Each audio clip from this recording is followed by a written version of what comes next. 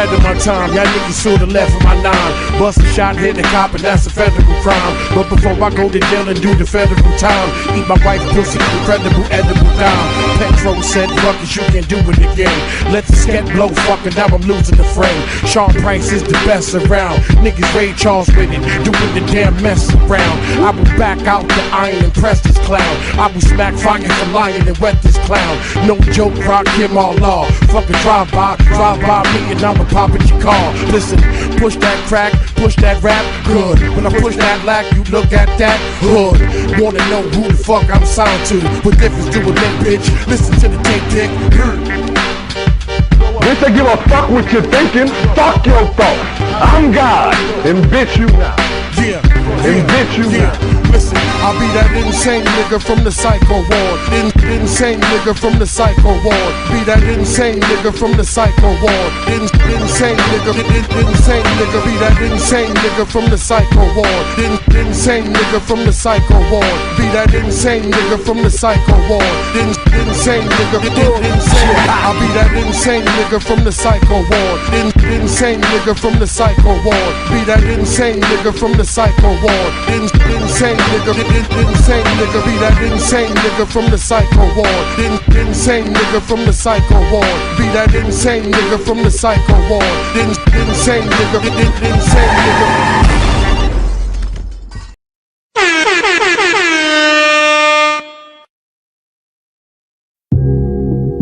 What's up? This is Tajay of the Mighty Souls of Mischief crew. I'm chilling with my man Festo, my man A Plus, and my man Bo. You know he's dope. Yeah. And right now, you know, we're just maxing in the studio. We're hailing from East Oakland, California, and sometimes it gets a little hectic out there. But right now, you know, we gonna up you on how we just chill. Dial the 7 digits, call up Bridget, her man's a midget. Plus she got fringe, yo, I can dig it. Here's a 40 swig it, you know it's frigid. I got him chilling in the cooler, break out the ruler. Damn, that's the fattest dog I ever seen. The weather's keen in Cali, getting weed, it makes it feel like Maui. Now we feel the good vibrations. So many females, so much inspiration. I get inspired by the blunts too. I'll front you. If you hang with a punk crew, I roam the strip for bones to pick. When I find one, I'm gonna take her home and quickly do this. I need not explain this.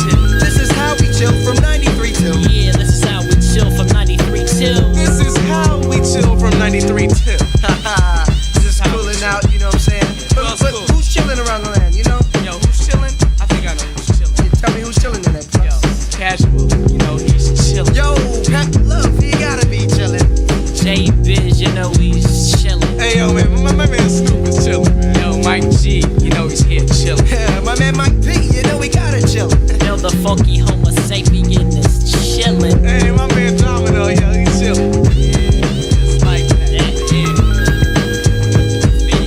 92. Ray.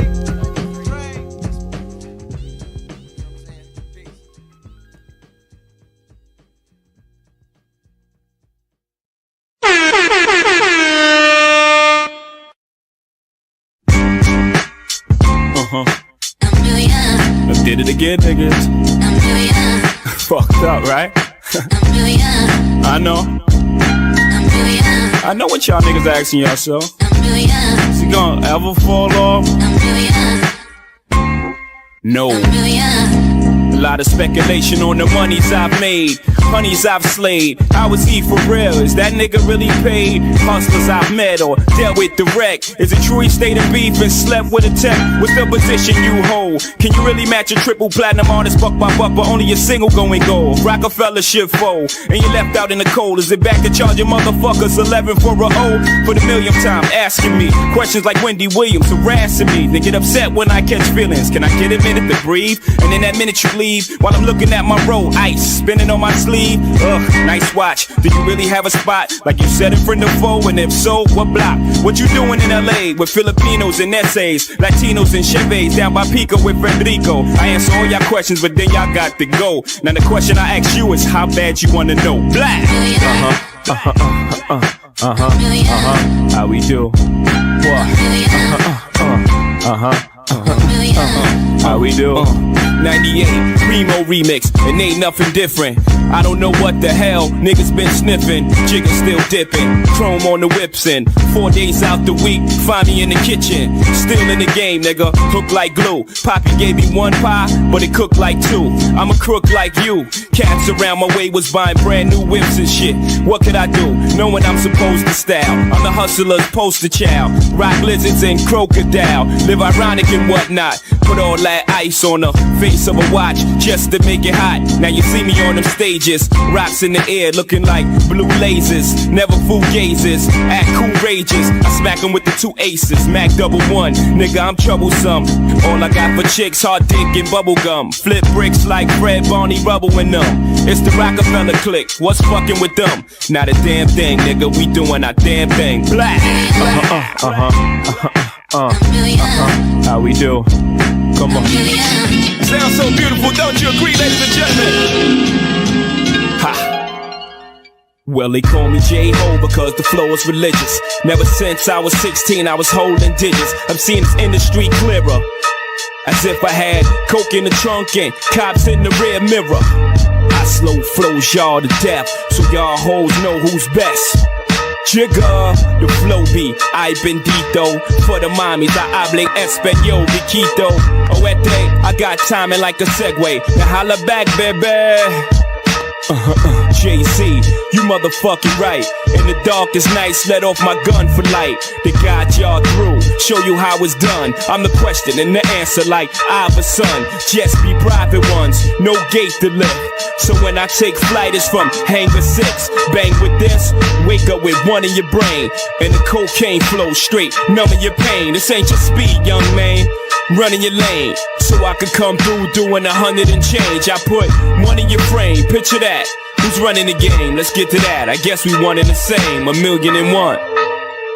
Once again, Novocaine flow, ho, you ain't know. Like a baller in an Impala, Jigger remain low. Then I pop up, tear your block up, and kick off like soccer. In the Range Road, twist hoes like ankles. To the next time, nigga, I hit y'all with 1,000,000 more.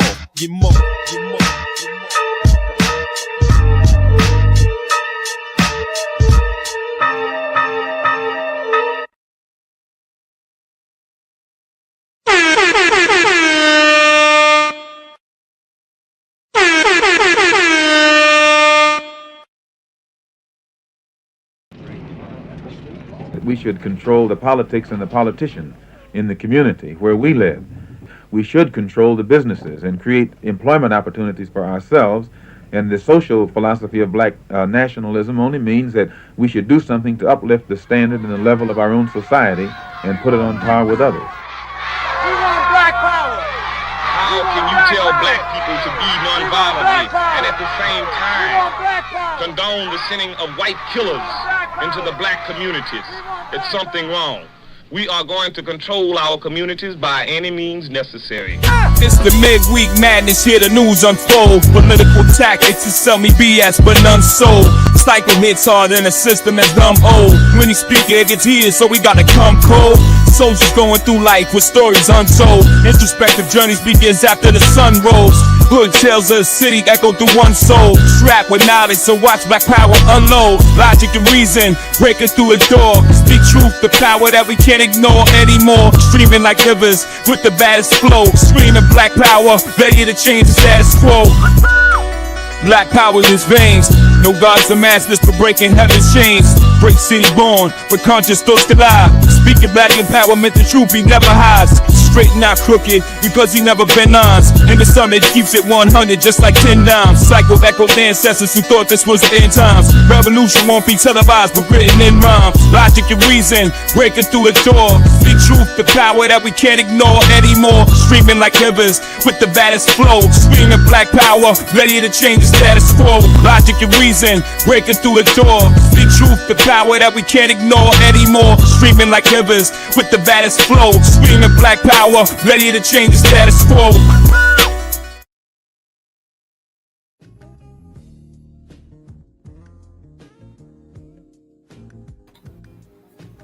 Alright. Peace and black power, family. It's your boy Psychopath Black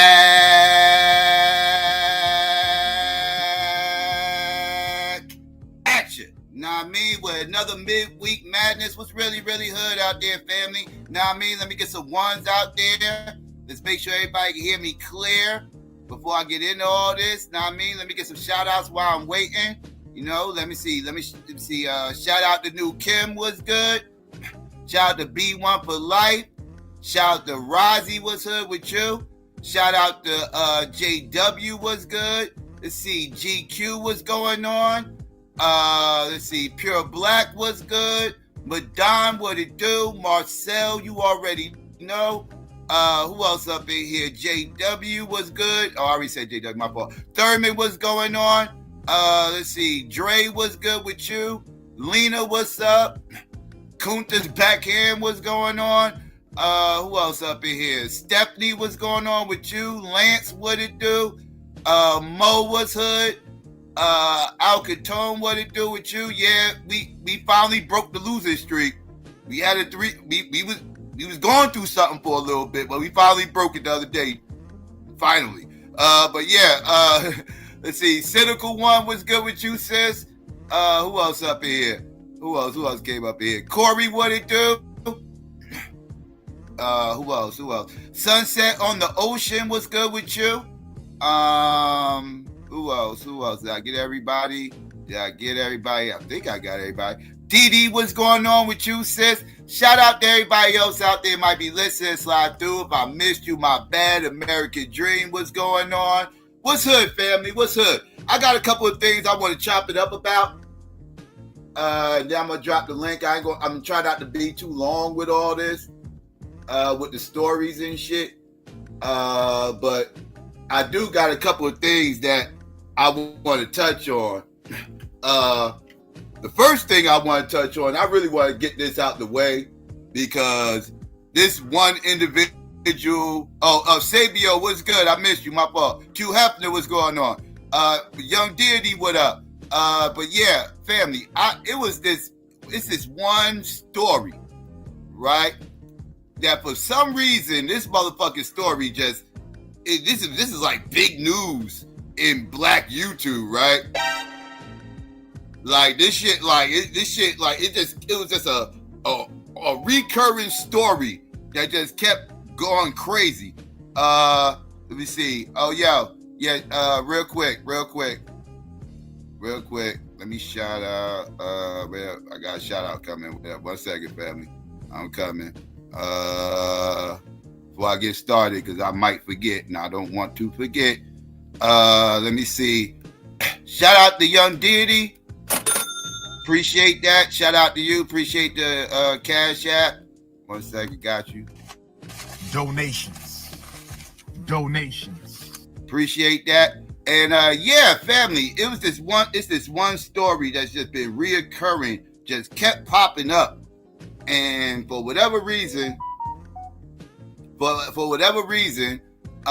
this shit kept coming up, and something happened yesterday that kind of is the beginning of the end of this motherfucking story and this individual that just keeps going viral in Black YouTube. I don't know why this is such a huge story nationally. I understand how this is a big story locally, but nationally, my goodness, I'm not understanding the connection. You know what I mean? Real quick. Let me shout out, let me shout out Dee Dee. Shout out to Dee Dee. I appreciate that, sis. Shout to you. Appreciate the cash app. Okay. Donations. Appreciate that. Shout out to you. But yeah. And let's get ready to get to this story real quick that broke yesterday. And hopefully after this, we gonna be done with this goddamn shit. Because I swear this should not be a story nationally the way it is. This is a local problem, and it should kind of stay local. But it does speak volumes. It does speak volumes to a bigger issue, right? So on that note, I do understand why people is talking about this, but this person just getting way too much attention for my liking. But now, usually I don't talk about this person, but let's go ahead and get into it real quick. Breaking news tonight from suburban Thornton Township. More drama for embattled Supervisor Tiffany Henyard. And WGN's Jenna Barnes is live in Homewood with more details for us right now. Jenna. Ray and Micah, we were promised a raucous caucus, and indeed, that is what we witnessed. Thornton Township Supervisor Tiffany Henyard, who was appointed to that position tonight, lost her bid for the Democratic Party's nomination in this rarely used political process. It now appears if she wants to run for supervisor again, it will have to be as a write-in candidate.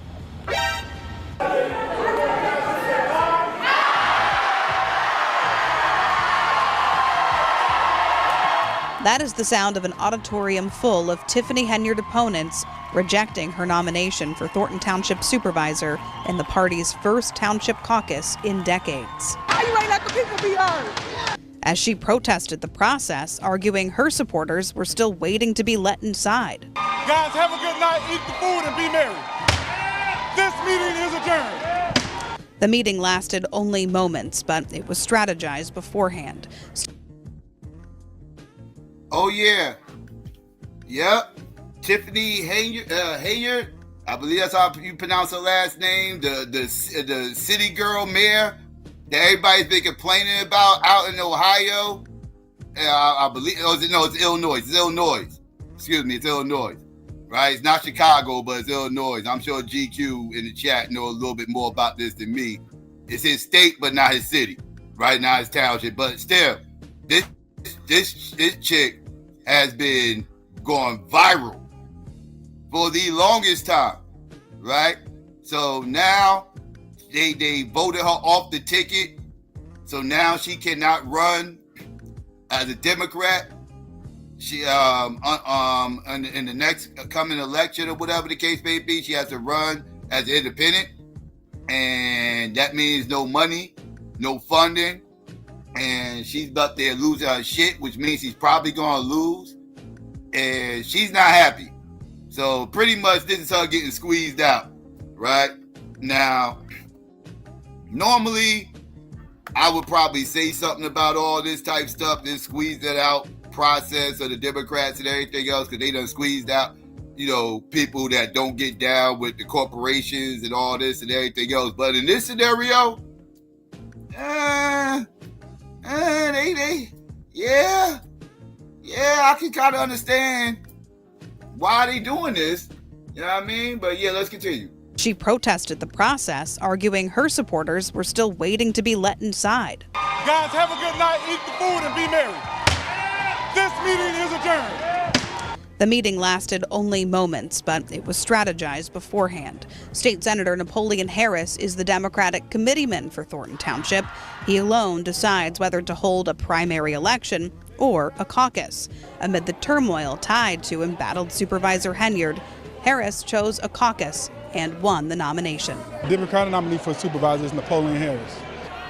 Henyard walked out of the meeting and into a waiting SUV without speaking to us, but here's what she said before the caucus began. They can't beat me. If they could beat me, they would have went to the polls. What do you do tonight if you don't get the Democratic Party's nomination? What do you mean? I will be victorious tonight. You will see. My people are here. They're not gonna go nowhere. The show will go on. Her allies now figuring out their next steps. This is the biggest. Yeah, she delusional. She delusional. She ain't know what this meeting was all about. She ain't know this was a weeding out process. She all like, what do you mean? If I lose tonight, I'm gonna come out victorious. Yeah, you saw how that shit worked out, didn't you? You saw how that shit worked out. No prophetess, you are not. That's for goddamn sure. You are for certain not a prophetess. Because you are oh so wrong. You did not come out victorious. I don't know what the fuck made you think you would. That's insane. But let's continue. Can't beat me. If they could beat me, they would have went to the polls. What do you do tonight if you don't get the Democratic Party's nomination? What do you mean? I will be victorious tonight. You will see. My people are here. They're not gonna go nowhere. The show will go on. Her allies now figuring out their next steps. This is the biggest. This is the biggest. This is a fraud. To fight the result. This is criminal. I would easily say hundreds of people that were not allowed in to be a part of the process. And we did hear quite a few complaints tonight that Henyard opponents were allowed inside before her supporters. We know there was an event going on before the caucus began. Napoleon Harris's attorney told me that was a Democratic Party fundraiser, although Harris himself said it was not a fundraiser. So that's something that will certainly be examined in the coming days. I am told, though, that those people who were let in had their IDs checked to make sure that they were registered Democratic voters who live in Thornton Township. We're live in Homewood tonight. Jenna Barnes, WGN News. So there you go, family. That's the update. And yes, you're right, Q Hefner. Yeah, this is about being this is about, she had two jobs, supervisor and mayor. She's still the mayor. But this is still the beginning of the end for her. They squeezing her out. They getting her the fuck up out of there. You know what I mean? So that happened. And, I'll keep you up to date if something new pops up with her. But for the most part, I'm not going to be giving daily updates of this mayor. She gets way too much motherfucking attention. And, real quick. Let's cover this real quick.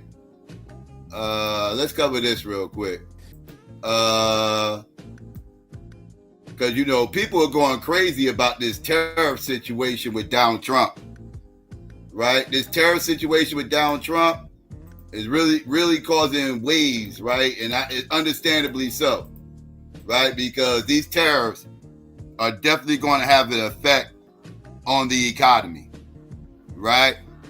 Because these tariffs, what y'all don't realize is these tariffs is going to drive up the price of every goddamn thing. And this is a war between NATO and BRICS, right?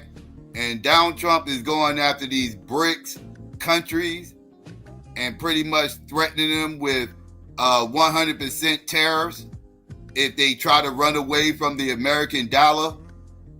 And now, these motherfuckers is like, and if that happens and they go join BRICS and have to get hit with these 100%, 100% on these tariffs and all, that's going to say it's going to drive up the price of tea in China is an understatement.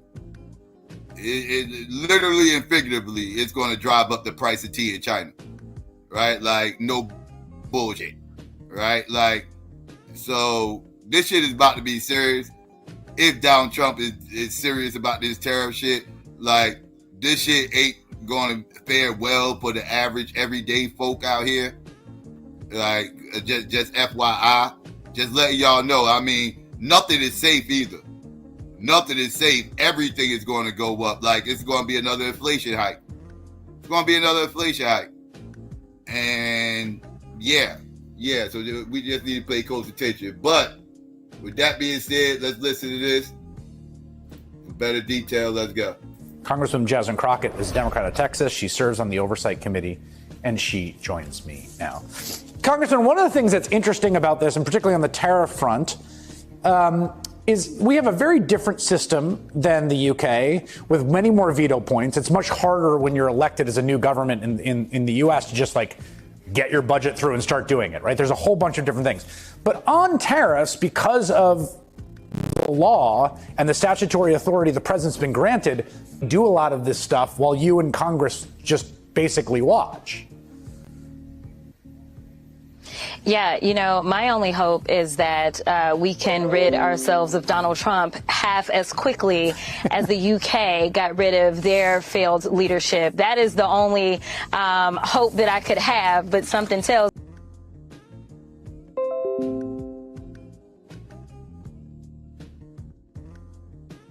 Paul family, I don't know what that was all about. All right, I'll bring it back.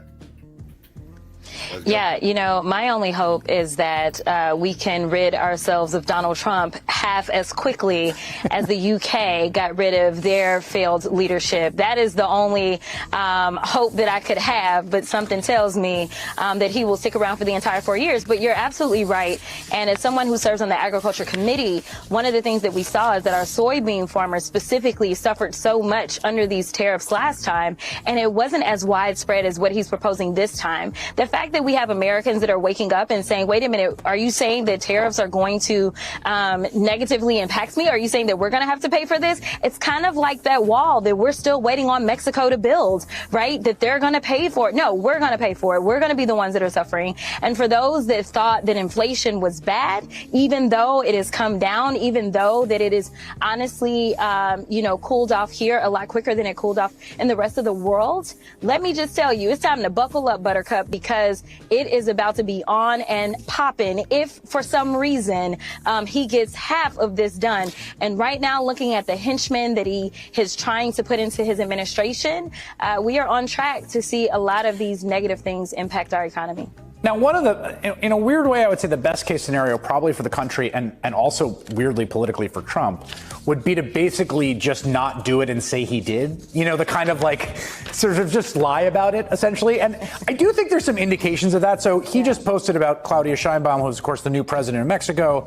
He says he had a wonderful conversation. She agreed to stop migration through Mexico and into the United States, effectively closing our southern border. I should note, this has basically already happened. It's been happening for about 8 months now. Border crossings have been near zero, right? They've essentially zeroed out. We also talked about what to be done to stop the massive drug inflow of the U.S. Very productive conversation. Again, no one knows. This was so weird about these. He says, I'm going to do this massively destructive thing. Basically, everyone on Wall Street and the Republican Party is like, he won't. And now we just sort of find out, like, will he, won't he? Will he do it for a few days and not? That's sort of where we are. Yeah, no, like I said, I mean, he instituted tariffs not as deeply as what he's proposing this time, but he did do it last time. And so I don't see why he would necessarily change course, because according to him, the people definitely wanted his type of economics back, yes. Not actually realizing that it was Obama's economics. And I will point out, just like you said, when the Mexican president responded to him, what she said was, listen, this is not only going to cause you a problem as it relates to trade, because, two can play that game, but this is also going to cause you an issue as it relates to immigration. And she was highlighting basically that she has been working in a cooperative way to make sure that we could stop some of those crossings at the southern border. In terms of the other part of the agenda that they really have telegraphed and promised is mass deportation. They've been very clear about this. They think they have a mandate to do it. They say they're going to start on day one.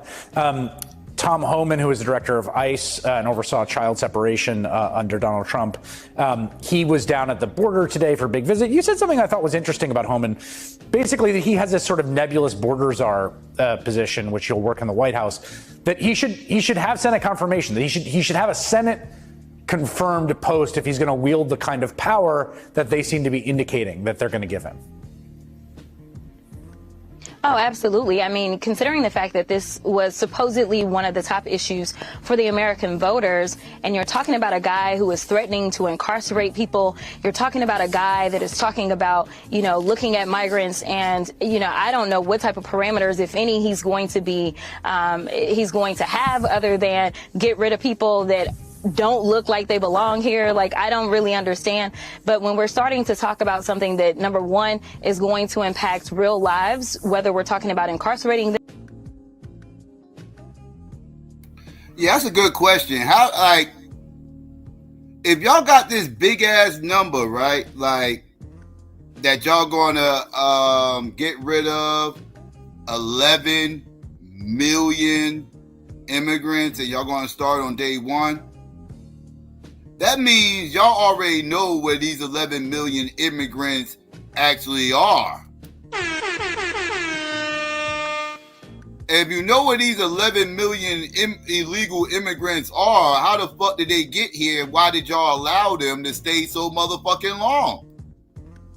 Can you answer that for me? Just kidding. I'm just curious. Like, so y'all just know where these 11 million illegals are at, and y'all just, as soon as the first day come around, y'all just gonna round them all up, huh?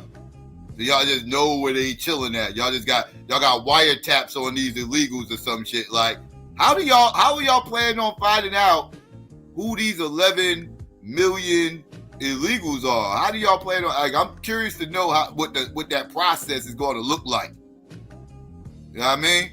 I know motherfuckers better not run down on me asking me for no motherfucking green cards. I know that. Motherfucker, let me make sure I gotta keep my ID on me around this motherfucker. You never know, motherfuckers be running down thinking I'm Haitian or something. Like, yo, you up here eating people's pets. Like, no the fuck I ain't. You know what I mean? Crazy as fuck. But I'm just saying, how they gonna know? How they gonna know who these illegals are? I'm curious to know what's the process. But real quick. Let me I got another shout out real quick. Let me see. Shout out to Sunset on the Ocean. I appreciate the Cash App. Shout out to you. Donations. All right, let's continue. Them, whether we're talking about putting them into these camps that they're talking about, whether we're talking about the fact that literally this is yet another negative impact that we need to brace for as it relates to our economy. This is someone that should not be given this amount of power and is not then having to go through the rigorous situation that anyone else would have to go through if they want to be in the cabinet. And I think that the Senate should have to confirm him, which means that hopefully we would get an FBI background check on him as well. In terms of, obviously, the Senate is who confirms nominees. The House plays no role in that. But the House, we're getting near what the final numbers are going to be. We're going to talk about that in just the next block. But it's going to be a very narrow majority, narrower than it was, it looks like. And I as a member of the House, I guess it's not fun to be in the minority, but this last House majority was so wildly dysfunctional with a very thin margin. Are you expecting anything different this time around? No, it is the one thing that I've been telling people. Listen, the one thing we can count on is that, number one, they can't count. And number two, the fact that they don't get along with one another. So those are the things that we are holding close to the chest. I'm really excited about Derek Tran. And we are. And that's what I said. That's what I said to all the people that was in Trump panic. I'm like, listen. Trump's going to get some bullshit off, right? Just like any other Republican motherfucking president, right? All Republican presidents is able to get some bullshit off, right? Like, you can't stop that once they get in office. Some bullshit is going to happen that you ain't going to like. Okay, cool. It's that fear-mongering ass motherfucking dictatorship type wild shit they be talking about. He's going to do that. No, he's not going to be able to get off. There's he has limits to what he actually can do, right? Like, Congress is still going to get in his way from going batshit crazy, right? He's going to do some things you ain't going to like. But if all that batshit crazy shit that motherfuckers are sitting up here saying he's going to do and all this, no. He can try to do these things, but he's not going to be able to get it off, whether he tries it or not. He's not going. Congress will get in his way. I promise you, they will. And he's not going to be able to bully his way through Congress. He's just not going to be able to do that. I don't know. Like, if he does, again, we talking Civil War type shit. And this country ain't ready for that. They gonna get in line. Trust me. Just like the motherfuckers always bring up January 6th. Yes, January 6th happened, and you saw it was business as usual once they shot one of those weirdos, and everybody else fell back. It went back to business as usual. Like, he can try whatever the fuck he wants to try. What he succeeds in doing is a totally different issue. He's not going to be able to do the wild shit that some of these people are talking about he's going to fucking do. He's not going to be able to do it. It's just not going to happen. It's just not. Telling people, listen, the one thing we can count on is that, number one, they can't count, and number two, the fact that they don't get along with one another. So those are the things that we are holding close to the chest. You know, I'm really excited about Derek Tran, and we are watching another race in California right now, and he is pulled ahead as well, Adam Gray. So we're hoping that we actually end up having more members of the House this 119th than we actually had in this 118th. So we're currently on track to have 214, which is the exact same number that we had throughout the 118th. And if we can pick up this last seat with Mr. Gray, then we'll be looking at having 215. And we know that Donald Trump has plucked out a number of members already, which means that, you know, we may get as close as 217 to 215 if everything kind of works out, which is something that they have never had to endure in the 118th.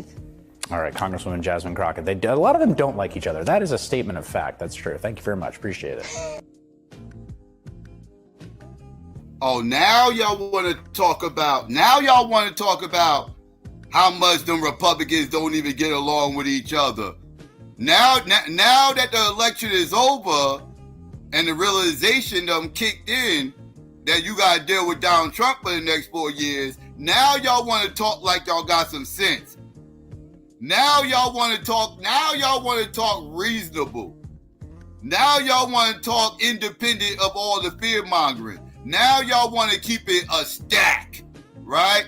Because before that, them motherfuckers, it was all the end of the world is going to happen and all this other shit, whoop-de-whoop. Now that the race is over, now they're like, okay, now we can keep it real, right? Because before that, them motherfuckers was stunting. It was acting like Donald Trump was going to have this ultimate superhuman power where he's going to be able to do this and do that. Now they like, oh yeah, we ain't worried about too much. Them motherfuckers don't even get along. You know, man, y'all gonna stop playing with me, dog. You ain't keeping it real. You ain't representing. What you doing up in here, boy? Stop playing with me, son. Keep it a stack. You know what I mean? Now they want to keep it a stack. Now they want to talk about what he can and can't do and all. Hey, stop. Motherfuckers been saying that shit. Like, man, listen. Some of this shit y'all saying Donald Trump is going to be doing is just asinine. Like, he's not, even if he wanted to do this shit, he's not going to be able to get that shit off. Yes, he will. No, he won't. Yes, he will. like, damn, y'all motherfuckers are shook. But anyways, I digress. You know what I mean? Let's get to the other story of the week. I kind of covered this before. And let's get into some more of this outrage. So I can cover some more of this and then I can get ready to drop the link soon. So let's get ready to get into this. The deadly police shooting. It feels like my country doesn't love me. Charlemagne, now is not the time to sit this one out. It's time for Donkey of the Day. America's is a big reality TV show. On The Breakfast Club. The sweeter the truth. Would you rather have the black president or the white president? I have a problem figuring out whether you're for me or Trump, and you ain't black. It's enough. America has a problem. Yes, donkey today for Tuesday, December 3rd goes to President Joe Biden. First of all, drop on the clues bombs for Taylor made it, damn it. Boy, Taylor be killing them intros, don't she? She did the intro yesterday. Oh, crazy. She just being there high, working. Go ahead, Taylor. Please don't play with her like that. She do be though. Now, if you haven't heard, President Joe Biden pardoned his son Hunter Biden. Hunter Biden was convicted by a jury in June of illegally buying and possessing a gun as a drug user. He then pleaded guilty in September to 9 tax offenses, stemming from $1.4 million in taxes that he didn't pay while blowing bags on escorts, strippers, cars, and drugs. Lord have mercy. Drop on the clues bombs for Hunter Biden. Who do you think he is? Future? Let's go to CNN for the report, please. The president issuing a full and unconditional pardon to his son Hunter after repeatedly insisting in public that he wouldn't do it. And to defend his decision, the president adopted an argument that could have come straight out of Donald Trump's playbook. Blame your political opponents and claim unfair persecution. President Biden said this, quote, "The charges in his cases came about only after several of my political opponents in Congress instigated them to attack me and oppose my election." The president adding, quote, "No reasonable person who looks at the facts of Hunter's cases can reach any other conclusion than Hunter was singled out only because he is my son. And that is wrong."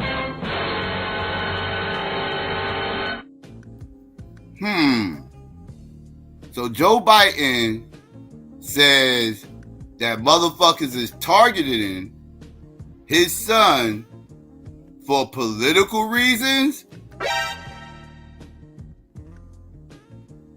Not, and because, Trump is about to be in office, you're like, he's going to go after him because he's upset at the Democrats?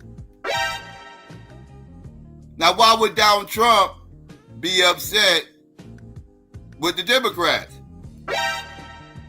outside of beating them in an election in 2020? Could it be that Donald Trump is looking to get his lick back when you motherfuckers decided to go after him for political reasons? Could that be it?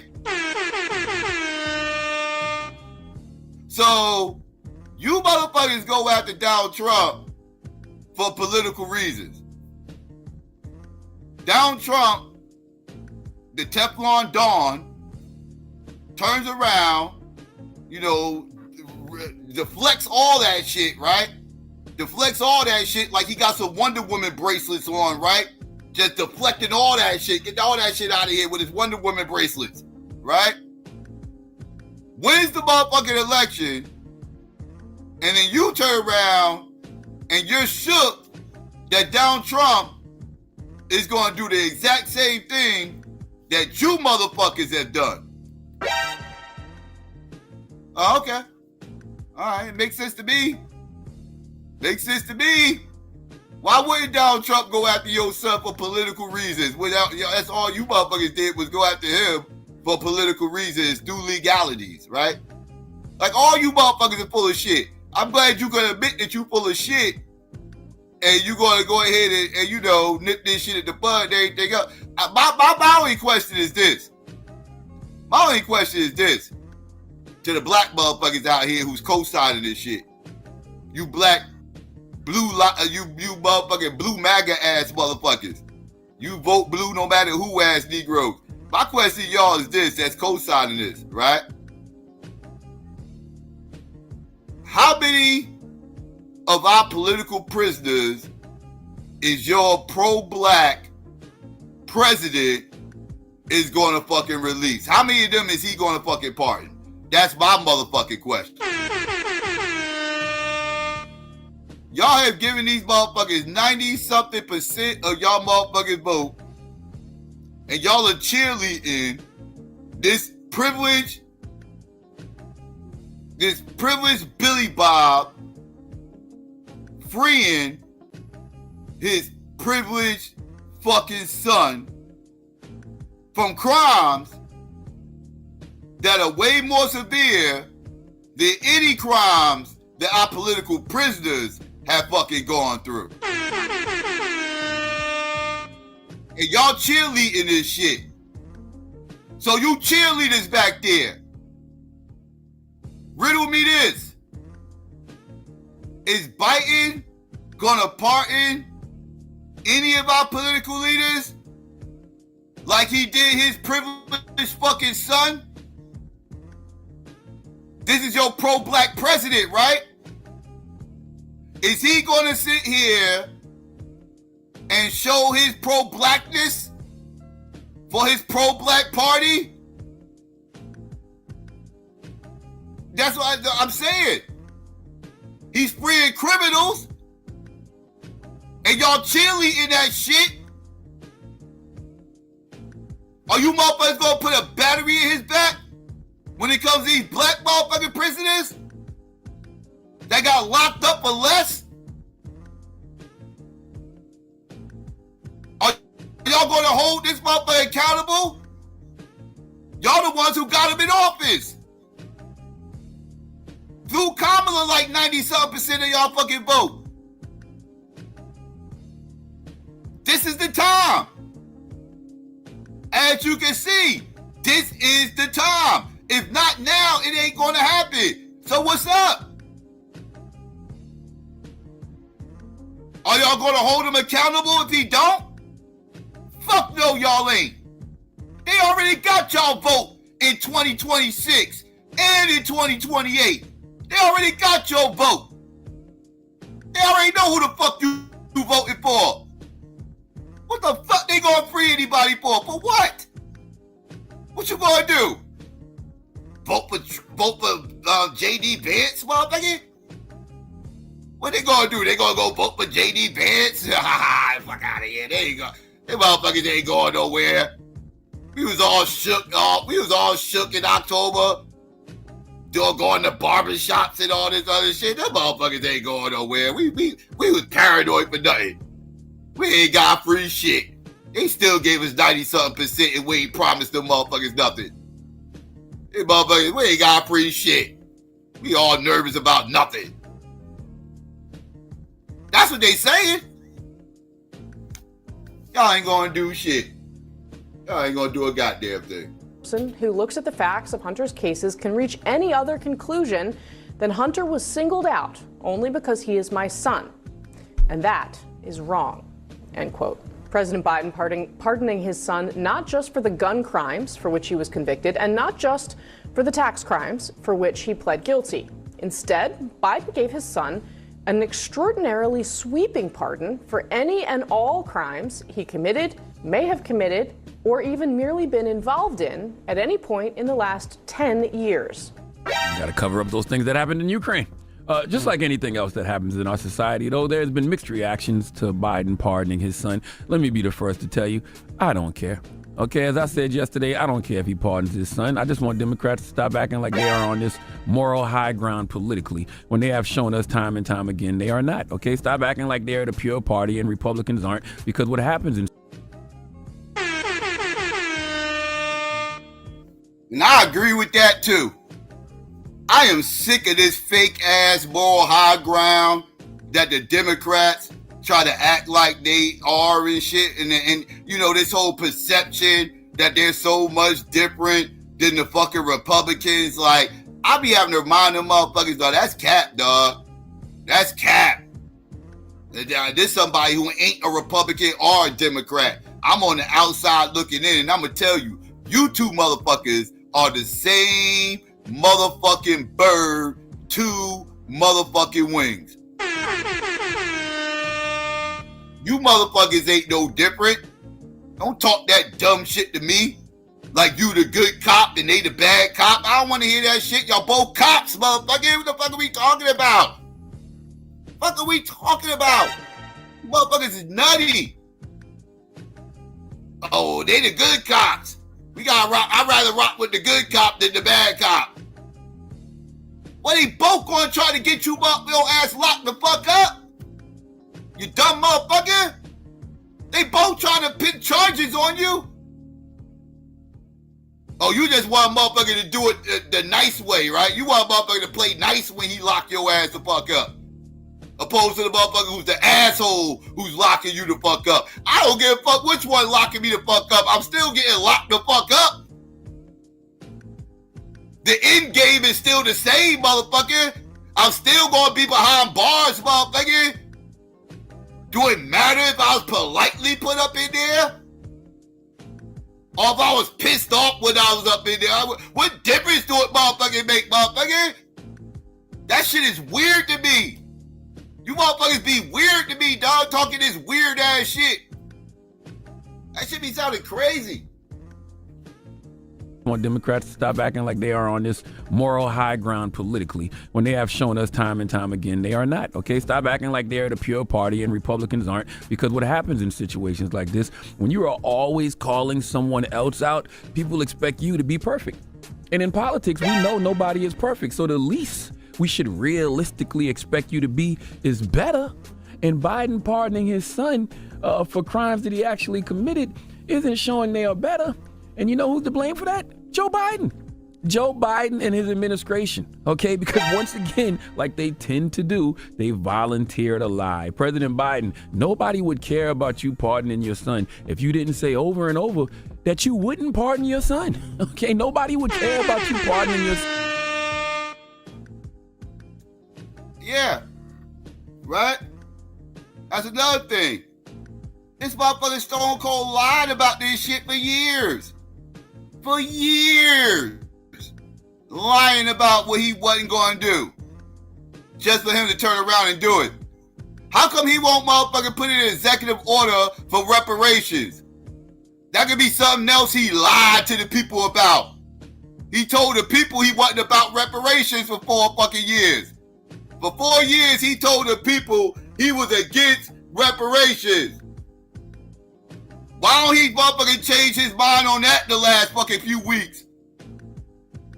And put in an executive order for reparations real quick.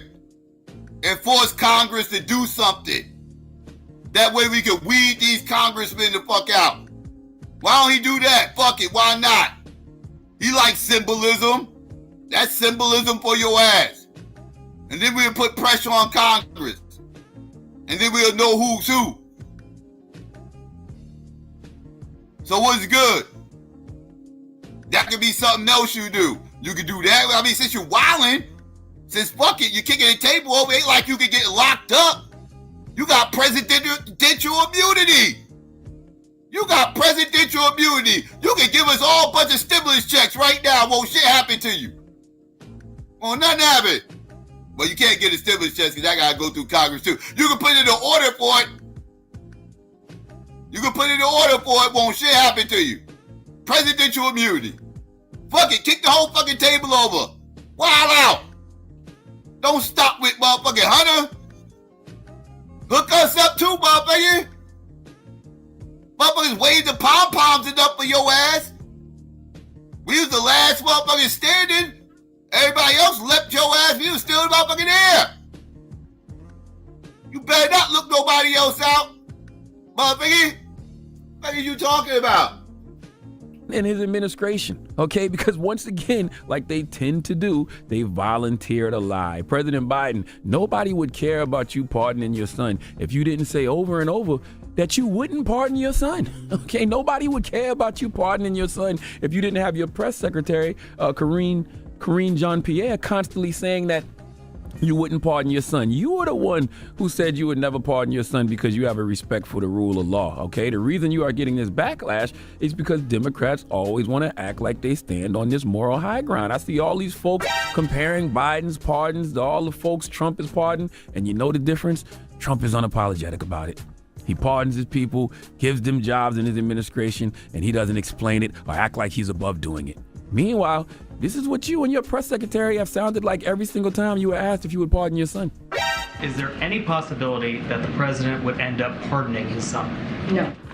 Well, is there I just said no. I just answered. When would the president pardon or commute his son if he's convicted? So I've answered this question before. It was asked of me not too long ago, a couple of weeks ago, and I was very clear, and I said no. You've said before that the president would not pardon his son. Is that still the case? Nothing has changed. That is still the case. And have you ruled out a pardon for your son? Yes. I said I abide by the jury decision. I will do that. and I will not pardon him. I could speak for the president, and he said he would not pardon his son. Does the president have any intention of pardoning him? We've been asked that question multiple times. Our answer stands, which is no. Man, dropping a clues bomb for Karine Jean-Pierre. Boy, she's so tired of lying for y'all white people. My God. Now, I know folks are saying Biden changed his mind and you have the right to change your mind. Sure, I agree with that. But I was reading an article on CNN this morning, and it said multiple officials who recently worked for Joe Biden said they never believed the president or White House aides speaking on his behalf when they insisted in recent months that a pardon for Hunter Biden was off the table. A former senior West Wing aide said anyone who was even close to the top knew that he was probably going to do this. So why did we pretend otherwise? That's what... You hear that? They all knew this motherfucker was lying. They all a bunch of liars. All of them. The press secretary, the Kamala, the campaign manager. They all knew it was all cap. They all knew it was cap. It's all bullshit. He just telling you motherfuckers this shit because that's what y'all want to hear. He totally gonna do this shit. Wait till after the election, you'll see. He just talking that hot shit now because it's election year. He gotta tell you some hot shit to make you believe, you know what I mean? Make you believe the smoke and mirrors. Some bullshit. Lying in your face, man. How about let's tell everybody to vote for liars, scammers, charlatans. And y'all motherfuckers tell motherfuckers to go vote for this crap because they better than the other charlatans and the other scammers. You know what I mean? Like, what the fuck? Listen, man. Y'all motherfuckers different. I don't know about y'all, but man, I don't fuck with none of these motherfuckers. They all full of shit, just like I've been saying. Your party ain't no different. No, they're not. Speaking on his behalf when they insisted in recent months that a pardon for Hunter Biden was off the table. A former senior West Wing aide said anyone who was even close to the top knew that he was probably going to do this. So why did we pretend otherwise? That's what us inquiring minds want to know, President Biden. And that's the reason you are getting backlash about this. You said in your statement that you just came to this conclusion over the weekend. Yeah, right.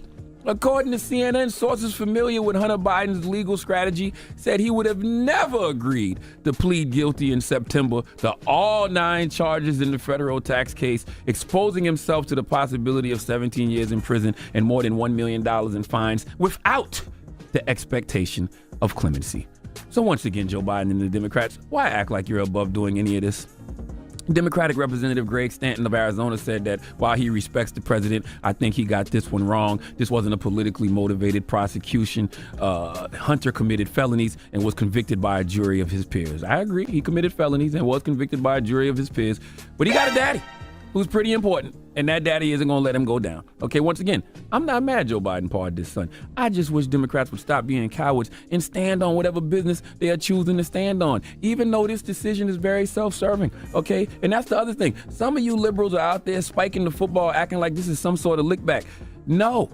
Knock it off. Okay, this doesn't benefit anybody except the Biden family, and it's not a lick back. If you think it's a lick back, that's a false equivalence. Facts. Facts. You motherfuckers who's running around here jumping up and down for joy like this is some kind of dub. I just said that. Y'all look crazy to me. Y'all happy as fuck cheerleading a privileged white crackhead getting immunity from his fucking presidential daddy. This is the epitome of white supremacy and white fucking privilege. You weirdos are out here championing white privilege and white supremacy and taking that as some type of fucking dub. This is not a W. for anybody black. This is a flex by a white supremacist. Oh, did I say that? Yes, I did.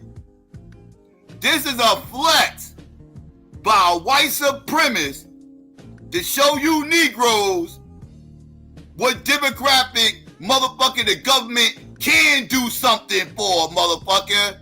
Huh? While that same white supremacist tell you he can't do shit for you. Only for his motherfucking son who was born with that silver spoon in his mouth.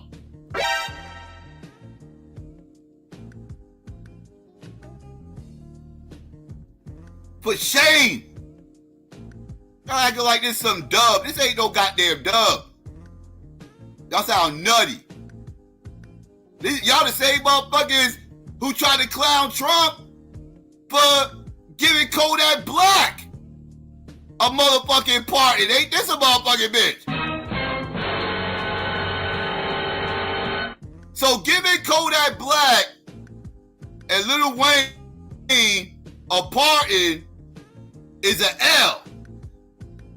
But giving crackhead motherfucking incel ass Hunter Biden crooked ass a motherfucking pardon, that is a W?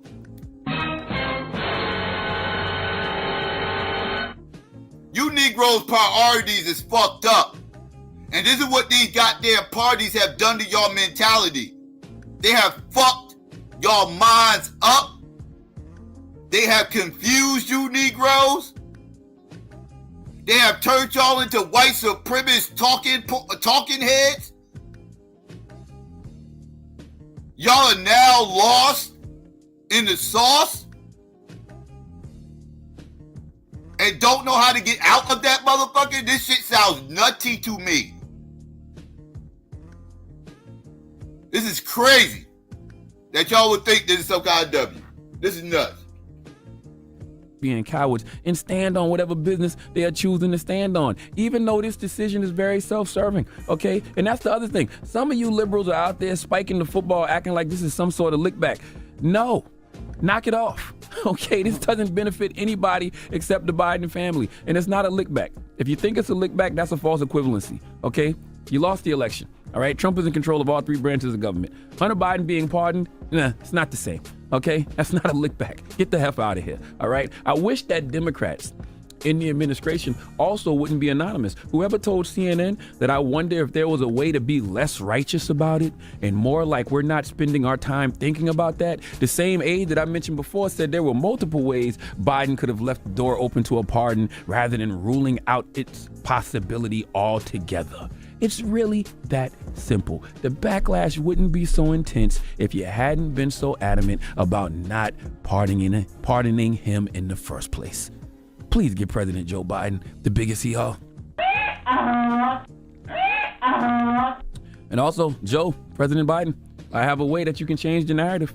Okay, you about to be out. You really want to shake things up? People are questioning your legacy. To me, your legacy will always be tied to the 86 Anti-Drug Abuse Act. The 86 Anti-Drug Abuse Act and the 94 Crime Bill. You are the proud author of both those bills. So how about pardon everybody in federal prison for a nonviolent weed offense? You've been saying that for a couple of years.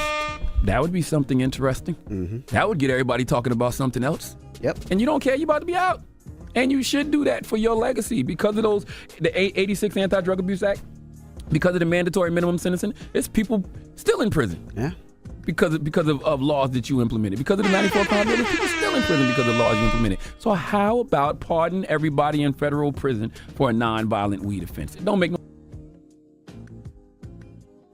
Yeah, that's a good suggestion. You can start there. Start pardoning all those motherfuckers you targeted with your 94 crime bill that you were so proud of. Biden, why don't you do that? You know, when you was running for president, you was admitting then that crime bill was a motherfucking mistake. But But you ain't did nothing over the last 4 years to try to make up for said mistake.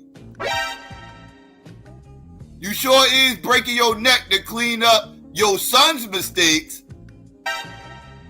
but you have yet to clear up your own fucking mistakes, Joey.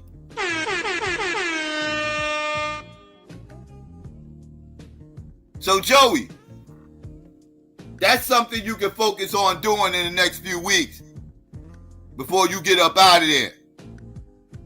Clean all that 94 crime bill fuck shit the fuck up.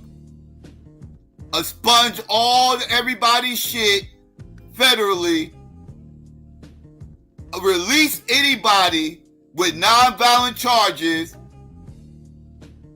Erase all that shit from their record.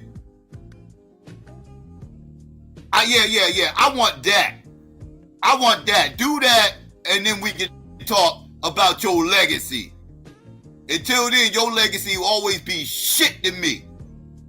Shit to me. Weirdo.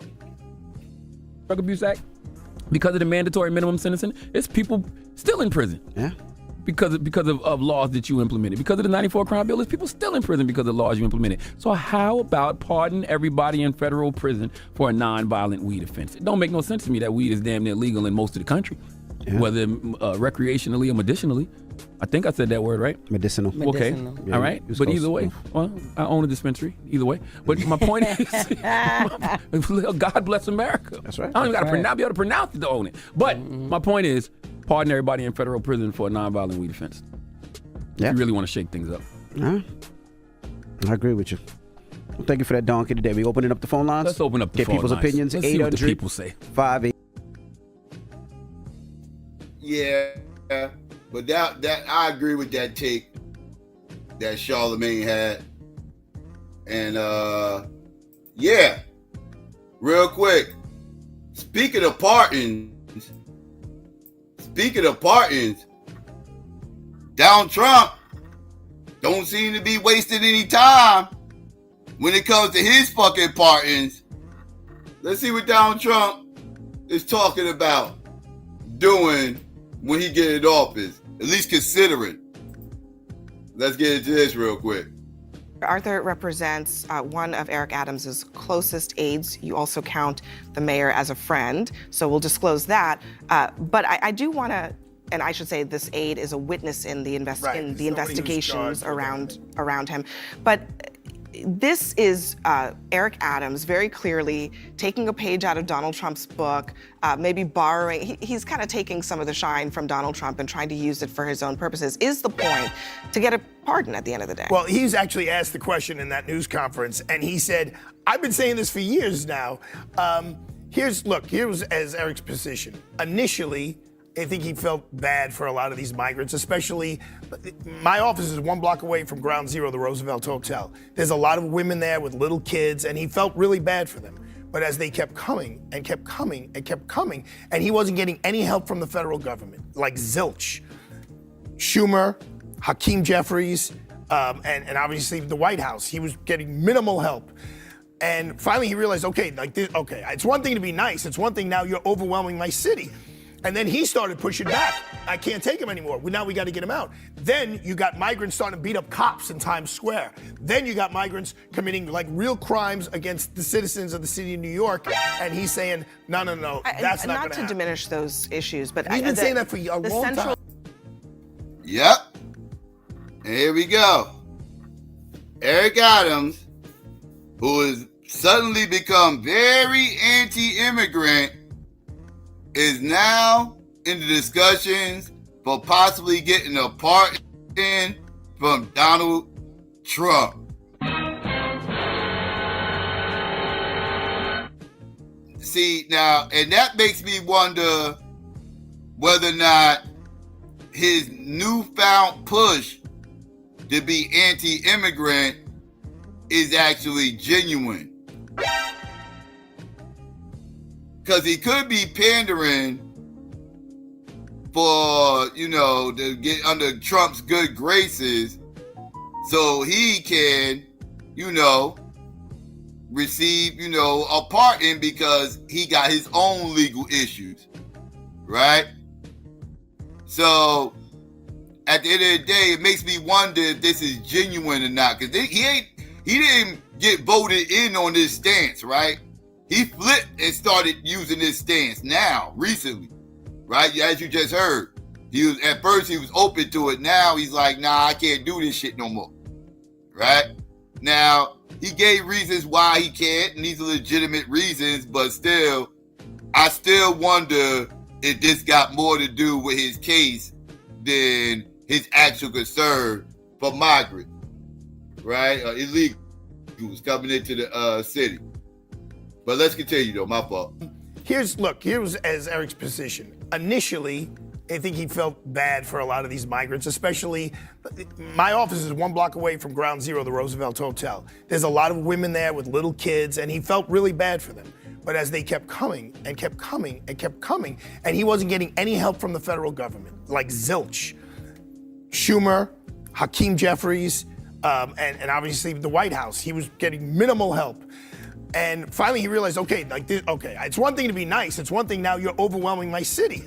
And then he started pushing back. I can't take him anymore. Now we got to get him out. Then you got migrants starting to beat up cops in Times Square. Then you got migrants committing like real crimes against the citizens of the city of New York.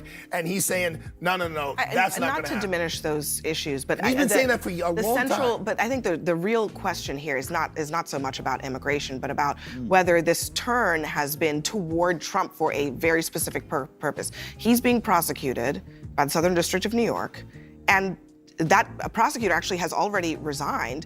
Trump is going to be in a position to potentially help him out in more ways than one. It's an easy narrative to say, well, the prosecutors that came after the President of the United States are also coming after me in a similar witch hunt. Now, to be clear, President Trump was not prosecuted by the Southern District of New York, the federal prosecutors. He was prosecuted by the Manhattan DA's office. He was investigated by the Southern District of New York.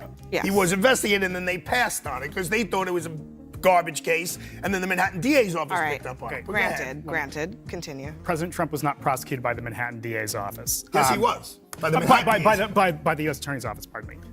Yes. Go ahead. Mayor Adams is being investigated by the federal prosecutors. He will have a chance to have his day in court. The allegations are troubling, to say the least. But it's an easy narrative for him to be able to say that they targeted President Trump and they targeted me. Now, can we get in his head and say that he's trying to curry favor for a pardon? Who knows? Yeah, he's totally pandering for a pardon. Who the fuck are we kidding? We playing games right now. We playing games. Let's continue. Do you think it's an easy narrative to try to yoke himself to the president? I wouldn't poo-poo this illegal immigration issue. I think people are very upset about it. I'm not doing that.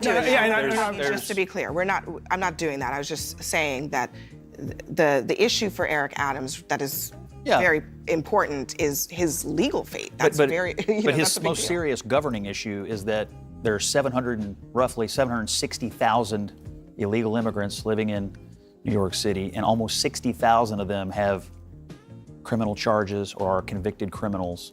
If I were the mayor of New York City, whether I had my own personal political problems or not, I would be desperate to work with the President of the United States to clean up what's going on. Earlier this year, there was a police report that 3/4 of the people being arrested in Midtown for violent crimes and attacks on the street were illegal immigrants. This is a local governance problem. My assumption is, I don't live here, I'm here a lot, that the people of New York City are hopping mad about it. And whether Eric Adams is using this to get political favor with Trump, I don't know. But my God, you're the mayor. Somebody needs to do something. I think they're two different issues. But I mean, you're conflating a policy issue with the law enforcement one, right? And I think it's entirely a valid point to say that even in a blue city, immigration is a valid. I worked at ICE for 5 years. This is something I know. Oh, you know very well. And so I can tell you all about this. And sort of this question of partnership between blue cities and the federal government is a very complicated one. That does not change the fact that he's been charged with very serious crimes and suddenly seems to be yoking. But it's not suddenly. That's the difference.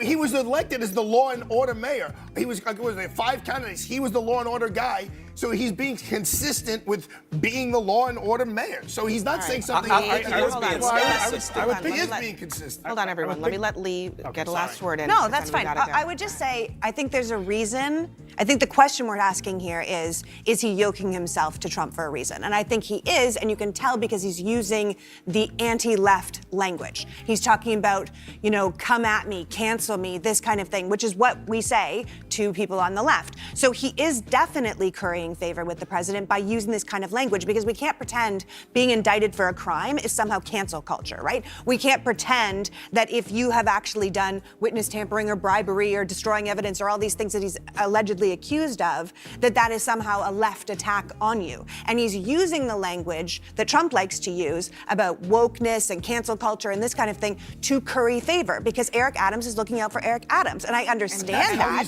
but he needs a pardon and he's kissing the ring. He's the stop and frisk mayor, though. I mean, that's who he is, guys, right? hang on. We do have to go. Yeah, I do think he's kissing ass compared to Trump. I do believe that. He is using a lot of different type rhetoric right now to try to get in, like I said, good graces. But yeah. So I want to review this interview that I was supposed to do like a couple of weeks ago. But I haven't been covering third parties too much the last couple of weeks because there's been a lot of aftermath from the election and everything that I've been covering.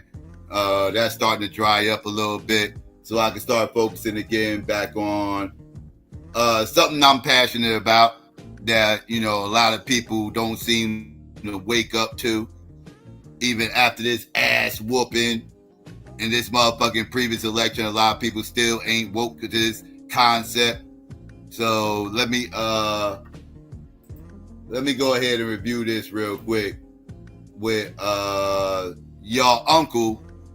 Yeah, y'all uncle. He was asked about what went wrong in this goddamn election. I would say your Uncle Mikey, because y'all Uncle Mikey, he was under a lot of scrutiny during this election with his, his dating choices and, who he decides to slide up, DMs he decided to slide up in. But yeah, so now, your uncle is, he got a little bit of attention after the election and people want to know what Uncle Mikey had to say. So let's listen to y'all uncle real quick. Y'all uncle, he ain't my uncle, he y'all uncle. But let's continue. Let's listen to this real quick. I thought this was an interesting conversation. Let's go. You keep asking, I think understandably, the Green Party has no chance. Why should I even care? It's a chicken and the egg situation, Dr. Dyson. Right. Somebody has to start fighting. And I would argue, I want to put this on the table because I don't know, this hasn't been put out there yet, that it is not just symbolic to vote for the Green Party in this election or any election. If they get 5% of the vote, they can get millions of dollars in federal funding that helps them get automatic ballot access, and also some money to start to try to assert themselves against a Democratic Party that is able to fundraise $1 billion in the 100-odd days of Kamala Harris's campaign.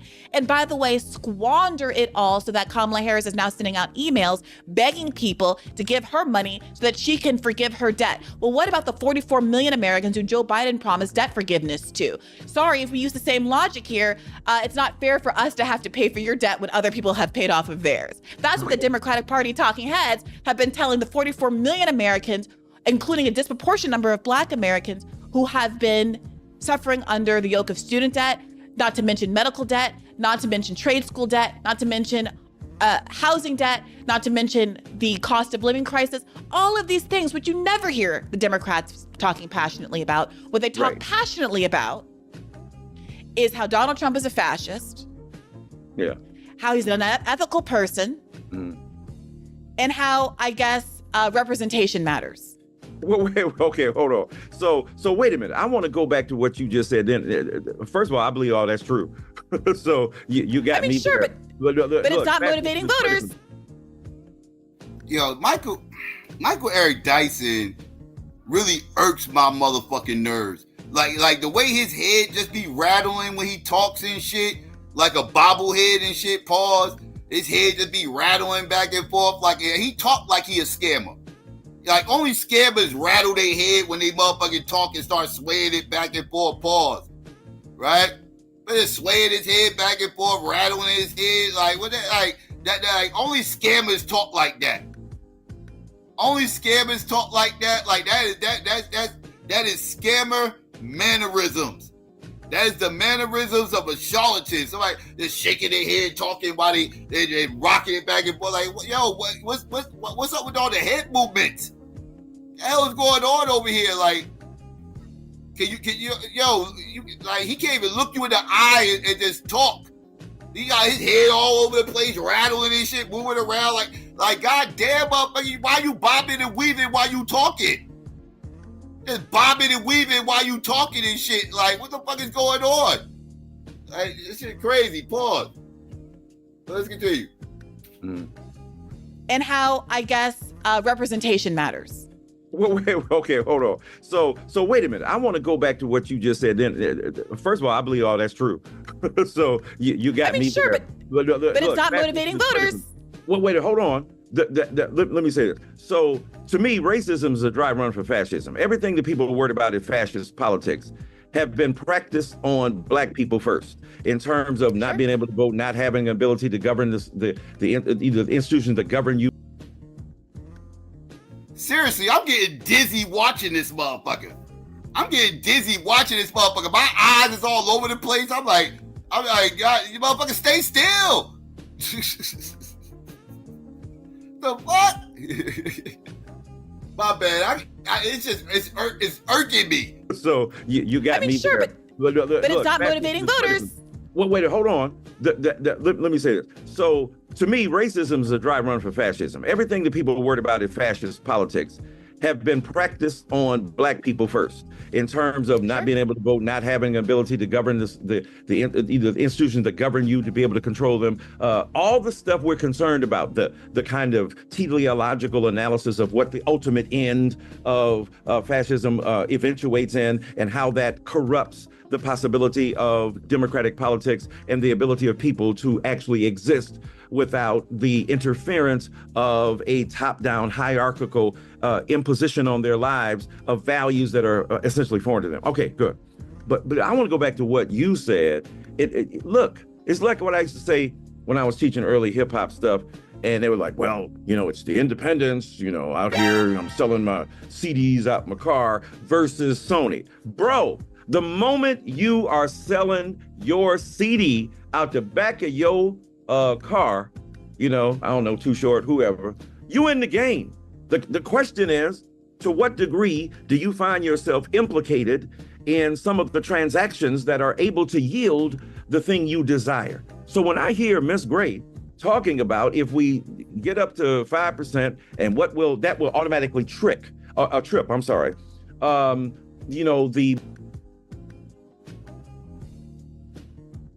this motherfucker shucking and jobbing so much, he done hit his camera. You saw his camera vibrating? Pause. But that motherfucker, he moving around so much, this motherfucker hit his camera. Watch his camera start shaking. That will automatically trip. That's not my connection, family. That's his camera.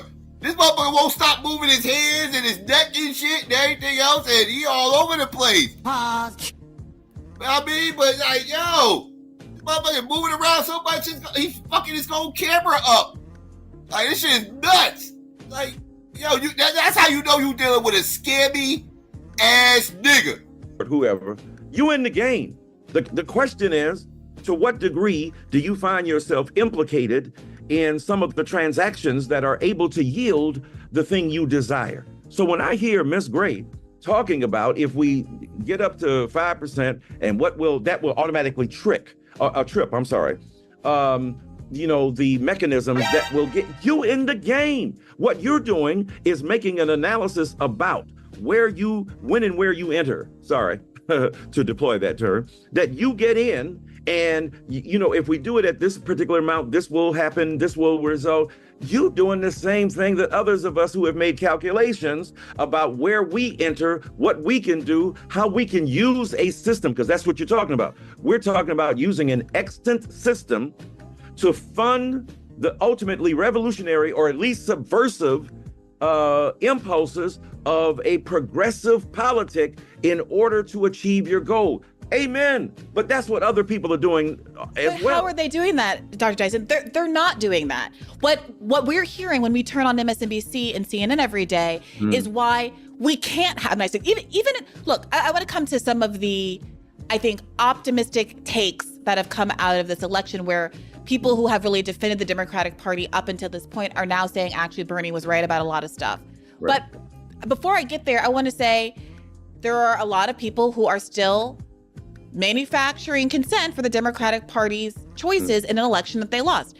With all due respect, Joy-Ann Reid hopped on her show and said that Kamala Harris had run a flawless and unimpeachable campaign because Queen Latifah endorsed her, and Queen Latifah never endorses anybody. And nothing that was true yesterday about how flawlessly this campaign was run is not true now. I mean, this really was an historic, flawlessly run campaign.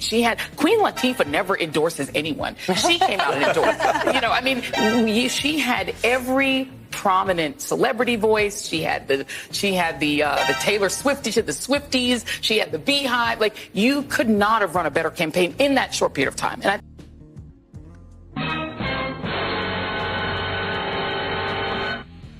Joy Reid is a fucking idiot. She's a motherfucking idiot. I can't stand me no motherfucking Joy Reid with her agent ass. She be acting like a whole motherfucking agent. A whole motherfucking Democratic shield ass agent that's just gonna say whatever the motherfucking makes the Democrats look like motherfucking sugar. Use an H. Use an H. Use an H.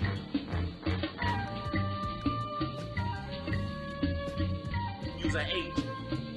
Was an historic, flawlessly run campaign. Queen Latifah never endorses anyone. She came out and endorsed. She had every prominent celebrity voice. She had the Taylor Swifties, she had the Swifties, she had the Beehive. Like, you could not have run a better campaign in that short period of time. And I think that's still true. You had the women of The View it's great. saying...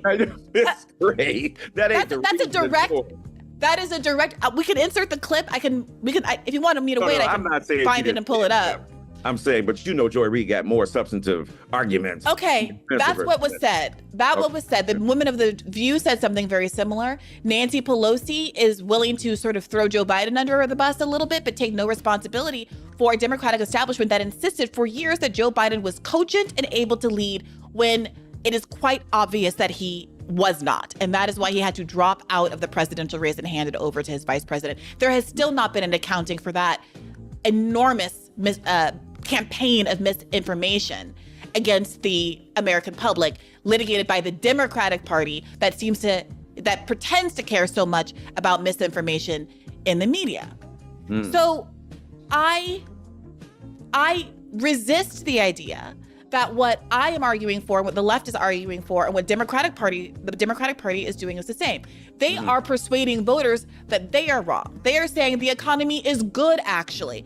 That because the macro economy is good, you shouldn't care about the fact that your groceries are 40% higher than they were when Donald Trump was president. Whether or not it was Donald Trump's fault. Kamala admitted that part. What right part? About the groceries, and in other words, you're making an abstract argument about inflation. The increase in inflation where wages had risen, black unemployment was down. She did concede the point you're making now about, yes, it makes a difference about what people are paying for groceries at the marketplace. And then she pivots, though, Dr. Dyson, too. But the Biden economy was strong, but we made improvements. And she refused to make a break with Joe Biden. And look, she only had 100 days, and maybe it was too late to pivot from Joe Biden's multiple years of insistence that things were good, actually. But the fact of the matter is that she fundamentally was unwilling to break from the Democratic Party. She had this moment on The View, which now people are reflecting upon as perhaps the death knell of her campaign, where she was asked directly by Steady Hostin whether or not there was anything she would do differently from Biden. And she said, nothing I can think of. Well, if anything, would you have done something differently than President Biden during the past 4 years? There is not a thing that comes to mind in terms of, and I've been a part of most of the decisions that have had impact. Well, wait. Let me say this very quickly. So at that point. Yeah, that was a huge mistake. And this is what happened when she got thrown this nomination. This is why she should have never took this nomination. It's too soon after Biden. And you can't completely separate yourself from Biden without being disrespectful to Biden. So one or two things are going to have to happen. Either you got to align yourself with everything Biden did and stick up for every decision that he made, or you can totally distance yourself from him, admit that he made a whole lot of mistakes during his motherfucking tenure, and sever any relationship or ties you have with Biden and make these last couple of months rough. So you're kind of between the rock and the hard place, but this is the decision you made when you decided to take this nomination instead of doing a primary, and you demanded that you get this bid. I think Kamala should have waited to 2028 to possibly run for president, and she would have had a better job at doing it, right? It would have gave people enough time to miss the Biden administration. If people ever end up missing it, they probably won't. But it would have gave people time to actually, a breather, right? Because this is just Biden 2.0. A lot of people saw it. This wasn't a good year for her to run at all. But this the year she wanted to run. But that's her mistake. She should have let somebody else be the sacrificial lamb for this election, and then she could have kept her presidential aspirations in the air, right? Because then she wouldn't have had this L. She would have still been considered in 2028 in the primary because she was the former vice president, kind of like Joe Biden, right? Had a break between Obama, came back as the former vice president and won after a break. Kamala didn't have that break, right? So now she got to co-sign all the fuck shit. Because when Joe Biden was running, they didn't grill him about Obama this and Obama that, right? He didn't have all this Obama baggage when he was running for president because he had a 4-year break away from Obama. So he was able to distance himself, right? And promote himself as what he's planning on doing, right? Independent of Obama. But, hey, what the fuck I know? Differently than President Biden during the past 4 years. There is not a thing that comes to mind in terms of, and I've been a part of most of the decisions that have had impact. Well, wait. Let me say this very quickly. So at that point, what is she up against? She's up against the perception that, because these things make a difference too, political emotions along with empirical verification of a particular viewpoint or an investment made, right? It's also about style, substance, and disposition. So she's going to crap on Joe Biden. You've been in that camp. You've been with him as you're trying to figure out what to do. So all of a sudden, you're disloyal for the purposes of political advance. You're disloyal? Now no, I'm saying disloyal to the practices and policies that you all have generated is what I'm saying. So now she acts like, oh, the guy I've been rolling with and riding with, and the guy I've been governing with, him mostly, that now all of a sudden I find him reprehensible and what he did. Now, I agree with you in the sense of, but let me distinguish myself from what those particular policies are. If we had enough time, she had 107 days. I mean, I do think what she did in that time was pretty phenomenal. I mean, can we concede that? Even given the limits of I think she did better than Dyson. I think she did better than Biden would have, right? She probably did better than me too, but thank you. Okay. No, sorry. But the problem is, Dr. Dyson, Joe Biden's internal polling, we now know, showed Trump winning 400 electoral votes and had been showing that for much longer than the 100 days before the election, right? So at a certain point, you have to acknowledge that Joe Biden is unpopular. And that is why you are being tagged in this moment. So the idea that even the language that you're using, Dr. Dyson, like disloyalty and you used a series of words that I'm not forgetting, but basically kind of the relational harm. Right. That is not what this is about. It's not about decorum or common practice, or those seem to be things that Democrats are overwhelmingly concerned with. The vote, if Biden is polling poorly, I'm sorry. No, I was talking about in terms of her relationship to him, particularly, not the consequence for the larger American. I understand, just to be clear. but nobody cares. Do you want to win or do you want not to win? Right. Nobody cares. It's not about Joe Biden. It is not about anybody's personalities. And sometimes I think, with all due respect, the people who are enabled to talk about these things to most of the American public care too much about the interpersonal relationship between Biden and Harris and the optics. Nobody hungry, nobody with credit card debt gives a fig. They want throw them under the bus. Look what you just said, because we in this fight here where you TKOing me up in here. So if people I'm going, did Dyson realize that Miss Gray was pummeling him? Yes, I'm conscious of it right now. But here's my point. But arise. I got a point here, and I want to make it. You said, do you want to win, Miss Gray? That is the kind of logic. That is the particular element that is the adjudicative factor between rival claims about who can make it better, who can make it worse, who's going to do the best. Your very question is what some people deploy when they say, hey, Miss Breonna Gray is one of the smartest human beings out here on earth. Wish she could even run for office. But at the end of the day, what is the practical application to my existential and political situation that would allow the relief from the suffering, hurt, and pain that I am enduring in order to endorse her political stance? And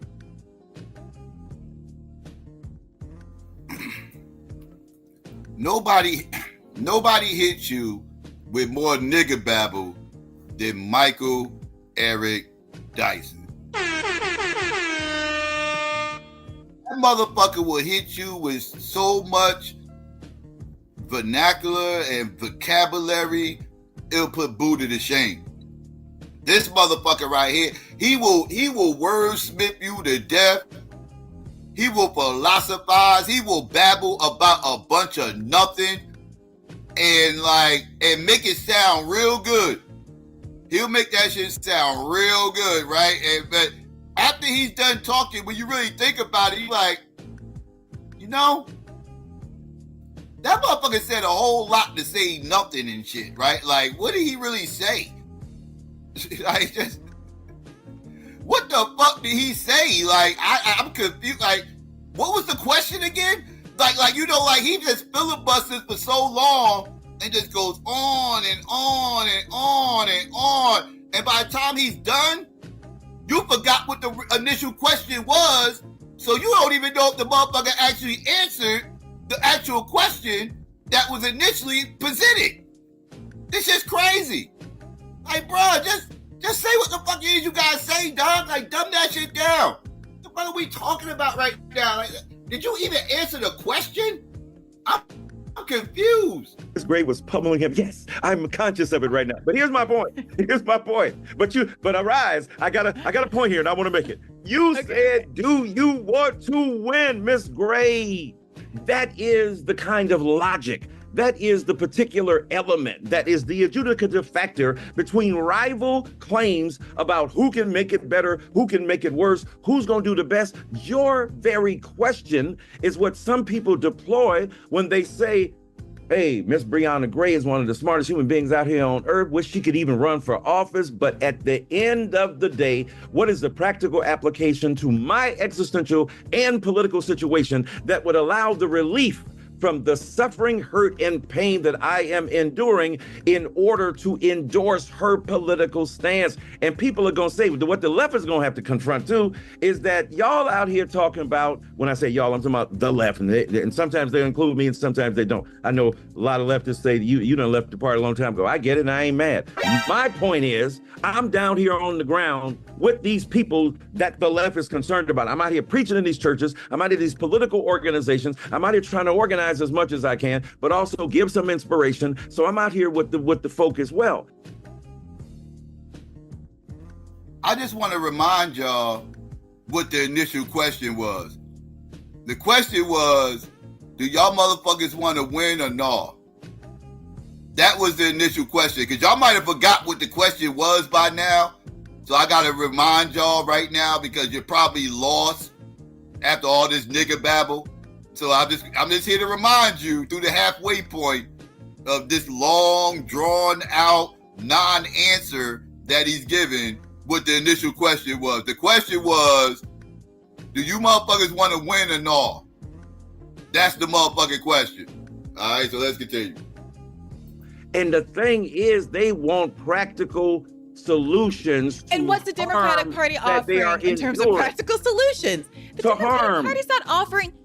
Dr. Dyson, I'm afraid that you're organizing people into a burning house. The Democratic Party has demonstrated that it would rather have Republicans win than to disappoint its donor class and actually embrace the policies that would make the material improvements to those people's lives that you're talking about. There's a reason why Kamala Harris would not support an arms embargo. She took more money from Raytheon than even Donald Trump did. She's a part of an administration where the Secretary of Defense was a Raytheon board member. These are material realities that are constraining the politics of the Democratic Party, and no nice lady coming along or nice man coming along who loves his grandkids and eats an ice cream cone and puts sunshades on and hangs out with Barack Obama can change that reality. So we have to stop focusing on who these people are and what they quote unquote represent in terms of their physical appearance, and more about who they represent because of who's paid them and filled their campaign coffers. I'm with you on that. I'm with you on that, but here's my point. When you said, I tell you what, let me turn this around. It ain't my podcast, but I want to ask you, since I got a smart person like you here, what is the alternative? What is the practicable, allowable, permissible politics that can be exercised in order for it to yield a benefit to the people that you and I are both concerned about? What is that? Okay, so there's two things. Even if a Green Party doesn't win, I think you have to look to the historical precedents here and recognize that when there is a strong outside party, like we had with the communist and socialist parties in the New Deal era, that it was the labor organizing and outside political agitation from those groups that forced an FDR type figure to adopt the New Society programs that continue to be the bedrock of our social safety net. Right. So even if you don't believe that the Democratic Party will or should fall, everybody who wants the Democratic Party to be better and not just give it lip service like, oh, I agree with the left, but no, genuinely wants the Democratic Party to serve its people, to root for a third party to push it to where it needs to go. Secondly, I would say I personally don't think the Democratic Party is going to be moved. I think post-Citizens United, the full-on embrace of money in politics by both parties is a very difficult thing to untangle. They're never going to vote to unwind those interests. You have people like Nancy Pelosi who are multi-millionaires who have earned an enormous amount while they were in office somehow, who oppose bills to preclude her from insider trading every time those bills threaten to come to the floor. They're never going to vote against their own interests. And I think that we have to support third parties. It's going to be a long road. It's going to be hard, but it has to start by at least getting them ballot access and federal funding so the Democratic Party can't keep railroading them off the ballot, and they have to keep spending the few dollars that they're able to recruit from the people to defend themselves in court against the Democratic Party.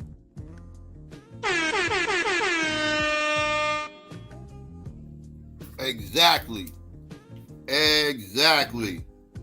Third parties need to be supported because that's the only thing that's going to keep both of these weirdos accountable and honest.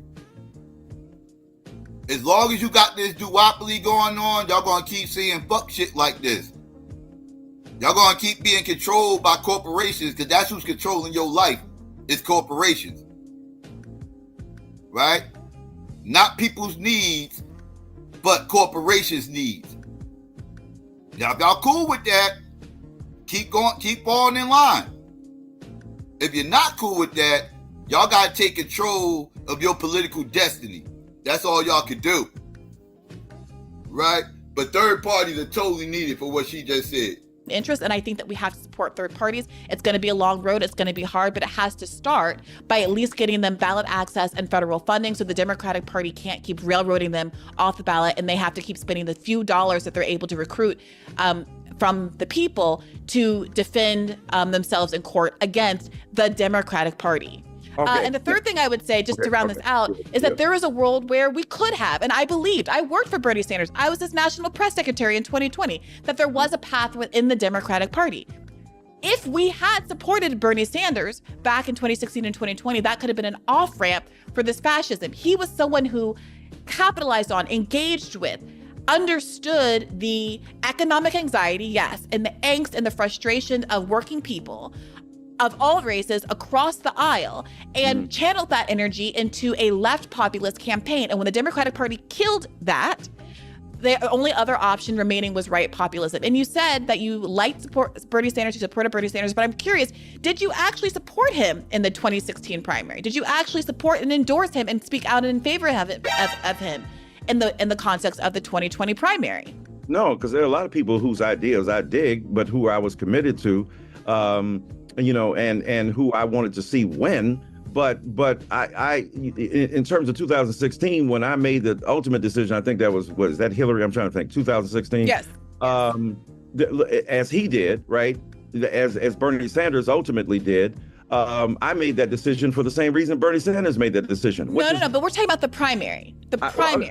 No. In the primary, no, I was not a Bernie Sanders delegate or supporter at that particular point. So why? I think that Hillary Clinton is not only the smartest person, the most prepared person, but the person who has given the most credible empirical analysis of race in the last 20 years by a major American politician. I'll stand by that.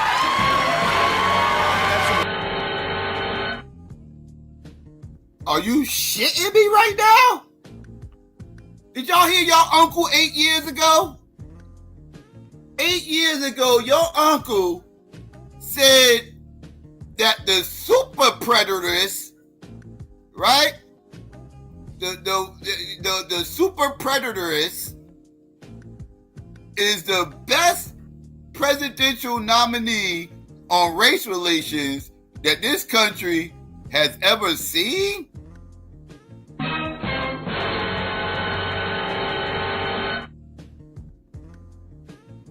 And he said this after Obama? Now, I'm not saying Obama is the best we ever seen. I'm just saying I'm shocked to hear him say this after Obama.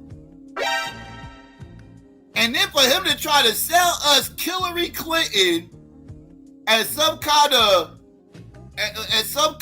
Angela Davis figure is insanity to me. What the fuck are we talking about?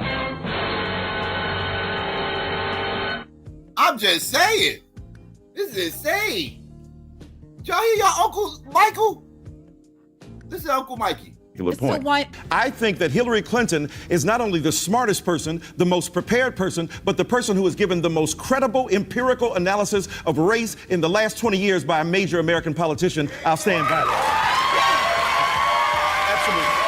Absolutely. At the end of the day, I'm rolling with HRC to the end because I think she gives a serious indication of what's happening in this country racially. Why not? I was nobody's. That was nobody's at that point. Because I was writing, look, I wrote a piece, I think that's when I wrote a piece on Hillary Clinton, right? So I was not technically, with wearing my journalist hat, doing an analysis of who, what, and where. I'm not using that as an excuse to say, I would say straight up, I supported Hillary.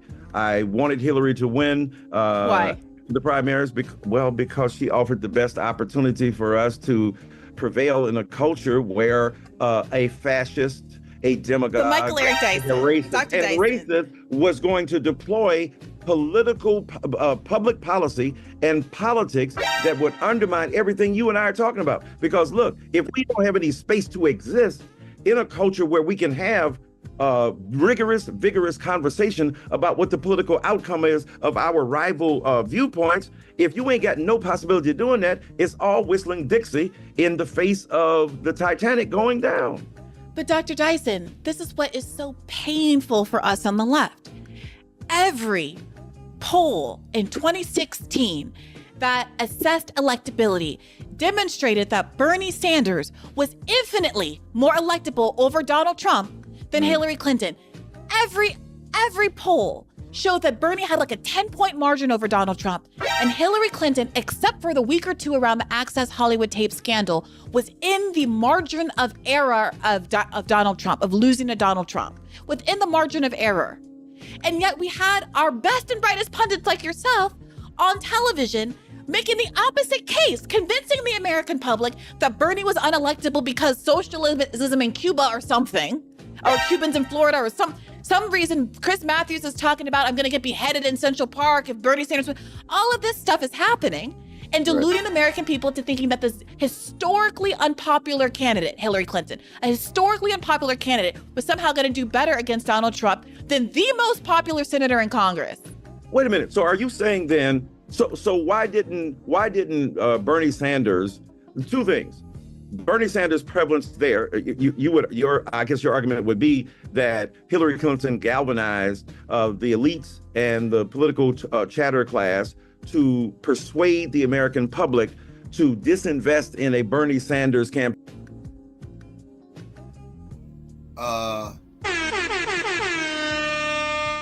Yeah, that's exactly what she's saying. And that's exactly what the fuck happened. That's exactly what the fuck happened. All those big motherfucking major PACs all did what they did. They got behind Hillary, got through the machine behind her, and did the same thing they did with Kamala. Presented her to the people as the motherfucker who's the one and only person who can take down this evil dictator, fascist, racist Donald Trump. This is what happened. Bernie was leading in all the polls. I remember that shit because I told y'all I was leaning towards voting for Bernie. He was leading in all the fucking polls, and then he just backed out and threw all his support behind Hillary because he saw the machine was behind her. And he didn't feel like he could take out the machine. Bernie is a coward, by the way, but I digress. Bernie Sanders' prevalence there, I guess your argument would be that Hillary Clinton galvanized the elites and the political chatter class to persuade the American public to disinvest in a Bernie Sanders campaign because that would lead to, as they said in the 18th century, that way lies tears. So that would be a disaster, right? That happened. There was the DNC rigging. There was all of the delegate shenanigans. Okay. There was states like New York moving their primary dates. There was a whole lot of shenanigans that happened, not to mention the media blackout, obviously, and this pervasive narrative that Bernie simply couldn't win. Yes, all of that was happening. All right, let's talk about all that. We'll concede most of that. Let me ask you this question. Yeah. Have you split from Bernie Sanders? Are you still with Bernie Sanders? Do you agree with, and I don't mean in terms of job, I'm talking about in terms of ideologically, in terms of political savvy, in terms of methodology and policy. Where is Bernie Sanders now? Because he's still here. Bernie Sanders is still around. What's your relationship to what he's doing right now? AOC, Bernie Sanders? I'm just asking. Yeah, let's talk about Bernie Sanders. So I don't expect, obviously, you're like a busy man and not online, terminally Twitter-pilled like some of us.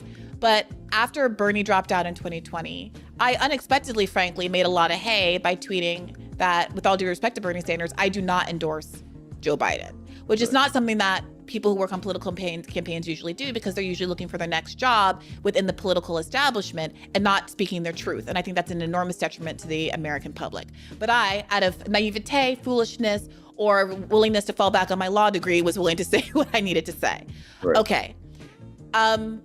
I ideologically agree with Bernie Sanders on policy, and I would love it I could snap my fingers and make Bernie Sanders president right now. But in terms of political strategy, I deeply disagree with him. I disagree with his choice to drop out and endorse Joe Biden earlier than he did Hillary Clinton, and earlier than Hillary Clinton did with Barack Obama back in 2008, when there was so much on the table and there was so much leverage to be had in terms of what Joe Biden's policy was going to look like if he had held out a little bit longer, again, in the middle of this global pandemic, where so many of the crises that typically only affect the bottom tier of American society were touching so many more people, and there was a lot more potential for buy-in.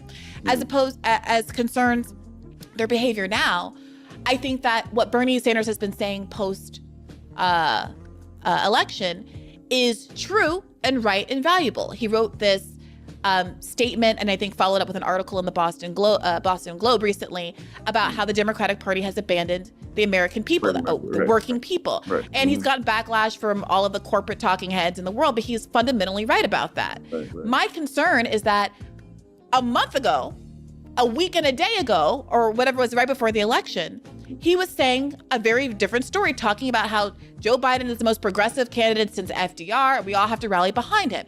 Now, look, Bernie Sanders didn't just say, well, look, this is what it is. We got to defeat Trump a month before the election, 6 months before the election. Before the primary even started, he and people like AOC endorsed Joe Biden, knowing, as we now know, that he was feeble, physically or mentally compromised in the ways that ultimately caused him to drop out, and precluding the possibility of a primary where, one, we could germinate, talk about popularized left solutions, progressive solutions, even liberal solutions to the problems in the world, and the way that the Republican Party had a forum in which to bandy about different approaches to Republican politics and popularize those ideas.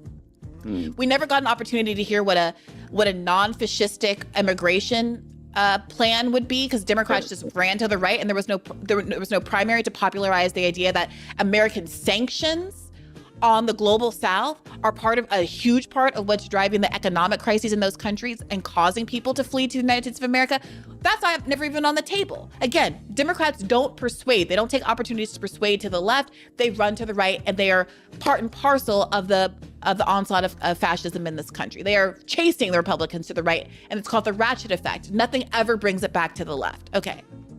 That being said, I disagree with Bernie Sanders' approach there, because they created the sense of inevitability in a Biden/Harris matchup with Donald Trump again. They created that inevitability, and as much as I appreciate what they're saying now and agree with it, I think that they fundamentally had a strategic mishap, negligence. Well, because they're doing, look, all of that analysis, compelling, perhaps even cogent. Here's the question. When you say they created the inevitability, they're going to say what? Excuse me. That they recognize the inevitability of what existed in terms of extant political relationships and made a calculated choice to leverage their political authority in defense of the very people who would never otherwise be heard. So political relationships, Dr. Dyson? Political relationships are the priority here? No, it's not political relationship. I said in service of a particular ideal that you and I would agree with, that you and they would agree with. That is, that how do the masses of people who are poor, suffering, and starving, those who are marginalized, those who are not counted within the context of American Democratic or Republican politics, can make a difference and be heard. And all I'm saying to you is that if we assume in good faith that they were making a choice, whether or not you think it was right or not, but in good faith, they made choices that they thought had the greatest potential to win, back to your point earlier, that had the greatest potential to make a difference in there. Because according to you, maybe, that had Bernie Sanders stayed the course, Bernie Sanders might have been able to make a difference, get elected, and then prevent, or at least preclude, the right of this neo-fascist or outright fascist, prospect that we have in a Donald Trump. What the problem is that Bernie Sanders is facing the math. Bernie Sanders is facing what the likely response of the very people that he's speaking on behalf of. Wait. What are you talking about, Dr. Dyson? What are you talking about, Bernie Sanders? When it's 2022, right, or beginning of 2023, and we're a year and a half ahead of Election Day, and Bernie Sanders and AOC and all of these progressives come out and endorse Joe Biden, when there's plenty of chatter at the time that Joe Biden, oldest president in the history of presidents, is not doing very well. But the mainstream media is insisting right up until the day he drops out that he's peachy king and everything else is a right-wing conspiracy theory. What are the numbers? The internal numbers we know were that Joe Biden was facing a 400 electoral college defeat. Right. So what are these numbers that these, like, what is this game that progressives are ostensibly playing that makes it a smart move for them to want to shut down a primary and shut down any conversation about having a better matchup? Well, because first of all, look, it's been some darn prognostications about, with these political Nostradamuses about what, how many electoral votes one might win. And we know that that math has been off. Even in this election we just had, there were very few predictions. Dyson, there were very 400? No. There were very few. There were very few predictions that Donald Trump was even going to land at the level he did, except among. That's not true. Dr. Dyson, that's not true. The polls were not wrong this time around. It was a close race. Every poll leading up to the election showed that it was a close race. As the poll said. Damn it, Dr. Dyson, this was not a polling era election.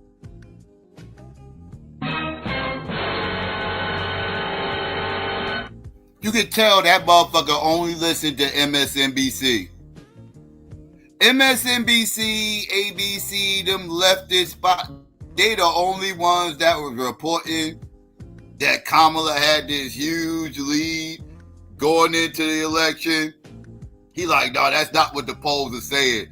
No, the polls wasn't saying Kamala was whooping ass into a bubble gum. I was covering that shit. The polls were saying it was a close race, right? Now, they was leaning towards Kamala had an edge, right? Like CNN had her edging out Trump, but still had it as a close race. I had the opposite. I had Trump edging out Kamala in a close race. But MSNBC was talking about Kamala whooping ass and chewing bubblegum. Fox was saying Trump is going to whoop ass and chew bubblegum. CNN was saying Kamala is going to edge it out. It was a close race. And ABC was saying Kamala is going to win comfortably, right? Like, these were what the polls were saying, right? By and large. The only motherfucking poll that had Trump winning was Fox. They were the only ones that had Trump winning. All the rest of them had Kamala edging it out or whipping ass. But most of them had it as a close race outside of Fox. Fox didn't have it as a close race. Fox said Trump is whipping ass and chewing bubblegum. They the only ones who actually had the shit right based on the polls. But he's tripping, saying what the polls didn't say that. You're bugging. There were very few predictions. There were very 400? No. There were very few. There were very few predictions that Donald Trump was even going to land at the level he did, except among. That's not true. Dr. Dyson, that's not true. The polls were not wrong this time around. It was a close race. Every poll leading up to the election showed that it was a close race. As the poll said. Damn it, Dr. Dyson, this was not a polling era election. There was that one weird Seltzer poll where that one woman said that they thought that Kamala was going to clean up in Iowa. People were rightly skeptical of that poll at the time, and it ended up to be enormously wrong. But every other poll leading up to this election showed that it was going to be close. Right, close. But I'm saying, do you think the outcome was close? I don't think it was close. I don't think it was that close. There was that not the actual margin of loss, but that the likelihood of Donald Trump winning was basically 50-50. Yeah, okay. That's so you're saying that the 411 ain't no close race that Biden would have been landslided, right? Yes, I'm saying 400 electoral votes is an entirely red country with California, New York, and Massachusetts. Of course. And I'm saying despite the prognostication about the proximate, that the distance between the two was going to be very narrow, it turned out not to be as narrow as predicted. That's all I'm saying. And You're saying that Trump won more than was anticipated. And so what do you take from that? Well, first of all, that we can't never. That my point is that I was trying to make is that we can prognosticate that that Biden was going to, that 411 electoral votes were going to go in the opposite direction. This would be a completely red state. I'm saying that just to give credence to the fact that the numbers don't always pan out the way we predict that they Dr. Dyson. That some people. I'm saying that to conclude that. And he made his whole political hay on comeback kid, able to overcome what people thought, because we know polls are a snapshot in time. They ain't no predictor. It's no accurate barometer of what possibly will occur. It is either more likely to occur or less likely to occur, but it's not ironclad. And I'm saying that little wiggle room has given people the prospect of being able to move forward, because otherwise the logic of what you're arguing would be decimated, right? Because if we look at the math of what you're speaking about and the likelihood of people who have a third party organization to prevail, that thing is real small. If we base it upon the very empirical proof you're looking for to predict an outcome, then you ain't got no chance. Wait a minute. I just want to be really clear. Right. The argument is that because some polls are not strictly predictive. Right. And that some polls sometimes are wrong, that Democrats were right to ignore, as long as they did, Joe Biden's historic unpopularity. That's and polls. Okay. No. And polls that showed it's not Monday morning quarterbacking. Come on, about his mental competence. Okay. No, it's not Monday morning quarterbacking, because some of us on the left who get ignored, who aren't invited on MSNBC, have been screaming loudly that, of course, this is the reality for years. That it's not Monday morning. You can go back. Were y'all saying that? What I was saying last summer. Wait a minute. Were y'all Dr. saying that before? Wait a minute. Hold on. No, this is what I'm saying. Were you actually saying before the debate that Joe Biden's cognitive capacity is Of course. Hey, YouTube. Thanks for watching. Just a reminder that this is a podcast. You can catch. That motherfucker is delusional. That motherfucker is delusional as fuck. Yes, motherfucker was saying that shit before the fucking debate. The motherfucker couldn't even walk up a flight of goddamn steps without falling down. That motherfucker was falling like once a month for the last 3 years. Yes, motherfucker was saying he's too goddamn old. They've been saying that shit. Well, what are we talking about right now? You're nutty. You're nutty. And you're stuck in your little bubble, your little bourgeoisie boule bubble. And you have no idea what the fuck is going on. That's obvious. That's very obvious. Fucking weirdo. Can't stand you weirdo ass motherfuckers. I'm about to get ready to drop the link, family, and let motherfuckers come up and we can build and chop it up, whatever. I covered some of the stuff I need to get out there. Let me see. Let me try to get something. Let's see. Where's there we go. I forgot to check this. All right. So I'm about to get ready to play this commercial. I'm gonna come back with the link, and then we can chop it up. All right, family. So I'll be right back.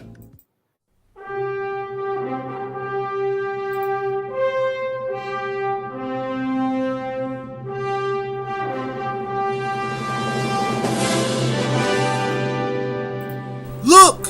In the tree! It's a squirrel! It's a possum! No! It's super cool! Why you don't like me? Give me a hug! Give me a hug! Give me a hug! Give me a hug! Yeah, give me a hug! You don't like me?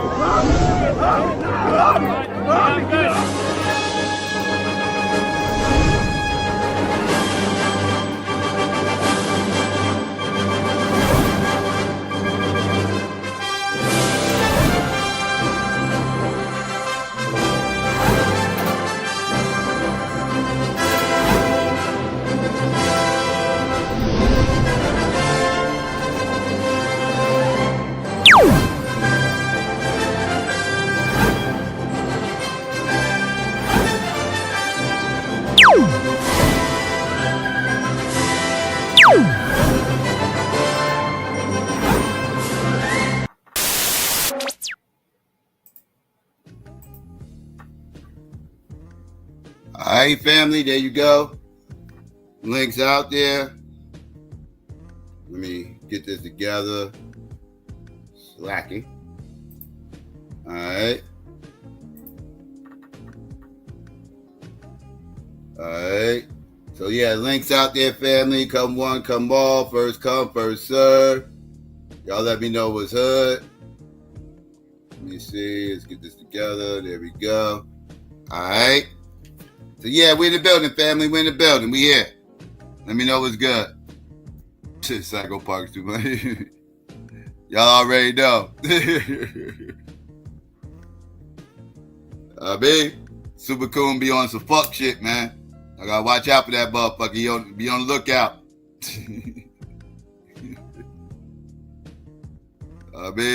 Y'all be seeing a bit of chat talking slick.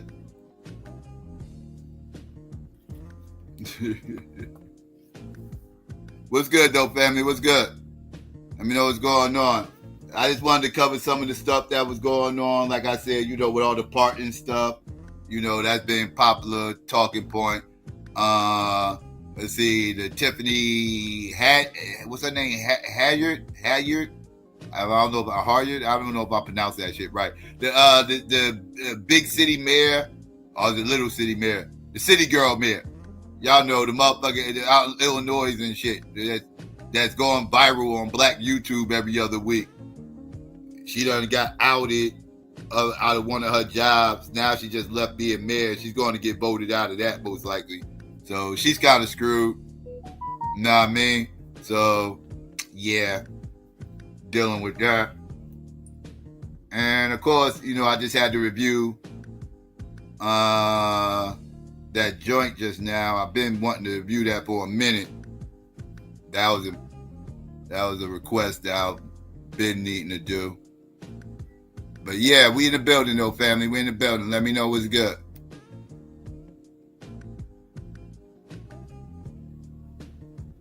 Let's see what y'all here talking about. Shout out to everybody that came through. You know what I mean? GA was good. WeLinks Media was going on. Cellular account was good. Let's see, Zadugu was going on. Let's see, who else? Shout out to everybody else out there might be listening or slid through. If I missed you, my bad. But we here though, family. 764, what's going on? How you?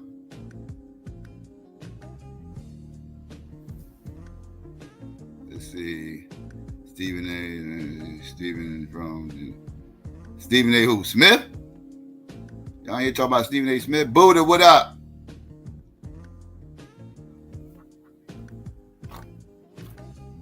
You're gonna stop that Jersey bashing though, Buddha. That's what you're gonna do. You're gonna stop bashing my goddamn state. I don't know what that was all about. But you're gonna make me start clapping on Cali. Leave me alone. I got peoples in Cali. I don't wanna be clapping on Cali, but it ain't gonna be free season on Jersey, goddammit. I know that goddamn much. But I'm just saying. Chris, what's going on? How you, son? Hey, what's going on, brother? Oh man, what to say? Good intro. The thing that is getting annoying now is how the mainstream media is miscategorizing inflation and the inflation rate, because reality is that inflation never goes down. No. The only time I think it went down, wages got to go up. That's the only thing. Correct. Yeah. Mm-hmm. Like the only time I think inflation actually went down was during the Great Depression, and they keep on saying that inflation is down when they got to say the inflation rate went down. But just because the rate went down just means that prices are not going up as fast. Prices are still high as fuck. Mm-hmm. And I hate when they be doing that. It's like a bad itch. Why?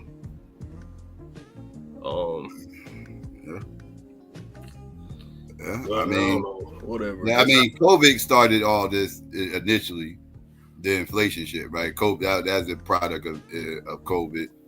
That was inevitable. That was going to happen. You can't shut down the country for all that amount of time and stimulus checks and all this other stuff. And then when shit get back in motion, you expect all the prices to stay the same. Like that's just unrealistic. Yeah, I think COVID sped that motherfucker up to the 10th power. Yeah. You know, he print up $3 trillion to put it out here to the market. Shit, everything gonna go up. He gave everybody all that buying power. Then you did 0% interest rates, so you know that's gonna definitely affect.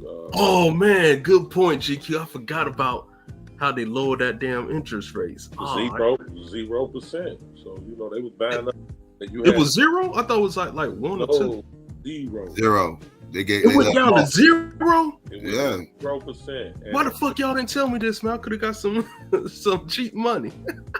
Crazy. Yeah, he waved off a lot of that shit, man. Where you was at? You supposed to be paying attention to that shit. Yeah. I mean, financial expert. Like I couldn't understand the language and on the PPP loans. Yeah. It was like a tug of war, back and forth shit. I couldn't understand it. You know, the stimulus, the money that they printed up, you know, that definitely made a hyperbolic inflation move. But then you had the 0% interest is what made everybody gave so much spending power. So the more people spending, you know, it's supply and demand. The more they spending, the higher the prices get. And they thought it would cool off, like, you know, after COVID, like 22, but they had printed up too much and shit. Instead of slowing down, it kept speeding up. You know, they thought the car prices were gonna go down. They kept going up. Then you had the supply chain issue where you couldn't hardly get shit. You know, and because they couldn't get the chips for the car, so that definitely made the used car prices stay high. Then you had the property prices going up because all of the big companies and banks that had the master accounts with the 0% interest, they start using all that free money. You know, to them, that's free money. They don't got to pay no interest on it. And what did they do? Start buying up all the real estate. So now you have home buyers, first-time home buyers that's trying to just buy a house, competing with banks and financial corporations that's buying up whole city blocks. So that just, you know, shot the prices of property value straight up. So yeah, you know, all that shit is included with inflation. It's more, you know, it's more than just a one-shot thing. It's a mixture of everything. Then you got companies that just did straight up price gouging. You know what I'm saying? They had the opportunity to charge more because they know people got money, and that's what they did. You know. Man, bro, I could have got some money, bro. Oh my god! I told you not slick, bro. What you say? Oh, there go Madon. What you say, GQ? Hold on. I was taking advantage of it, Chris. I mean, you know, we couldn't get to 0% because we don't have a master account. Oh, okay. Yeah, we didn't get them, but we were getting 2%, 3%. You know, from the banks and from the companies, they was passing it on. Now the banks was getting the 0%, and big corporations that had master accounts. Okay. I had to find that out because I looked that up and I was trying to figure out why I can't get to 0%. But I didn't understand when the Fed changed it to 0, it's for the people that got the master account. Then they pass it on to us. So the banks was giving us 2%, 1% interest on a lot of loans. Okay. Yeah, so that was really making the housing prices go up crazy because even real estate investors were still getting 2% loans from the bank, so they was buying as much shit as they could, you know. Psycho.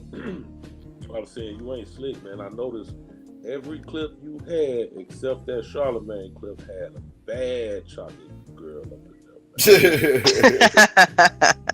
there. Psycho scouring the internet. All right, now Mook about to pop up. Oh shit.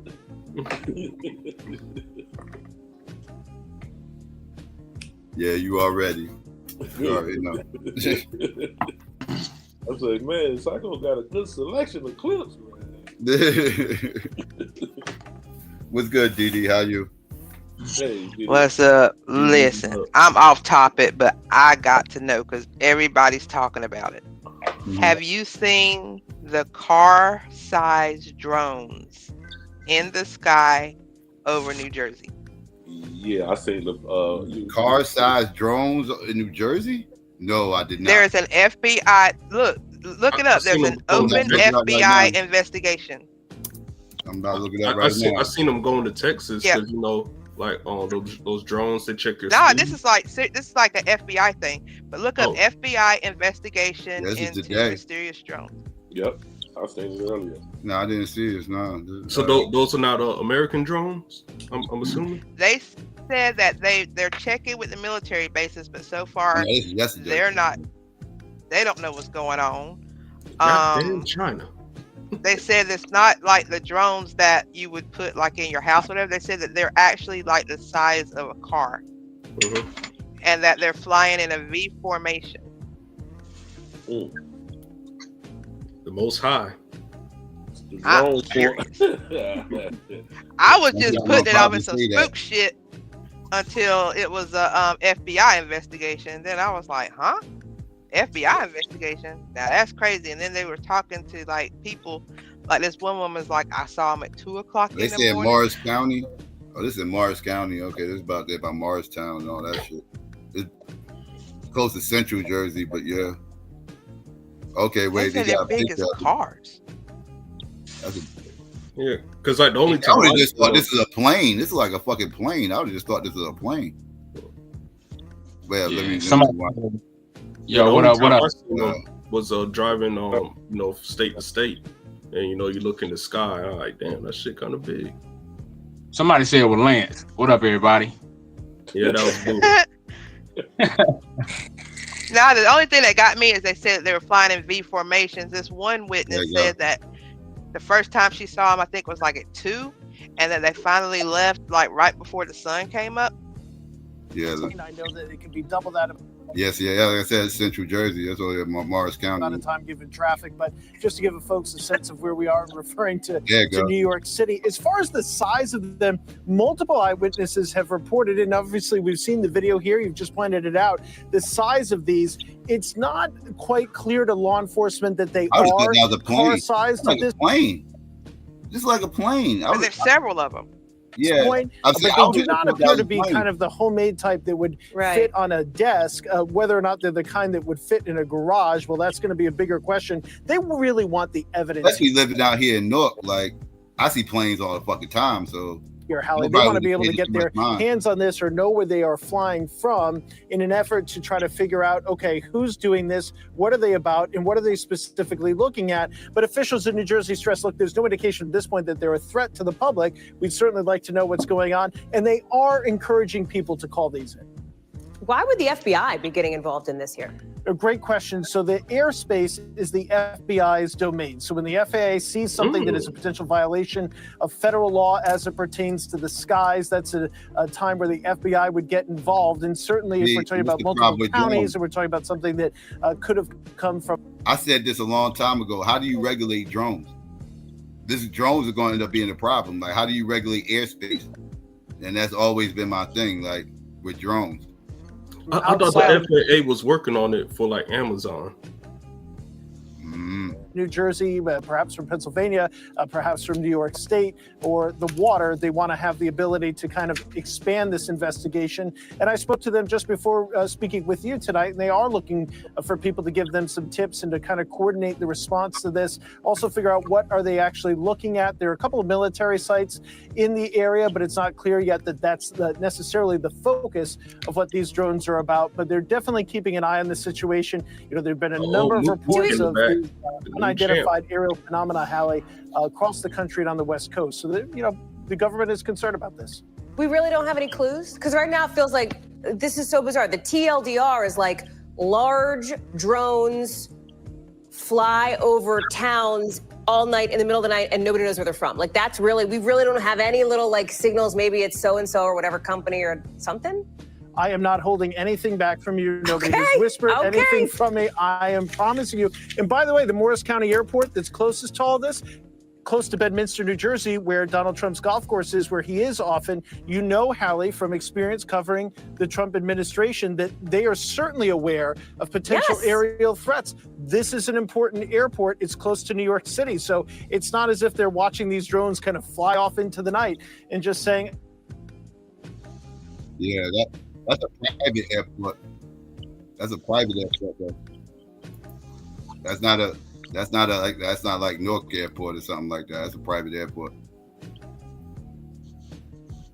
So yeah, that's crazy though. Like I said, these drones are going to be a problem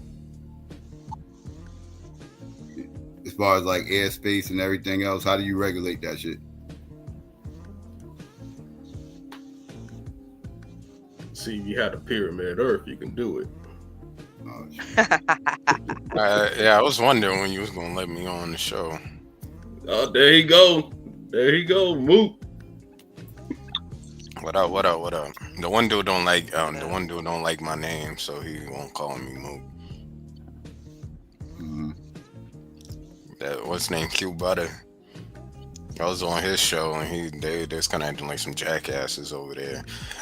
I heard you guys mention me just a little while ago. I was listening. Yeah, that was me. Yeah, I guess Psycho was talking about dark-skinned women or something. I don't know. No, Psycho was not talking about dark-skinned women. Were you?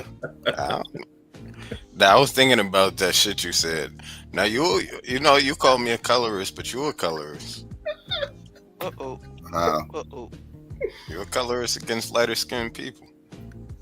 I am. I gotta worship light-skinned people, or else I'm a colorist. Nah, but it seemed like you kind of prejudiced against light-skinned people. How? Because I don't worship them.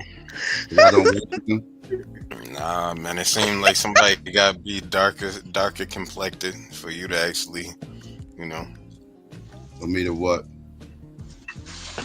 Somebody can't be light skinned. I think you got issue with it. You can think that. That's not true. You can think that though. You think I got a problem? Just because I'm calling out your colorism don't mean I'm against light skinned people. Your I'm calling out your colorism. Your colorism. Okay, that's cool. How about that? You had no proof of that I'm colorist though. What's your proof of it? I seen how you act. Mook, I got this one, Mook. Every chocolate sister you put up there today was dark skin. I ain't seen no light skin, so I'm gonna have to side with Mook on this one.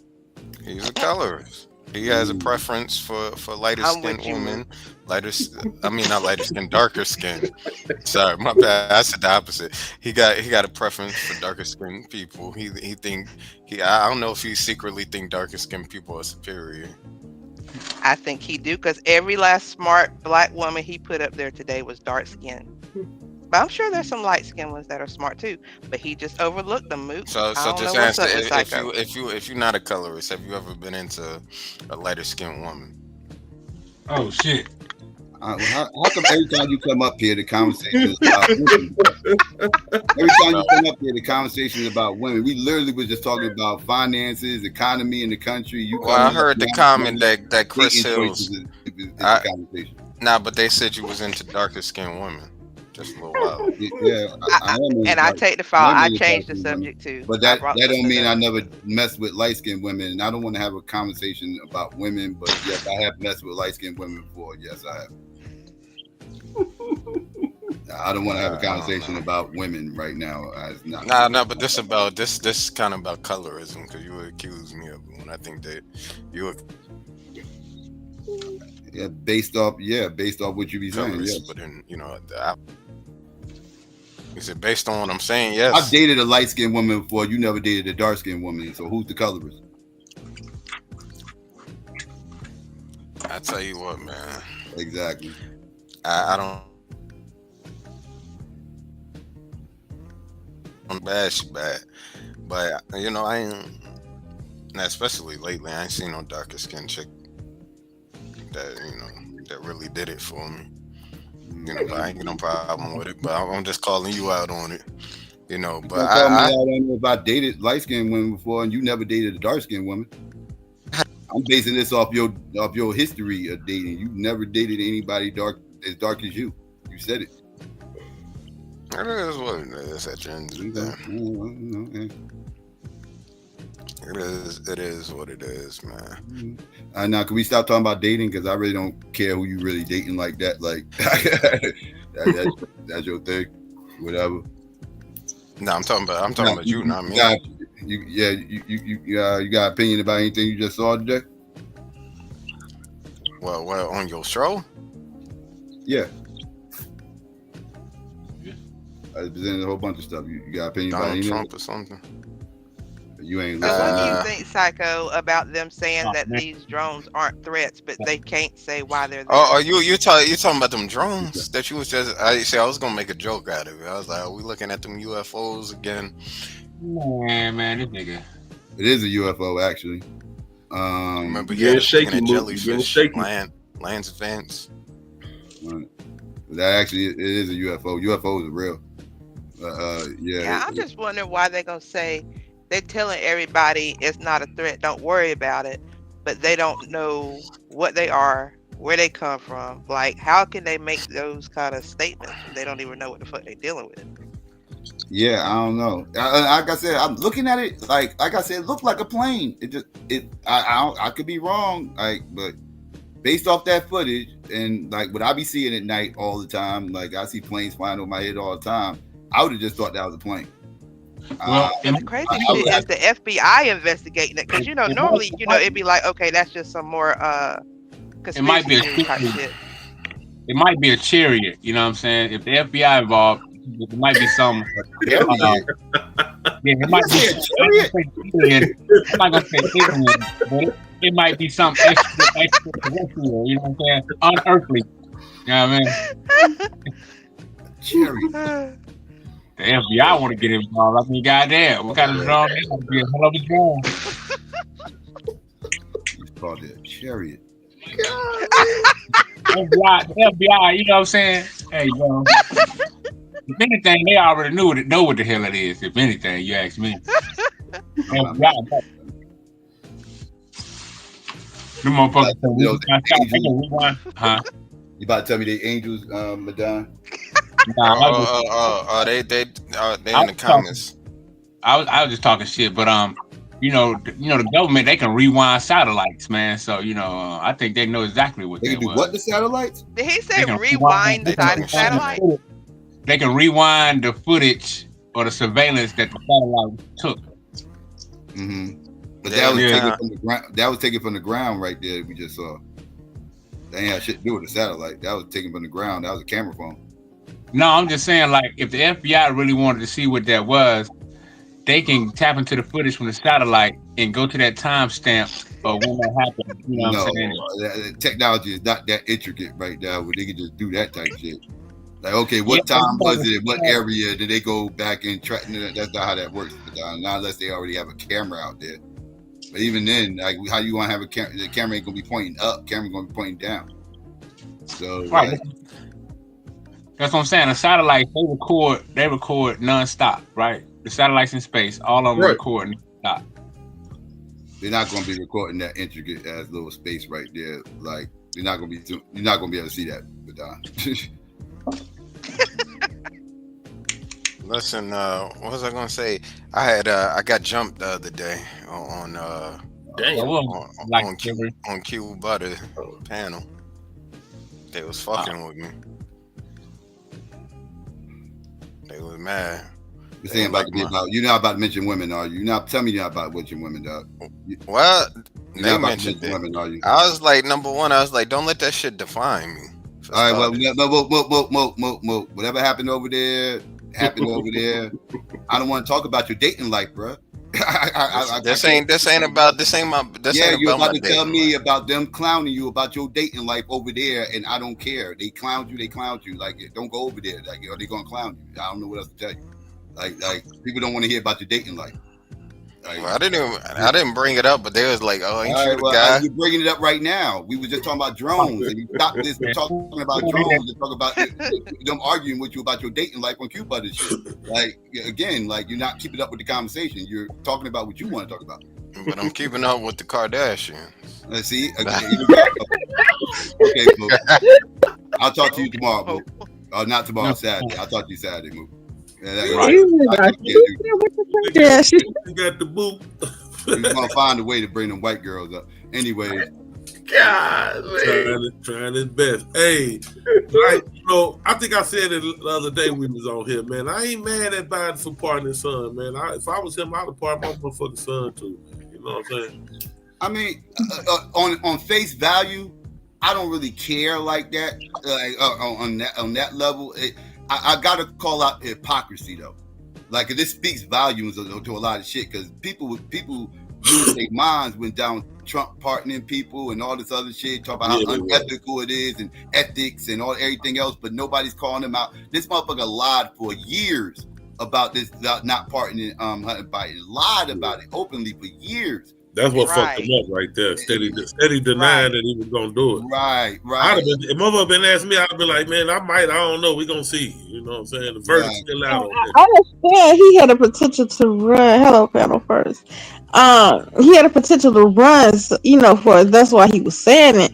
Those years he can't say nothing. Then he wouldn't have got. He might have not got elected, and he might have sank his party. He went out like the thing is, I would have said that I don't know. You know what I'm saying? Motherfucker respect that more. You know what I'm saying? Then because if he had a ran and got elected, Hunter's that part was coming for Hunter at the same time. Right. You know, man, he should have been like Trump.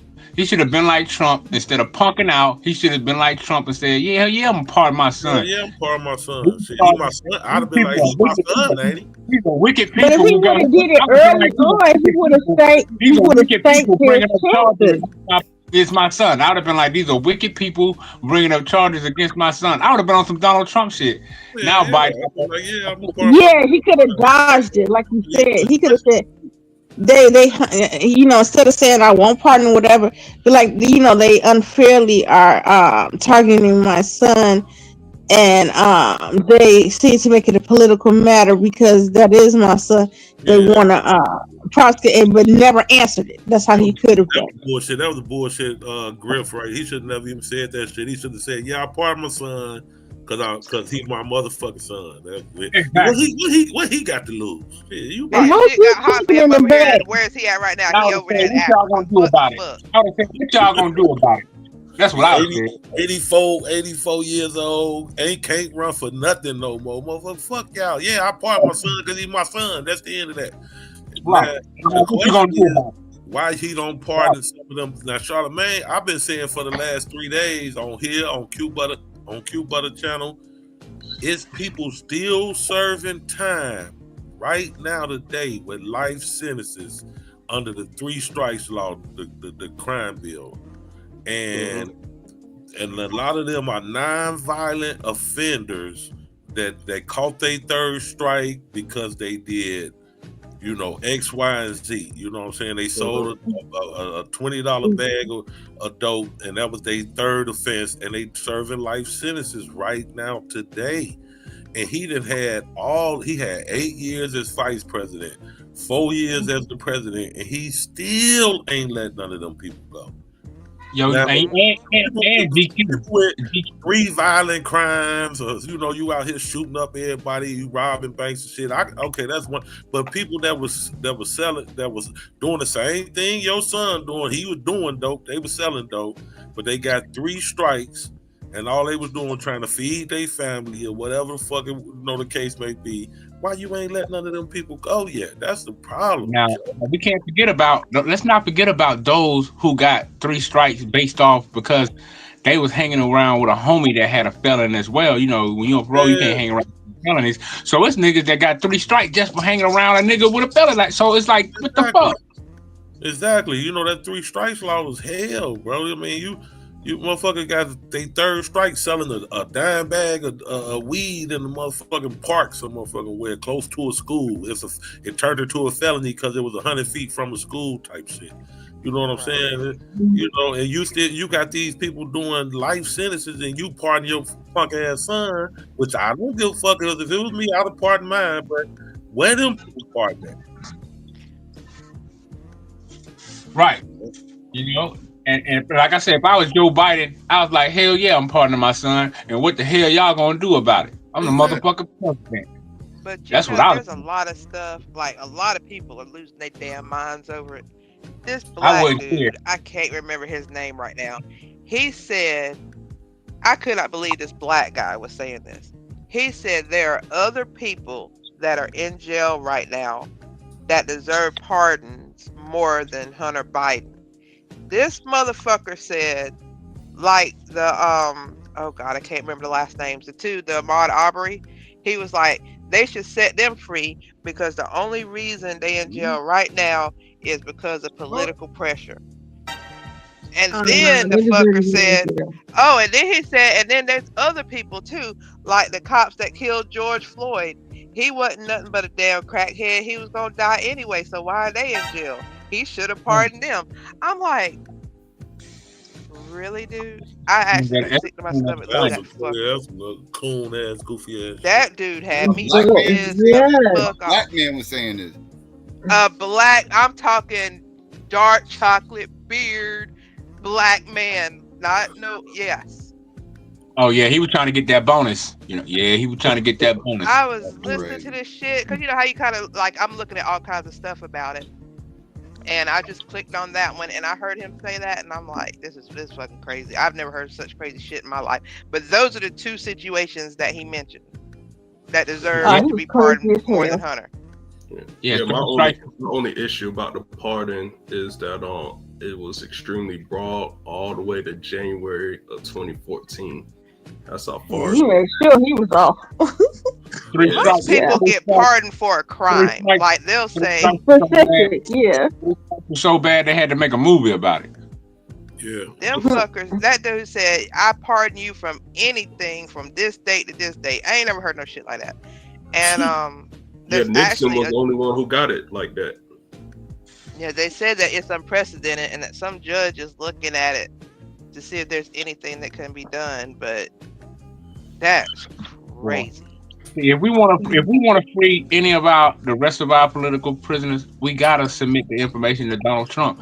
He's the only president that's shown he's willing to pardon. At least buy a pardon. Well, that black dude that was talking, he said, and if Biden won't do it, maybe somebody should go to Trump and ask him if he'd do it. I'm like, that's crazy. Well, I don't know about all that. I'm just saying political prisoners are more likely to get freed on a Donald Trump than a Joe Biden. Right. Yeah. I'm just wondering what the fuck else he gonna do on his way out. Ain't no damn fella. He definitely need to consider pardoning them guys that's doing time directly as a result of his fucking crime bill. Damn and straight. Like Psycho said, in 2020 he admitted it. You know what I'm saying? It was a mistake. We sorry that we did that. And Trump told him, well, why you ain't letting nobody go, Joe?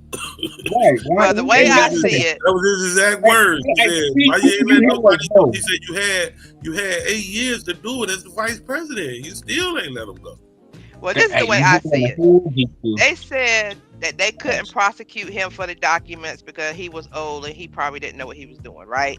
But they let him have the power of pardoning his son. So what I'm saying is go ahead and put Hoover on it. Go ahead and let him pardon all them. Yep. And he ain't going to remember he did it. They're not going to hold him. I mean, how can they hold him reliable for it? Still in the White House. He's still in the White House. That's how I see it. Well, Diddy, you got to remember, he's still in the White House, right? So if they would have kicked his ass out the White House, that's what they should have did. Since if they said he's not capable of being a president, why is this motherfucker still in there to January 20th or something? I'll tell you why. Psycho, did you see that damn link I put in the chat? No, Let me tell you something. This dude, in the live chat. Go ahead. Yeah, I had it like that. But there's this dude. His name is oh gosh, John Morgan. He's a huge Democratic donor, and I'm telling you, he roasted Kamala so bad. He was with I always get those Kumo brothers mixed up. I don't remember which one it was. It was 8 minutes long, and I hadn't laughed that hard in forever. He said what Joe Biden's doing is a big fuck you because they forced him out and all this shit. The way he was saying it, it was hilarious. I'm gonna I see if I thought can that find it too, again. that it was revenge. I thought that too. Well, that's what me, You gotta Psycho. hear this dude. I just think it's common sense, man. I mean, what the fuck? Who gonna leave it? He was like, I might as well go ahead and pick the party we already think. I mean, any parent do whatever they had to do to get their son out of jail if they wasn't the damn president. You know what I'm saying? That's true. So what the fuck? How you gonna leave him in there? And you in it's pardon writing season. How you gonna write a pardon for anybody and leave your son in that motherfucker? I mean, it's just common sense to me. I knew he was gonna pardon him. I said if he won, well, I knew he wasn't gonna win, but What up, Gaddafi? I'm just kidding. That boy is looking Gaddafi-ish over there. Yeah, that's right. The only pardon that Joe Biden is giving you Negroes is a beg your pardon. That's the only pardon you get. I beg your pardon. Yeah, y'all think they get nothing free for Joe. I beg your pardon. That's about it. That's all it is. We knew it was we said it was a mistake. We made a lot of mistakes. Come on, man, get your dumb ass out of here. If you made so many mistakes, let them brothers go on. Y'all broke up more families than motherfucking COVID, motherfucker. Y'all broke up all the motherfucking black families, man. Taking that's right. They broke up more black families in poverty. How many motherfucking orphans y'all That's made? right, DQD. How many orphans y'all made from that fucking crime bill? You know what I'm saying? Y'all, but y'all the black motherfucking party. Get the fuck out of here. Yeah, black. Nah, they broke up more black families in poverty. I don't know. Did you talk about this? Poverty did. I don't know if you talking about this. But I reposted it. I don't know if you talking about this, Psycho, but even though it's a little off the subject. But when you was talking about this viral thing that's going, and I'm surprised nobody, is keep going. I was like, I thought you was gonna talk about that little girl who went off up in the store. Did y'all see that viral clip of that little girl that started throwing stuff? Yeah, I seen that stopping on. The little black girl. I was so mad. I think I would have. And the mom stopped her from intervening. I'm down. I was like, go ahead, Lena. My fault. I was like, if you don't snatch her, I'ma snatch her. She threw the wine bottle. That's when the guy, he grabbed it and the mom started. He's like, you don't know what she's going through. I was like, what? If you don't stop that little girl. What did Yeah, I seen that video too, Lena. Yeah, what was y'all would have did? What do y'all think about the gentle parenting? I would have snatched her little ass up. Yeah, I want to like maybe her daughter, might be special needs or something, because I want to beat her in public. While I snatched her up, went to the car, and she definitely got a whooping at home.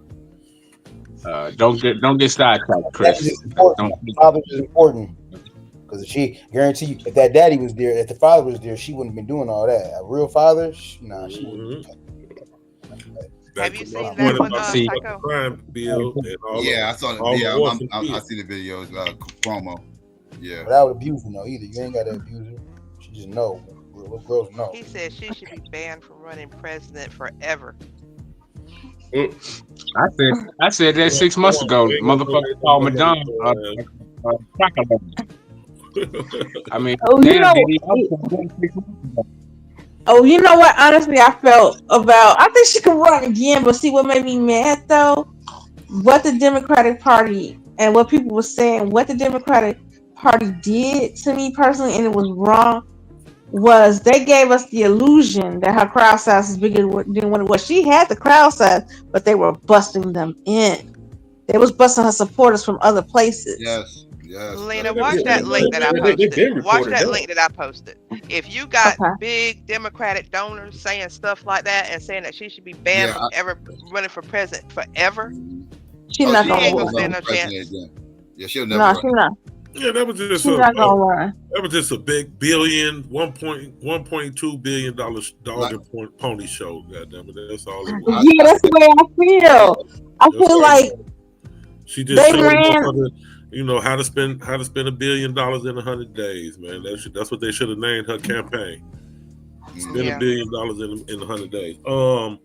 And Dyson is not goddamn it exempt. He probably get about a quarter mil every. He got paid. Yeah, every election cycle. That's why he said all that shit about Hillary. And I guarantee you, if you search, you'll find some clips of him saying the same exact thing about Joe Biden in 2020 and Kamala this year. I bet you find him saying the same. He's a whole shit. Damn near to the T. Exactly what he said about Hillary. He said about both of them because they hit his pockets. Yeah, he a shill. He one of these blue shill ass motherfuckers. Yeah. He gonna vote blue no matter who. Yeah, I agree with Bernie. She killed him. Well, why you ain't roll with him in the primary? He motherfucker, you should have just said, now this truth season, goddamn truth telling season, because Democrats pay me to to roll with them, motherfucker. That's why I didn't roll with Bernie. Right. He should have said. Because the money was with the Democrats. But the money was with the Dems. They the ones hit my pockets. Shit. Tell the truth, motherfucker. You get more credibility. God damn. And even though I like what the Dems was saying, that's why Donald Trump is the president. That motherfucker spoke the truth. Just because you spoke the truth don't mean you should be president either. Yeah, he spoke the truth and said, "Yeah, I'm gonna put tariffs on your ass," and people were like, "Yeah, let's vote for him." You gotta realize it's the truth hour. It's the truth hour. It's the truth hour, Lena. That's what time we're doing. Bring the plants, bring the factories, bring the jobs back to fucking America. Tax all the bullshit goods coming into the country from China and everywhere else, and goddamn it, start making the shit back at home. Goddamn it, and pay a living wage. Shit, now y'all want to get something done around this motherfucker. They sent us a damn email. They sent us an email. They were like, "Look, due to the current political blah blah blah, we don't know how this shit gonna go, so we're cutting all contractor bonuses." I'm like, the fuck? As of December 20th. Let me ask y'all a question. We don't want jobs back in America no more. I mean, that's not a thing anymore. What the fuck?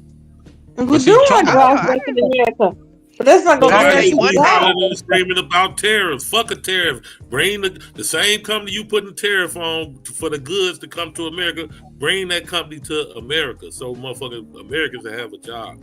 There's no guarantee that Americans have a job. It's automated. All they're gonna do is AI automated you out. They gotta build a machine for it to be automated. Nigga gonna get a job somewhere around this motherfucker if they bring the job here.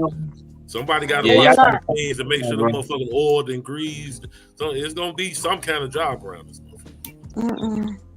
See, Lena, that doubt you got in your heart, real quick. That doubt you got in your heart, Lena, is nothing but a feeling. You can get over that doubt. Trust me. Go ahead. So what I have in my heart? That doubt that you have in your heart, sister. It's only a feeling. You get over it. This motherfucker never failed. Man, that motherfucker would die crazy, man. Oh shit.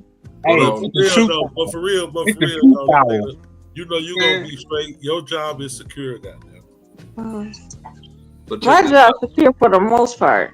I ain't worried about my job. But check this out. All right, so right now the U.S. dollar is still the reserve currency.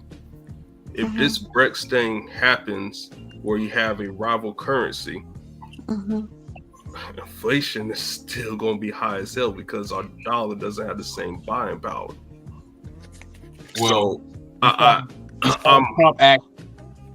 Yeah, hold on, Madonna. Like I'm kind of with Trump. You know, when he's talking about putting tariffs on those BRICS countries because he's trying to keep the dollar in power.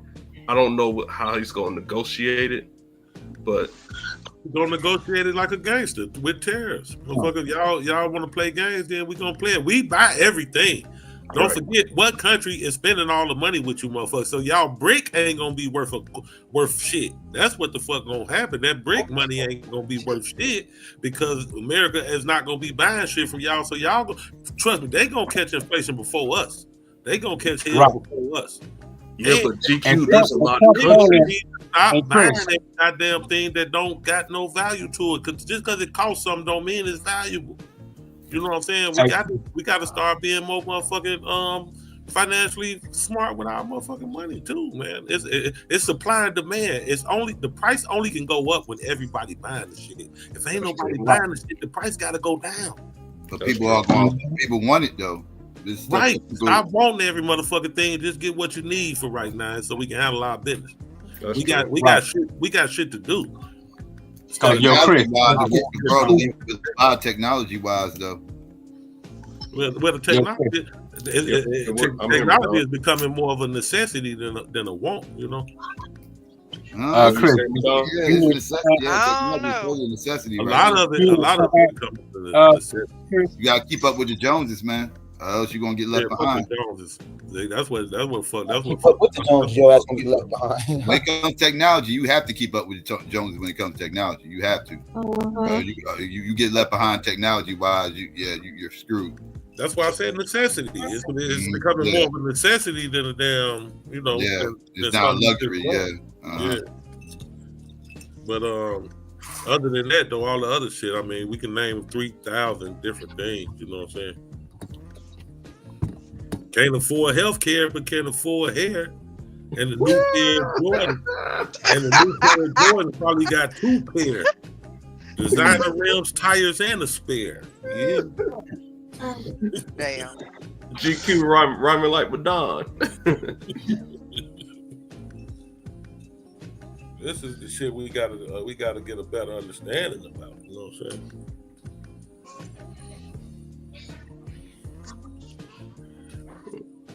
But yeah, man. Let me go ahead and finish this application to Canada. I hope I can become a citizen before he get inaugurated. Man, I love Canada. Even your car's gonna go up though, right? Because even American-made cars are using Mexican parts, right? Mexican and Chinese. All we do here now is basically assemble cars. We don't manufacture cars. Right. That's why I'm get all our parts from somewhere else. That's what I'm saying. So everything's going up. That's what I'm saying. Like everything's gonna go up indirectly. Like the motherfucking car is sky high right now. That's gonna be good. That's gonna be good in the long run. They're gonna go up even more now. It's gonna be good in the long run though, Psycho, because this is what we gotta realize, right? All right, when we look at the world abroad, right? We're a nation, right? The United States, we're a nation, and you got other nations, China, Afghanistan, all these other people are moving into the technological world, and they're doing it at a rapid rate. You know what I'm saying? So these people are coming astute to the technology that it takes to put stuff in space, breakthrough in medical science, all kinds of things, right? So the way I see it, the way Trump looking at it is like, hey, in the future, if America don't goddamn get back up to standard, instead of being a world power, we'll be a third world country. You know what I'm saying? Right. Because you look at it, these people are advancing, right? Their dollars are damn near up there with our dollar. That's why Trump was asking the dude over, I think it was England or UK, don't quote me, he was asking them, hey, y'all need to reaccept the US dollar, you know what I'm saying? Because shit, nigga, we gotta look out for our future.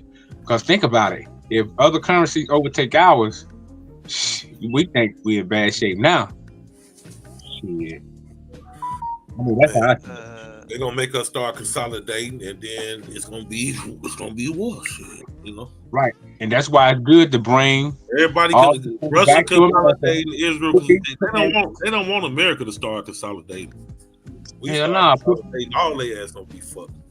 Cause you gotta realize, like they said, the Marshall Plan, right? What it did was give all these countries to put tariffs on America for years to help them build their country up. So Trump is basically saying, hey man, it's time for y'all to get off the titty. Y'all like a goddamn 2-year-old dog still trying to suck on the mama goddamn titty. Hell no, nigga. Get your ass away from here. You know what I'm saying?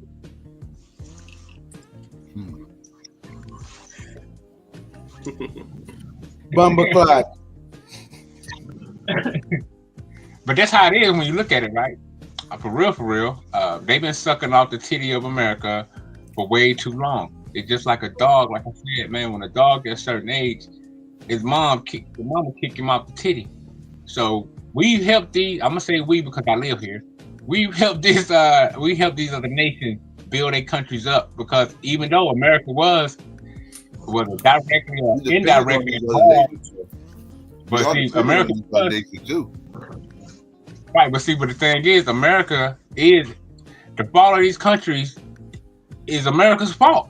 So it's almost like America was trying to clean up her shit by letting these other countries put tariffs on her during the Marshall Plan and stuff like that. So that was, I guess, America's way of saying, hey, man, we know we fucked up our country and bombed it and killed millions of your people, but hey, listen, we're going to allow y'all to put these 100% tariffs on different our stuff so y'all can build y'all countries up.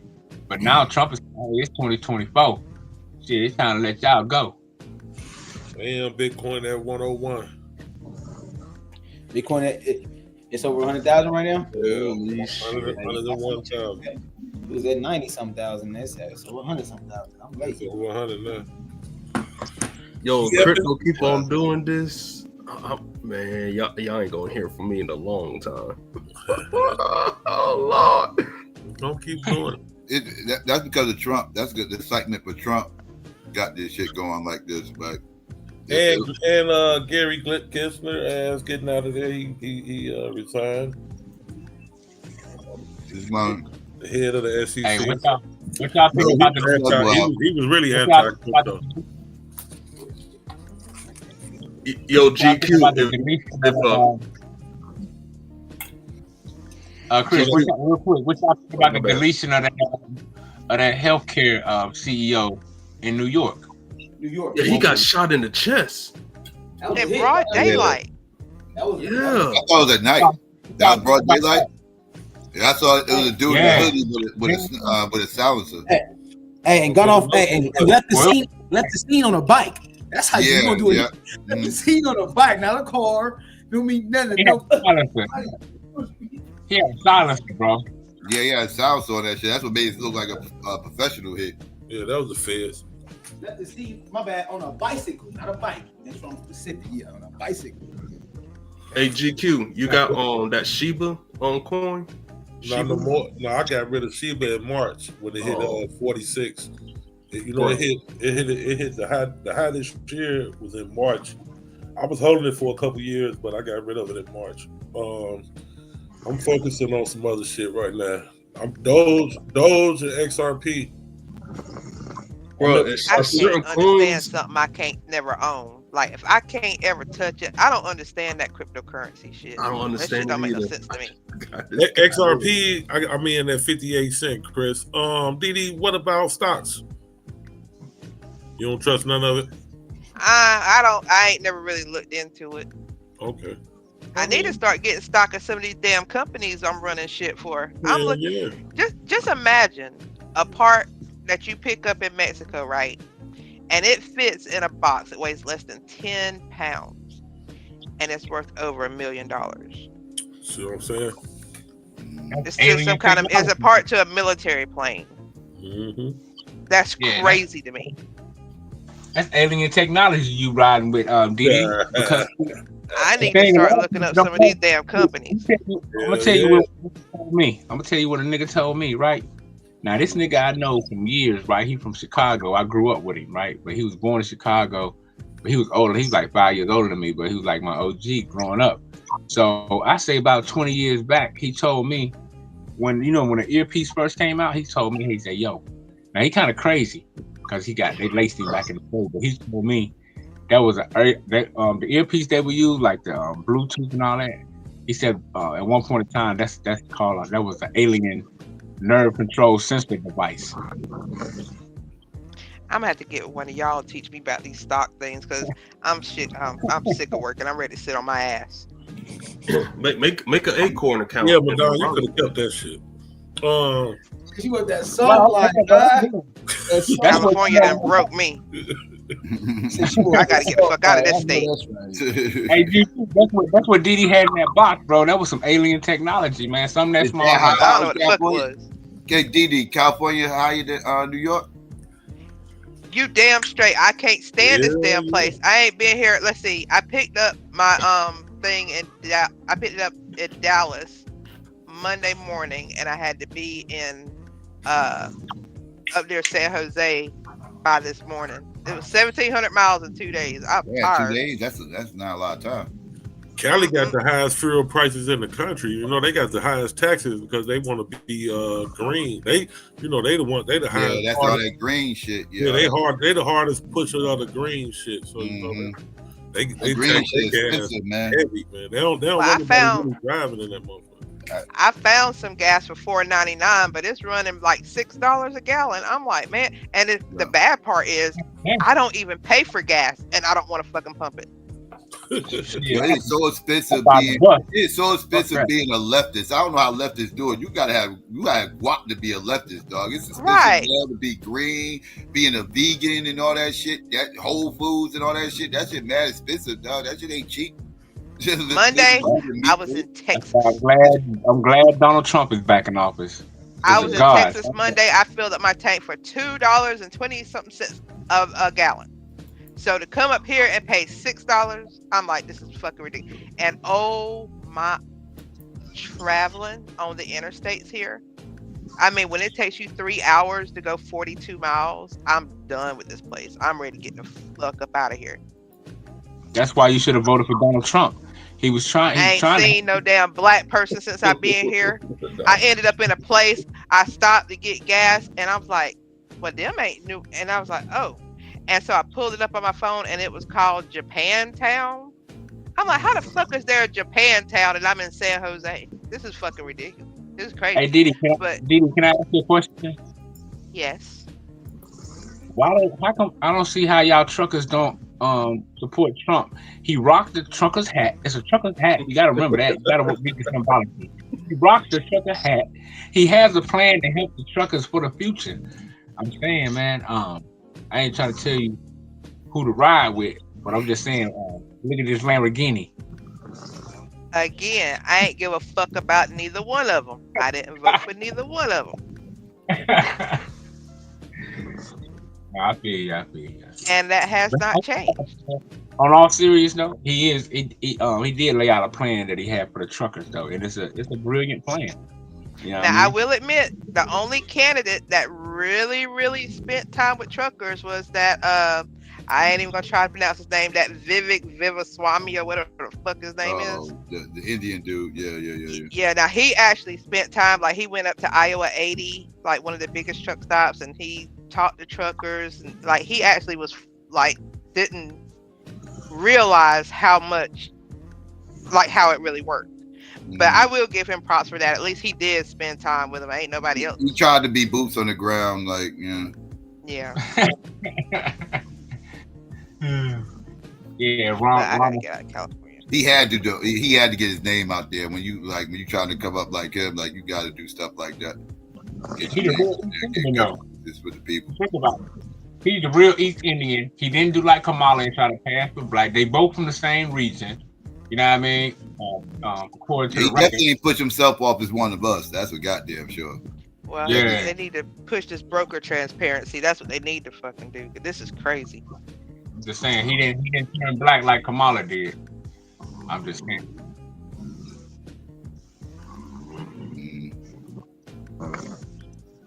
Need to sleep?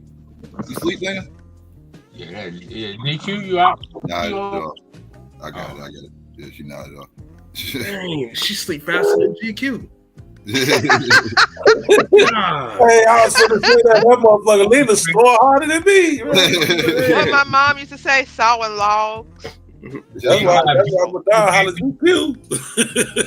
Sawing logs. Damn. Golly. That's a sleeping disorder. Jesus Christ. She's on that Afro man shit. She's on that Coke 45. Nah, And I know we had that discussion, I think it was a couple shows ago, but I'm gonna be honest with you. I think California, I don't know if it's because it's big or what, but see, to me, it seems like California got more Mexicans than damn Texas to me. Oh, it does. Nah, Texas got the largest population. Now they were saying Texas got a large, but I'm just saying I feel like more like I don't know. It's just weird here.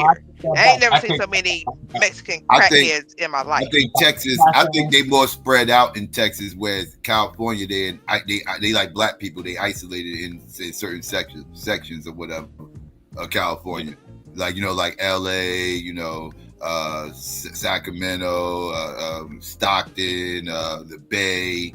Like they kind of isolated. Where you see black people, you're gonna see Mexicans, but it's a lot of cow countries where country towns where you don't see a lot of Mexicans there.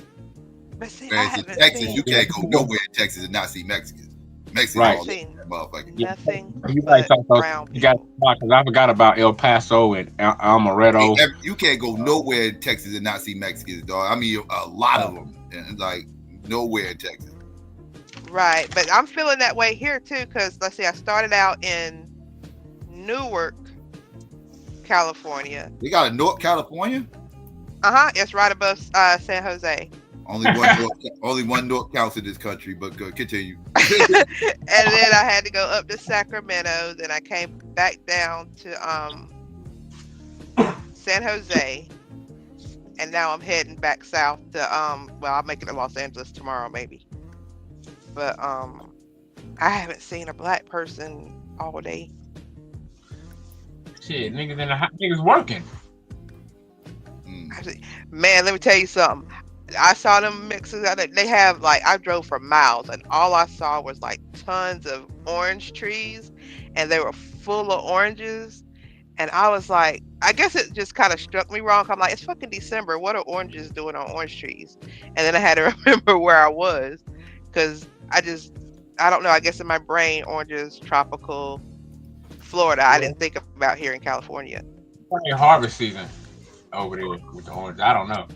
Yeah, but, damn trees. They're bending. They got so many oranges on them.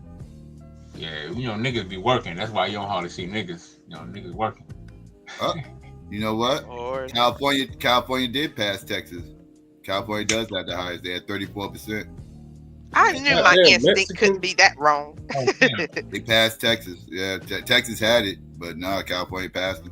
Let me tell you something. They're everywhere, and they're packed in. I mean, I don't see anything but Japanese, Mexicans, anything but black and white. Oh, them motherfuckers, they getting kicked out when Trump get in office. First the criminals, the ones that we got in jail, them motherfuckers going first. And then the rest. Most Mexican Americans reside in the Southwest, with more than 60% of Mexican Americans living in the states of California and Texas. 60% of the Mexicans in this country live in those two states. I believe it. Damn. God damn. That's big ass numbers. Yeah, that's a lot of goddamn Mexicans. But what's so crazy, in Canada, in the prison, it's all of them are concentrated in the middle. In Canada? Yeah, there's this town that I love. It's my favorite place to go of all places. And there's a white lady. She does what I do, and she was heading up there. I'm like, when you go up there, tell me when you come back to the States, because I got a question for you. And when she came back, she called me. I'm like, did you see any white people or black people in that town? And she was like, nope. I'm like, okay, I just want to make sure it wasn't just me. You know what it is, DD? We both right. Texas got the most, going off percentages. California got the most total numbers. So per capita, Texas is winning per capita, but if you're going off total numbers, it's California. Okay. But California's number 2 per capita, and Texas is number 2 total numbers. So they flip flop when it goes from percentages and numbers or whatever. But yeah, and I don't know. I think my number 3, just going by what I look at, I don't know. There are a lot of them motherfuckers in Colorado too. Nevada. Very motherfucking well, man. There's a lot of them in Chicago, trust me. But Canada, they got a lot of Indian. Yes. Yeah. Tons of. And I don't care what you do. If you go to a Chinese restaurant, if you go to a soul food restaurant, if you go to Red Lobster, no matter what you go to, it's them damn Indians. Yeah, that's they. The hotels, That's their everything. immigrant class. They largest immigrant class. Yeah, it's They starting to own a lot of gas stations in Alabama now. Yeah, that's what Arabs probably most likely. The Arabs got the gas station game. When they love them. I know a lot of Arabs that are selling their gas station, and it's mostly to the Indians. All the Indians taking over the gas station game now. That's the trend. Yeah, because I knew a bunch of Arabs that own gas stations. Okay. Yeah, because I know over the last 10 years, it's 10, 15 years, it's been all the Arabs getting them. So maybe it's about to be an Indian trend to get them now, like they did with the hotels. They the Indians got all the hotels and they got all the damn Subways and the Dunkin' Donuts. So now I guess they move. You know what's fucked up about it? Indians got all the Dunkin' Donuts and the Subways, and I guess now they finna move into the gas station game. You know what's fucked up about Arabs had them over the last 20 years. You know what's fucked up about the gas station from what I've seen? Now, I used to see black people, when white people and Arabs on them, I used to see a couple black people working in them. Now when I go in the East Indian, it's all East Indians. Ain't no niggas working there no more. I think they don't hire no niggas. But niggas was working there before they got there. So it's like, damn. I'm mad at the Ku Klux Klan in Mississippi because when I lived in Mississippi, right, all white folks own the gas stations and shit, right? So when I left there in like 95. When I came to Chicago and I seen all the Arabs had all the gas stations and the black owned gas stations, they were no longer, because my great uncle used to have a gas station, but he been had sold his a long time.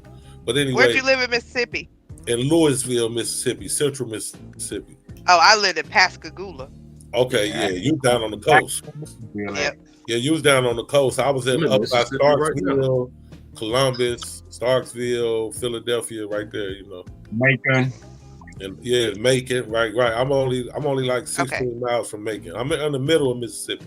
But but what I was saying, when I came to Chicago, I see all the Arabs got the gas station. I'm like, damn, ain't no more black owned gas stations up here. I'm like, y'all let all the Arabs get the gas stations. But I was like, I used to always talk shit. Like, I bet you them white folks, them hunkies in Mississippi ain't gonna let them Arabs take the gas stations down there. Shit. Man, I started going back home by about took over. Man, by about 2000. I say when I started, about 2005. Man, there was a white-owned gas station in the town. All the Arabs had the gas station. I say, what the Ku Klux Klan doing around here? Arabs take over everything, man. Like they own 7-Eleven. I don't care what. That cracker took that dollar. That Arab came with that briefcase. That cracker gave it to him.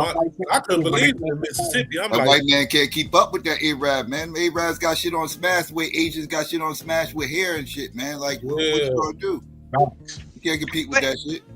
But here's the crazy thing. I knew this Arab. He was from Jordan. He was Jordanian, and he owned like 1,000 acres. He was showing me like pictures of his living room. He's got like 24 couches in his living room, like life of luxury. And it was really weird. I'm like, if you have all of this, why are you here? Well, what happened is there was a fire and his son got burnt over most of his body. And like his fingers were deformed and stuff. And so what he did was he signed over all of his money and stuff to his oldest daughter. And he moved to the United States. He over here getting fucking welfare and shit. But the medical care that his son was getting, he said it's better than anything that he could have got in Jordan. I thought that was crazy. Hey. Yeah. Power must be made. Some of the best doctors, the Arab doctors, some of the best doctors, top qualified doctors in the world. Well, I don't know why, but because like his brother, but they all was the pilot for the whatever you call it over there in Jordan. Yeah, president suit, whatever you call them. But when it comes to mathematics, algebra, all that comes from that side of the world. So when it comes to all that shit, they masters. Man, that's why they come over here to get their education. They get their college, they get their doctors and shit all over here, Madonna. They don't get that shit over there. And then they usually, most of them stay here. Now them Chinese, they go back because the Chinese government already told them, y'all, when y'all go get that education, y'all bring y'all ass back. Don't make us have to come get you. But right, them Africans and them Arabs, when they get them motherfucking doctor degrees over here, they ass be working right here in the hospital. Oh yeah, man, that's what I'm saying. They get that information and I mean, bro, they push education, like, man. You know, they push it from the youth. They push the shit from, you know what I'm saying, 4, 5 years old. They only, you know, that's the number one thing. Yeah. They ain't studying nothing else, man. It's just education, man. That's it. Man. Not a bad That's thing. it. I mean, that's a good thing that they do. We need to adopt this shit, but it is what it is. They definitely but when that motherfucker 5 years old, his daddy tell him, look, you're gonna be a doctor, and that's it. Ain't no discussing shit. Ain't no what you want to do when you grow up, and none of that shit. Is you gonna be a doctor, and they set the path from 5 years old till he become a doctor, goddamn, or she become a doctor. You gonna be a lawyer. You gonna be this. You gonna be a chemical engineer. They already, them motherfuckers tell them what they gonna be. They don't ask them what they don't ask them. Yeah, they tell them. Yeah, they train them to be X, Y, and Z. They don't ask them what they gonna be. They tell them what the fuck they gonna be. Well, that's the culture they come from. The culture they come from, they pretty much groom them at an early age, like as little kids. Yeah. Right. Yeah. And yo, GQ, you know what's crazy? The same time you said around like what 2004, 2005. Yeah, because I go home. I go to Mississippi 3-4 times a year. But you know, when I came in '95, I was still going home like 4 times a year. It was still white gas station, but like I say, about 05, man, it was all fucking arrows. I was like, man, what the fuck? What the fuck the Ku Klux Klan at when you need them? Now, I was living in Texas. Right? I was living in Texas. Now check this out. I was living in Texas, and I used to come home to Bama, right? And when I came home around that same year, 04, 05, bro, both the gas stations was ran by Arabs. Now I'm in Alabama, but you know I'm close to that side of Mississippi. Right. But it's like they ran a monopoly. If they took over in Mississippi, that part of Mississippi in that year, and they took over in Alabama that part of that year, that's crazy to me. Yeah, it's some science behind it. I mean, I didn't study it to figure out what it was, but you know, it's some science behind it. They had a plan set forth, you know, and then you know they getting the gas coming from there, the Shell gas stations, and we know all that shit is Shell is British, but it's all connected in with the oil barons and all that shit.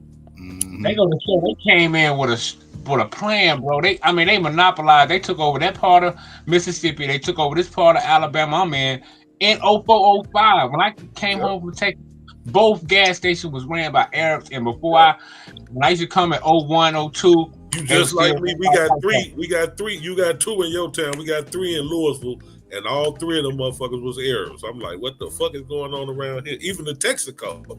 I'm like, how the fuck the Arabs get a Texaco?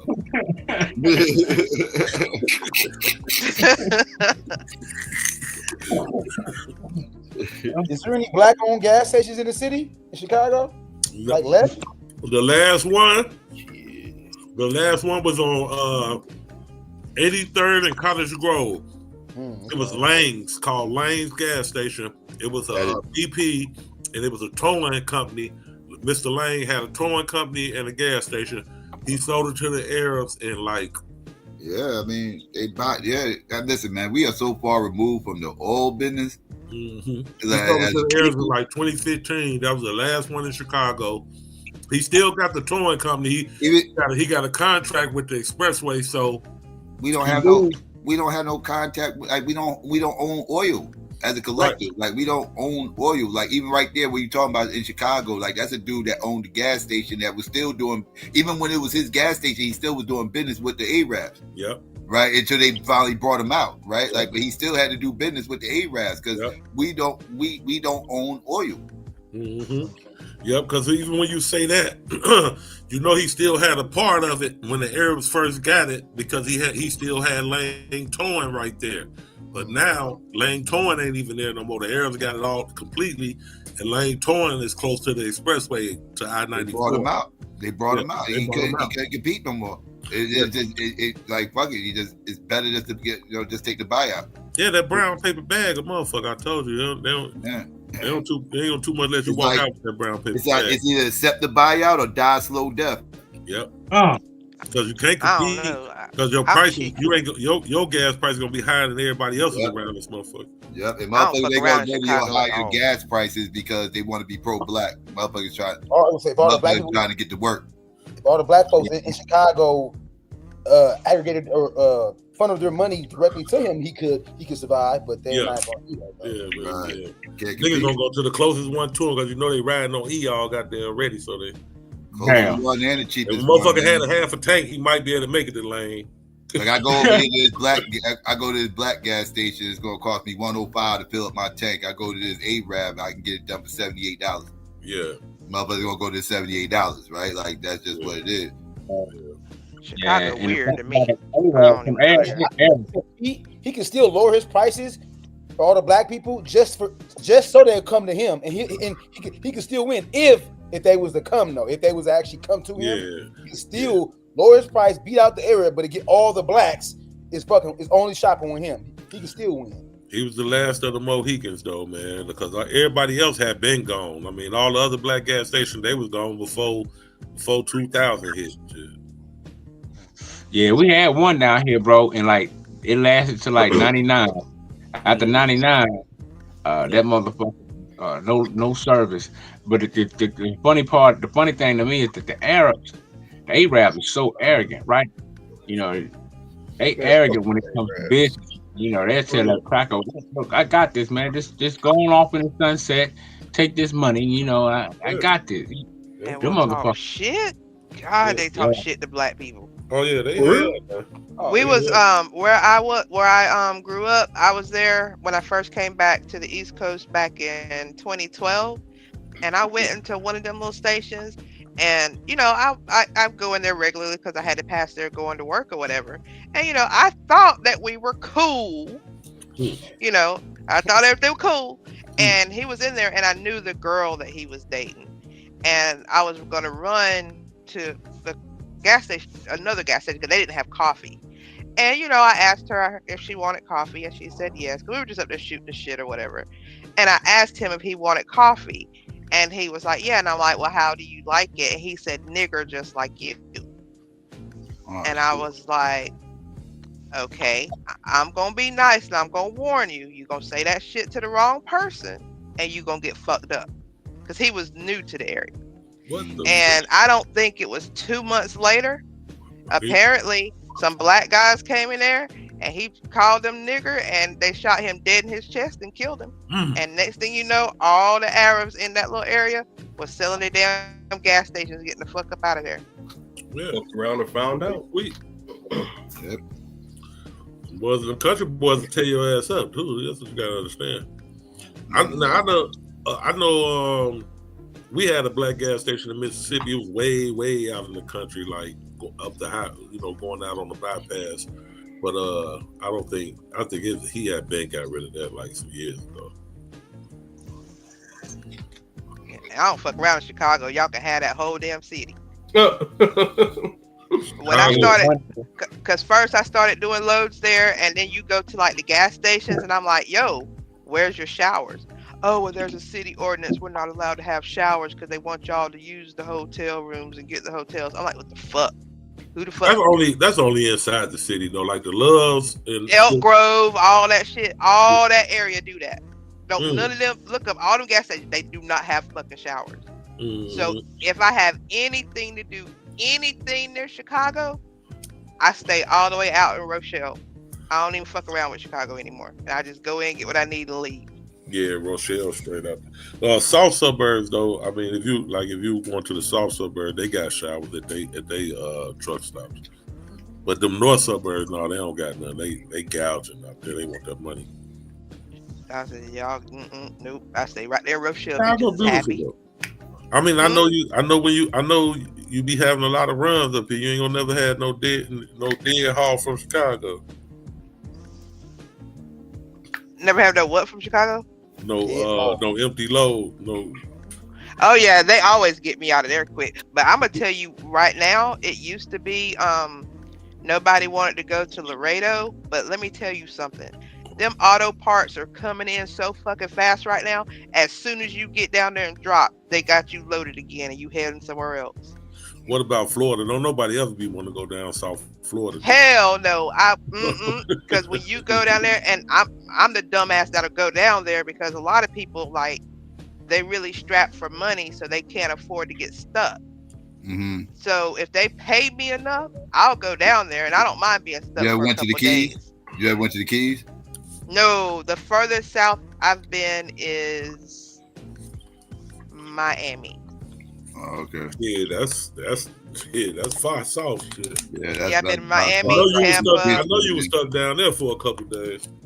Yeah, but I went down there because I was like, as a matter of fact, it was they closed a Macy's in Queens, New York. Mm-hmm. And I had to pick up some stuff there, like some display type shit, and take it to the one down in Miami. God damn. And so when I got down there and I got all of that unloaded, I was like, oh, Miami, I'm a party. I shit you not. I got my hotel. I went to sleep, woke up next morning, delivered that shit, and was like, nah, I'm gonna head back up. So I drove back up to Jacksonville. Okay. You were straight once you got there. They had something for you. Well, I stayed in Jacksonville and I stayed there for a day, and then when I got to Atlanta is when I was able to find something. Oh, okay. Why you didn't want to stay in Miami and party for a little while? I don't know, Miami. It was just too. All I heard was police cars. I'm like, I don't like this shit. I ain't got time for this. I ain't got time to be getting no damn trouble. A little too ghetto down there for you. Yes, sir. Yes, sir. And like when I went to Tampa, now Tampa had a lot of places to eat. Like I love to eat. Ain't that where all the old folks at, Tampa? They wasn't no sirens going all over the place. I tell you that. That's where all the old people at. That's why. Yeah, that's why all the old Jews in Tampa. And when I went to Palm Beach, it must have been the wrong time of the year because I went and I dropped a load in Palm Beach. And then I went to a gas station, and when I was walking, one of them fucking, what do you call them damn lizard things? Oh, the dragon, the iguana. The dragon. That motherfucker walked in front of me. I ain't even get gas. I said, I hope my gas like I can't stand the reptiles. I don't. Yeah, they're invasive species. They ain't supposed to be there. They're everywhere down there. Yeah, everywhere. It's open season on them now. It's open season on them motherfuckers. If Floridians see them, it's open season for them. They supposed to kill them because they ain't supposed to be there. They're everywhere. They're in the tearing up trees. the ecosystem. Yeah. They're walking across the sidewalk. You can't do shit without them things. Oh my god, I can't. Oh, it was Palm Beach though. I didn't see none when I was in Miami. I didn't see none when I was in Tampa. But they got an iguana problem.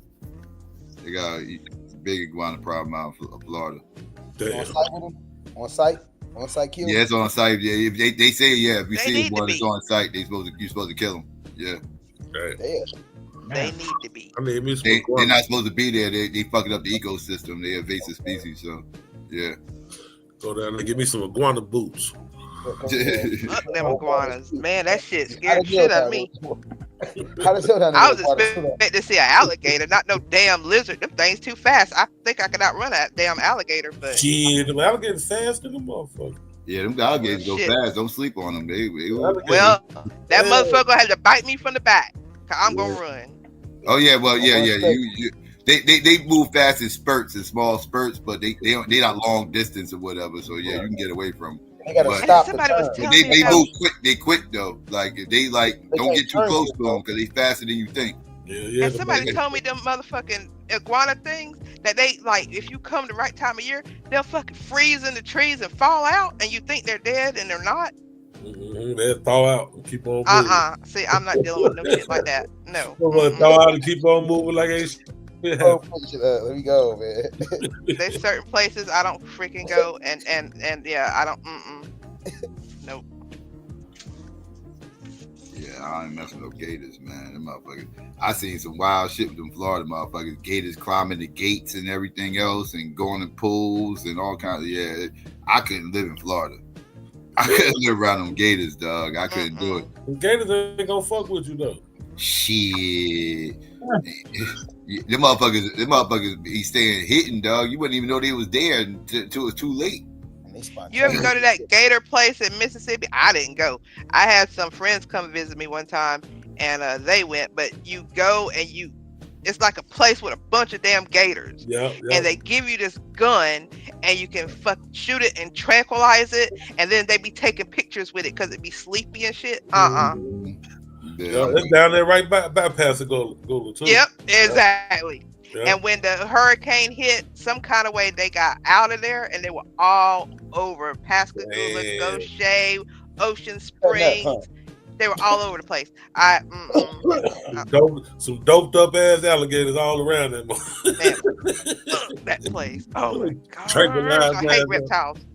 I don't do reptiles. Ugh. Like that Kendrick new album, Psycho. What? Yeah. Oh, sorry. That album slapping. That new album you got out. Yeah. I'm like, every song on here go. I'm like, okay, Kendrick. All right. Yeah, the album nice. I agree. Definitely. I saw his motherfucker scheduled a tour next year, and he scheduled to make a stop in Toronto. I about fell out laughing. That's crazy. You gonna stop on June 12th? I was thinking about going. It's June 12th. I don't know if Toronto. Is that the equivalent when Biggie went to California? Yep. I don't know if it's that serious. I don't know if it's as serious as when Biggie went to Cali. No, it ain't as serious when Biggie. Yeah, I done looked at it. I'm thinking about it. June 12th. They were literally having an East Coast, West Coast thing, but that Kendrick shit, that's just Kendrick and Drake shit. Yeah, I don't even know if everybody in Toronto fuck with Drake like that. Right. Because he got his own beef in Toronto with motherfuckers from Toronto. His house got shut up. Drake just get named. Yeah, his house got shut up because he was into it with what's the singer name? The Weeknd. The Weeknd, yeah, the Weeknd. Them people, they supposed to get set tripping and shit. Kendrick probably be rolling with them motherfuckers. They supposed to shut up the Weeknd house, and then they retaliated and shut up Drake house and all kind of crazy shit. Nah, didn't they find out Drake staged that shit? For real? Is that what happened? Yeah. Get the fuck when out his bodyguard got shot? No, I didn't know that shit. Damn. I ain't see that. I don't know. I didn't. Yeah, that's crazy. I didn't see it following. He did. That's crazy. It's not true, man. Ain't no telling with Drake though. Ain't telling what that motherfucker might do. Yeah, because they went and found on surveillance the car, and they traced it back, and it was traced back to his so-called security company. Yeah, they did a whole deep dive on it. Damn. Anybody get locked up? Dumbass. You know what? I'll be honest with you. I stopped following it because I got busy. But now I'm gonna have to look into it later. What about y'all girl? Your girl, weed to that. Your girl Megan Thee Stallion making that video where she's basically man, she's pretty, man. She just got on black men.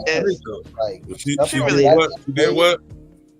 Can't hear you, young girl. She got a video out called Steady Something. A video out where she's basically like rock steady.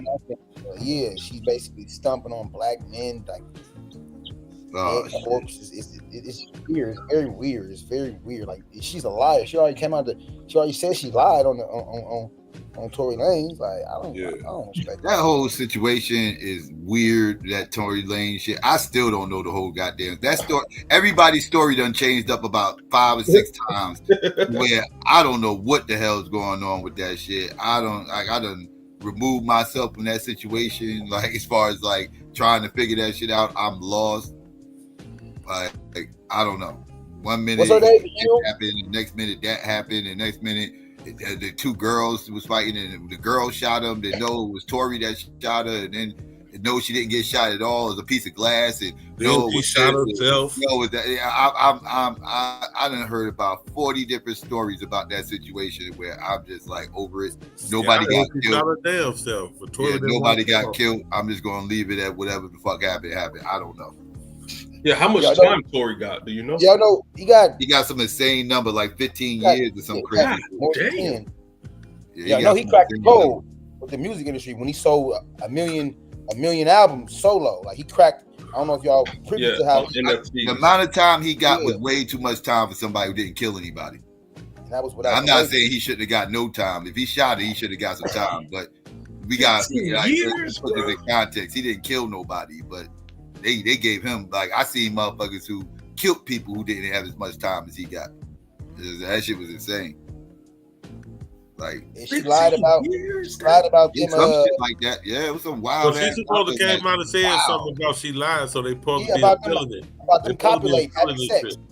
She lied to Gayle King. She told her no, and Gayle, whoever that black lady asked her when she interviewed her about did y'all have sexual relations, she told her no, and then she following that she came out and actually just said she lied about that. So when you lying, your credibility is out the window. When you get to lying about something, you lying about she said it didn't happen. Then she said it did happen. No, then she said she didn't. She didn't want to say what happened. Then she said something. Then she said Tory did it. Then she said no, he did. Like I said, her story changed so much. I don't know what the fuck. She wasn't consistent with her story. He ain't have a good lawyer on that shit. Ain't no way he supposed to got the. Yeah, how you have all that money? Your lawyer did a horrible job with that shit. I'm still lost. How the fuck Young Thug damn near beat this case and you did? Yeah, Gotti beat it though. His co-defendant took it to trial. No, and beat it. Come on now. Look. That's what Thug lawyer was telling him. Like, man, come on, we can beat this shit. You know what I'm saying? Thug couldn't hold out no longer. He was ready to go home. He was so thirsty. He took that bullshit ass 15 years probation. And I don't know what's gonna happen with that shit. He better be walking the motherfucking tight rope, goddammit. But right. This lawyer said, man, I didn't want to take this plea because I feel like we had a strong case and we was gonna beat him. We was already beating him. I feel like we the one, but I understand Thug want to get out. He didn't want to fight it for 3 more months, 4 more months. I'm like, nigga, you already been in that. And if you listen to all these juror interviews that are coming out, they're saying that he probably would have been found not guilty. Exactly. All the jurors are saying that, and I went. So the day that the first plea deal was done, for Nichols, I actually went down at the courthouse, and I was actually talking to Max and Doug, and I'm telling you, they really, really cared. Like, you know, you'd be like, yeah, they doing it for the money or whatever, but when you sit down and talk to them, they really want to help them people. And Doug is very passionate about the whole rap lyrics thing. Like, if you notice when court was done, that's the first thing he was out there talking about, how it's bullshit that they using rap lyrics against the boys. Yeah, because that's a whole nother bag of money he was getting from the record labels to push that too. You know what I'm saying? Yeah, but I mean, not saying that he wasn't sincere about it, but you know, the label was backing him with that too. Yeah, but it was kind of cool. Like, I met all those guys, like Brian Steele, Adams. Like, I just went down there just to meet all of them. Yeah, Brian the one said he didn't want to take the plea. He gonna beat that shit. Damn, Harvey. I didn't realize Harvey was that tall, and Westmoreland is a little teeny cute little thing. Like, it was really cool to meet them all, just to hang out. But yeah, Max and Doug, when like they were trying to do the plea deals, and everybody came in the cafeteria and was eating, and Max and Doug was like, nah, we're not even going to entertain that. Y'all go back in there. They stayed in the cafeteria. So I knew they wasn't going to take no plea deals. County jail broke them. It doesn't. You know, that's why they. Shit, Yak got stabbed in the damn head Sunday. Damn. Or was it Saturday? If you look when the thing came out, you'll see the staples in the top of his head from where they stabbed him in the top of the head. Yep. But he said he fought it out though. He said, "Fuck it, y'all gonna have to give it to me." Or and they go. But Doug couldn't take it. So now, you know, they suing the damn the Fulton County prison system for deplorable conditions that'll make a motherfucker want to take a 15-year plea. Yeah, that prison. When he got the case beat, they said it's so horrible up in there, so they suing the prison system too. So, I mean, I guess it's gonna be some kind of light at the end of the tunnel. Well, hopefully they'll go ahead and get them other charges done so they can go ahead and get out. Mm-hmm. Shannon's wife done added her cell phone. I can't believe Kayla married that boy while he was in jail. I'm like, what? Hey. She done changed her name now. I saw her she got her name. It's Bumpus Jackson now. She fully acknowledging it now. Sisters be beating down the jailhouse trying to get the brothers in jail. Believe it or not, she is a lawyer. Live in Houston. Hey, that nigga pimp game strong, dude. You can't hate on him. You know what I'm saying? I swear you can't. He had both the women in there. Lord Jesus. Nigga Mac game hard. Poker so hardcore. Poker get on the damn stand. Poker said, first of all, I'm the prettiest girl he ever did. I was like, damn. What you gonna say about that, Kayla? I was like, oh God, they about to fight. Hey, Mac, you a lawyer down from the joint? Shit. Gotta get it to him. But I'm glad they got good plea deals, so decent, I guess, compared to what they were facing. Because Thug was facing 120 years. God, yeah, they were. You got Shannon. Think about it, Shannon. Shannon was facing 2 life sentences plus, is it 85 years? 100 plus 100. And then Kendrick was facing a life sentence plus like, no, I think it was Kendrick that was facing the 85 years plus a life. Yeah. And he's free. Like, he didn't get none of it. Thug was facing life plus 100. Who? Young Thug, he was facing life plus 100. No. He was just facing 120. 120? Yeah. Okay, I thought it was life plus 100.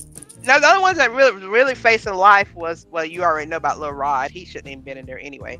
But yeah, you had Shannon facing the 2 life sentences for the 2 murders, and Yak was facing the 1 life sentence for the 1 murder. Mm-hmm.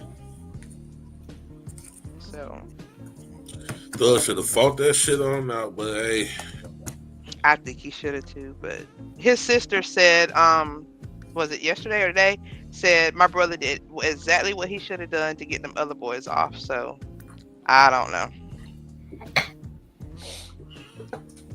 Okay. Yeah. And she said that, I'm like, okay. Yeah, I could understand what she was saying though. Yeah, I could see that. But for a judge to tell him what he can and can't do in his music, he gonna have to be careful. That means he can't perform none of his old shit. That's crazy. He going straight to jail if he perform any of his old songs. How you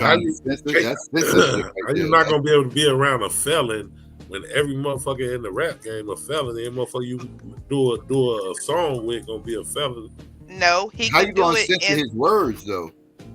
Yeah, he can't say anything that even halfway sounds like it might allude the gang. He can't say slime. He can't say slat. He can't say, like, all of that's gonna put him back in jail. That's insane. It's crazy. Yeah, it's nuts. To be a Christian rapper. Right. That motherfucker he should have took that bullshit, man. What the hell is going on with hip hop, man? This is bad. And then how you get banned from your own city for 10 years? Yeah, you That's can't even be crazy. in Atlanta. Own city. For 10 damn years, he can't. That should be illegal. It really should. That sounds unconstitutional like a motherfucker. I know it's something up in them pages that speak against some shit like that. But dude that took the plea today, he kind of got the same. They didn't put it in the paperwork so much, but he kind of got the same thing. Like, he got a lot of restrictions on him. Winfrey, the one that shot up Lil Wayne's bus. Yeah, they resentenced him today. He got time served, 18 months. Okay. Got 8 years probation? All right, Diddy, you've been keeping up with it. What you been watching? Lead Attorney or the I be trying to hit up Black. God, was it DJ Black Charm? Okay. Yeah. Oh, Black Charm. Okay. He be in Cat Not Williams. See, you got to understand. I drive for a living, so I have Cat Not Williams up on one. If Lead Attorney's on, I'll have him up. If I don't have him up, I might have Infamous Sylvia up. Like I have 2 or 3 going at all times. Okay. One in my ear and one running through the stereo. So. Right. Because sometimes it'd be more interesting over here. I'll be wanting to hear what they got to say, and then sometimes I'll be wanting to hear what this one got to say. So, for sure. I mean, I'm driving. I have nothing else to do. Oh yeah. Live streaming is gold for truck drivers. Hell yeah, it is. That's truck driver gold right there. Like they absolutely that help kills they drive. Mm-hmm. Yep. I used to watch Amy to the 7th, but she. Mm-hmm. Oh, you go ahead. I'm sorry. No, I was just saying you constantly got somebody there talking, like, you know, you gotta listen to no talk radio, no commercials, no right. You ain't got radio stations when you leave the states and everything else. It's always on the same station, no matter what state you in. Mm-hmm. Yeah, and I think my favorite time is them late nights with Michi on. Man, she keep you going. Michi had me laughing so hard. She don't give a damn what she say, but everything she say, it be right on. I love you some Michi now. I ain't even gonna lie. Well, Michi XyayX? Mm-hmm. Yeah. Okay. Yeah, I'm hip to her.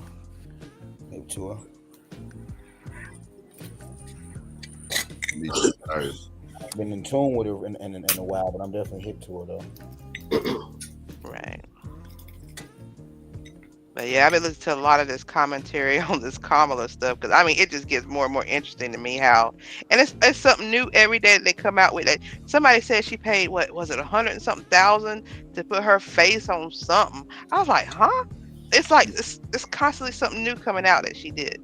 Man, she bad with money, man. That's one of the things they was mad at Tiffany Henyard about, that big ass billboard she had with that bogus ass wig on. And y'all already know. Ripping her apart. How far is that from you, GQ? Where she is? I literally was in Dalton earlier. I left I went out to Indiana to gas up and came straight through Dalton to come to the house. So Dalton's in between Chicago and Indiana? Yeah, Dalton is in between. Yeah, definitely. It's in between where I'm on 105th. Dalton is basically 147. And Indiana, Greenwood up there. So you're talking about like 6 miles from me, 5-6 miles from me. Okay, but it's not Chicago, right? It's outside Chicago. No, yeah, it's Dalton. It's a suburb. Okay. Yeah, Thornton Township. It's Dalton, Harvey, Lansing. Okay. I don't know why I thought it was further south different from you. I didn't know it was that close to you. I thought it was further south.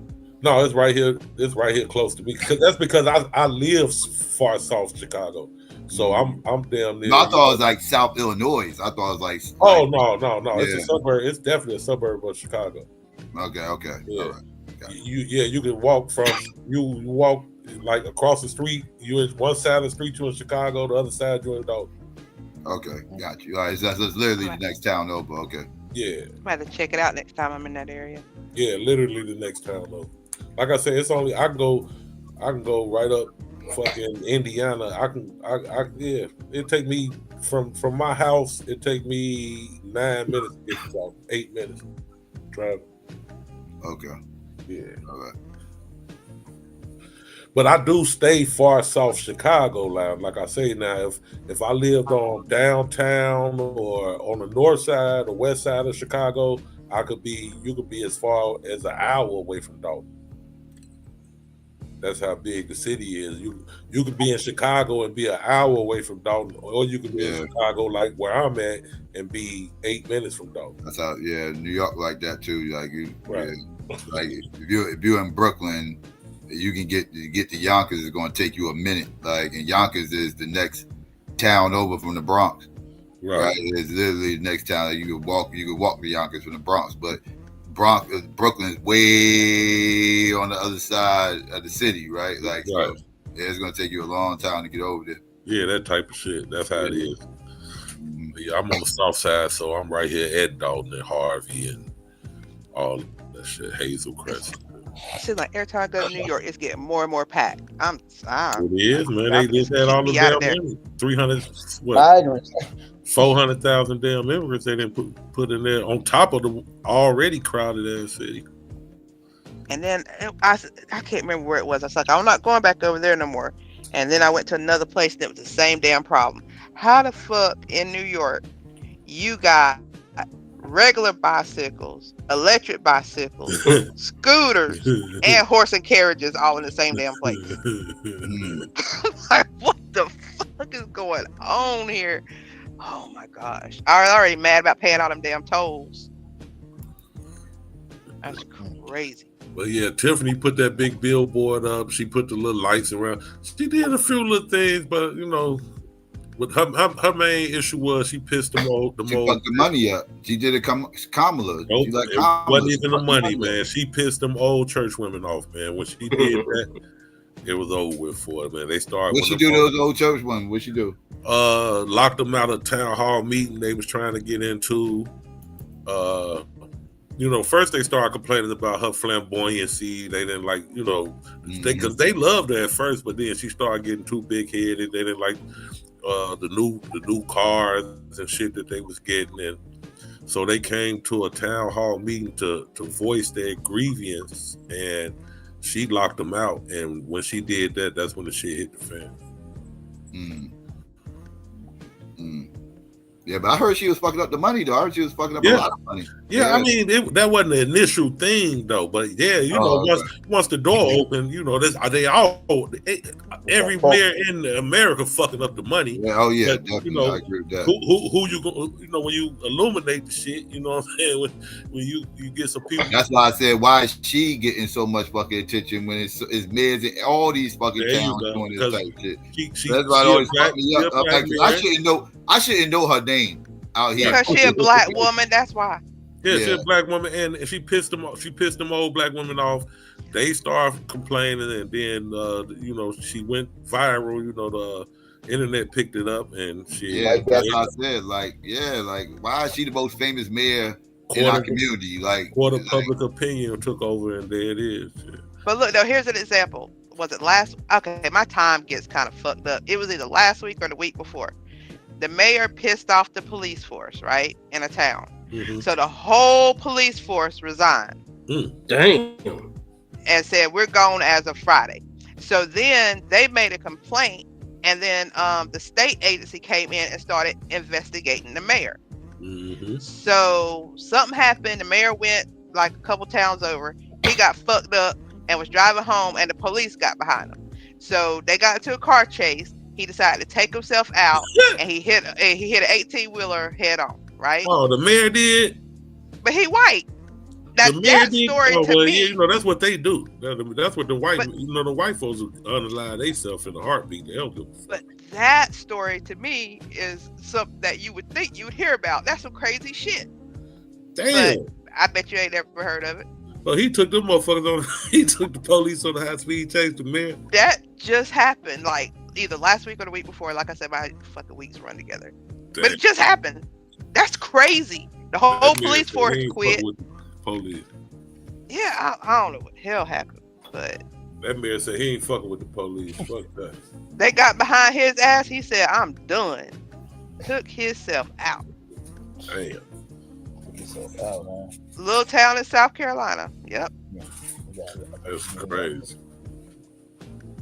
But I was waiting. I'm like, they ain't even put it. They had a little article like local places covered it, but I'm like, that's something I want to hear about. That's crazy. If he was white, if he was black, you know, you'd heard about it. Yeah, that's why I said it's because she's a black, and then she's a black woman on top of that. So of course, look at this black woman. She ratchet. Look at what she doing. Yeah, I was rooting for Tiffany. I hate they did that shit to her today, yesterday, whatever. I was rooting for her though. They definitely squeezed her out, and they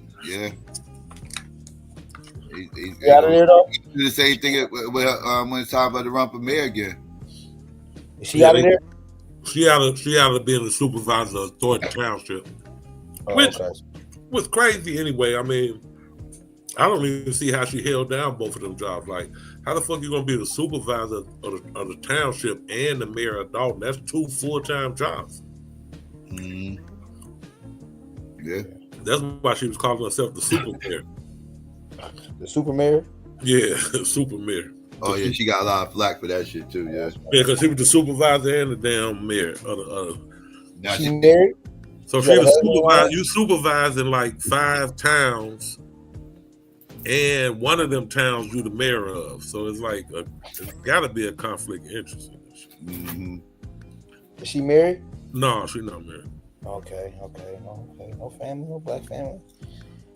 Nah, she's single. Diddy, go shoot your shot, man. Go shoot your shot. Crazy. Go shoot your shot. Go shoot your shot.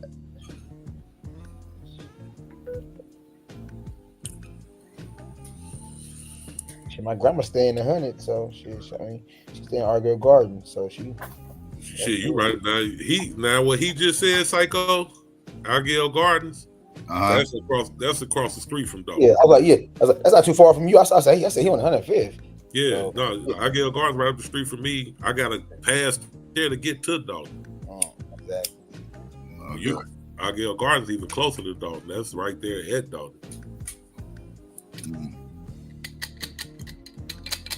Yeah, man. Man, but Don been quiet. I'll be back in the city. I need to get some things with you. Don, you quiet right Chris, now. you're an instigating motherfucker, boy, I tell you.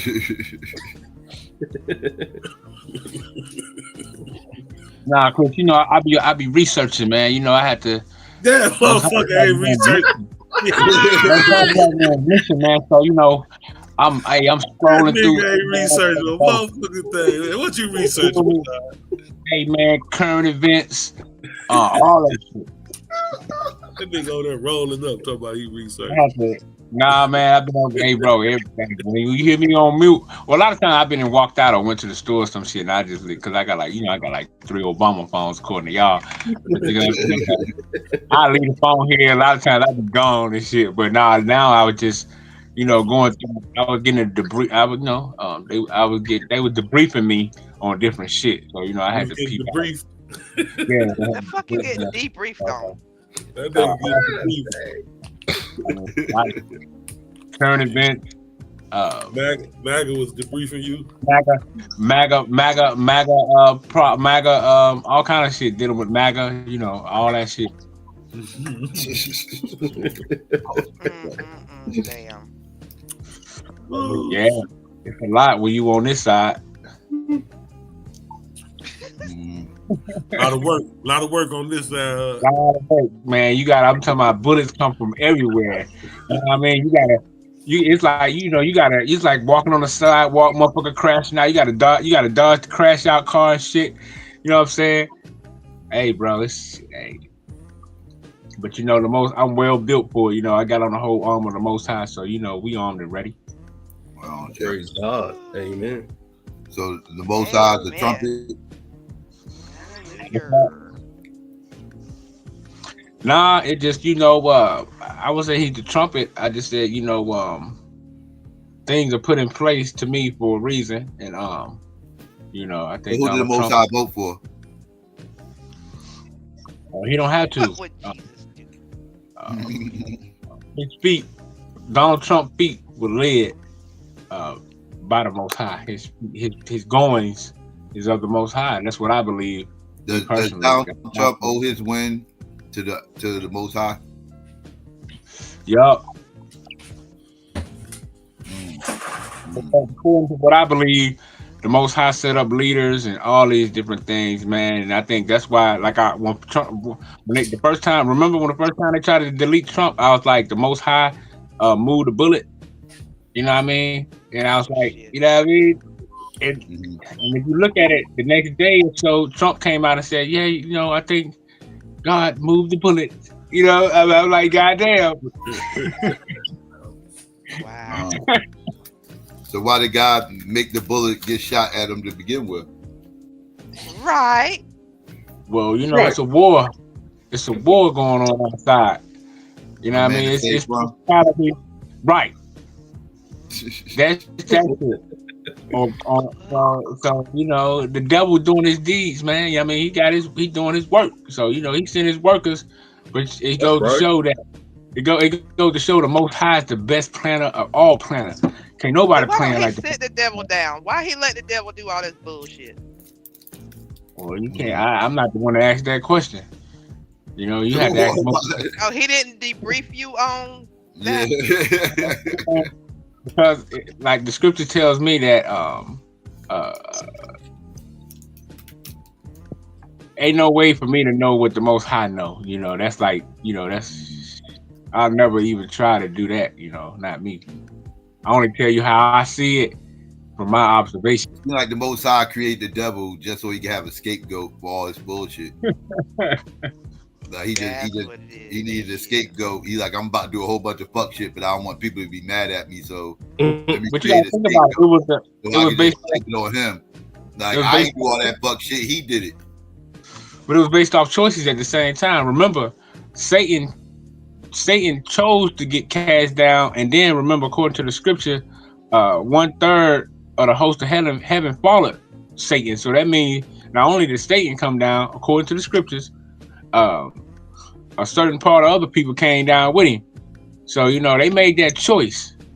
So that's why it's hell on earth. Okay. What you know about afflicted? You looking for hell under the ground when the hell is right here. What's up? That's old school afflicted.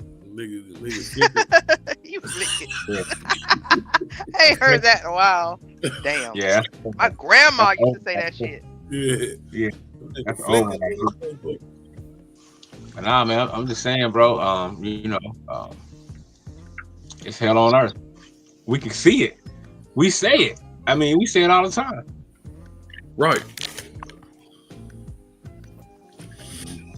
And to me, that's cool. So we living in hell. So you believe we living in hell? Yeah, this is hell right now. I think you need to get some more debriefing. Hate our heaven or hell. You have to get debriefing. No, because DQ. Remember the scripture said, the earth is given into the hand of the wicked. The earth is given into the hand of the wicked. So how could we be living in hell? I thought hell was supposed to be eternal. Hell on earth. It's conditions of the mind, conditions of the being, conditions that you go through. That's right. You know, that's the hell. You know what I mean? You can't go to hell. You're already in hell. It's supposed to be a lake of fire. You're supposed to burn in eternity. Well, that's the judgment day. I don't even believe that shit. That's the judgment day, right? That's judgment. According to the scripture, I'm saying that's judgment when everybody's judged. Remember, it's a judgment. Now, if we're gonna go by the scripture, what the scripture say now, it says it's gonna be a judgment period, right, where everybody get judged. Oh my God! So now you're going by what the scriptures say when you was making up all kind of shit the other day. When? No, I was breaking down. I was elaborating what it said. But yeah, it's gonna be a judgment day. But hell is right here. You know, that's why that one scripture says, anybody can look it up, it says the earth is given into the hand of the wicked. So that means the dominion. So after judgment day, and after we get judged, and he says my heathen ass is going to hell, you just gonna send me back to earth? You're gonna send me right back to where the fuck I came from?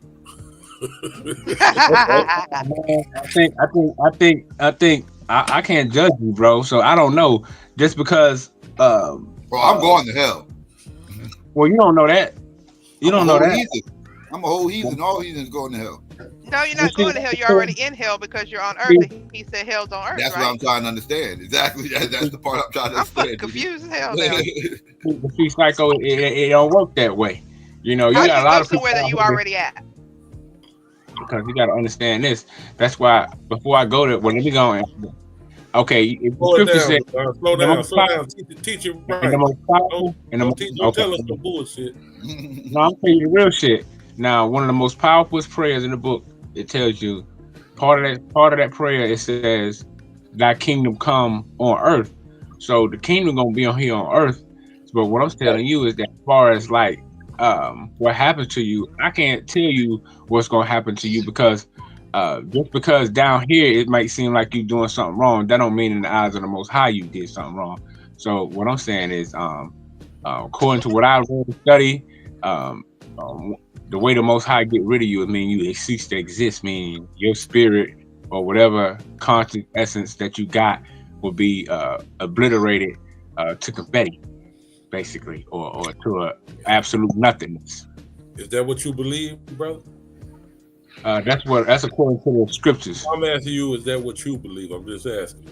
I'm not judging for your belief. I'm just I believe it's possible. I just say that. You believe that our spirit is combusting to confetti?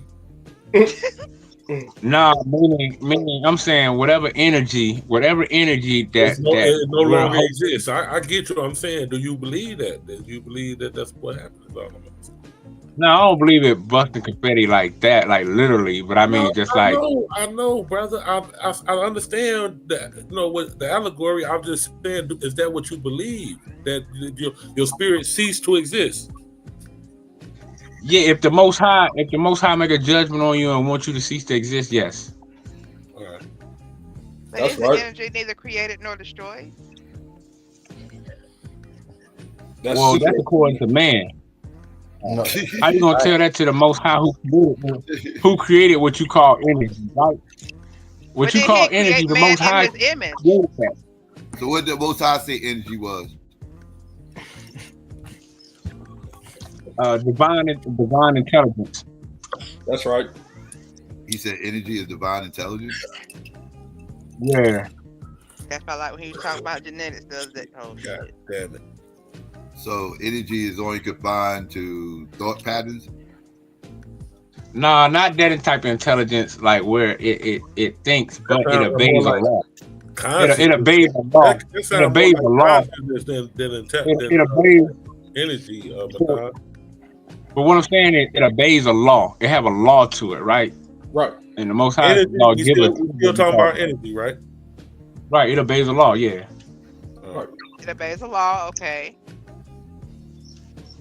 Whose law? So in order for it to behave a law, that means someone had to establish that law in order for that law to be. I knew it. Go ahead, then, bro.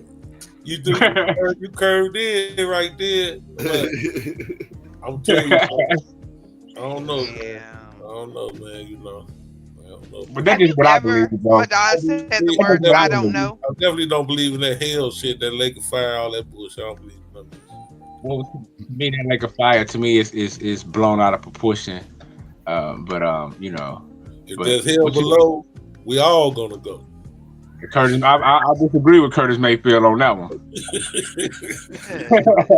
You don't believe we all going? Yeah, nah, because we already in there. Man, I ain't going. I mean, we already according to your scriptures, only 144,000 supposed to be making and shit, dog. That shit filled up already. Haven't been filled up. No. That's my great grandmother. That means, Psycho. That's not what that means, Psycho. That means that's an elite class. Like, you know, you might. That just means that's an elite class.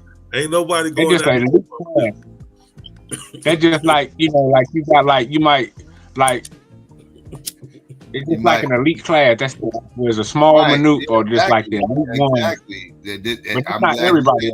Elite class. That's why all you motherfucking Bible believers are the most egotistical people on the planet because y'all think y'all are part of that elite class. That 144,000, excuse me, that's gonna end up getting up in there. And y'all math ain't math. This over the course of human life. This ain't even the course of like your lifetime. This is over the course of human life. You believe you one of 144,000 motherfuckers who's gonna make it into the pearly gates. That's right. You believe that? Well, it's not to me. It's not. It's a little deeper than that. Pause.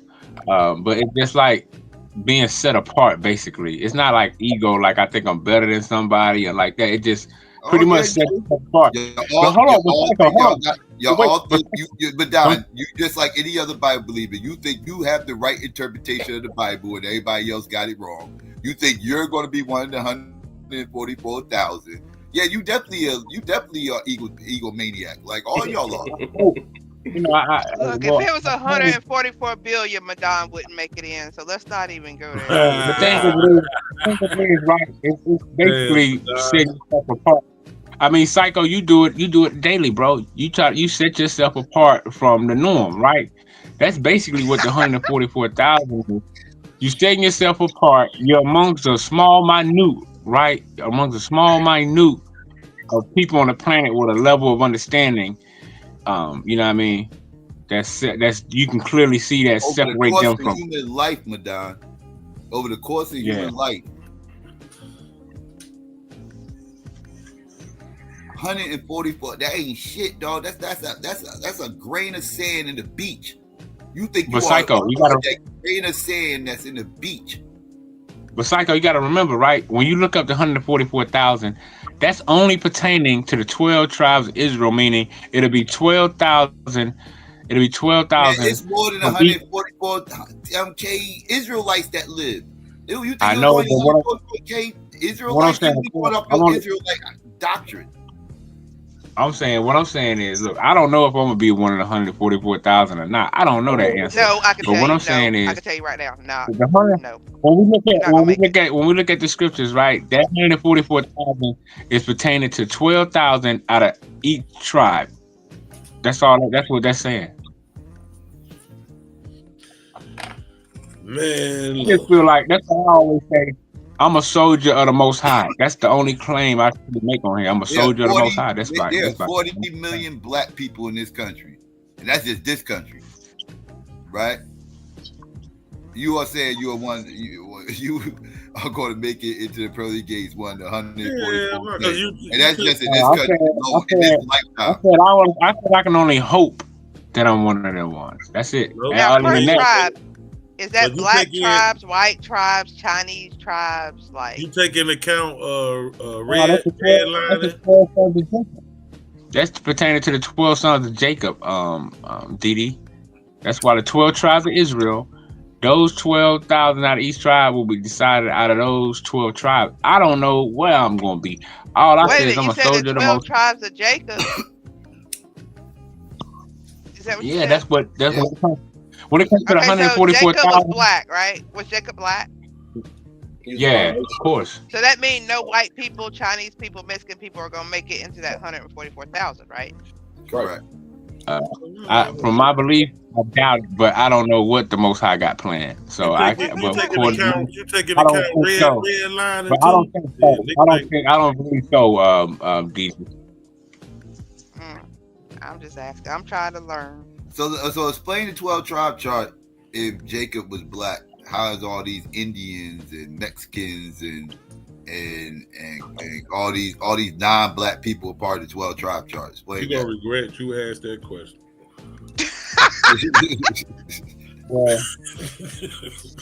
That was my fault. I set it up. You supposed to be teaching your ass off right now. My mind, they say blacks, that's on some people of color stuff. But go ahead. Yeah, that's exactly what it is. That's like some old I set Madonna up for failure. I apologize.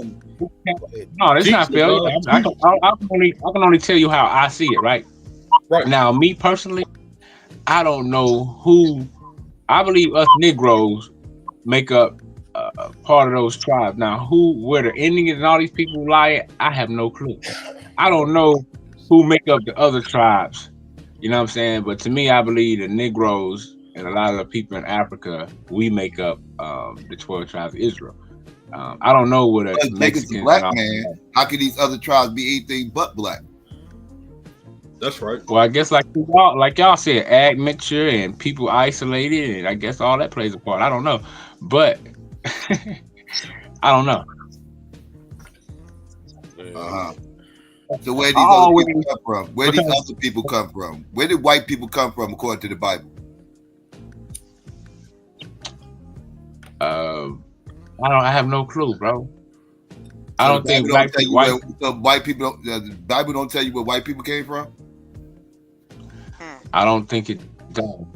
I don't. Not that I remember. I can't remember. I know the Israelites say that Esau is the white man, but I always had a problem. I always kind of disagree with that. And okay. I never did subscribe to that, and I never really subscribed to the 12 tribes chart because that's good because that's all bullshit. You know who came up with that 12 tribe chart whole bullshit, right? Cool. Yeah, how about Bivens and all them, right? Well, they got it from somewhere. It started with them rosters. The rosters started that whole 12 tribe chart shit. The rosters had it first. Sorry. Right. What happened? The rosters had it first. Yeah, the rosters had it first, and then RER from you was right when you said Al Bivens and them. They the ones who kind of Americanized it, right? They the ones that made it a Hebrew thing. They the ones who they started that in the 60s. But RER, he's the one that actually came up with the concept of putting this group in this tribe and that group in that tribe and all this other shit, and came up with it. He got the idea from the rosters though. They hijacked a whole bunch of shit. They street teaching they got from the Muslims. They got from the Muslims that whole street teaching and calling the white man the devil and all that bullshit and everything else. They got that from watching Malcolm and them. And then they got the whole 12 tribe chart shit watching the rosters and listening to the rosters and everything. They got that shit from them. So yeah, they a whole baptized group and everything else, blackwash the Bible and just started calling themselves Hebrews. And, The thing I disagreed with, the thing I couldn't agree with, well, I wouldn't say agree with, but the thing I couldn't understand was when they said like the Jamaicans was Benjamin or this or the Mexicans was Issachar. I mean, all kind of whatever. You know what I'm saying? I was wondering like how the Jamaicans and the Haitians, this tribe. Now I've heard some of them say the Haitians represent Levi or something like that because they practice voodoo and they believe in priesthoods and stuff like that. But I still don't understand. Like I'm like, well, okay, if all the slaves came like they said on the boats, right? Was the white man separating tribes on the boats? You know what I'm saying? So Jamaicans is this tribe, the Haitians is this tribe, and you American Negroes is this tribe. Nah. We all the same people, dog. We all came in the same trip. I know, but that's what I'm saying, Psycho. That's what I'm saying. That's why I said a chart never made sense to me. Okay, yeah. You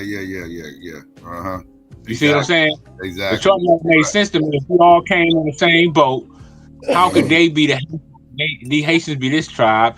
The Jamaicans is this tribe, and the American Negroes is this tribe, and the Mexicans is this tribe. Right. Yeah. They all came from Western Africa. That's right. That makes sense with Don, and they all came from Western Africa. How they gonna be all these different other tribes? Right, unless the white man was separating them on the boat, which I doubt. Hell no, they wouldn't. What tribe is the white folk from? Caucasus Mountains. Man, I thought German tribe. Let me hush.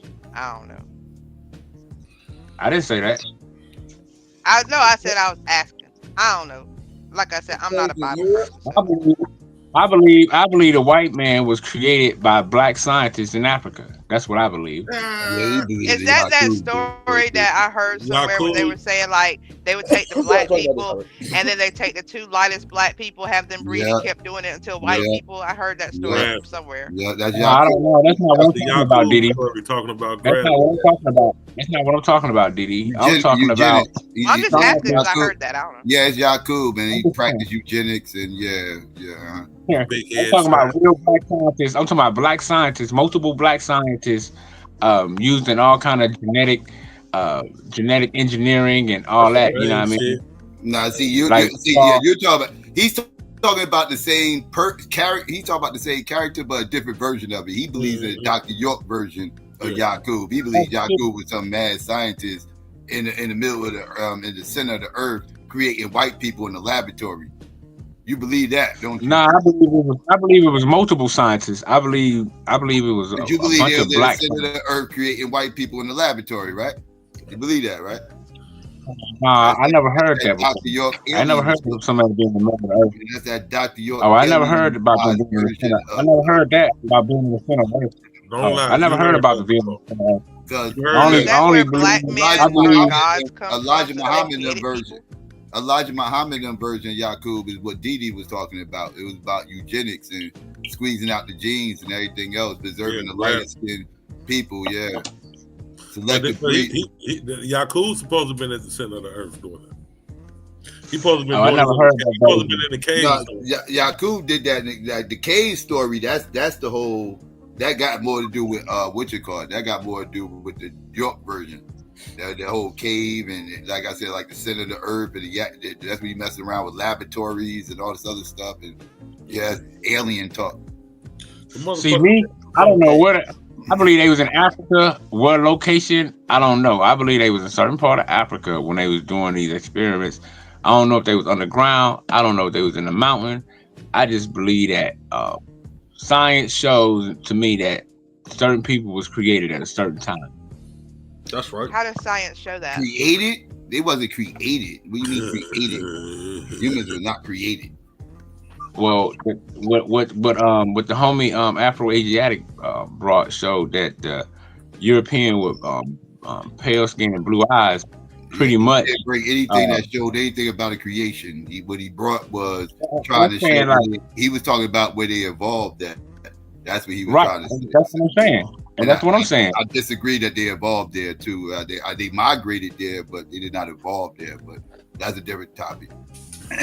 What I'm saying is, once the scientists released them, they went wherever they wanted to go. So wasn't it you? Please correct me if I'm wrong, but a couple weeks ago, wasn't it you that said that everybody had to have originated from black people because black people are the only ones that can have babies of all colors? No, I never said that. I said that no one. I said a black person can't create a Mexican. Two black people can't create a Mexican or nothing like that. What I said was, to me, I believe in the scientists was doing what I call grafting, and grafting these people out of black people not sexually, but genetically through some type of laboratory. Whatever. Laboratory. Whatever grafting they was grafting Mexicans. That's not what the Honorable Elijah Muhammad taught. This is my interpretation. Yeah, I'm just telling you that's not what your Honorable Elijah Muhammad taught. He wasn't teaching no right.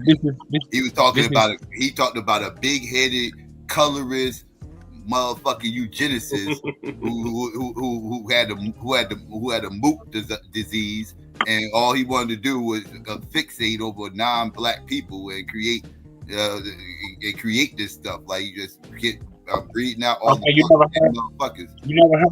You never heard of the part where it was multiple scientists about when it comes like the tribe of Shabazz and all this other stuff. I heard your version. I'm telling you where your version comes from. Your version your version is the bastardized version of Yakub, where Dr. York took Yakub's story and he flipped it and he made it about some big-headed scientist that came from a different planet that went down to the center of the earth and started creating white people in a laboratory and shit like that and everything else. This is Dr. York's version of Yakub.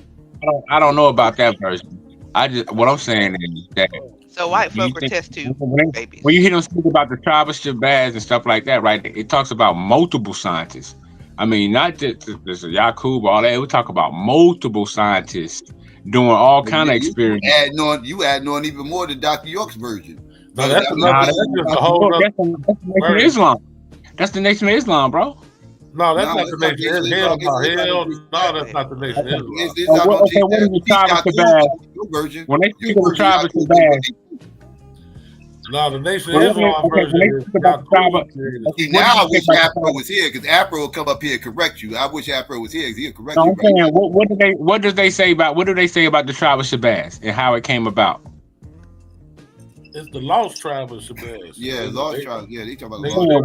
They talk about the Asian black man and everything else, but they talk about being out here on the slave ships and shit. But nah, bro. Being separated from your culture and shit. That's what the lost tribe is about. Nah, bro, it's deeper than that. When they tell you the origin story about the tribe of Shabazz, they tell you about multiple scientists and a bunch of other stuff. I heard this from different members. You know what I'm saying? Yeah, when they talk about Psycho, now I wish Afro was here, because that ain't what I Nah, know about tribal. even the brother, what's his name, Melchizedek, that be on Melchizedek. he talked about it. He talked about when he talked about the tribe of Shabazz, he tell you about all these different scientists and stuff. Just check it out, bro. Okay. I've heard other ones beside him, because I be listening to a lot of different brothers, but there's other ones beside him that spoke on this as well. There was multiple scientists doing things. For me, I'm putting my little, you know what I'm saying, because I believe that these scientists created Mexicans, Asians, all these other people. That's just my belief. So ain't the tribe of Shabazz, yeah. I don't know. Yeah, we need Afro up here. I ain't gonna start talking about some shit, bro. Oh, it's been a while since I fucked with the 5%. I know the tribe of Shabazz is supposed to be the Asiatic black man in North America that got displaced from their origin, from their culture and their heritage. And when they tell you the origin story of the tribe of Shabazz, you'll see what I'm talking about. So that's when you start talking about the same one, how they was formed before they got here. Well, they talk about scientists doing all kind of things on the earth, basically, in a nutshell. Don't tribes of Shabazz predate Yakub? Don't Yakub predate the tribes of Shabazz? I'm not sure on that. I just heard the different brothers going in on how Yakub shouldn't predate tribe of Shabazz. No, Yakub wouldn't predate tribe of Shabazz. Tribe of Shabazz already was here before. Well, according to the story, was already here when Yakub came and made the white man. The tribe of Shabazz had been here 1,000 years before that. Okay. Because remember, they say the tribe of Shabazz distance themselves from the other. Yeah, the tribe of Shabazz would be here first. Yeah, they would be here for them. Yeah, they distance themselves from other groups of people because the tribe of Shabazz, they wanted to do certain things, and these other people, they wanted to do the other scientists, they wanted to do other things. So that's the 13th tribe? That's just some bullshit. Yeah, I'm just saying, definitely some bullshit. Yeah. I mean, it could be, but I mean, this is it kind of make a lot of sense to me when you. Of course, it makes sense to you. Make it make sense. As long as Mexicans procreate with Mexican, they will produce a Mexican child. As long as white people procreate with white people, that's correct. That's accurate, but I don't need Master Farad to write a book about that. Me to see that. Where the first Mexican come from? What's that?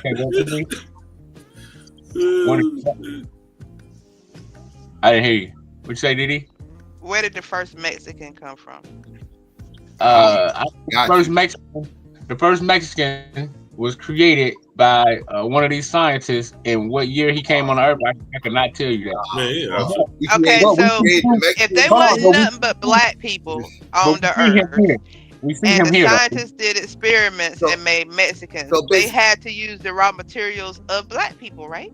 That's what I call genetic engineering. So they engineered the man's sperm or the woman egg and the genetic mutation. I don't know how these Mexicans. I don't know how these scientists did it, but I clearly can see and observe a Mexican. Mm-hmm. I got the hard question. I got the hard question. Was Yakub a coon?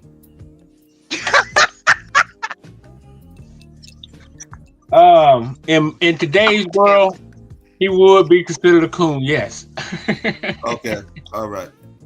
In that time, I think he was just. What was he considered back then? He wasn't considered a coon back then. No, I think he was just considered a wild scientist or something. What name did they call self-loathers? They didn't call them coons. What name did they call them? That's what he was. According to his story, he's a whole self-loathing ass motherfucking nigga. Hold on, Psycho. All right, hold on. That's why he Psycho. Right? That makes such sense. Mm-hmm. Yakub was a coon, and he created white people out of self-loathing because he hated his melanin. Yep. That makes sense. What if I didn't hear your question? I had to talk to my brother for a second. What did you say, Psycho? I missed it. No, you answered the question. I asked you, was Yakub a coon? You said yes. And I think in today's world they would call him a coon, but to me, he was a brilliant scientist that was that made something manifest that's still on the earth to this day, which is Mexican. So he's Ben Carson, is what you're saying. No, I'm saying he made Mexicans, Puerto Ricans. These scientists created all. So I'm not last nigga with a brilliant mind. He's Ben Carson. Did anybody ever find his underground city in Atlanta? Hell no, ain't nobody go find a damn underground city.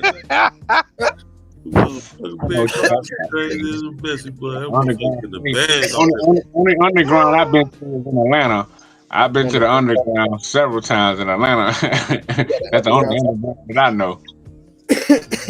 So you found Ben Carson's? You saying you been to Ben Carson's underground city in Atlanta? No, the underground is a spot in Atlanta down on down past Peachtree. It's it's a historical site. It's called the Underground, where it's literally like shopping mall, clubs, and all that under the ground. You got city, you know what I mean? You got buildings on top of it, but it's called the Underground. You can look it up.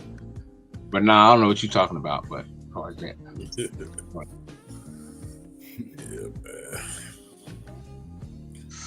But yeah, man. All type of shit. Yeah, that's just my humble belief, bro. I believe white people, all Mexican, all these people was created by some type of scientist. You know, that's all I believe. So were black people created by a scientist?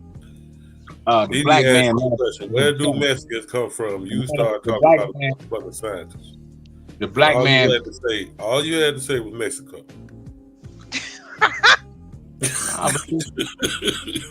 I'm fucking done with you.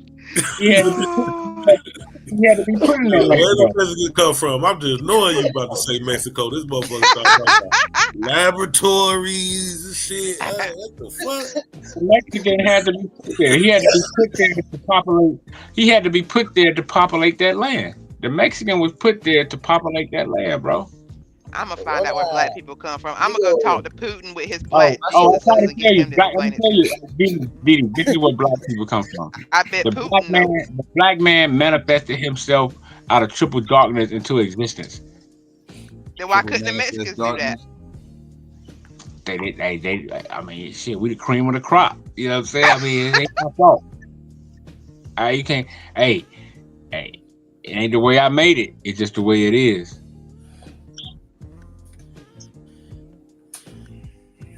I didn't make it this way. I'm just calling it how I see it. You know what I'm saying? You totally made it that way. You made it that way when you thought it up. What do you mean you ain't make it that way?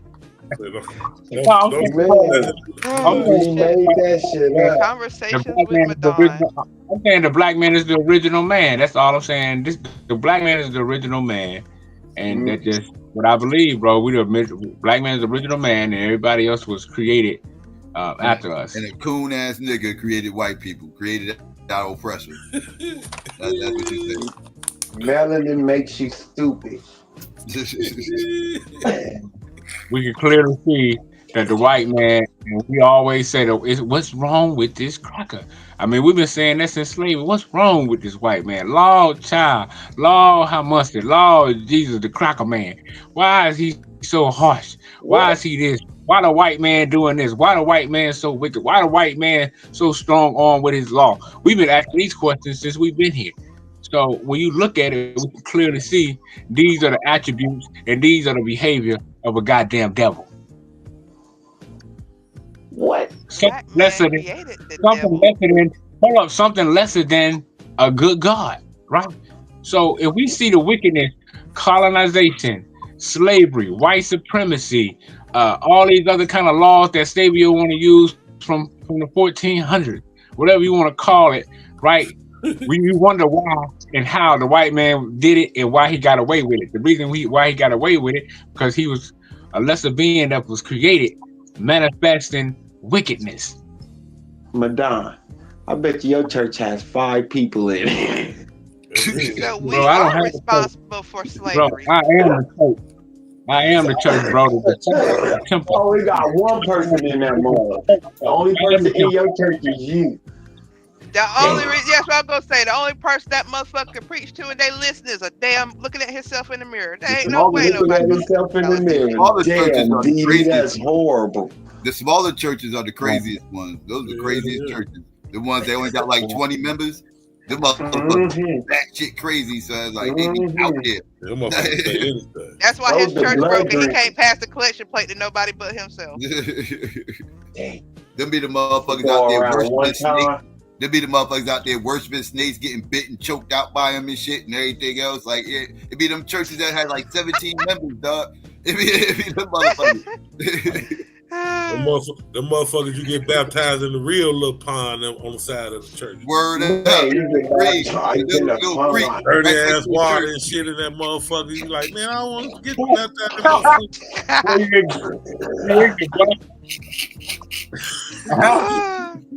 Damn. But now, if we're gonna go by science, Didi, if we're gonna go by science and say that humanity originated out of Africa, how could I be wrong for saying what I'm saying? Oh, so I see what you're saying. You saying they say, you know, everybody come from Africa, you know, it's the motherland, you know. So you're trying to somehow correlate that with, as far as the, you know, what that's what I be saying with the evolution, right? When they put in evolution, they say evolution. Indeed, they say it evolved over time, right? They tell it evolved over time. People getting isolated and so on and so forth. So my thing is, if they saying, hey, these people was created, to me, I can rock with that too. You know what I'm saying? Because we see science says, okay, it happened over time. So who's to say that? No one say they was created though. Damn. Nobody say they was what? Bro, if they evolved from something, right, that they won before, that mean they was a new creation. All so right, if the white man he was creation. They weren't created. The genes. Hold on, listen, Hold on, Sabio. What up? Hey, Sabio, long time. You gonna tell us? You gonna tell us how the white folks got here? So the alleles for blue eyes and blonde hair has existed for over 200,000 years. SLC 245, I think, and SLC 245AC, I think. Those two alleles that gives them blonde hair and blue eyes has been around for hundreds of thousands of years. So it just had black people. So the cracker been here that long? Around 200,000 years. Hold on, the cracker been here that long, Sabio? No, the allele to make their skin pigmentation has existed. It just took time to express itself. So how long they nigga? Cracker been so black folks was carrying that gene as a recessive, right? Is what you were saying, Sabio. Yeah. And it takes a while to get them two recessives to together. express itself. Bingo. Right. And the cracker been around for longer than 6,000 years. I can't stress that enough. They Bingo. No, he's saying the blonde hair, blue eye, Psycho. People mistake when people use that 6,000 years thing. They mistaken migration for evolution, right? Like the cracker has been in Europe for 6,000 years, and being that they use the haplogroups, which only defines markers of migrations, right? That's what haplogroups trace, right? Markers of migration. And the earliest markers of migration for these Europeans was 6,000 years ago in a certain area, and being that people take that and think that that's where white people were created at. No, that's not where they was created at. That's where the first Europeans was at, because the first Europeans migrated to Europe and they were farmers, and they migrated from Europe. They didn't just pop up in Europe. Right? They're saying the blonde hair, blue eye European, Psycho. But it makes sense because if they're all in Africa, that dominant gene. That dominant. White folks say themselves they only been around for 6,000 years. So I need something. I've seen too much information. They've been around longer than 6,000 years. For longer than they've been. You can't show me them saying they only been around for 6,000 years. You can show me they've been in Europe. If you say in Europe, yes, you can show me that. You can't show me them saying they only been on the earth for 6,000 years. You can't show me them saying that. Why they say they come from the Caucasus? Oh, I can't prove that, Alcatron. I can't prove that the allele for the white skin, for blonde hair and blue eyes has been around. Hold on, put your money where your mouth is. Don't freak out, I'm finna go get it. I'm just finna go pull up. Fabio, so why they be saying they from the Caucasus Mountains? That's religion. That has to do with religion. So what I would think is if they're in Africa, they start popping up. It's too hot for them, so they start migrating north to be cool. The Caucasus Mountain shit is religion, Psycho? They didn't originate there, but they did populate there, but they didn't originate there. No. What that got to do with religion? So it's weird because the Caucasus Mountains is where that's where they got the name Caucasian from and everything else. It was originally thought that's where they came from. Where Noah came from and shit. Where Noah and Abraham and them existed. Hell no, they got nothing to do with Abraham and Noah. Yes, the fuck it does. This shit is crazy. Y'all, if y'all read, y'all will understand that I'm not making this shit up. Bro, man, he was a goddamn caveman. He came out with a I'm trying to learn. I want, if you know about the shit, let me know, man. I always thought the motherfuckers came from the Caucasus Mountains. Right, that ain't got shit to do with religion. That's not wrong. It's just like it's tricky because, like I said, like there was Eurasia where they kind of evolved at, and then they started migrating down towards Europe. Psycho, they always say that they was in Africa, then they went to went to the Caucasus Mountains. That's how they got the pigmentation and shit. Yeah, it's tricky because this is where it gets tricky because like it was already primitive humans around before that migration that everybody talks about outside of Africa. There was already migrations that happened outside of Africa with primitive humans. And that's how those areas had got populated with like Neanderthals and Denisovians and stuff like that. Like they all came from primitive humans.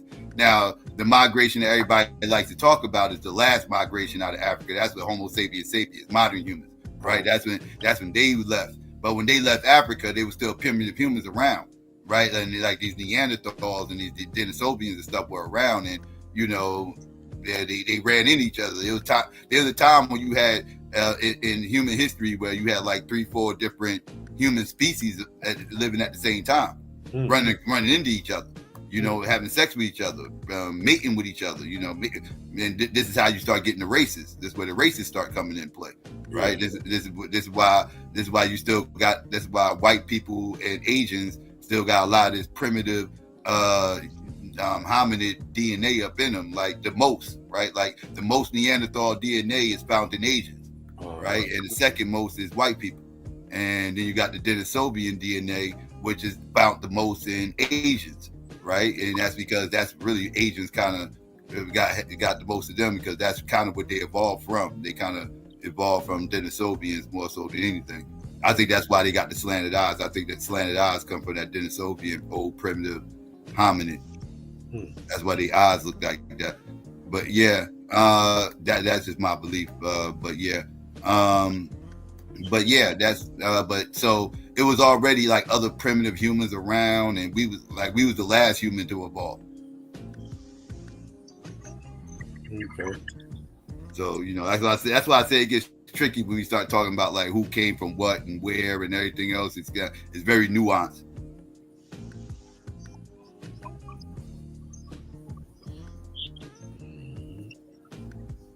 But yeah, white people they evolved and they took over. I would say they finished their evolution in the Caucasus. I would say that's pretty safe to say. But the beginnings of the evolution started before then. Yeah. But they was in the caucus though. They was heavy in the caucus. That's why they originally thought that's where they evolved at originally. But they found out later they evolved actually predates the Caucasus Mountains. Or at least when people was there at the Caucasus Mountains, I just said. Pangea was only 10,000 years ago. Who said that? Al Capone. Pangea was 10,000 years ago? For real? Say what? Are you talking to me? No. Nah. Oh. Hell no, my God. I hope you don't think Pangea was 10,000 years ago. Man, all I'm saying is that even you just said, right, it took time and they came to be what they are. Meaning, they are new creation. The black man was already here. That gene of blonde hair, blue eye had already been in the original black man. So what I'm telling you is that when you look at it, the Mexican is a new creation. The Asian man is a new creation. The goddamn white man is a new creation, bro, on the planet. So basically, there was an atom in every type. Hold on. Even if you go by evolution, right? The white man and all these other people is still a new creation from that which was the original. This is why I understand coming from you, Madon. If you believe in the Bible, how do you go from the Bible to evolution? Or maybe it's me.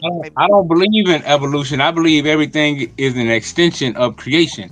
Now, when you look at evolution, right? I'm just using your model or y'all idea just to show you how, even if we go by evolution, right? Evolution even says that the white man, even Darwin, the white man is a new creation. You know what I'm saying? They evolved from something, right? Meaning they evolved from whatever, whether it's part Neanderthal or part whatever it is, it's still evolved, meaning it's still a new creation on the earth out of the original. But I don't see where, okay, I'm not 100% blah, blah. In the Bible that you believe in, I see where he does the creation story, Adam and Eve. I don't see any other creation stories in there. Well, what you mean as far as creation, as far as he did the whole creation. Let's just say Adam and Eve. Let's say Adam and Eve were black, right? He does this whole creation story about how Adam and Eve became what they are, right? So where is the creation story for Mexicans? Where is the creation story for Chinese? Where is the creation story for white people? Where are those creation stories? In my humble opinion, I think when you read the story about Noah and his sons, to me, that creation that you're looking for may lie in that. And the reason I say that is because there was only black people. That means only black people got on the ship, which means Noah and all of them were black. That still does not explain where the whites, where the Mexicans, where the Chinese came from. You gotta hear me out though. I'm just saying, when we look at that narrative, right now, a lot of people would say that Ham represent the black people, the Africans, and all that. They'll say Shem represent these people, and Japhet represent such and such. So, to me, if we're gonna go by that narrative or that logic, right, that means it had to be some genetic engineering going on, because how if, like you said, hold on, but just like so, a man had 3 sons with 3 different races. Didi, that's the 3 different races. Didi, hold on, Savior. Let me talk to Didi. Now check it out. Now that's why I said, now if we're gonna go by that narrative, right? Because majority of the people on the earth go by that narrative that the Ham represent the Africans. Not saying that it's true. No, I'm saying that's the narrative that they paint, right? So my thing is, if we're gonna go by that narrative, I'm not saying the narrative is true. I'm just saying if we're gonna go by that narrative that Ham represent the Africans, Shem represent these people, and the Japhet represent these people, to me, if Noah had 3 sons, just like you said, and they was black, how the hell you get these different races? So if we're gonna go by that, to me, you gotta say somebody was doing some type of genetic engineering. If a man who's supposed to be all African with African wives have 3 sons of 3 different races. So to me, I'm like you. It got to be some type of genetic engineering going on if we're going to subscribe to that particular narrative. But you do Everything understand he now said that was is another part of the Bible that makes no sense at all. And that's why I said it gotta be some type. It's If we're pushing gonna the go by, Bible if we're into gonna a more to make it make fantasy sense. category. So to me, to make that narrative make sense, to me, it was some type of that narrative represents some type of genetic engineering. It don't go all in depth about the story, but to me, if all the races of the earth came out of those three men, it had to be some type of genetic engineering or something going on. No, they did it. Make If that it story was a make fifth, we would all be drunk, Madonna. And we're all not drunk. So we're not going to play this if gay Well, like she you want asked to me. play. Well, you got to remember the question, Savio. She asked me, according to the Bible, she said, Madonna, don't go in the Bible. According to the Bible, where did this other creation come in at? So by Didi asking that question, that's why I said, if you want to me, if we're going to see another creation, So she hold on, bro, you neutralized gotta let the me finish. Bible with her Bro, question. You you don't gotta let me. understand that. That's what you Bro, don't she asked. understand. She neutralized No, it because it you just only don't stop. accounts for 3 You got people. time for the It only bro. accounts for 4 people. I ain't got 4 time. people. Noah, Shem, Ham, and Japheth. They are who? Asians, Europeans, Africans, and whatever Noah was supposed to represent. We don't even know who Noah gave. I guess Noah just, he didn't have no people. Noah just had his sons. Wow, and bro.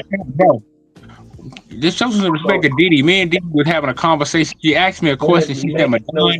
Hold on, she asked me, she said, Madonna, I thought you believed in the Bible. So she asked me, Madonna, where is this other creation story at? Where do we see another creation story outside of Adam? All you had to Is do that was not say, what you asked me, Didi? all you had to do, Hold on, all you had to do Didi. was say, all you had to do was say, there is no other creation story.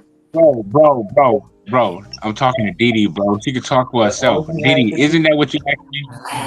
I asked you where the other creation stories were. And you gave us the creation story that we're familiar with. Bro, get out of your feelings, Savio. So Didi, if the only where else I see another creation story at, bro, let me talk to Didi. Didi, the only other place I see a creation story at, or could be, is within the story of Noah and his 3 sons. That's all I was trying to say. No, you don't. There's no creation story there.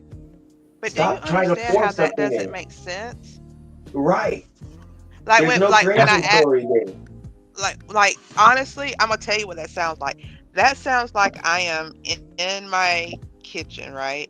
And I got water and I got tea bags and I want to make sweet tea, but all I got is salt. I don't care what I do with that salt. If I pour it in that tea, it ain't automatically gonna become sugar because I need it to be sugar to make the story or to make the tea right. It's well, Didi, like, that's why I said, if you was a scientist, right, and if you was a scientist, right, and you can go outside and get sugar cane, and then you can process it, you would have another way. I'm telling you, in order for the story that the world paint of the son of Noah, to me, it had to be genetic engineering going on in order for the Ham to represent the Africans, Shem to represent these so-called people, and Japheth to represent these type of people. So to me, if that's the only other place I can see a creation story happening at in the Bible, because according to the world, they said this is where all the other people came out of, right? but don't the Bible say don't add anything? I'm not adding them to make sense. Damn. You just added a whole layer to the Bible. That's different between no, it says study to show thyself approved, right? So by studying, you look at was right. that just your eisegesis? Are you giving us your eisegesis, or are you exegeting the Bible? Are you giving us your eisegesis or exegesis? Well, I'm telling you, if we're gonna go by the narrative that the world paint, right? It's not Madonna painting that says these. That's not it's my. Not a narrative. It's not a narrative. Stop using that. It is a narrative. No, it isn't. Who came up with that? Who came up with that? Hold on, the world don't use that anymore. Bro. The world, majority of the world still believe that shit, bro. Hold on, majority of the world still believe that shit. Is the point, my nigga? I don't know about the majority of the world. I know Come about on, religious bro. people and what Most y'all black think. people think we came. Hold on, most black people think we came from motherfucking Ham, bro. Come on, man. Let's just be realistic. Not too many black people that I speak No, of. because the thing though, Savio, the Bible doesn't tell you. The Bible doesn't tell you that Ham represent or Shem represent. Yeah, it don't give you clarity. These people applied that shit to that narrative. Is all I'm saying, bro. So again, when I asked you, it's clear that you was given an eisegesis, Madame, because you added to it, and that's what Didi was trying to get you to understand. Like, he don't say anything about another creation story. So for you to sit there and do that, that just let us know that you would say whatever to make your belief feel right. Well, that's a lie, because she asked me about a creation story. Where's there another creation story in the Bible? And I told her, I said, Didi, the only place that I could see, in my opinion, where another creation story could apply is pertaining to Noah and his 3 sons. That's not an eisegesis. That just is an eisegesis. my opinion, where I can see, you can see. Hold on, bro. I'm talking about according to the narrative that the world painted. According to the narrative that the world painted, bro. Not you with keep the using that, you keep using that trying to sound smart. You're according to the narrative that the world painted. My argument is showing is going only by the world view of what the world sees that story as. How the world sees Ham, how the world sees Shem, how the world sees Japheth. I'm saying that narrative, when we apply that narrative, right, which predominantly a lot of the people in the world go by. So I'm finna teach you something. I'm finna teach you something. I'm finna teach you the meaning of eisegesis. Bro, nobody want to keep hearing this. You gotta let me land. You gotta let me land my plane, bro. So in order for that story, wait, bro. You said gotta. it 7 times. It's not gonna make it true. Bro, you don't know what you're talking about. Just calm down, King. It's not gonna make it true. Bro, I've been said that. I said whether the story is true or not. I said that 100 times. I said whether cool. So stop repeating it. We don't need to hear it again.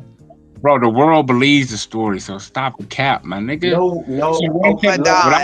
Madon, as a black woman, if I go on a boat with a black man and the door is sealed and the world is flooded, we're the only motherfuckers that live, right?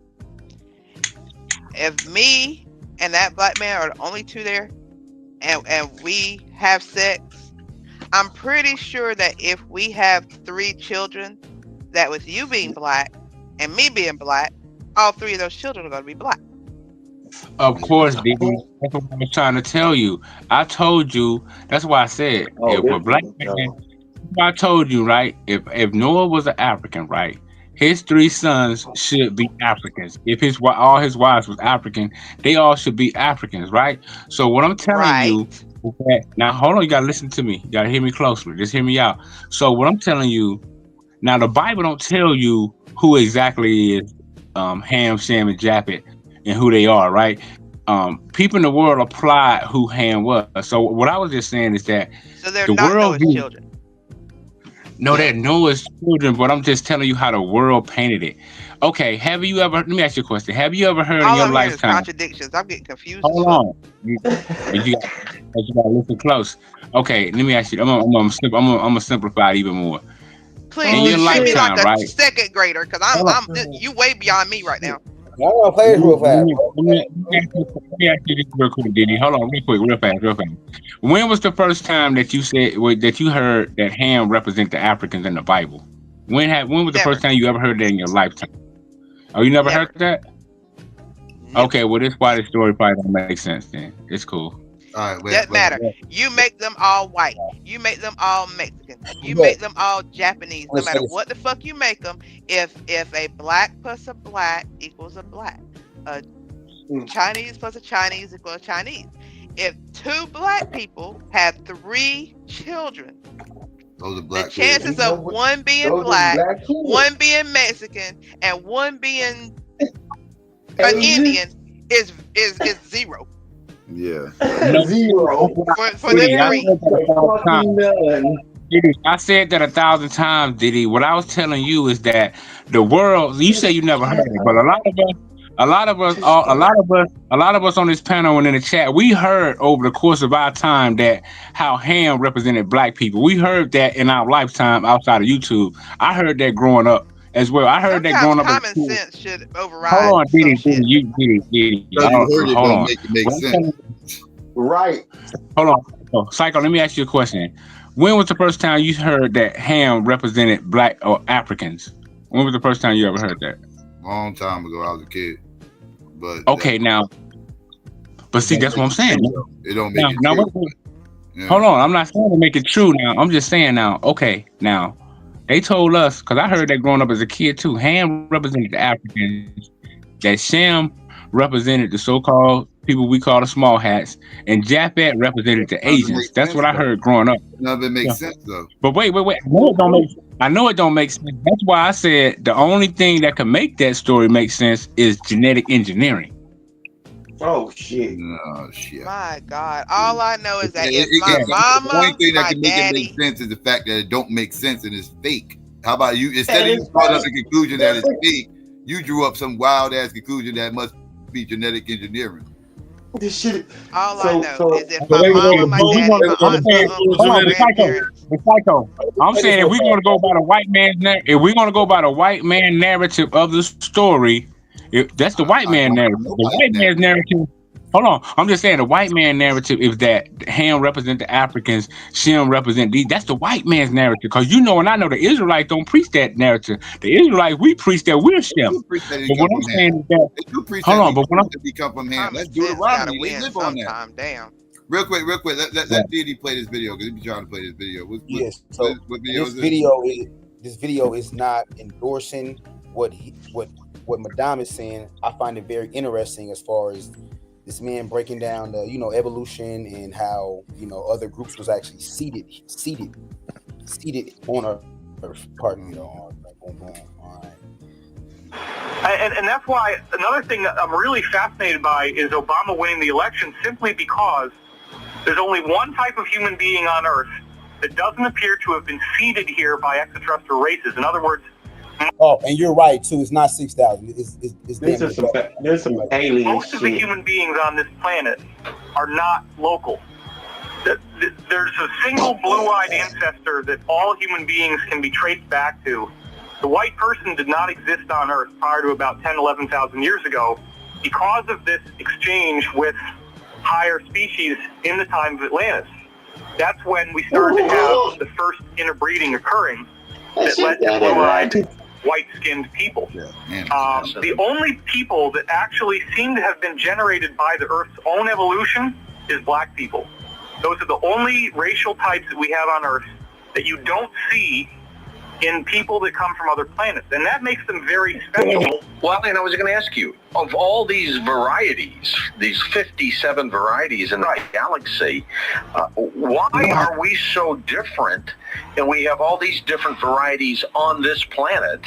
I mean, are there some planets that have 4, 5, 6 different varieties of humans, or just one?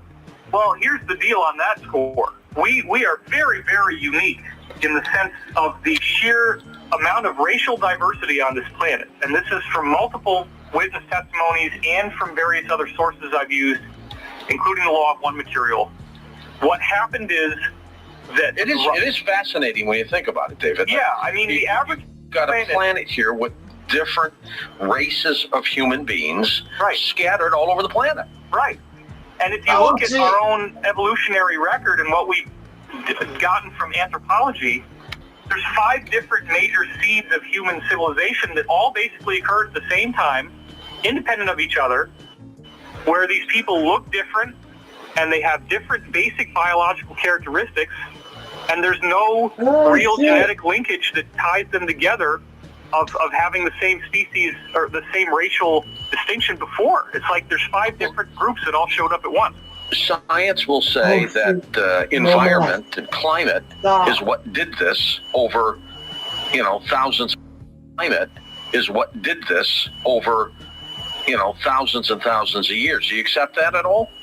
Over, thousands and thousands of years. Do you accept that at all? I guess not. You can't explain why climate, for example, would lead to the physiological differences such that Asian people have very different looking upper eyelids, and the whole structure of the skull is different in shape. Oh, shit. And you have African people that have much larger noses, much larger lips. Shit. I mean, the conventional explanation is that white people's noses are taller because it's cold weather and they cool the air down on the way in. Black people's noses are flatter because the air is hotter and they don't need to cool it down.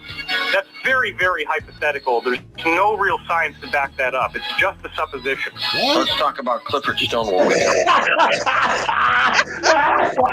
Oh, shit. Take it how you want to take it. That's right, Diddy. Hey, that's right, Diddy. You feel me? Okay, hold on. Y'all smarter than me. Let me say. So what I got out of that was black people are from Earth and everybody else is from outer space. From other planets. Yeah.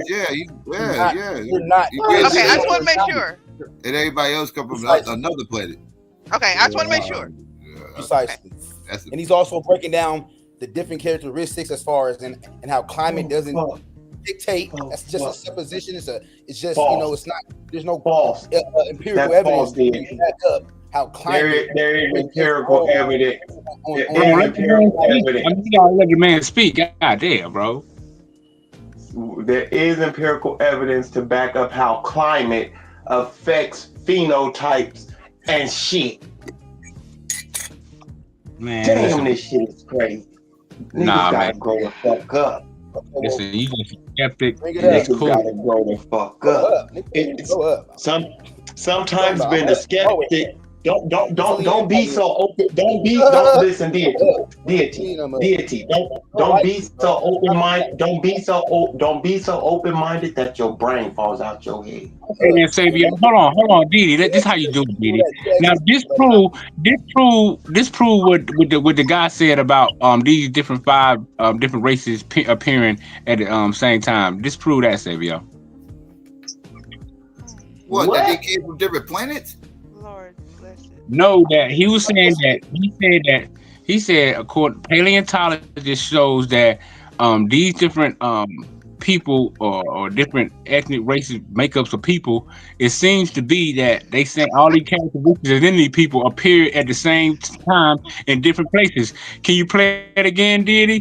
Because I thought want to hear that shit again. They did not appear at the same time. They did not. I'm saying far as not coming from a different planet, but far as it seems like their genetic makeup and all this stuff, it seems to happen at the same time on different parts of the earth. Well, that's because they evolved in different parts of the earth. Yes. Asians evolved out in Asia. Europeans evolved out in Asia. At the same time, Arab. We evolved in Africa. People evolved in different places. What the hell? We sitting here fuss about Africa and the whole damn planet is ours. We were thinking too small. We can go back and forth, bro. I mean, they gonna have to bring some science. I mean, that wasn't nothing scientific about that video that she just played. They can bring some science. I'm listening. If they bring some science, definitely. The whole planet is ours. We think too small. Talk about Africa. I want my whole damn planet back. Why would this white man? Hold on.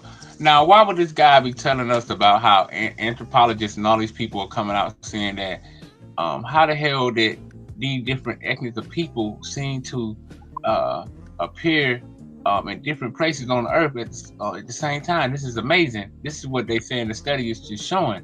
So they trying to figure it out. And to me, it shows that, like I said, these people were created by scientists. Created. And, No. Psycho. I mean, Because it's slow on purpose, yo. Psycho, them drones are coming to get their people back. That's funny. Yeah, Take their asses. yeah, Take their people asses die. back to People where they die in belong. Alabama. Don't come to Jersey. Stay away from You St. know, Louis. they land in my yard. I hope they land in my yard. They land in my yard. I'm gonna ask you to fly that bitch. Savio, come over your crib, bro, and we're gonna drop a whole bunch of trash on your Madonna, we house. will gladly give you to the people in outer space. What'd you say, Deity? I said, Dr. Supreme Understanding. Dr. Supreme Understanding. I don't know who that is. I don't know. I want to say he's from Brick City, if I'm not mistaken. I want to You say know he's from. Sound like a 5%. It sounds like 5%. That's a 5% name. Graduated from Spelman College. He got his doctorate in at one of them colleges. It couldn't have graduated from Spelman. That's a female. That's a school girl. Yeah, not Spelman, but it was Morehouse maybe. Morehouse, I want to say. Yeah. Morehouse. Yeah. I was just curious about see whether or not if he was hip to him and all that. Nah, I don't know years off the top of my head. That's a 5% of name though, so I can tell what type of stuff he on. It's 5% of stuff. He got a little store, not a store, but he got like a. We got a lot of Muslims out here. I live in like one of the Muslim strongholds. Like, you probably find more Muslims out here than Christians, believe it or not. It's like Sunni Muslims, Shiite, or all different types. All 5%ers, all different types. Like Afro from my city, our resident Muslim that be coming around here. He from my city, so he'll tell you like, yeah, he's not he's not in the minority out here. Let's just put it that way. Most people out here Muslim. That shit crazy.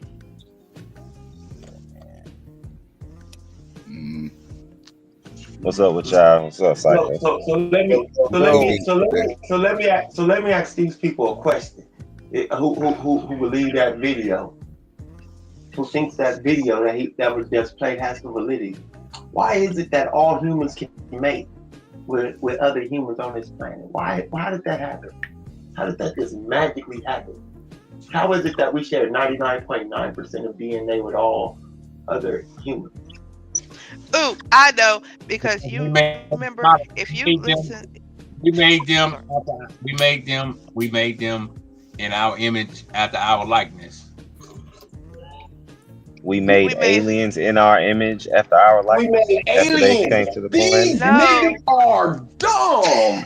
No, see what had happened was, you remember when people were saying they were disappearing and that the aliens was getting them and they were probing them and shit and then bringing them back. So what the aliens were doing is finding out how they can make themselves compatible with us back then. So then when they figured out they could be compatible, then they came down and started mating with us. That's what it is, yeah. Well, if you look at our image after our likeness, that means they had a skeletal makeup of us and the likeness of a man, but they kind of a man, which is the white man. So were they created here, or did they come here and then got recreated? They were created. My opinion, my belief, I think they was created right here on Earth. Well, that's not what the guy was saying. He was saying they had extraterrestrial DNA. Right. Well, that's to me. Extraterrestrial DNA. You just a regular old Homo sapien nigga. He's special, nigga. He got that alien Anunnaki DNA, nigga. Well, you know, a lot of that is talking about stardust, right? Because they say the Earth came from stardust and shit like that. That's what I think. So how did the humans avoid having stardust? You got every element that's in the universe is in the human body. What are you talking about? So back to the person that you just agreed with. He said that they had extraterrestrial DNA that Africans or black people do not have. So if they are from Earth and created on Earth, as you say, how do they have extraterrestrial DNA? Well, I guess like I'm trying to figure out. I guess like he said, some happened on Earth, but I believe these scientists was able to genetically modify, and how that exactly happened, I don't know. So maybe this is pertaining, and that's why Diddy brought it up, was saying, Madonna, I think this is kind of, so I guess he was going more into it in depth of how, you know, he's going more into getting more, elaborating more, saying like, okay, they saying it came from outside the Earth. So I guess I had to put that with my belief of the scientists, because according to what I believe, these scientists had what we would call UFOs and spaceships. So I think it all makes sense. So my question None is, of what you just said makes sense. who is I'm more sorry, go ahead. powerful, ET or God? E.T. on home. No, I'm just playing. E.T. I can at least pull a footage of E.T. I can't pull no God. Psycho. I can't pull up nothing but pictures. That's it. With the E.T. finger. We literally just saw E.T. earlier in the show. Like that was so we can't do that with God. Yeah, E.T. stole that nigga Huffy. That was a nice Huffy. Damn. There's more evidence of E.T. than God. Ain't that bitch? I wanted to debate a motherfucker one time, arguing and say, "Yo, it's more evidence for Bigfoot than there is God." I literally, and I literally take Bigfoot on that argument. I'll cook a motherfucker. There's way more evidence for Bigfoot than God. My money on Bigfoot. I ain't seen no money on Bigfoot too. My money on Bigfoot too. Cause I still don't know what God you gonna be talking about. Shit. We made in the image of a mofo. We don't even know what they look like, or what they're made of. We don't know nothing about them, but we're made in their image some way, somehow. Some magical way. If you believe in magic. Well, it was the magic on their end. It may look like magic, but to them, it probably would just like we create a car. Like if you create you see how motherfuckers create people don't create cars. They build them. Hey, hold on, no. You can actually break a car down and rebuild it and understand how it was built. This nigga said create a car. Can't do that with God. Hold on. And man has got the ability to break down a human body. So what are you talking about? And when we break down the human body, we don't see a God. So what image of God is the human body? This is what I'm saying. Like you just say stuff, Madonna, and you don't care about any logic. When you look at the human body, they would tell you the human body is like a machine. And how we know that's proof that man is always trying to create. He want to be able to have a limb if his limb get blow off. He want to be able to have a new heart. He want to have a new lung, which is some of the most complicated things to create. Man is coming forth to where he's being able to create more things now because of technology and advancement. I think you get lost in the conversation and you don't realize you're talking about a point that has nothing to do with what we're talking about. Which one? What does that have to do with the image of God? What did any of that have to do with the image of God? Body is mathematically created in a way that is damn near perfect to sustain itself on this earth. What mathematics was used to create the body? Like you just be talking, bro. Really, you do. Bro, okay. Your eyes. If you ain't got like a defect with your eye, most of the time your eyes are in sync. Your nostrils are in sync. Your ears are in sync. Your arms, when you stretch them out, are in sync unless you have one arm. No.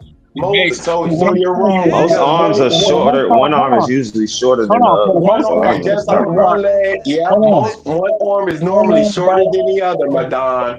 Oh, it's okay. I know. One arm is normally shorter than the other. Just like one leg is normally shorter than the other.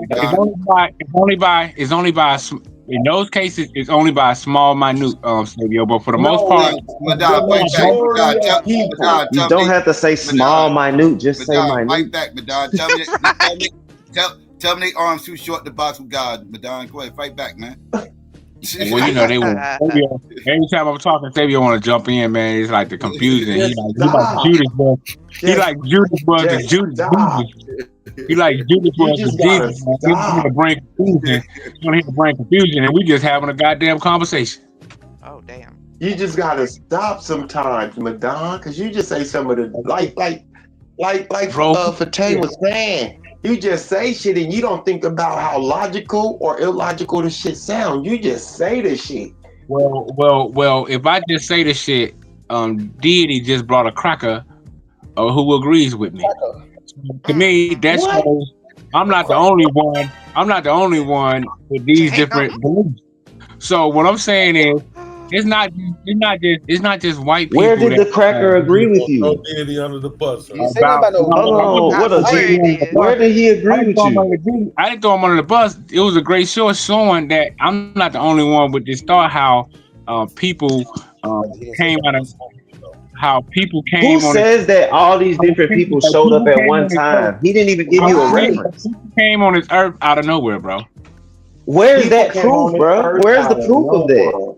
Asians, we know when they started to show up. Europeans, we know when they started to show up. Native Americans, we know when they started to show up. So what are you talking about? All these people came at one time. You don't know the exact time. They did not come at one time.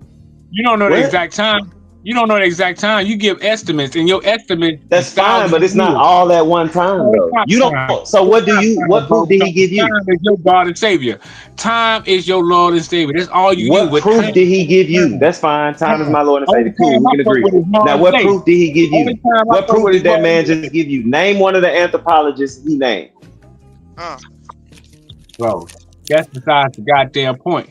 Oh my God! You literally said he named all these anthropologists and all these other people and said they agree with this. So name one of them, and now you say that's besides the point. The point is that that's crazy, bro. References and evidence is besides the point when it's on y'all end. But when it's on our end, we gotta prove everything we said. Because you asked them for proof before I jumped on. You save your 102, bro. You save your 102, not 101. You save your 102, bro. But that's cool. You can throw all those little jokes you want. You still sound ignorant as hell. Hold on, bro. The original point was the body. The original point. I'm trying to get to the original point. The original point is that the body is a machine. The body is a mathematical machine. Is the point I was making, bro. That's it. How? What makes the body a mathematical machine? Like, I don't even know what a mathematical machine is, but what makes the body a mathematical machine? Because even though you never explained to us how we made in the image of God, now you're saying so the image of God is a mathematical machine. Because doesn't your ear have height and width? No. I asked the question. So the image of God is a mathematical machine. About math, you asked me about math, so I'm about to tell you. I didn't just ask you about math. Like, this is why I say I don't think you comprehend questions. I asked you a specific question, and you say you asked me about math. No, I didn't.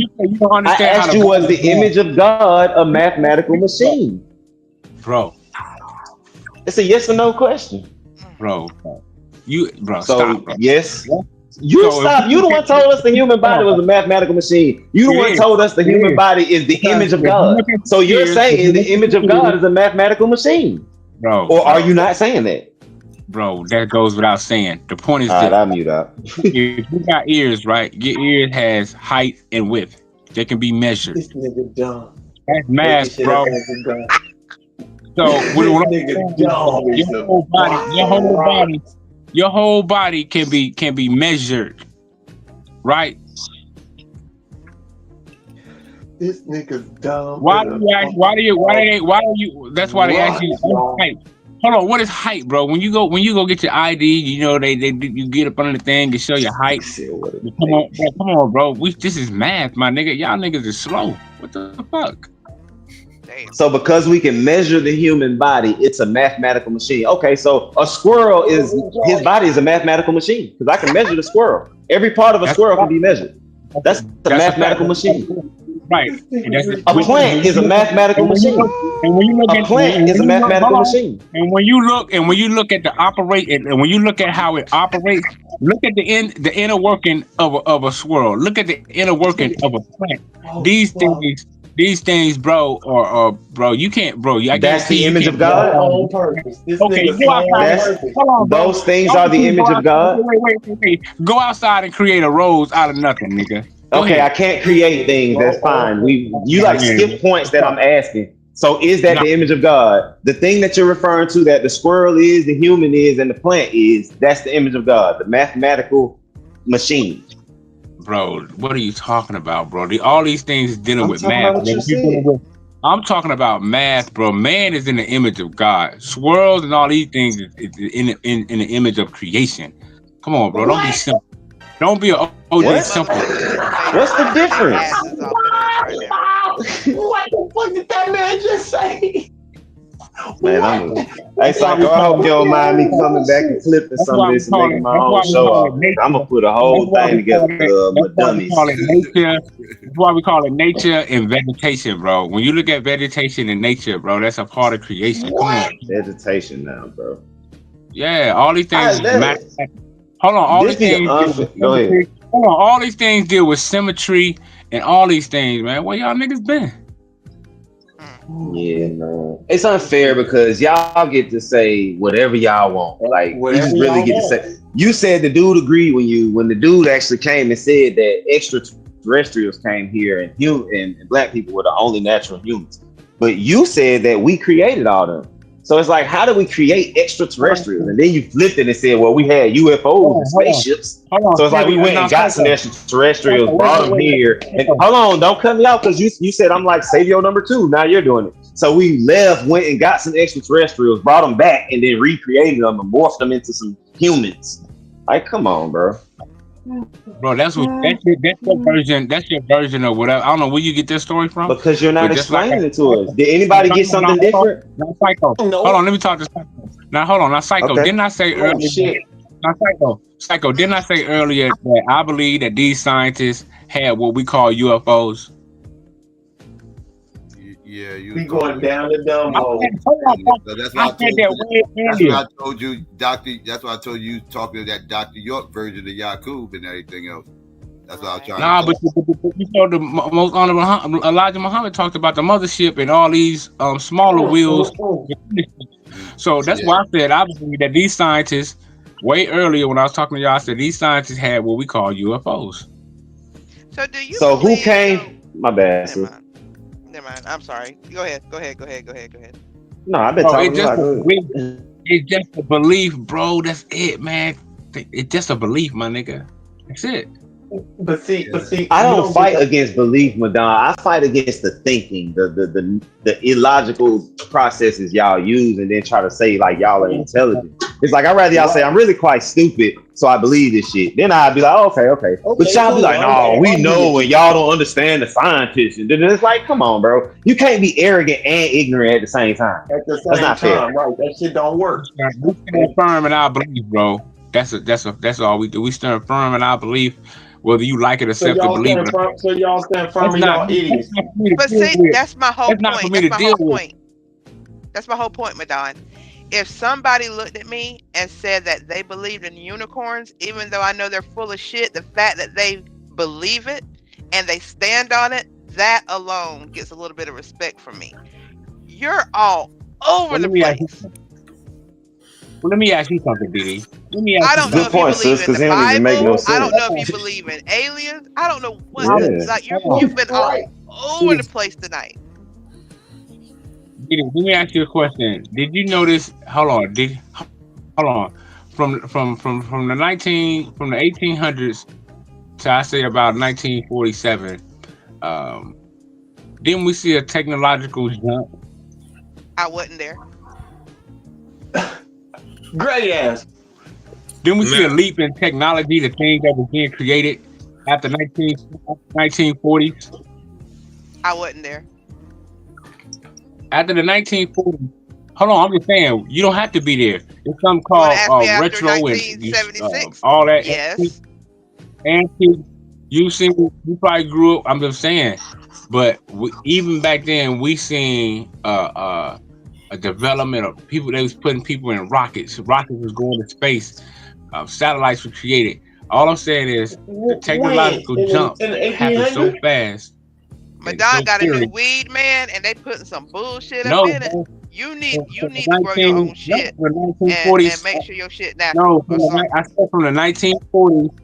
They was going to space in the 40s. Hold on, from the 1940s up, Sabio. From the 1940s. In the 40s? No, bro. I'm saying the technological things they was doing in the 40s. Bro, look what they was doing as far as nuclear science and rockets. I'm saying rockets and engineering. When it comes to engineering in the 40s, bro, the things they was doing in the 40s when it pertains to engineering was phenomenal, bro. It was on a whole nother level. That's all I'm saying. Space in the 40s?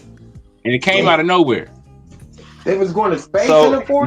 But we got that extra knowledge. I never said they was going to space in the 40s. I said they was creating rockets. When we got them German scientists and stuff, so we got that information from Germany. All different science. We had rockets in the 40s, though. What? Sabio, yes, that's where the Mexicans and the Chinese and everybody else came from. Oh, they came over on rockets? Rockets in the 40s, bro. What are you talking about?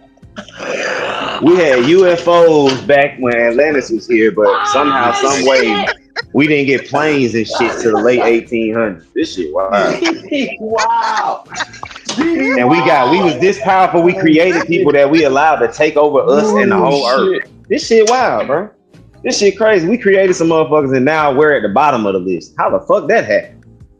We gotta be the dumbest motherfuckers ever, like in history. Yeah, we weak as shit, dog. That's way worse. I'd rather say, hey, we was kings and shit, and we regular. I've been said that, Fontaine. These stories these motherfuckers come up with is way worse than any motherfucking true historical stories. Like they make up these stories like for feel good to make, because it's supposed to air quotation sound better than the slavery story and everything else. No, the fuck it don't, man. All y'all stories sound like eviction stories. We always getting evicted from somewhere. It was always about us. We used to own this spot. We used to take over this area. We had this case. We had this place. We did this. We did all these things, and we no longer got that shit no more. We got kicked. We got our asses kicked off the motherfucking land, written out of history, all this other shit, everything else. These fucked up ass stories y'all got. Like these stories ain't feel good stories to me. These stories make us seem very weak, make us seem powerless. Niggas like we had shit, couldn't control it, couldn't protect it, like all these eviction stories, Egypt, Israel, I feel like you're taking a shot at me. Sumer. All these America,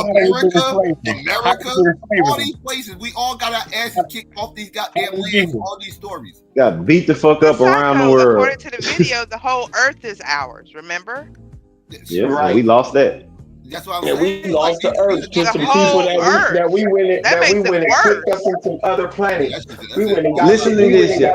These super intelligent people made in God's image got beat up by their own creation. That's why the evidence shows. The evidence shows that people who look like us are the most oppressed. So I mean, if you look at the evidence, the aliens coming kicking our ass. So why don't we create something to beat up our first creation or something? Like, what are we doing? Nah, I like the aliens coming in and whooping our ass better than I like us creating. Yeah, at least it was aliens. Yeah, at least they got alien technology, right? At least they right. I can swallow that a lot better. Yeah. Wow. Let's go with the alien story. Damn. Didi said something that whooped my ass. He didn't even make us the aliens like Dr. York did. He said they was the aliens and we created them. Like, that's crazy. We created them. Right. And made it with them. That's crazy. Damn, we got little Jackie Chan motherfuckers coming here. I have fucking aliens. Jackie Chan and fucking alien. I don't want no alien pussy. Ooh, excuse me. Me neither. The tranny shit is already scary. I don't want no alien pussy. Nah, KOT smarter than you now, bro.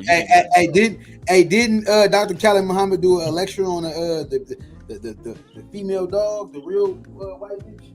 Yeah, the white K bitch. Yeah, he did. Okay, hold on. Hey Lance, how are you, sweetie? What you say, Lance? Hey, Didi. Hey, did you were you here for the video that Deity played? I wasn't. So basically what happens was black people were on Earth. Don't listen, Lance. And our whole conversation kind of was like, well, where all these other motherfuckers come from, like the Mexicans, the Chinese, the Japanese, and everything. So the explanation of that video was black people were on Earth. All the other races were created elsewhere and came here. Just to bring you up to don't date. Agree with that. Huh? I don't agree with that. Well, I'm just letting you know what we're referring to when we say it's easier to swallow the story of aliens coming here and whooping our ass versus the other story where it is that we created again. Can we hey Psycho, if you don't mind, can he play it again? But oh shit. I would love to hear Lance's take on it. I admire Lance. His commentary on the video. Yes, I would love to hear Lance's opinion on it. He gotta play it. He the one I'll play play it. I got it. Yeah. Oh, Didi. That's right, Didi. Don't be a hater, Savio. Excuse yourself since you in distress. You're in distress so much. You feel me?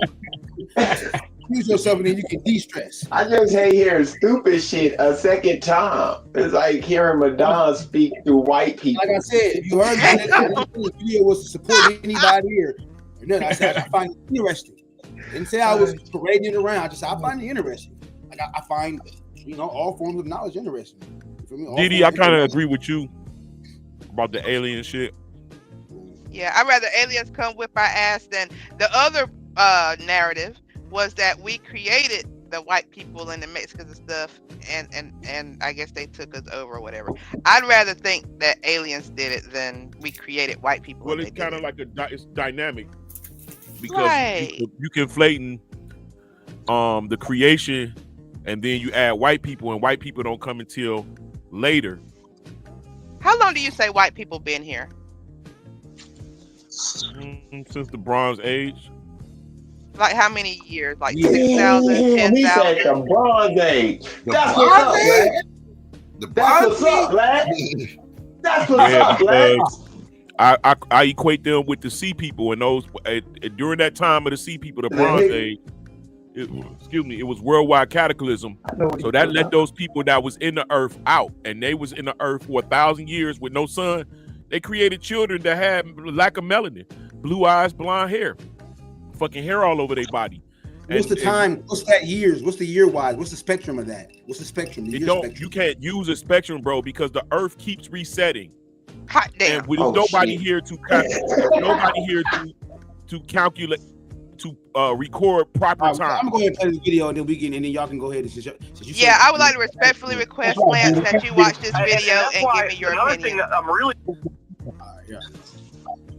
fascinated by is Obama winning the election simply because there's only one type of human being on Earth that doesn't appear to have been seeded here by extraterrestrial races. In other words, most of the human beings on this planet are not local. There's a single blue-eyed ancestor that all human beings can be traced back to. The white person did not exist on Earth prior to about 10, 11,000 years ago because of this exchange with higher species in the time of Atlantis. That's when we started to have the first interbreeding occurring that led to blue-eyed, white-skinned people. The only people that actually seem to have been generated by the Earth's own evolution is black people. Those are the only racial types that we have on Earth that you don't see in people that come from other planets, and that makes them very special. Well, and I was going to ask you, of all these varieties, these 57 varieties in the galaxy, why are we so different? And we have all these different varieties on this planet. I mean, are there some planets that have 4, 5, 6 different varieties of humans, or just one? Well, here's the deal on that score. We are very, very unique in the sense of the sheer amount of racial diversity on this planet. And this is from multiple witness testimonies and from various other sources I've used, including the Law of One material. What happened is that... It is fascinating when you think about it, David. Yeah, I mean, the average You've got a planet here with different races of human beings scattered all over the planet. Right. And if you look at our own evolutionary record and what we've gotten from anthropology, there's 5 different major seeds of human civilization that all basically occurred at the same time, independent of each other, where these people look different and they have different basic biological characteristics, and there's no real genetic linkage that ties them together of having the same species or the same racial distinction before. It's like there's 5 different groups that all showed up at once. Science will say that environment and climate is what did this over, thousands and thousands of years. Do you accept that at all? I guess not. You can't explain why climate, for example, would lead to the physiological differences such that Asian people have very different looking upper eyelids, and the whole structure of the skull is different in shape. And you have African people that have much larger noses, much larger lips. The conventional explanation is that white people's noses are taller because it's cold weather and they cool the air down on the way in. Black people's noses are flatter because the air is hotter and they don't need to cool it down. That's very, very hypothetical. There's no real science to back that up. It's just a supposition. Let's talk about shit like that. Yeah, that's BS. What? Told y'all. How can you believe in the Bible and then believe that shit he just said? Yeah, that's exactly what I said. That is exactly what I said. The Most High. Thank you. Hold on. Wait. Hold on, Lane. You hold on. Didn't it take hold on? Let's just say LeGon would have taken Davis right here. He would have taken Davis right here. Take that motherfucker.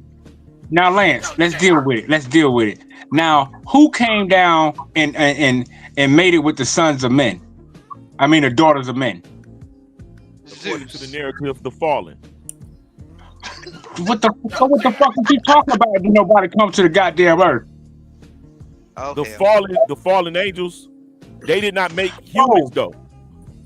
What they had sex with the daughters of men. What are you talking about, Lance? All right, where did they land at? Watch this. Let's deal with it. Where did they land? All over the planet, bro. All over the planet. You had these different kingdoms. They landed on Mount Hermon.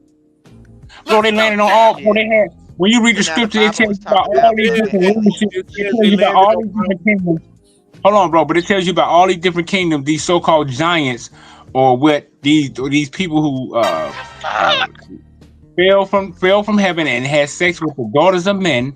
So what are you saying? Did nobody come to the earth? And I'm going outside the Bible. I'm not going outside the Bible, brother. But the Bible tells us how these people came to the earth multiple damn times and tried to have sex with the daughters of men. They even came to Lot house. Are these the same third that got kicked out? They're not even the same people. You conflate in times again. The time from Lot to all the way back before humanity. You talking about pre-Andaluvian history. Bro. That's what you're talking about. And you conflating them. So listen, I don't know if you know this, but the so-called Adamites, Eve, all that time period, those people are a lot taller than we are. They not our height. They not the same people. Let's go, champ. You understand that? And if we're going to stick to the narrative, the fallen angels who made it with the daughters of man, that's just what it says in the Bible. But you know what the fucking Sumerians say? It says they miscegenated. They mixed. They knew about DNA. So the fallen angels are the Sumerian Anunnaki. They did not create Adam. Adam was created by a particular. You're going outside the argument. Hold on, no, you're going outside the argument. I'm trying to let you know those people you attribute. The argument was about people coming to this earth from outside this earth, bro. And I was telling you how in the Bible we see how people came from outside this earth and made it with the daughters of men, according to the Bible, not me. That's not where the people come from. Those people, the people that you're talking about Chinese people, you using their examples. Chinese people, all these different diversities and phenotypes and this, that, and the other. I'm just trying to get you to see that if we gonna stick to the narrative, just to the narrative, and we gonna use real, according to the narrative data, the Anunnaki made a group of people, which are the fallen angels. And then God's angels made a group of people, which is Michael and his angels, made a group of people. These people mixed. They was never supposed to mix with each other.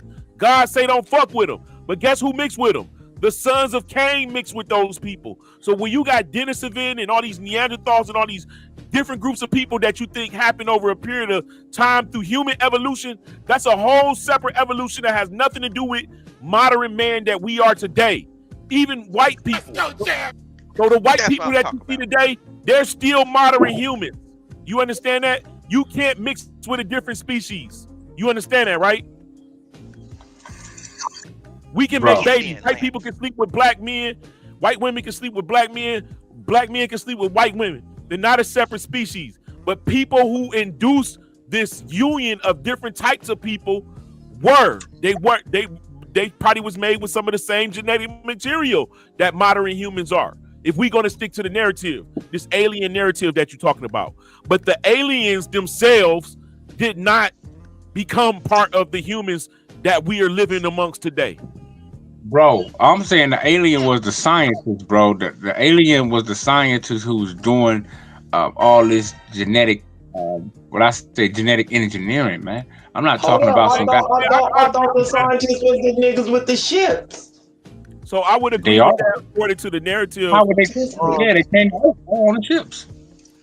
But this the part. The problem is, Madon, that those species of humans or beings are not the same species of beings that we are. They were created separately. Two different groups of scientists. I know that, Lance. I've been saying that all evening.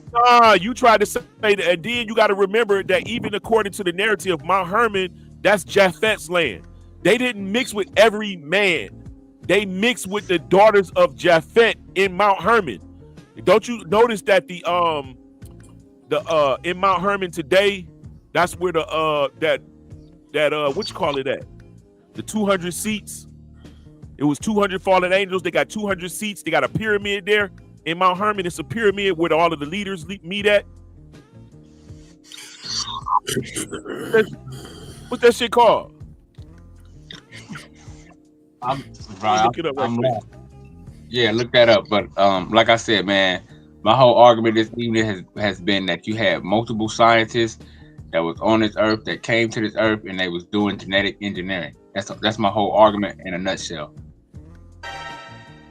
What time period? I can't tell you. Nobody can tell you. But all I know is I can go by the evidence that I can see Mexicans, I can see whites, I can see Asians, I can see Arabs, and so forth and so on. That's my evidence. UN. The time period, I don't know.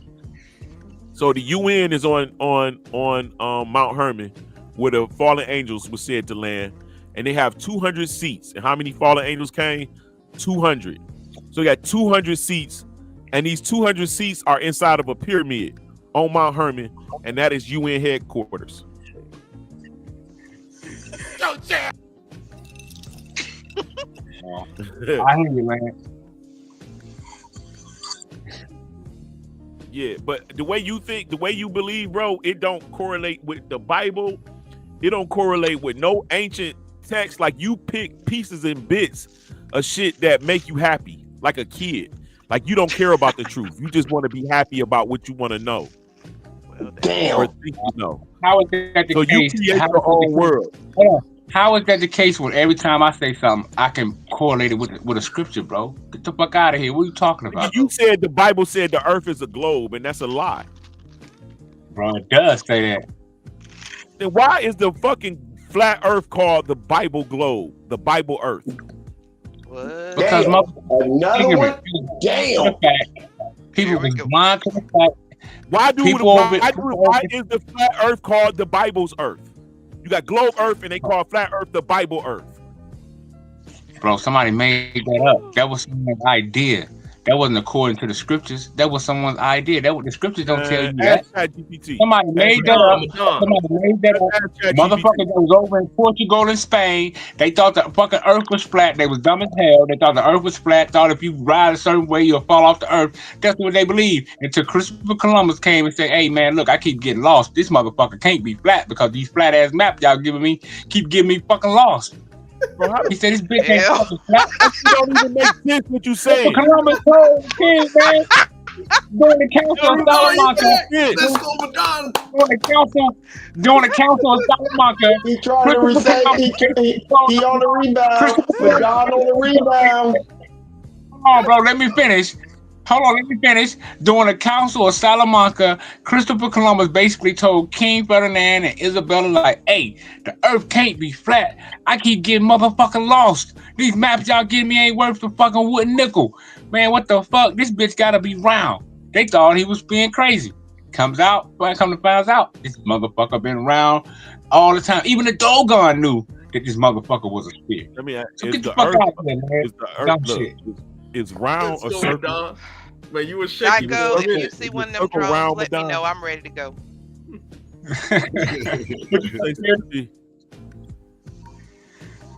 Let's go, Lance. Come on, bring that heat. Madonna, is a circle round?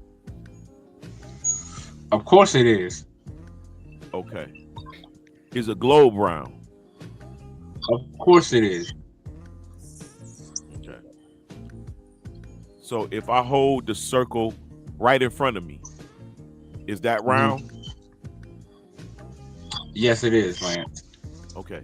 So how can you determine if what's in the Bible is being a globe or is it being just a round circle? Because we can go by the different things that the scripture tells us. So is the Lord on the side of the earth or is he above the earth?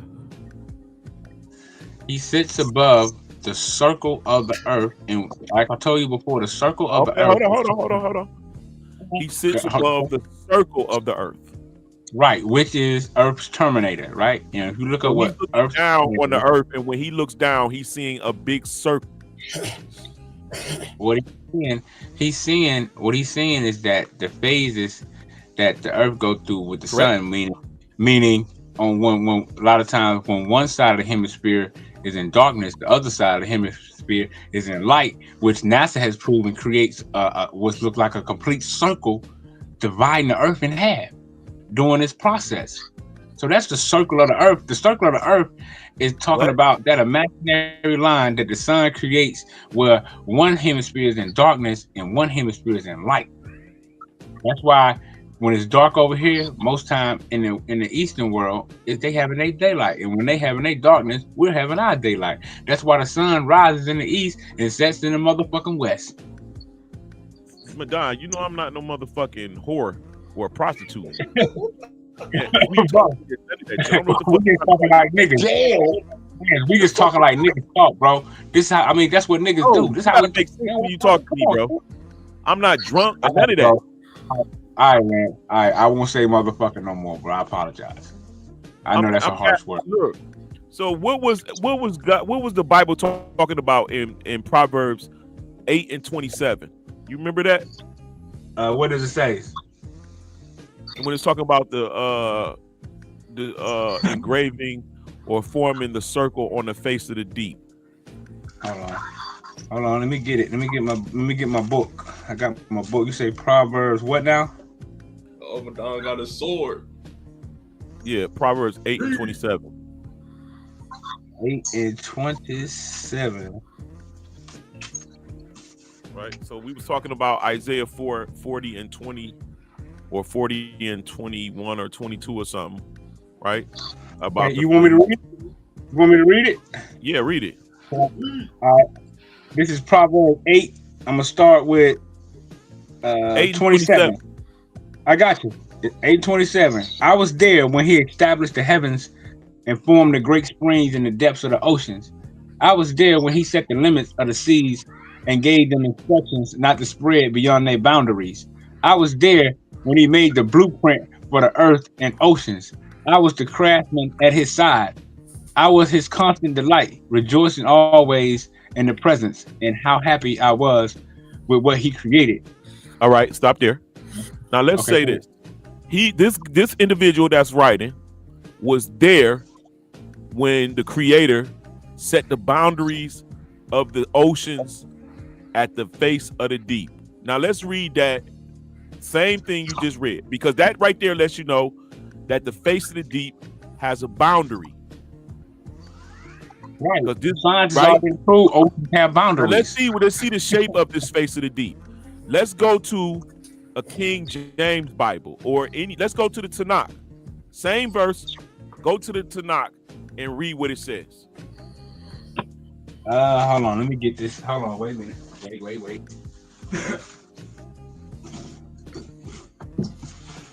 All right, let me get it. Because we got your version saying setting the boundaries of the oceans on the face of the deep, right? We got your version saying that. Let's see what the real version says, because yours clearly is an NIV or something. Hold on. Now this is my strong concordance. Damn. I'm like, I think it's in the living room, my Hebrew Bible. But read what it says if you got it.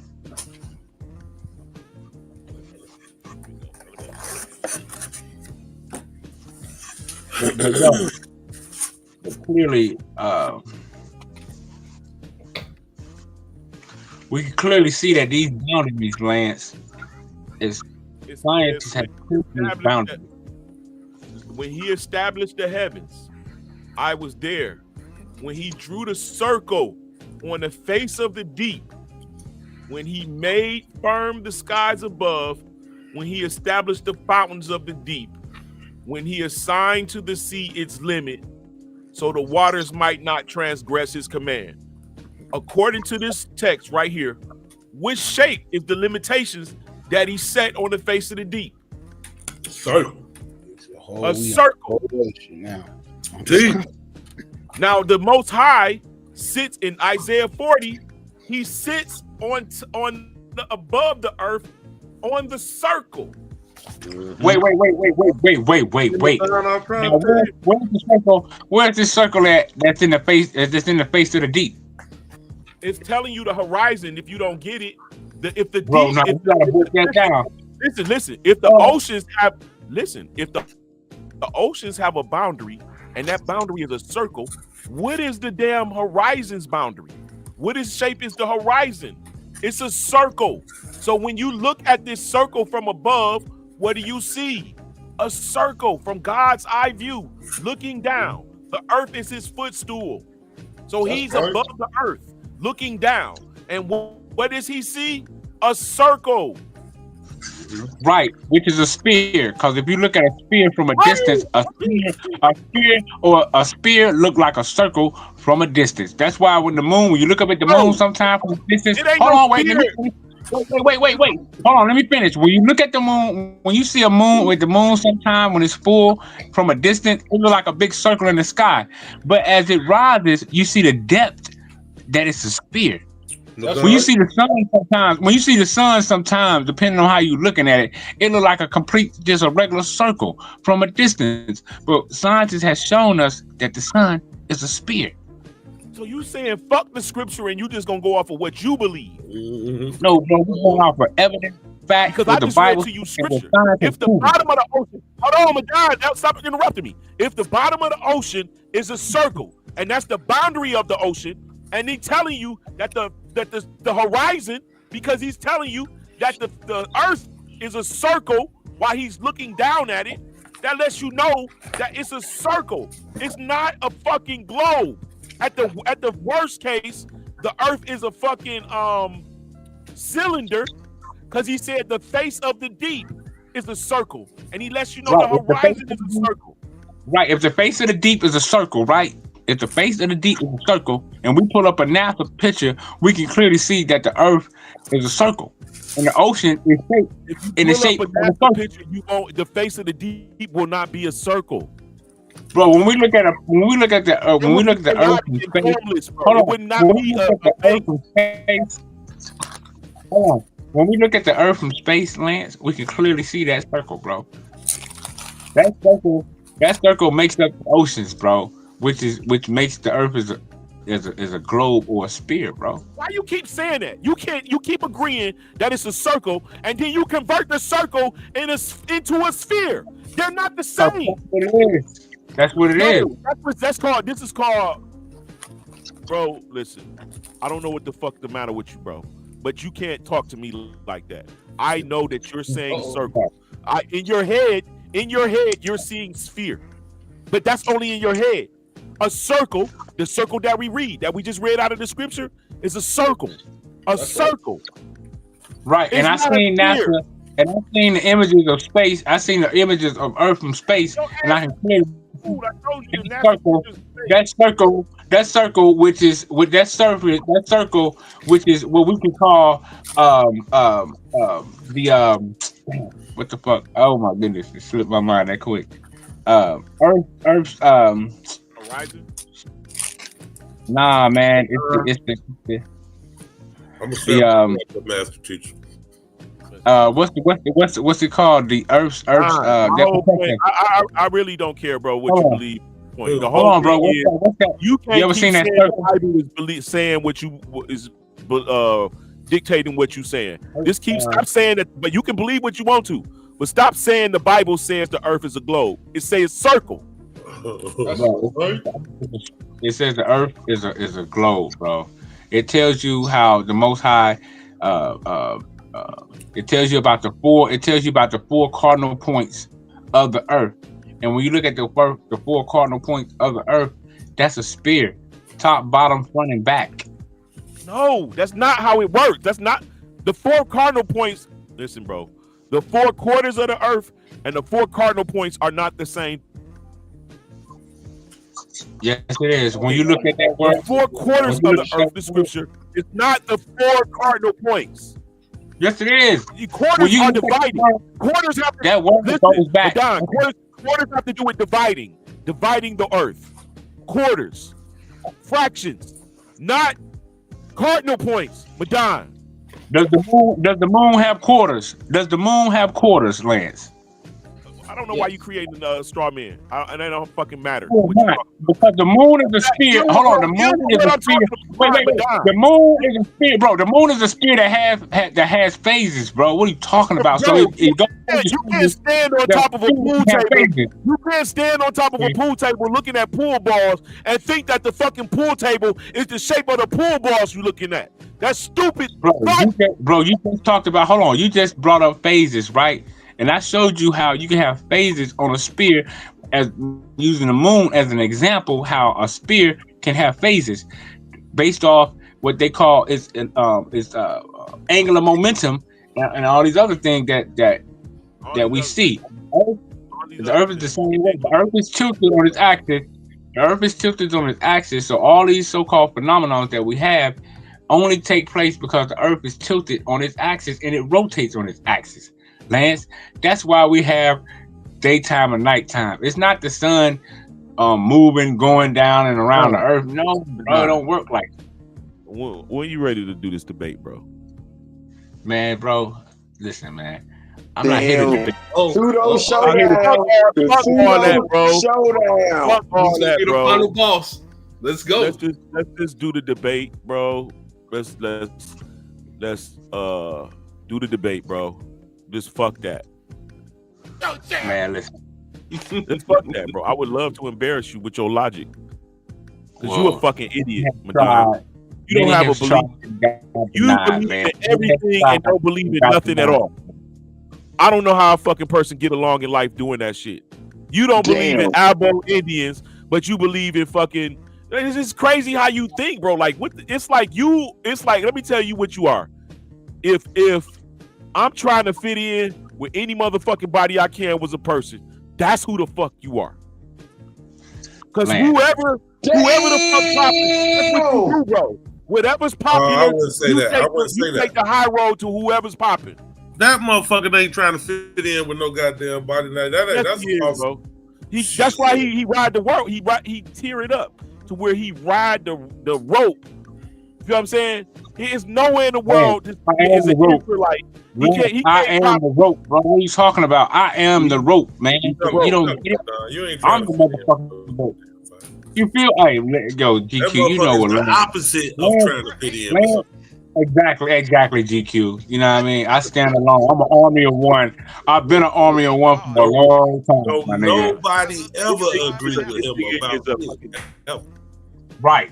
He's exactly. Globe Earth. You all agree with the globe Earth? He's a globe Earth. He's a Christian. He's an atheist Christian globe Earth. God damn, atheist Christian. And now I'm an atheist Christian globe Earth. Hold on. How am I atheist, bro? If I'm a soldier of the Most High, how am I atheist? Bro, you're not a soldier of the Most High, bro. He's not dealing with you, clearly. Plus your religion. Y'all ain't shit, boy. But Lance, this shit hilarious. Now, Madon, the way Lance just came in here and broke that down for you, that's how you posed it. But Psycho asked you about whatever he asked you, and you had the flow. That's what you supposed to did, bro. You went to Gish Galloping and all doing all kinds of shit. You supposed to stood on your shit like Lance just did. Look, check this out. Go to this. Go to the verse. Whoop de whoop de whoop. You supposed to know how to do that shit, bro. Damn. You know what, Lance? Go ahead, Cash. Bro, I read the scriptures. I brought different scriptures pertaining to how it works. I brought up when he sits above the circle of the earth and showing how the circle of the earth is what science call Earth's Earth Terminator, meaning it's an imaginary circle that is a phenomenon that the sun creates, dividing one hemisphere from the other hemisphere, which is meaning when one is in darkness. Psycho asked you what tribe was the white man, and you goddamn it froze up, bro. Oh, white man. Like a deer in the headlights. Oh no, the white man, bro. The white man didn't come from a tribe. The white man was just was created and just let loose. No man, no. Right. You find white people, they got black hair and brown eyes, bro. They mixed with somebody that was black long ago or had melanin. Not gonna say it was somebody African. Yeah, that's what Sabio. Yeah, Sabio basically said that trait we've been carrying that trait around for forever. Then they finally blonde hair and blue eyes manifested. Whole Malaysian people got that shit with no white. Into the bullshit that it became. That's right. So all that's bullshit. So Madon, you can't. You not even pseudo, bro, because pseudo at least look real. Damn! I heard that one before. Nah, that was wow. Come on, Madon. Come on, Madon. You shaky right now. You shaky. Damn. Come on. Shit. Oh man,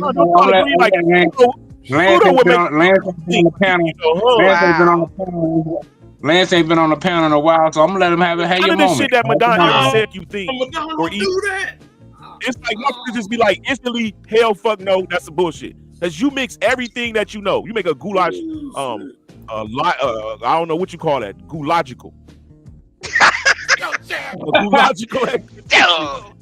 Damn. Shit. Well, you see what it is, Lance? This is what it is, King. Oh, hell.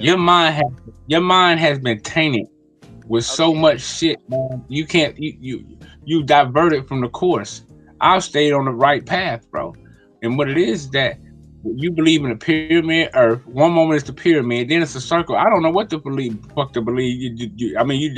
It's signs of duplicity. So I'm saying, like, is it an Earth? I mean, one moment is the pyramid, then it's a circle. So you want to argue me with it's a circle, then the next moment you want to argue me it's a fucking pyramid. What the fuck is you talking about, man? That's what I'm saying, bro. I'm trying not to have this type of conversation with you, but and expose your hypocrisy. But NASA, the science has already proven we live on a sphere, man. You can come with your archaic belief all you want. It's fine with me. That's cool. So, Madon, let me break it down real quick. The Earth should not be viewed as one thing, like a one whole piece. It should be viewed in threes, such as land, sea, and air. The shape of the air, which is a bubble, is not the same as the water, which is flat, and the land, which is mountainous. It's like a mountain. So you got three distinct shapes. Because of Earth's electromagnetic field, the bubble of the atmosphere was occurring. That is included in the globe. I don't know if you know that. But if you look at the land itself is shaped like a mountain on everyone's globe, on everyone's flat map, everyone's. The water is a circle and the atmosphere is a globe or a hemisphere. But the land is always a mountain. Well, Lance, if you watch the weather, if you ever watch your local weather, they'll show you satellite and radar, bro. And they'll show you the satellite of the globe and how it works, showing you the weather and how certain storm systems come from certain areas across the globe, my nigga. I mean, this information is readily available. I mean, but you can. Okay, cool, bro. Whenever you ready, man. You know what I'm saying? I stay ready, so I don't have to get. That, and when you're ready to do it, like, cause I'll be happily. This is final. Like, let's once and for all. After this debate, whoever wins this debate, right? We got it. You can no longer. I can no longer push Pyramid Earth. You can no longer push any Earth. Like, you can't even speak no more. God damn, bro. Push imaginary Earth. I want to ban me. Damn. He told this man he can't push any Earth. What the fuck? None. Right. I mean, damn. Man. I mean, it's cool, Ken. Your position is ludicrous, bro. Yeah. You lack critical thinking in every aspect of conversation that you have about any subject. You just say when you watch a television show or when you watch a video, you try to say it like you know it, but you only talking out of memory of watching a video. When you actually start reading about this shit, all that jibber jabber and gift galloping and all that jumping around shit, you won't be doing that. You don't really know what you talk about. You just know about it.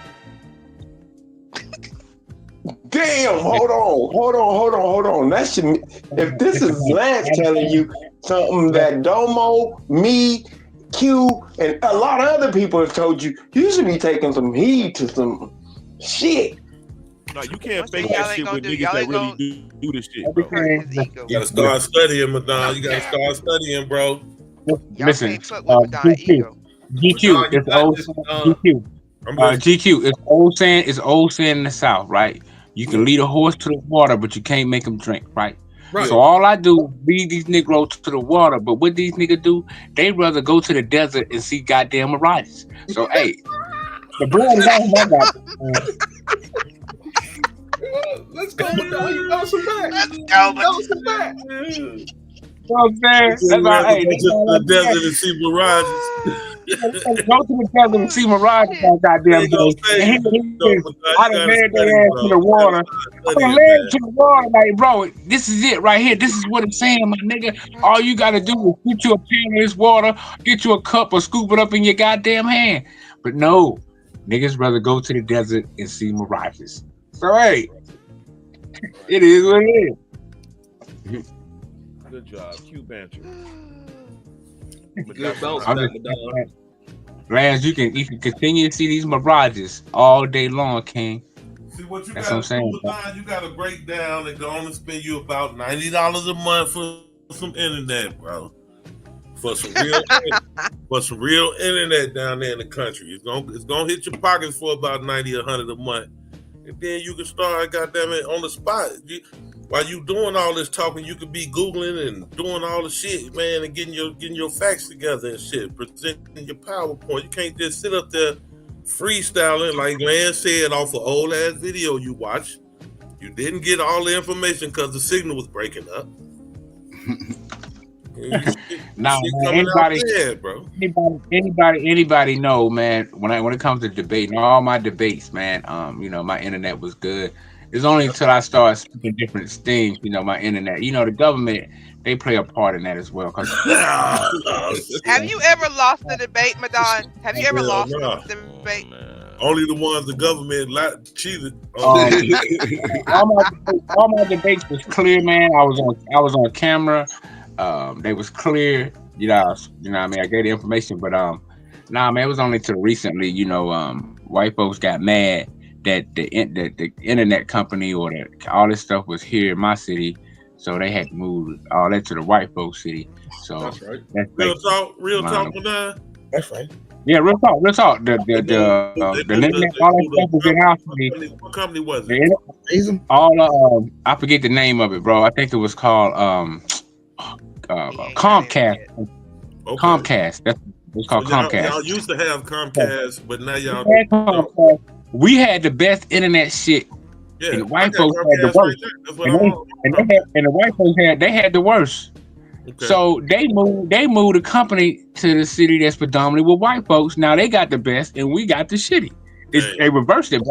That's exactly what it was. So y'all don't got Comcast no more. Now what y'all got? It was a super cool. We got. Some people still got Comcast, but a lot of the towers are so far away. We only getting the goddamn crumbs of the signals and shit. You see what I'm saying? Basically.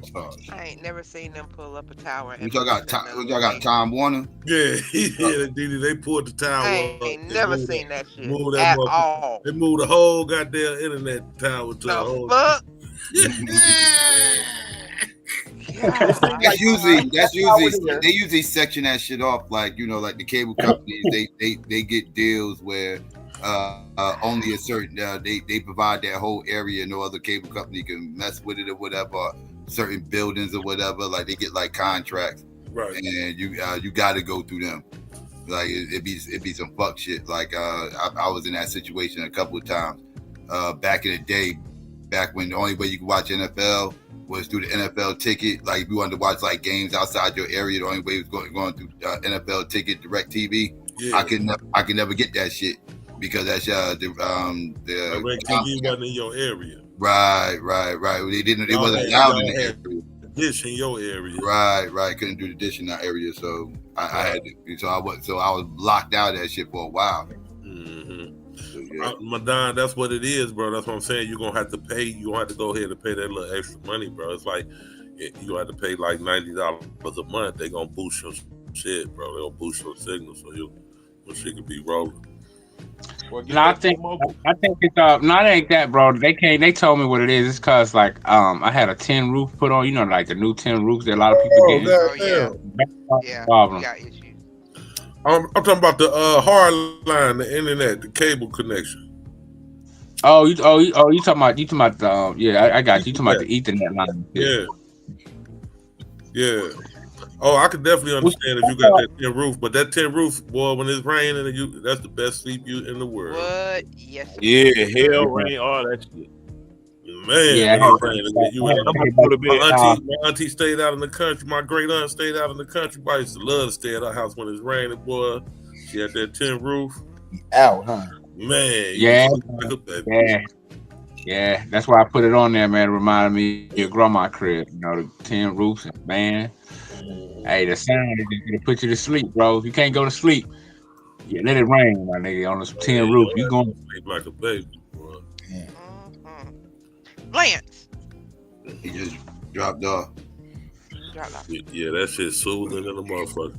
But you ain't got no internet though, bro. You gotta get your internet connection straight.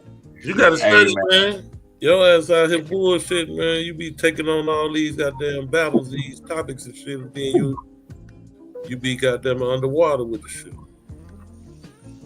But that was good bounce back, man. You were shaky. When it seemed like y'all can hear me, I'm thinking my mic is good.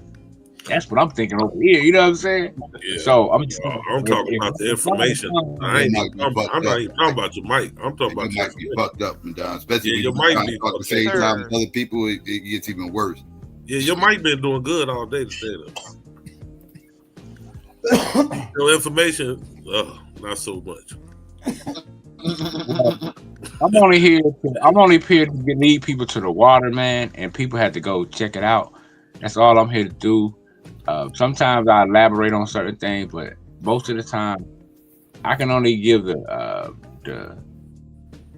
cover story basically, and people have to go check it out. Mm-hmm. That's all I'm here to do, man. You know what I mean? Because I've learned over years. I've been in a lot of people, all these. Back and forth, the yellow ship, all that shit, man. So now I just say, hey, I seen this.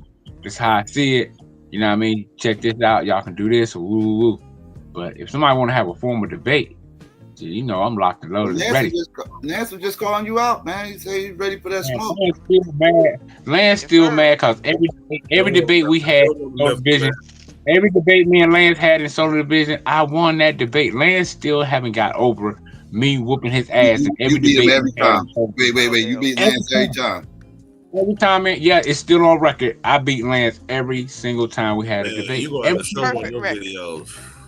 Lance gonna come up here and say you lying. You got some videos, but now you got the videos. Wait, the other debaters can back this up. That you beat them every time, they can back this up.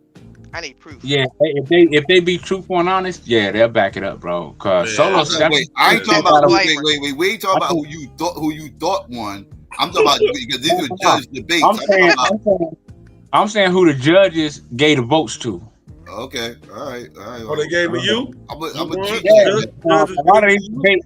I think Solo put a lot of them debates on a he got like a website Didn't Lance now. Make it to the finals one year? Didn't Lance make it to the finals one year?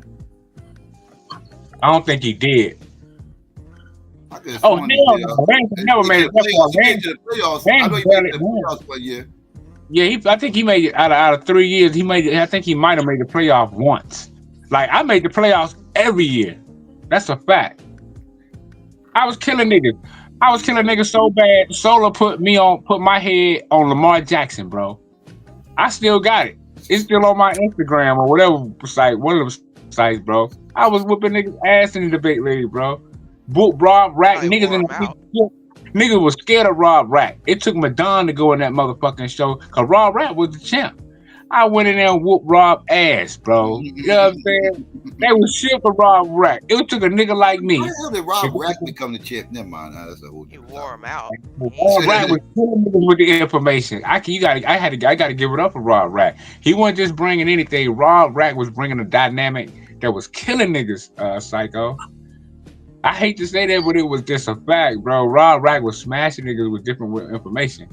But you know, that dude out there, bro. He's out there. Right.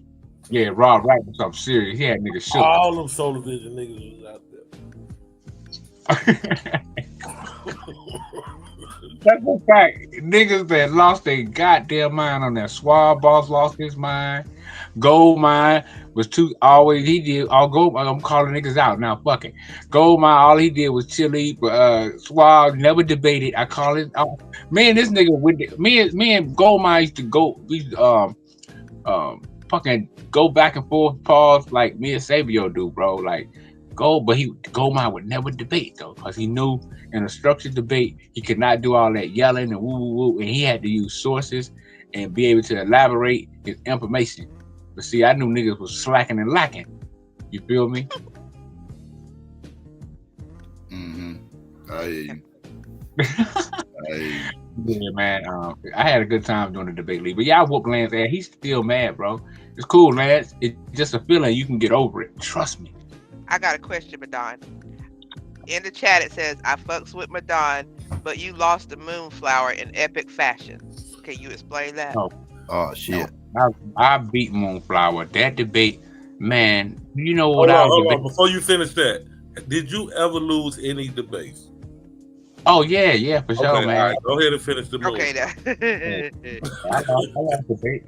I lost debates, but it was janky judges. Even though go ahead and finish the Moonflower situation. The Moonflower, I scraped Moonflower. What it was is that they painted this narrative that Madon hate black women, right? So this was the narrative. Solar Vision was coming to the feminist movement. You know what I mean? Swab Boss is one of the emotions.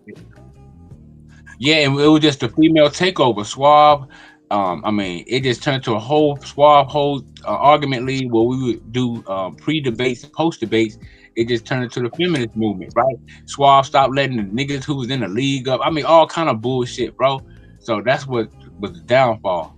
You know what I mean? And that's where a lot of bullshit came in with Moonflower. Because I debated Moonflower. Yeah, Gender Bang kind of killed that whole shit. Yeah, it did.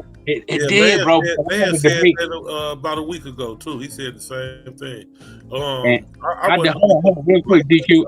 The debate with Moonflower, real quick. Yeah. I debated her. Our debate was, is it okay to delete black babies, bro? I scraped her, bro. I scraped her so bad. They made Solar take that goddamn video down, bro. He took that video down because the subject matter was ridiculous. Yeah. What was it okay to delete black babies? Yes. Right. No, Madon, you leaving out a key. No, that wasn't the top. That wasn't what the topic was. Should black women abort black male babies? Yeah, that's what it was exactly. Black male babies, not the black female babies are good. They want to abort all the black male babies. That's right, son.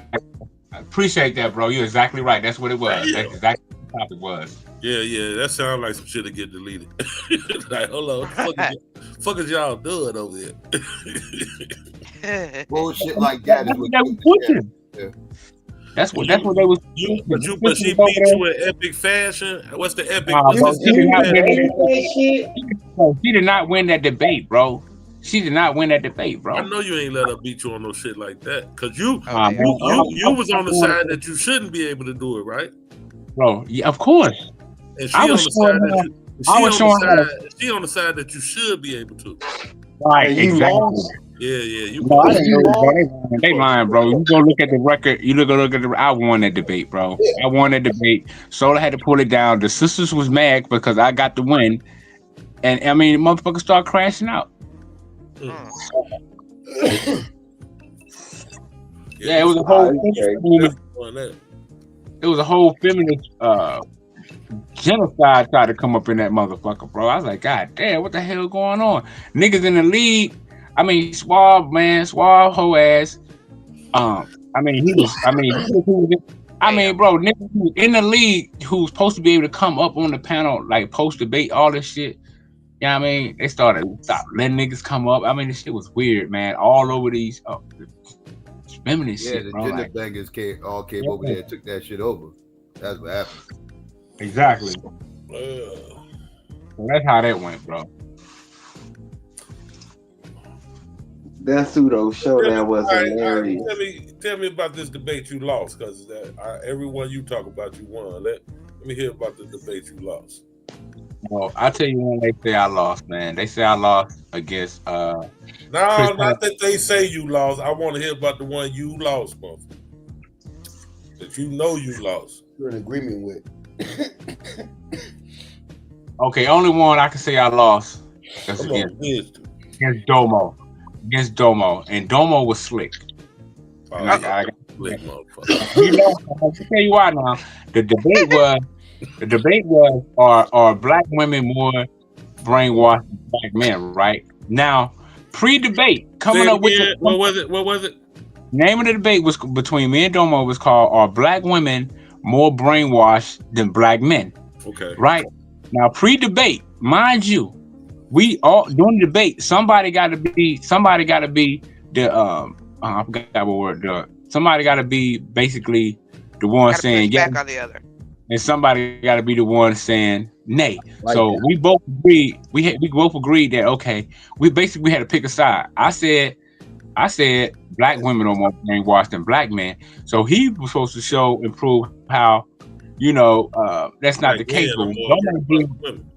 But what Domo did at the beginning of the debate, when the debate was started, he tried to stay neutral. He didn't pick a side. He stayed neutral and said that there's no data that can pretty much show one or the other, saying you can't have what was it called? I forgot what word he basically used. He said basically, damn, I forgot the word. He was basically saying you can't. It's like you can't quantify it. You can't qualify or quantify it. Basically, that's what he was trying to say. And I'm like, wait a minute now. Before we started the debate, that wasn't your argument, my nigga. Sound familiar. So I give him that because he was able to finesse that, and he pretty much showed what he wanted to show. But I think I showed and proved how it wasn't to belittle black women. I was just showing how our sisters were under attack from not just black men. I was showing how she was under attack from white men, Arab men, and Chinese. The list goes on how she suffered abuse mentally and sometimes physically from all these different men. So her brain is more subject to be more, you know what I'm saying, from mental abuse. Yeah, remember, bro. We was the first person they broke in slavery, bro. Was the man. So you gotta think about that. You feel me? Like no, I'm saying for us like society, right? You know how they say a lot of our women they want to look like white women with the hair and all that, and then but say that's a part of they say brainwashing, bleaching cream. I showed that in my debate how bleaching cream is a part of brainwashing, showing that white is better than what you were born with, showing that getting it fried, dyed, and laid to the side. Asians are actually more prone to doing that too. As far as right, but the debate was about black women. Yeah, you're making it bad. Yeah. You're keeping it. You lose again. All right, I'm making it more applicable. So that's all I was showing. Our sisters are more subjugated. He's more subjugated to me, through pimping. I show how pimping is to pimp women. That's a part of brainwash. A woman has to be brainwashed in order to allow. Yeah. I'm just saying, a woman has to be brainwashed in order to allow a man to exploit her like that, and have her on a show. There's some type of mental condition going on with that. That's what I was showing in the debate. You know what I'm saying? So, but they disagree with me. Oh, but you just blasting black women. I said, no, I'm showing a fucking reality, my nigga. There's actually women out on the streets day and night walking around half naked, nigga, going back giving money to men. That's a form of brainwash. You know what I'm saying? Hey, no matter what we say, man, I still feel it's a true quote. Behind every no good man, you know, what is the quote? Behind every good woman is the no good man. You feel me? So that's a fact. And I was showing how black men is a part of her condition. I was showing how white men is a part of a lot of black women mental condition, which I would correlate with brainwashing. Arab men, because we see how Arab men exploit our young sisters in poverty by taking them in the back of the Arab store doing all kinds of things. We see how the Chinese men do our black women when they go to get their hair done, they catch hell from different facilities and shit like that. And we see how black men are doing black women, and we also see how the white man has done black women through the course of history to this day. I mean, you just had a few sisters who was dating white men get killed by these white men on dates. But see, that type of stuff gets swept under the rug. So to me, a lot of the brainwashing is on our sisters from our own man, the white man, the Arabs. And that's why I was pretty much on the debate. But, you know, they disagreed, which was cool with me. But I figured, though, you know, I said, hey, man, to me, I laid out a good argument.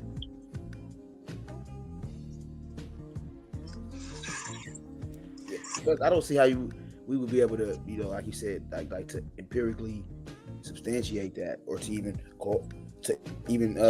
corroborate it based off of beyond, you know, like your own personal feeling, or like, you know, like, how do you prove it?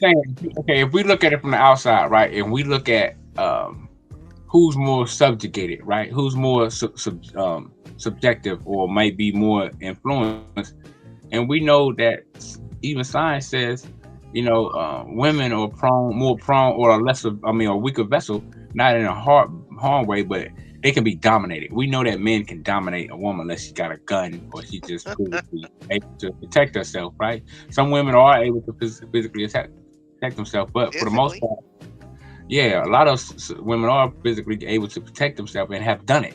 You know, there's a lot of sisters that whoop some ass when a man attacked her. I mean, that's a fact. Fannie Mae. What's that sister's name? Fannie. Fannie Lou Hamer.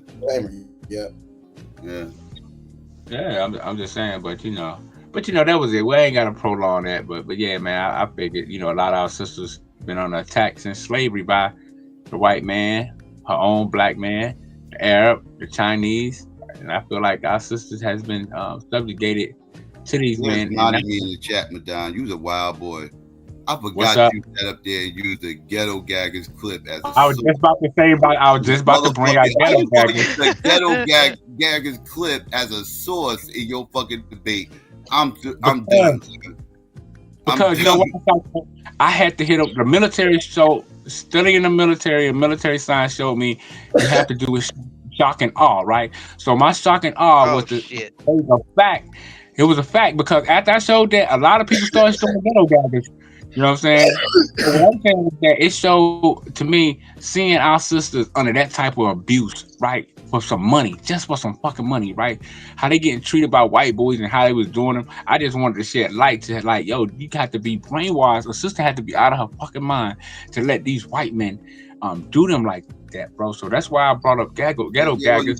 It was kind of irrelevant to the conversation. Like you brought it up because you was debating a swirler, and you know all them little crazy batshit crazy divestors was all in the chat. So you were taking shots at them more. So you was more so talking to them than actually debating the topic at that point, because y'all was supposed to be debating about aborting black male babies, and you took it. Well, no, see the Ghetto Gaggers with me and Domo. I didn't show that with me and Moonflower.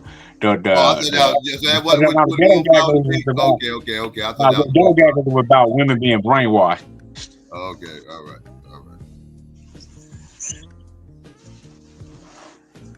But yeah, man, I caught a lot of flack from behind that, but I seen a lot of big channels start speaking about Ghetto Gaggers.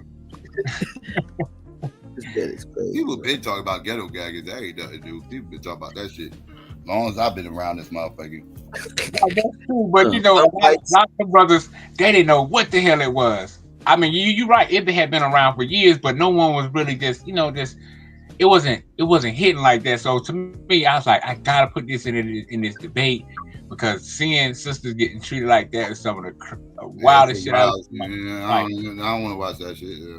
Right, you see what I'm saying? I'm like, yo, I cannot. I'm like, get the fuck out of here, type. Like this cracker, like that's like to me, bro. That's like mental abuse, and like they only doing it for money. The common denominator or the bottom line of why there's definitely some slave play type shit going. There's definitely some slave play type shit going on with that shit. Like, it's degrading. And that's all I was trying to show.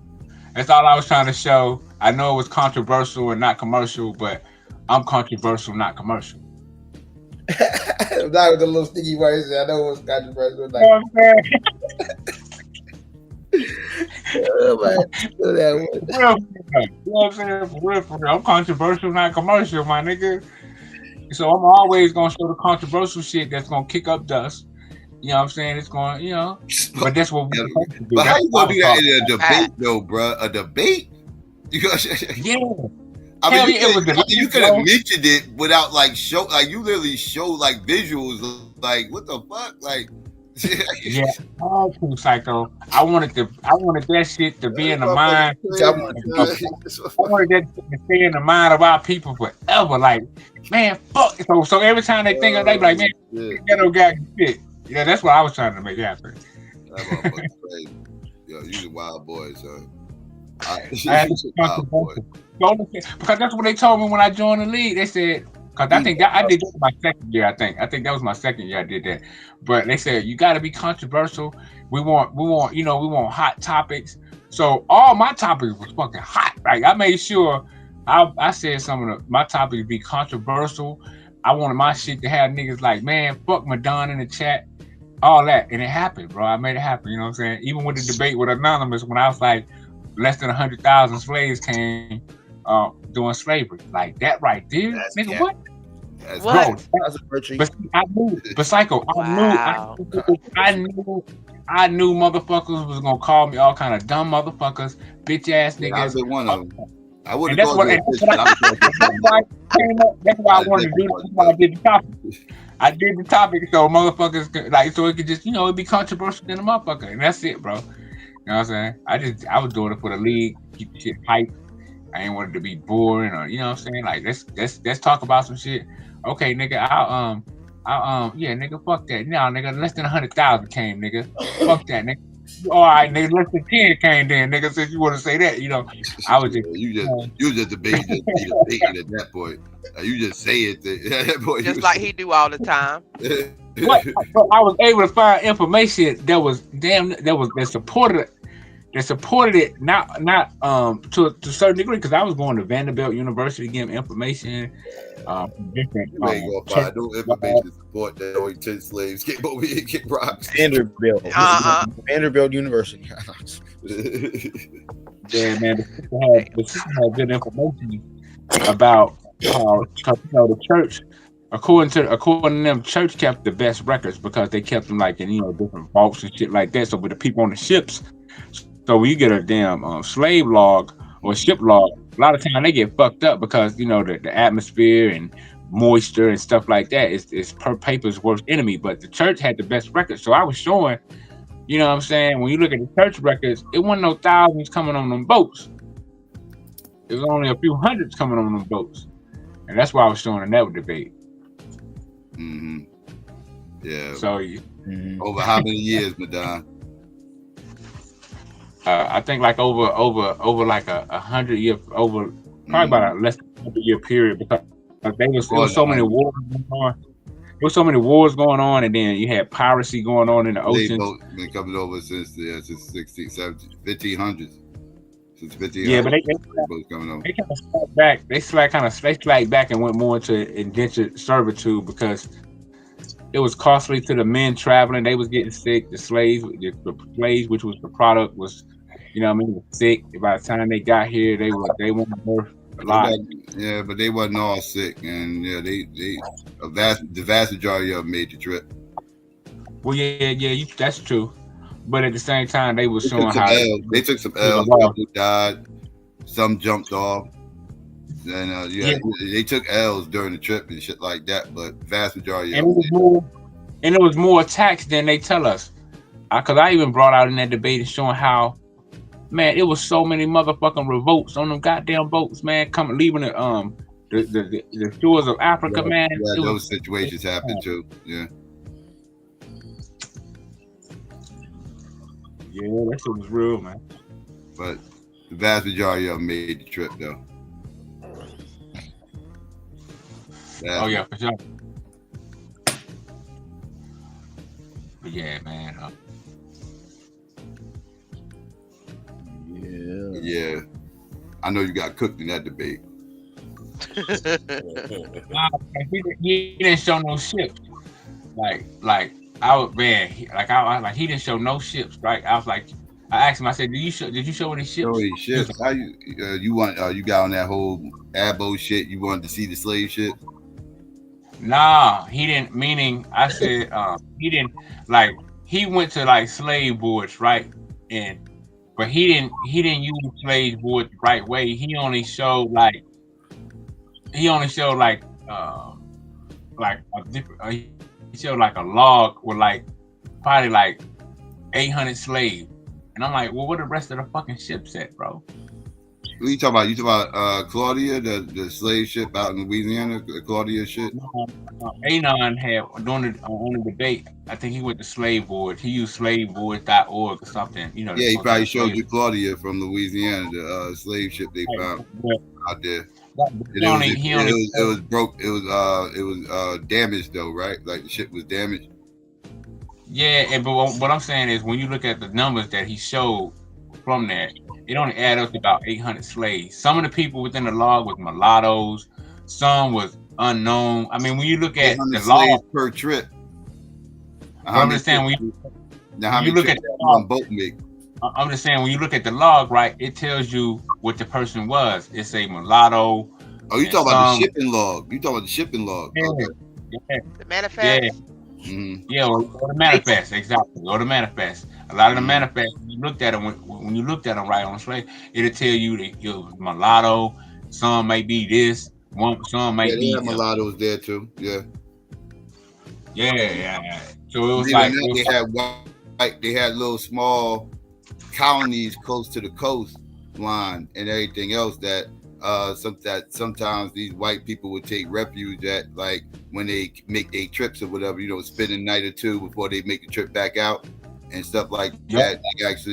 They actually had kids with some of those women that was out there, like again, because they didn't go inward into Africa, like inside the inland or whatever, but these little colonies would be like close to the coast, and it was kind of like almost like a hotel type thing, like like it's just a place for them to sleep at night or whatever. It's at third, but yeah, they had women there to keep up with the places when they was gone and shit like that, and they came back. Yeah, so we have mulatto kids running around out there, mulatto babies. Mm-hmm. Yeah. Mulatto babies. Yeah. When you manifestos, some of the manifestos, those people was Indian. I mean, it was all kind of different names of people. If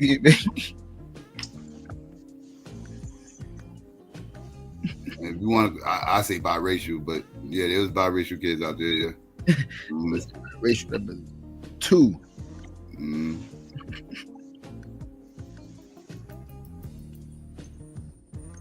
That's why I always question about Anthony Johnson. People love to bring up Anthony Johnson and shit like that, trying to throw slavery back on black people and shit, talk about the first black slave owner and all this other shit. Anthony Johnson. Yeah, I always tell motherfuckers, you got to prove to me that he had 2 black parents. I don't believe that motherfucker had 2 black parents. That they snatched that motherfucker. He got snatched up out in Africa when he was a child, and they snatched him up by the coastline, by where it was mulatto kids out in that area where they snatched him up at. So he could have been one of those mulatto kids. I don't know what the fuck, but I know there ain't no picture of this motherfucker. Don't ever let nobody tell you there's a picture of Anthony Johnson, because there isn't. You know what I think happened? You know what I think happened, Psycho? Huh? What I think happened was this black guy, he wasn't the first slave owner. What I think he was buying slaves and giving them refuge. Nah. He was. I ain't gonna say. He's the first slave owner in that state at that time, and they used his case to kind of codify it federally. But it was other slave owners before him. But he's the reason why it got codified federally. So they give him credit for being the first slave owner, but technically they were slave owners before him. Yeah. Oh, so it went to federal. Oh, okay, so him being a slave owner went to federal court. Well, it went to the court, and then after he won his case, that set the standard. You know how these cases are. Oh, so his case was based on him being a slave owner. He had an indentured servant, right? The indentured servant did his time, and when he was supposed to got let free, Anthony Johnson said no. He for whatever reason he didn't. He said he still was supposed to be a servant, even though he did all his time, and they went to court over the shit. And the judge ruled that he's a servant for life. See what I mean? That's what I mean. So that was just one person. That was just one person. That was it was one. It was one at the time. Yeah, that's that case was over. Mr. Ditto, man. That was so did it say what color? Did it say what race the indentured servant was? It was a black man. It was a black man. Okay. So why they call him an indentured servant? He wasn't, but they had indentured servants. Indentured servant, difference between indentured servant and slave is different. Like, indentured servant, you sign a contract, you pay your debt, and then you can do whatever you want to do after the debt's paid. And that's what he signed up for. He signed up to be an indentured servant, paid his debt, and then Anthony Johnson didn't let him go. Oh, so wait a minute. That seems to me. Now, if he came in as an indentured servant, knowing he wasn't he wanted to fall under the umbrella of an indentured servant, to me, that don't sound like someone who came from Africa. That sounds like maybe someone who was already. Well, I mean, why? I'm just saying, why would a man come up here? I don't understand how could it. It seems more logical to me than a slave saying, "Hey, I want to be the indentured servant." They signing a contract, because slaves, well, I know slaves don't sign contracts. No, he wasn't a slave. He signed on to be an indentured servant. Right. So that seemed more like someone probably slavery really wasn't like a huge thing at the time until after this case, and that's when child slavery exploded after this case. It could be something as simple as he didn't like something that was going on where he was. He was like, well, you going over there to wherever? Okay, well, let me ride with you. And then they was like, well, look, you got to pay your way. He's like, I ain't got no money. That's how the Irish got here. That's how the Irish got that, because a lot of those Irish that talk about they were slaves here, they were never slaves in this country. They were indentured servants, and it went down exactly the way Dee just described. Right. They was in Ireland, broke, poor, and they wanted to get out of Ireland, and they wanted to come to this new Western land called the Americas, but they had no way of getting there. So the only way they can get them there and make the trip was to sign on to be indentured servants. So they came here, they paid their debts, and they got out of the servitude. It sounds like to me the same case we got going on today. An American Negro went to another black man for a job, and he was just looking for a job. Hey man, I need some work, man. You got any work, man? Well, in the beginning, yes, especially like out like in Jamestown, Virginia, shit like that. Yeah, those are indentured servants and stuff like that. Yes, they same type of scenario. They just wanted a chance to come out to this new land, and they could work off their debt, and then they get some land, and because land was everywhere at the time. It was Wild West, so to speak, literally.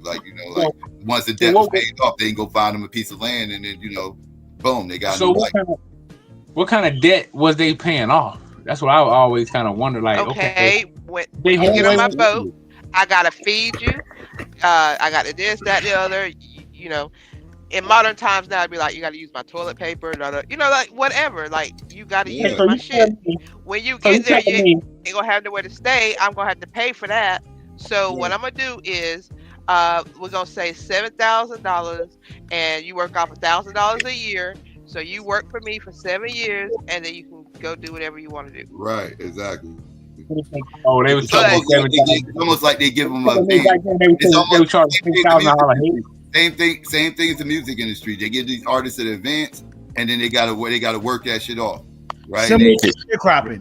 Would you say it's similar to sharecropping in a way? So all these slaves, sort of, yes. As far as like the ration, except sharecropping is like it's a little bit different because it's like a cycle, right? Because you got to keep going back and re-upping, and you kind of stuck in that little that cycle, whatever. But digital servitude, you just boom, you off, you free. Well, okay. Well, what y'all talking about? Slavery in so America? all these slaves. So y'all telling me all these slaves was so Didi, you saying that it was about $7,000 a slave a head, right? Okay, so this is what I'm doing. I'm just using an example. I want to come. I'm in Africa. I want to come to America. I say, okay, it'll be about $7,000. I ain't got no money. Okay, work 7 years, $7,000. You're free. But what happened was, I came over here. I worked my 7 years. I'm like, yo, dude, this is my last day, so I'm out. And he's like, the fuck you are. You gonna keep working. That's contrary to the narrative. The narrative said a white man went in there. They sold us off. They put us in shackles and loaded us up on the boat. I mean, that don't sound Listen, hold on, hear me out. So I worked out that debt, and then you said, no, I'm not going anywhere, right? So now I'm noticing I can keep you in a piece of shit shack in the back of my property. I can eat the good parts of the pig and give you the damn intestines and shit. So it ain't nothing that I wanted anyway. This what I was telling my mother the other day. I'm telling you, Manon. Hold on, Didi. I'm talking about the slave dungeons. I'm talking about the slave dungeons on the west coast of Africa that they said they have. I'm trying to tell you. They gave y'all labor. Sorry, my bad. And they're like, oh shit, look at this. I got all this cotton picked, all this kind of shit. I ain't got to pay no labor. Let's make this a thing. I'll pay $200 to get somebody over here and to get all this free labor done, and ain't got to pay them nothing but damn my leftover shit that I don't want. Yeah, listen. They I knew they had gave y'all the scraps. Back then. I mean, gave y'all the scraps. We all know. America know. What you mean? They gave black Americans. The world. You're not black. No, I know. America. Nah, I'm a black person. Why you say y'all? I guess I got confused. Because I knew, and then you said I knew they gave y'all like you was like you're not part of us. I'm just saying. Right, that's what I'm asking. I'm just saying. They gave the slaves. I'm gonna say they gave the slaves because none of us have ever been slaves, at least to my knowledge. They gave the slaves and leftover pieces or whatever. I think from what I heard, they would give them like a certain amount of food for the month, and they had to fucking make that last. They had to make that. Yeah, they gave scraps. You was right. They gave them scraps. That's why hog maws and chitlins is a part of Black American culture because I'm not eating that shit. I don't eat none of that shit because I know how bad it is. All the shit they didn't want. Shouldn't eat it. Slave food. We've been knew how to slaughter pigs and chickens, man. That was survival. I do what I have. And also, they wasn't eating 3-4 times a day. You know how I'll do what I have to do. It was eating one time to survive. We know how to do these animals. We've been knew how to cook. We've been knew how to milk the cows. We've been knew how to do the chickens. We knew that in Africa, bro. We been knew that. And the black people. Hold on. The vast majority of ancestors from Africa, like before American slavery, they had like a vegetarian type of diet, like we wasn't really. What was it like a right? We really like a strictly fruits and vegetables type of diet. They still plant-based diet. They still milk cows. They pluck their chickens. They boil their chickens. They still plucking and boil the chickens. More healthy. Slice and dice. I just believe West Africa. They were doing all this in West Africa. Really? In America. I ain't talking about. No, I was talking to Madon. They was doing all that in West Africa, Madon. Yup, they still doing it to this day. Yup. West I don't know. Africa. According to Tariq Nasheed, you know, with Hidden Colors, we taught Italians. You know, we brought Italian culture up. You know, we brought Italian gave them modern. Please don't start. Yeah. The Moors came over. They introduced. Bro, Africans are still milking cows. Africans are still fucking shit. Man, he gonna have you all fucked up over here. Like, don't stop it. Now he got you talking about the goddamn Moors. Let me say this: the original Moors. I'm about to kick the table over. The original Moors are not black people. The black Moors that y'all speak of, they are not the original Moors. They became Moors through indoctrination, through trade, and everything else. And those black Moors are scumbags. I don't know why y'all want to rep those black Moors. They're a bunch of coon-ass, sellout-ass weirdos who indoctrinated our people with all that. Oh man, here we go. Nonsense. That's what they did. They took that Arabs culture and took it and got indoctrinated with it, then took it and ramshacked our fucking communities with that shit. That's why most of the slaves that came over to this country, the vast majority of them were Muslim, and it was Muslim because those goddamn black Moors and coon-ass motherfuckers embracing that motherfucking Arab tradition and nonsense and spreading it all through. I'm a Negro, baby. I'm a Negro. Why don't you chill, man? You're getting too angry over this. I'm just letting you know. I know why. I know why you mad at the Moors, but I ain't gonna say it. I just told you what my issue is with the Moors. I would like to hear what you have to say, Moot. Here. Yo, wait, hold up. It keep cutting in and out. It keep cutting in and out. I didn't hear what my dude said. Yo, what you say, dude? Nah, nothing, brother. You good? Go ahead. I'm saying that the brother's not mad. He's just, he's just articulating. What happened? Talking history, yeah. Can you hear me? Can you hear me? I say he calling them coons and motherfuckers and all of this good shit. Those black boys are coons. I know why you think they were. I ain't gonna lie. Only thing I know about the Moors is that they salvaged Europe. They out the Dark Ages and all. And that's those are the non-black Moors. Those are the Moors that wasn't black. Non-black Moors. Those are the Berbers. I heard Tariq Nasheed claim a person, try to say that the person was black, but they was like an eighth black. They had like a great grandfather or something that was. Why you keep referencing? You gotta find some. Yeah, it's freezing again. Yeah, they had like a ancestor that was black, and apparently that made them black, even though they was like a 10th black or something. Yeah, he's a one dropper. He believes all that silly nonsense. So yeah, he said, he a one dropper today. Let's see what he is tomorrow. Yeah, I know he wasn't no one dropper when it came to Kamala. That's why I said a lot of that shit. But that's all I say. I'm taking notes. All these people that say Kamala ain't black, I'm taking notes. They better not say shit when I'm sitting up here talking about how biracials ain't black and everything else 2 years later. I don't want to hear that shit if you was talking about Kamala wasn't black. Shut the fuck up. Shut the fuck up. I don't flip. So as a biracial person, you can't be proud of both of your sides. That's the whole purpose of saying biracial, isn't it? Yeah. That's the whole purpose of saying biracial. You can't be proud.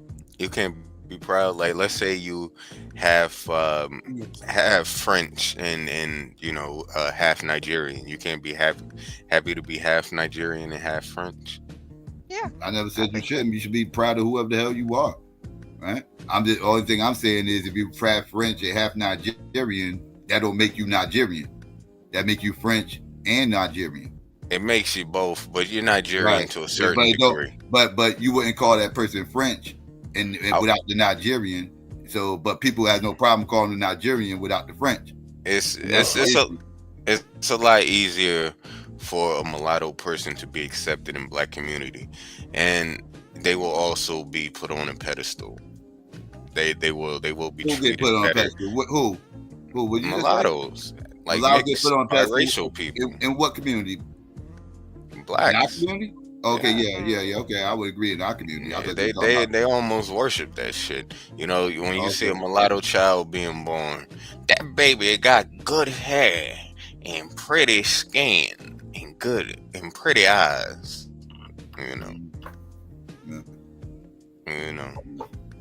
All of a sudden, the mixed race child is being treated better than the full black child. Through the brainwashing. That's part of the brainwashing. How they say the mulatto baby is pretty, got the pretty hair and the pretty eyes. That's part of the brainwashing. The first thing we can do is stop talking about good hair and bad hair. That's the first thing we're not doing. Moral quality. I don't know. To me, good hair is having your whole hairline. That is a moral concept. That's something that not all of us got. No, we got good hairline, but not good hair. Yeah, we was brainwashing to that type of thinking. Well, I tell you guys this. I have a certain texture of hair now. The texture of my hair, I mean, it's Negroid, of course, but it's not like the most nappiest hair. Biracial, man, just say it, bro. I'm not biracial. I'm not biracial. That brother, we Nah, man, I'm not biracial, dude. Like, I had a white person think I was biracial when I was a child for some reason. I don't know what that was about. That was weird.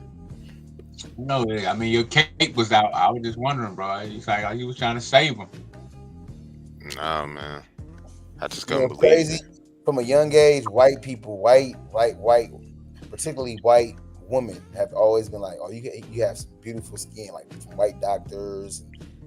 And they've always gave me that compliment on my dark skin. If always is, I just find that interesting. Then on the flip side, growing up, black ass, but that didn't have me like self-hating. I didn't hate my people. I noticed that, and that wasn't with all my people. That's with certain people. I ain't gonna sit and say every black person. Nah, I would not. Yeah, that was an epidemic and a pandemic that ran rampant in our community. And for some people, unfortunately, they created self-hate, low self-esteem. About a lot of our people being a little darker. That created, I mean, that put the emotional toll and that it put on a lot of communities. It still affects them to this day. A lot of things still affect us to this day, especially from slavery. What was I gonna say? Yeah, y'all, but I mean, y'all kind of was acting funny when I told y'all I had 2 biracial relatives. You guys kind of acted funny. I did. Who acted funny? What are you talking about? The other day we was on Q's channel. It wasn't over here. It wasn't over here. Nah, man, I already told y'all what the hell happened over there. I had got like fucking, they fucking swarmed on me. They wasn't playing. I had to end up leaving because they was so bad. They hated my ass. What's his name? Taz. He was like, "Why don't you leave then?" It was just aggressive banter. Yo, I was a hair away from cursing them out, man, on that panel. Aggressive banter. That's the first time he using that. Using that. All right. Well, here's what I will say.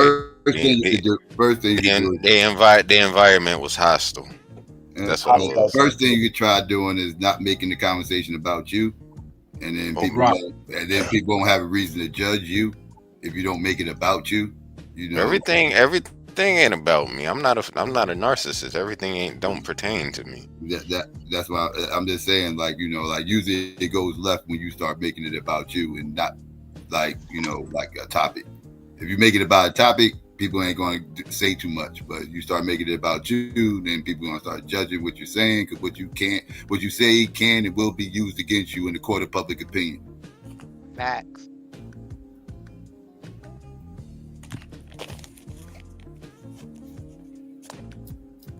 So that's a word of advice. Man, I keep cutting in and out my internet. So anyway, like I was saying, I don't have nothing to prove.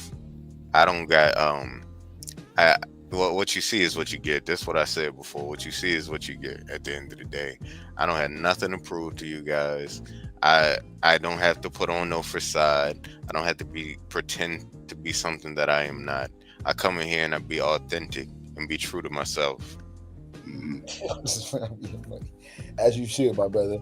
As you should. You know, unless some cracking jokes, that's the only time when I might say something that, you know, I'm not dead ass about. Is when I'm like clowning, goofing around. It's gonna be all right, brother. It's gonna be all right. G killed quiet. Right now. Probably taking a nap. He was like, Disney done fucked you up. Okay. No You personalizing. said that before. I remember that shit. No personalizing, my brother. It's all right. Yeah, I don't know. I'm gonna start my own panel, and we gonna. I'm gonna be talking about gaming. That's how you feel. You gonna start a revenge channel, my brother? Get your gaming on. Yeah, we're gonna talk about GTA. It's a whole black geek space, you know. You be in the black geek spaces. You be in the black geek spaces. I used to be in the geek spaces. Like I used to be a part of the GTA community. Hey, why you don't go to? Oh, you don't want nothing to do with the black geek space. You just want to go to white geek spaces. Okay. I'm just into the what I. It doesn't really matter. It really doesn't matter. I want to know what happened. White folk got more money. If you're black on white. White folk got more money. That's why. I mean, the white folk got more money. They got more equipment. They got every accessory that come with the PS5. They got it. They got you ain't about to do that. You got black geek spaces. They got all that same shit. I'm not. See, but I'm not really joking. I don't really kind of care, just as long as these people are my friends and we get along. I'm saying it's real black geek spaces on here. I'm telling you, it is what it is. I join them too. You know, at the end of the day, that they don't necessarily have to be black people. Yeah, I know. You got a question. Are you still a part of that? The geek? When you say geek, I'm thinking that's like, in my mind, it's white. It's not like something that's black centered. Or black central. Well, yeah, because there's no black geeks apparently. There's no such thing as a black geek apparently. Yeah, no. It's a such thing as a black geek, but it's like I'll explain it. You know the sarcasm, right? It's geek culture right now. You got within geek culture, you do have a segment of black geeks that got their own little subset. Now they don't exclude white people, but they kind of like. You know, they just do they over there doing their thing. They kind of doing their thing in their space. If white people want to come through, cool. But they kind of like, they not really like that because the white spaces they like kind of like I said, they done got politicized, just like everything. They start calling you the N-word. Yeah, exactly. That's what I was trying to get to. They call you the N-word at the drop of a dime. I felt like when I was on Bigo and stuff, I felt like some of those people were racist and they didn't like me. Oh, they're definitely racist. That's why I was telling you at some black geek spaces, so you ain't got to worry about that type shit. That's what I was trying to tell you. That, in response to what you're talking about, there's black geek spaces as a result of that. Right. Yeah. I just paid. Sorry, my bad. No, I was trying to get to that. I was going to ask you how was your experience because you said you was in the geek space. So I was listening to what you were saying. Was means past tense. Geek in my mind. Yes. That's not. So it's all. So I was trying to get to what you pretty much already ventilated. So. It's crazy, man. I was trying to, your mother couldn't grasp the concept of geek and nerd space, but like she's like, all that shit the same shit to me. All that shit means cornball. I was like, wait. I was like, no. You saying it's a difference? Hell yeah, it's a difference. Like, you're not a nerd. You're a geek, dog. You're not a nerd. You're not a nerd. Like Dee Dee's a nerd. You're a geek. Like it's a difference. You talking about still learning? Oh wait. Oh, you talking about that? I'm not saying there's anything wrong with either one. I'm just saying it's a difference, right? Like nerds are like they read a lot. You know what I mean? They knowledgeable. They in search of information, right?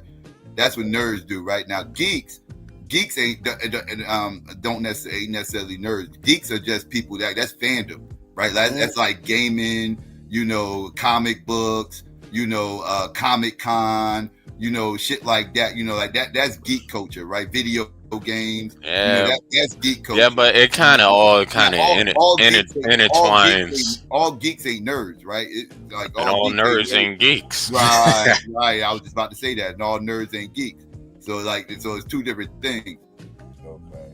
Yeah. I will say, as far as I am kind of a geek. I am.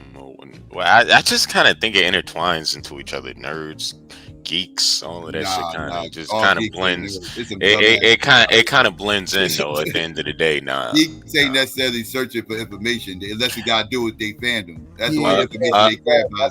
But a nerd is like someone probably a lot more socially awkward too. A nerd is looking for all the information. Like they want to absorb it all, right? They constantly trying to learn and read and study and be studious, and what I mean. Like, yeah. I was sitting down and read a handful of, more than a handful. I've read books before. You do realize that, but it's got to actually intrigue me and grasp my attention. Yeah, you'll read like the life of Eminem and shit like that, whatever. But what's the deepest book you ever read? What's the deepest book you ever read? The 50 Cent book, Hustle Harder, Hustle Smarter. Yeah, like I said, that's bro. That's still dealing with a celebrity and shit. I mean, that's what. Yeah, because I'm not here to sit. I don't really kind of like fictional books for the most part. I want to hear reality. But why celebrity though? Like, how much reality, real shit that we read that ain't got nothing to do with celebrities?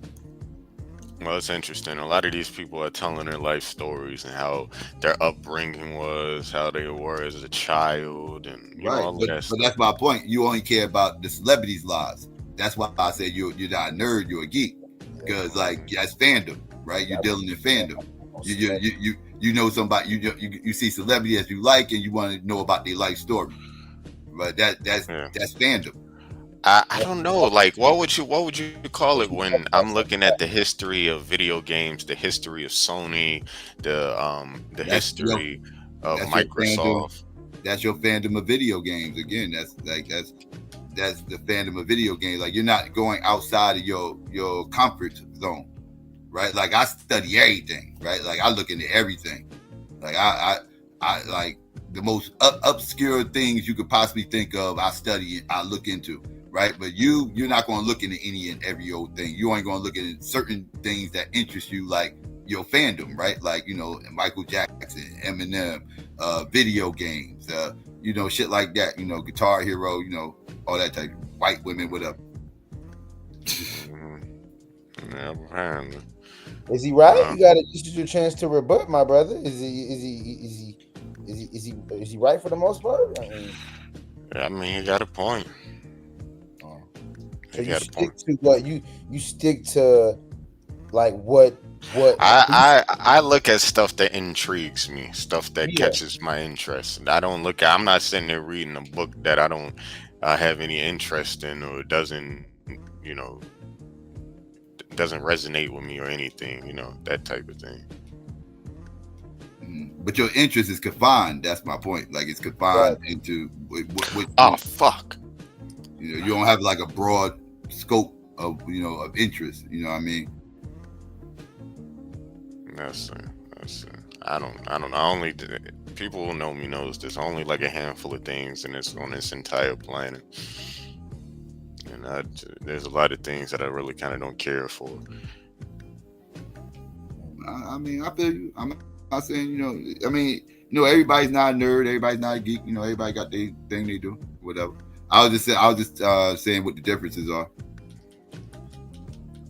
I partake in some geek culture. I'm definitely a nerd. I don't think that's it. You know what? I'm a nerd. I'm a nerd when it comes to like rap and stuff. Like, especially when it comes to creating rap. Like, I've studied the art of hip hop, like the art of like technical rap and connecting syllables and wordplay and double entendres, that type of thing. And I've listened to people break down like other people's songs, like Lil Wayne, Eminem, different artists, their music, and point out the rhyme schemes and the patterns in their music.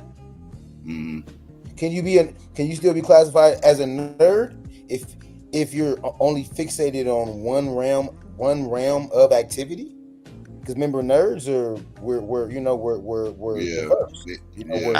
We're as far as like we're in multiple fields of study, exactly, precisely. So it's I mean, now you got me thinking like as far as like it's interesting. I didn't know there was a difference between a geek and a nerd. I always thought kind of.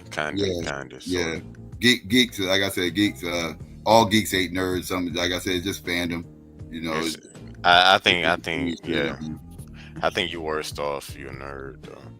You worst off? Hell no. What you saw? Not socially. Wow.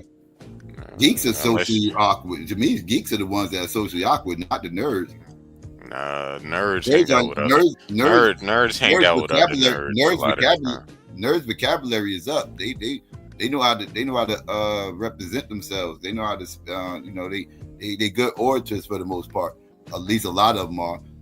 Geeks, on the other hand, these are the socially awkward ones. These are the incels. These are the ones that be sitting around in their mother's basement playing video games all day long, crying about women. Like that be the geeks doing that stuff, not the nerds. Go look at like the manosphere and shit like that and everything else. Most of them motherfuckers are geeks. Them ain't nerds. Them some dumb motherfuckers, man. I be going over there cooking those manosphere motherfuckers. That weird ass nonsense they be over there saying with them little geek ass shit. Probably think you be cooking them. Tariq, now she think he be cooking the people he be fighting with. It's part of my nerdness. This is a shower filter.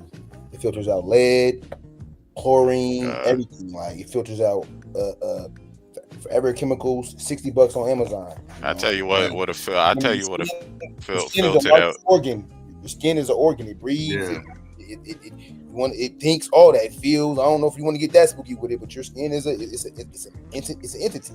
But, the skin is actually an organ. Now that you bring it up, it's an organ that a lot of people forget.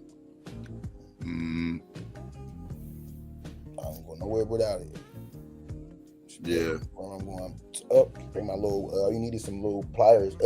Unhook. Simple. It ain't hella complex to put on. I tell you what. You know what really does you justice when you hop in that shower is that water coming out that water heater. That hot water. I'm sure it kills a lot of bacteria with that fire sitting on there. With the fire? What you talking about? No. Well, most local municipal waters is tainted, bro. Like that's. You're talking about the water from the water treatment plant, yeah. So you got like fluoride in it. It's a lot of probably remnants of poop. Who knows? Pharmaceuticals, all that, bro. You got to think about it. Like, people dump a lot of stuff down that toilet. Everything to get, it's deep, man. Yeah, it's basically like they're recycling water, really, when you think about it. Yeah, only 1%. Only 1% of only 1% of the world's water is potable water, and all the other water is glacier. You feel me? Salt water, etc. But it's drinkable water. Drinkable water. Yeah. Potable. You can't drink no salt water. Yeah. Most of the water on the earth is none you can't drink. Yeah. And it's glacier. It's frozen. Correct. So you talking fresh water? Yes. Well, except for the rainwater, but like the fresh water that they get, like the glacier water and all that. Yeah, like the stuff they sell in the store is supposed to be glacier water. It's not though. That's a lie. I don't believe that crap. Don't we had this conversation before about water? We've had it. I've had discussion before. I don't know if you was on the panel.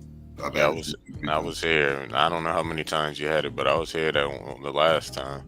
I remember speaking about this. We got a Clue channel up here. What's going on?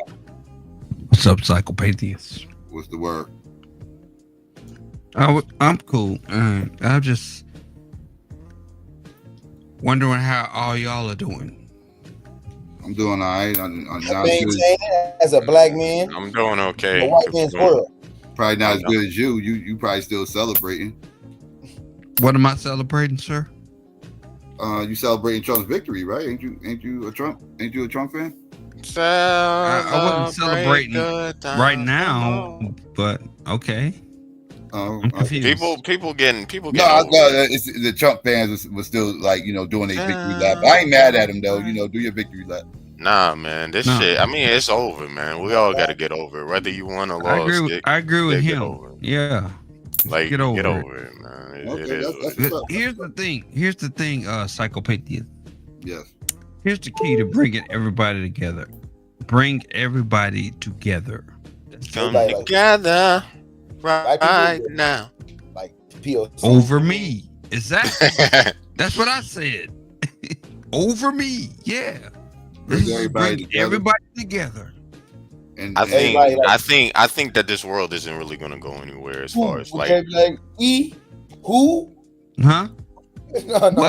I said this world isn't going to go anywhere if who's everybody, brother?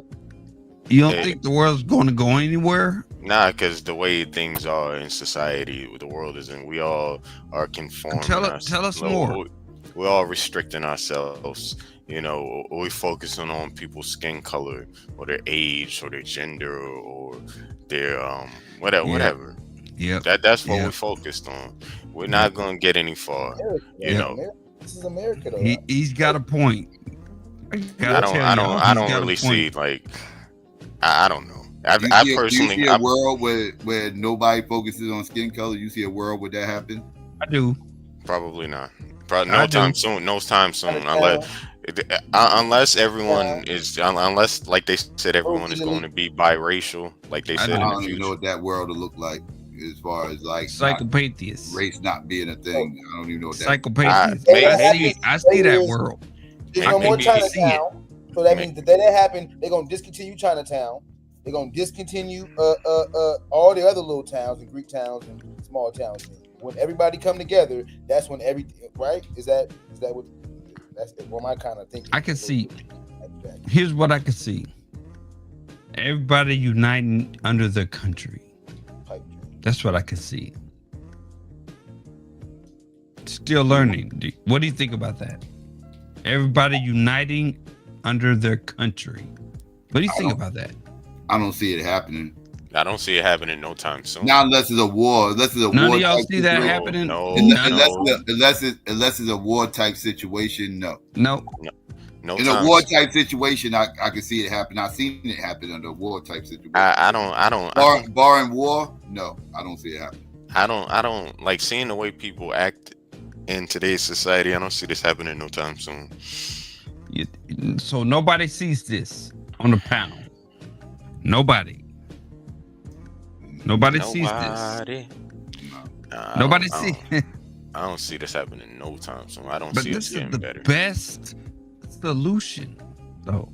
It's the best solution. It's wishful thinking, but I don't. It's not. I don't think it's wishful thinking, though. Psykopathiest. I don't think it is. I think this is the best solution possible for us. This planet might hopefully racism will eventually. Hopefully, I think it might end if we all end up being biracial, like they said. No. What do you mean? You talk about squeezing jeans out, and I'm not messing with you. But my great grandmother died saying that she thinks racism will be over one day. My great grandmother died saying she thinks racism will be over one day. My grandmother died thinking racism will be over. Racism is dead right now, sir. My mother was fighting right now for racism to be over one day. It's dead right now. I don't believe racism will ever be over, though.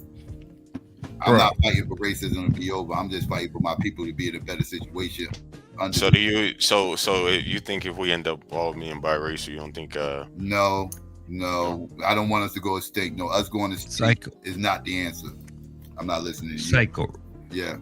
Racism is dead already. That's cap. No, it's not cap at all. Oh, you Lil Wayne or something? Like who the fuck are you, Lil Wayne, talking about? Like it's talking about not racism. cap. You remember when Lil Wayne said there was no such thing as racism? That's what he's saying right now. There is no such thing as racism. I thought that was something we all agree. Hold up. You know, I'm supposed to be Uncle Tom, and I don't even fucking agree with no dumb shit like that. That sounds stupid. Yeah, racism ain't going nowhere. I hate to tell you. It's sad. Man. I had to Racism? find. Who said that? Who said that? Psycho said it. Seriously. Psycho said it. Racism ain't going nowhere. I had to find this out the We need hard. the faster we figure that out, the better the situation we can get ourselves out of. Let me say something, Psychopathist. Psychopathist. Nothing has stopped you from anything. Period. Mm-hmm. Nothing. I said it. Nothing has stopped you from anything. Mm-hmm. Why do you still believe in racism? Racism is very real. No, it's not. Yes, it is. How was that? No, it's not. How you It's gonna tell not. me? Yeah, and y'all be calling. No, it's I'm not. a So coon. why is black people the leading victims of hate crimes then? Explain that. Why I'm do we lead in hate crimes? I'm supposed to be a coon, though. Why do we lead when it comes No, to hold up. Who said they're supposed to be a coon? Hold up. Who said they're supposed to be a coon? Because I want to front this motherfucker. Who said that? I said that. Why? You said it. Okay, sir, you're not a coon. That is what it is, man. I mean, I don't like calling Sir, people that. you're not a coon. You never will be a coon. Actually, I take that back. The skin does not breathe. It doesn't breathe in the same sense of, you know. Is your name Michonne McBadass? My Sean. Michonne McBadass. My Sean McBadass. Sir, you will never be a coon. Definitely blue orbs. Do you want to know why you'll never be a coon? Why? Because I'm a coon. You're a coon. I'm a coon, and I earned that title. I don't. Earned Nah, but the listen, title coon. Get this guy, man. This is hilarious. I know it's hilarious. I know. He I like deserves that. a coon award. It is your ass, boy. Yeah, I don't like calling people coon unless you're doing something stupid as fuck. I don't really think, you know, unless you're saying something like racism doesn't exist, I don't think you should. Racism does not exist. What the fuck are we talking about? No, it does not exist. Hey, brother, I got a question, brother. Where you from originally? Where's your? Where am I from? Yeah, I'm from Dallas, Texas. I had to find this out the hard way. Psycho, you might know. You from Texas saying racism don't exist? I know you tripping. No. It does not exist over here in Texas. I had to find out the hard way. Did I you used to say live that? in Texas, and I lived in a much more liberal side of Texas than you live in. Yeah. Shit. Never experienced racism ever. I did. I grew up in Texas. You did not grow up in Texas. Sir. No, I didn't. I was a Yeah, I did. I was I there did for not some experience years, racism, I was sir. there for some years. How did I experience racism in Texas in a few? You have never experienced racism. And whatever. That's Psychopathist. Let's knock the bullshit. Let's just can the bullshit for a minute. Let's just can the bullshit for a minute. Hey, Psychopathist, you have never experienced racism in your life ever. You gonna tell me I never? You have never How you gonna tell me I never experienced in my life? racism in your life ever. How you figure I'd never experienced racism in my life? How you I just told you. I just told you you did. How you could come to this conclusion? How? Because all of you niggers, this I'm brother talking about you can't- niggers on the panel. Not right now. Come All on, of you man. niggers Don't do that. pretend like racism and Yo, white check 'em out, supremacy man. exists, Came but with it a lot of doesn't. this It crap. doesn't. Is he Right. Actually, It doesn't. And how doesn't it? it doesn't. It How? doesn't How exist. doesn't it? You might. You You can't It's a lie. Make an argument. How They're doesn't using racism that to exist? divide everybody on the panel. No, they're not using shit. to Yo, divide is us. this a white No, they man? not. Is this a white man? No, No, I'm not a white man. Don't No, be a coon I'm ass. not. Oh, he really. You know what? But see, this is a case study. People like this, we have to. You know, I'm glad. I'm brought not this. convinced. You know, we gotta. This is a case study. I think there's a white man impersonating a black person. No, there ain't no way, man. Coon is deadlier, man. No, I'm not white. Who No. knows? You wanna say a Still coon learning. knows- What you got to say? What you got to say? I'm waiting You got for a you lot to to explain to say. me how racism don't exist. I'm Racism does not exist at all. You saying it 800 times don't make it true. Can you make an argument how it don't exist? We the number one subject. Because none of you, let me explain. None of you have been negatively affected by white people. Yeah. What? Huh? I had to learn. I had to learn the hard way. I had to you learn know the a hard white way. man that has kept you from something? When I was 15, yes, got locked up for peeing outside. A sheriff locked me up for literally peeing. So For peeing outside. Yeah, I mean, I heard that happen. Did that really happen? Yeah, and that ain't nothing else. Yeah, I got locked up. I got taken to juvenile. Psychopathist, do you really believe what this brother is saying? Yeah, Do you? You don't believe that? You don't believe it? You think No, I don't. I heard somebody say that before. No, but I didn't don't really- believe it. I heard somebody No, else. I don't. I heard somebody else. That ain't I heard somebody else say that they got arrested for peeing in public. I had the police called on me, lied, and they said I robbed them, and that was not true. You feel me? This is all provable based off based off camera video. So I don't. You can't tell me racism ain't real. I had to learn the hard way, man. Racist. I had to learn the hard way. about No racism. such thing as racism. Hey, there's no such thing as racism. Okay, that shit does not exist. Are you drunk or something? Period. If it wasn't no racism, it wouldn't be no coons. I'm a coon, nigga. Exactly. I'm a coon. That's how you know it's racism, nigga. I'm a coon. And nigga, then you we niggas, then you a super nigga. No, I'm a coon, not a super nigga. I'm a super coon. Nigga. You got a cape on, so I need you to say my name correctly. I'm a coon. All right, Coney. gotta say, you got. I ain't gonna go there. I do want us to come together as humans. We should, we shouldn't discriminate against each other. We shouldn't. None of this. You could be mad. Nobody want to hear that bullshit. You sound worse. Right here, no, I don't. They're gonna have at reparation. He's gonna be somebody in now and in the foreseeable future that's gonna be trying to oppose reparations. Talking about we don't deserve it, we don't need it because ain't no racism, ain't no anti-black racism. So you're talking about dude down there. Problematic. I do want us to come together as humans.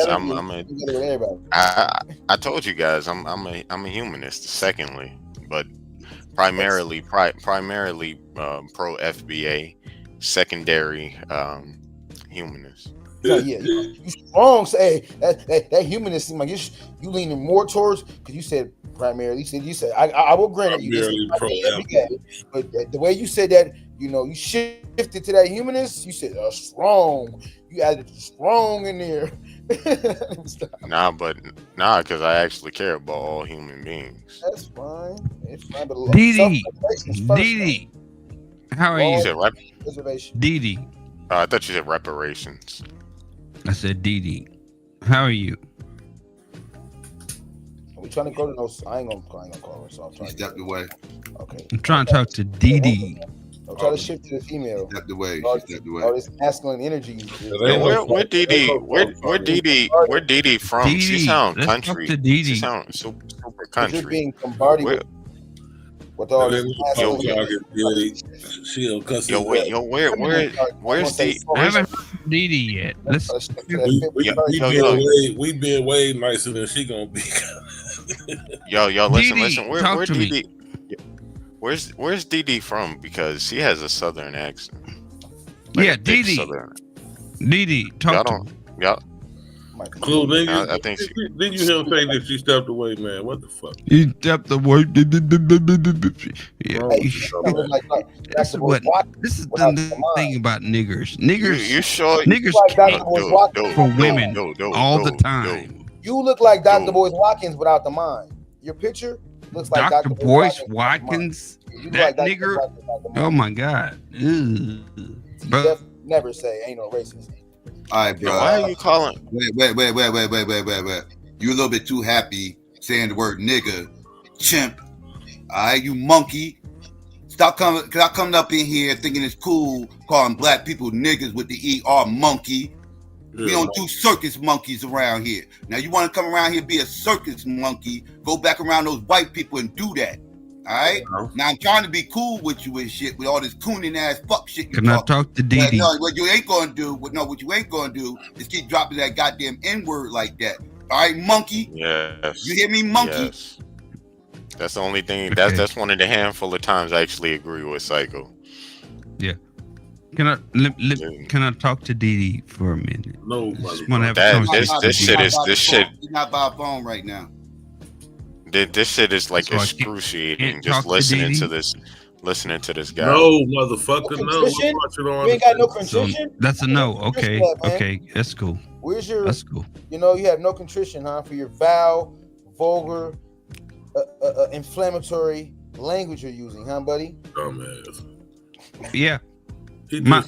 This is what I try to tell you. I'm flagrant with my language. Still learning. This is what I try to tell you, you niggers. I'm flagrant with my language. Still learning, OG.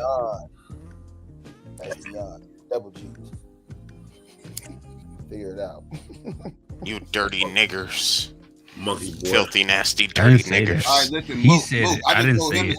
Did you start? He said it. I didn't No, say it's it. jokes. It's jokes. I said it in jest. Because if I say it, everybody's in their fucking feelings, bitch. That's what I'm saying. I said it to kind of mock him, but I'm only kidding. Don't do that, bro. That incendiary language you're using. Everybody gets in my feelings when I use the language, but okay, go ahead. What were you saying? Still learning? Go ahead. I'm not shocked. Speak, brother. Speak. This is sad. How is this sad? This is sad. You're sad. You're pitiful, dude. How am I sad? We You're just pitiful. troll, Moot. How am I sad? You're worse than me. How am I worse than you? Go ahead, tell me. Because I'm supposed to be Uncle Tom, and you over here calling people the N-word with the hard R. No. You're Uncle and you Tom. saying racism doesn't exist. You're an Uncle Tom, but you're not a coon. I'm a coon. I will forever be a coon. There's a difference between a coon and an Uncle Tom. Uncle Tom, those are bitches, pussies.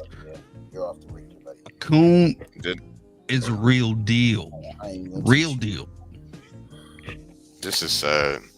This is very sad. Actually, it's not. Actually, it's not. You ever read Uncle Tom's Cabin? Yep, I have. Okay. And this is what I found out, still learning, is that people like you who use the term Uncle Tom have been using it incorrectly. That's what I found out. No, get out of here. Uncle Tom was actually a hero. Was he not? I know Sambo was the. No. We're not talking about Sambo. We're talking about Uncle Tom. You brought up Uncle Tom. Get up, bro. Uncle Tom is a hero. He was a hero. He was a hero. But y'all keep calling people like me Uncle Tom, which means niggas like you think of me as a hero. And I'm okay with that. I'm a hero. I'm a hero. Hero to who? I'm saving all you niggas. That's what makes me a hero. Saving every one of you niggas on this panel. Jesse Lee Peterson, do you have any kinship? No, I don't. I'm not related to him. Might be similar, related to one of our domestic coons. Over here. I'm not related to Jesse Lee Peterson. This guy look goofy looking, man. He look goofy looking. Jesse Lee ain't got shit on you, do he, Clue? I'm not related to him. This dude look like Dame Dash and shit. He might not get, man, until he started praising white folks. Then he, until he started saying white folks are supposed to save us, it's our salvation. He might, no. Then again, he up there calling black folks niggas. So that No. Here's the thing. He wasn't calling y'all niggas. He was calling you niggers. Here's the thing, though. I don't call you niggas. I've never called you a nigga before. You said what I called you was a nigger. That's what you are, a nigger. You gone, man. Okay, let's get that straight. That's stupid. Goofy. That's sad. Where dude And sound that like right there It's sad. is a geek. He's the motherfucker I'm talking about. He's a fucking geek. He comes with that geek culture ass manosphere incel ass space. That's why he was begging to talk to DD. Because he don't talk to women at all. That's why I said the geeks do not do what nerds do. Nerds don't act like that. Nerds don't get drunk, get on goddamn panels and start acting a goddamn fool. Geeks do that. That's a fact. Man, y'all sure that wasn't a white dude? We call them goofies in the show. No, he ain't that no clown white. is. He a coon. I know, yeah. I done talked to him plenty. Straight coon. He a troll. Yeah. I done cussed him out on Q Butter page 3-4 goddamn. Why is that? That's what y'all say about me. Yeah. There you go. Don't do that. Stop personalizing everything, brother. That's just what that's what Mook do, young guy. He a troll too. Personalize everything. I'm not really a troll. I'm just being authentic to myself. You a damn troll. Lou, what it do? I'm from Planet. Yo, I'm here. I'm just trying to get my mic and shit together. Okay, but so I gotta get my what's the word? My audio. Technicals. Yeah, my technicals and my sound system. Yeah, peace and black power, man. I know I'll be back. What's going on? Can y'all hear me? Yeah, we can hear you. What's the word? Yeah, man. I was just trying to catch Clue ass up here, man. I wanted to ask him what's his opinion on and to assess where the red pill spaces are, the black red pill spaces, and how did they allow those Anton Daniels and all the peace them to kind of like take control of the black red pill messaging and stuff like that. I want to know what was his thought, or even if he has a thought about that. Man. He doesn't. You know what I mean, he doesn't. He gonna claim he ain't a part. He gonna claim he ain't a part of the manosphere, as he always says. Even though that's what I don't think he was a part of the red. I don't think he was a part of the manosphere, but I definitely used to see him in all the red pill joints, Obsidian them and all that. That's why I was like, I guess it is what it is. One red pill message is the same as all of them. But yeah, they are. You know how I go.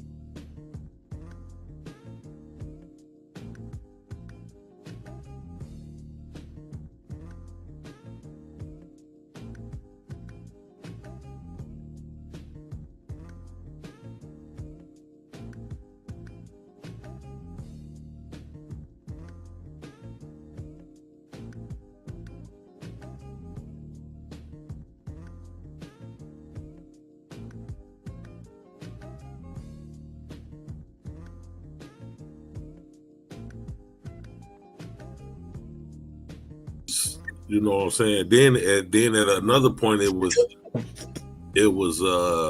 what everything else that was going on in the streets. It was dope dealing, it was stunting, it was wearing jewelry, it was this, it was like even up to the drill shit. I mean, it's whatever Black America is doing is what hip hop is. It's UK drill, London drill. Right. Yeah, but that's Right. all. Well, all I'm saying, that's all imitation. I don't disagree with you at all. I don't disagree with that at all, GQ. All I'm saying is like, and not even the way the form, shit, even regular like going to work, paying your bills, taking care of your kids, and you know what I'm saying. That's still hip hop because that's what niggas doing. You know what I'm saying. Whatever niggas doing is hip hop to me. You know that's just how I look at it. Russell, like we talked about the elements, right? Like I think like we do, like we push the one element, the MC, like to the forefront. Yeah. Like it's still hip hop. It's still hip hop. I'm just talking about like these other countries is still practicing all four to a higher degree. That's all I'm saying. I ain't saying like we'll give these people is better. Like these people is better, and I ain't saying that. Okay. No, I understand. I know that, Lou. I know you ain't saying that, but I'm just saying the way I look at it is just like the culture rotates to what we do in the hip hop culture because it is us, especially our age group in particular, and our youth, of course. But I'm just saying it's like we dictate hip hop, not what they doing. Because if we just we already just like we already left. That's a fact. Yeah, we already left the graffiti and the breakdancing and long, but that's what they want to do. That's what they do. It's not going to be popular unless we say it's popular. Now, plus, too, like over here, it already went through the stages, like to evolve to where we are. Like they still, being in the, especially for the ones in third world countries and stuff like that, they still on the revolutionary black and white TV. They still watching Andy Griffin and shit like that, you know what I'm saying? That's on the prairie and shit up. Yeah, that's on the prairie. That leads me to another question though, GQ. Like we just said, like we evolved to the commercial side now, and they still on the revolutionary side. Like so, it's like it's kind of missing on our part, like the revolutionary hip hop stuff. Like, is it a chance for that to like really? What you said right there, Lou, but not. I'm not going to equate that with the hip hop, but just in general. No. I'm just talking about the environment. Like, is there the cultural environment for us anti-revolutionary? That's what that's kind of like what I'm trying to ask. Yeah, I got you. That's why I said I agree with you on we not revolutionary like we supposed to be. But even when the hip hop scene hit the scene, it wasn't as revolutionary as right before the hip hop scene. You know what I'm saying? Because the 70s, I think we was most revolutionary in the late 60s, 70s. Yeah. Hip hop hit the scene late 70s. Hip hop came from that. Hip hop came from that. But it wasn't it wasn't as revolutionary as the time period before it. You know what I'm saying? So the most revolutionary time was the 80s. I always talk about the watered down theory. Go ahead. I was just saying the most revolutionary time, in my opinion, was the late 80s going into the 90s. Like, I ain't seen it more revolutionary than that. Yeah, bro. That's when you had to live to see, or that's what you think it was. Nah, I'm talking about like with the artists and fans relationship. You had people walking around with those medallions and Afro picks and stuff like that. You know what I mean? So like I don't, because even like when hip hop started, it came from the revolutionary stuff, but it wasn't mainstream. It still was a baby at that time. So But I just wanted to ask Psycho, man. Look in the back chat, man. Psycho, did you hear? Did you see that? Did you hear that stream? He went in on Reggie Noble. Who, Doggy? Oh, okay. You can say it. All right. Yeah, man. Yeah, like I got yeah, he went in on Reggie.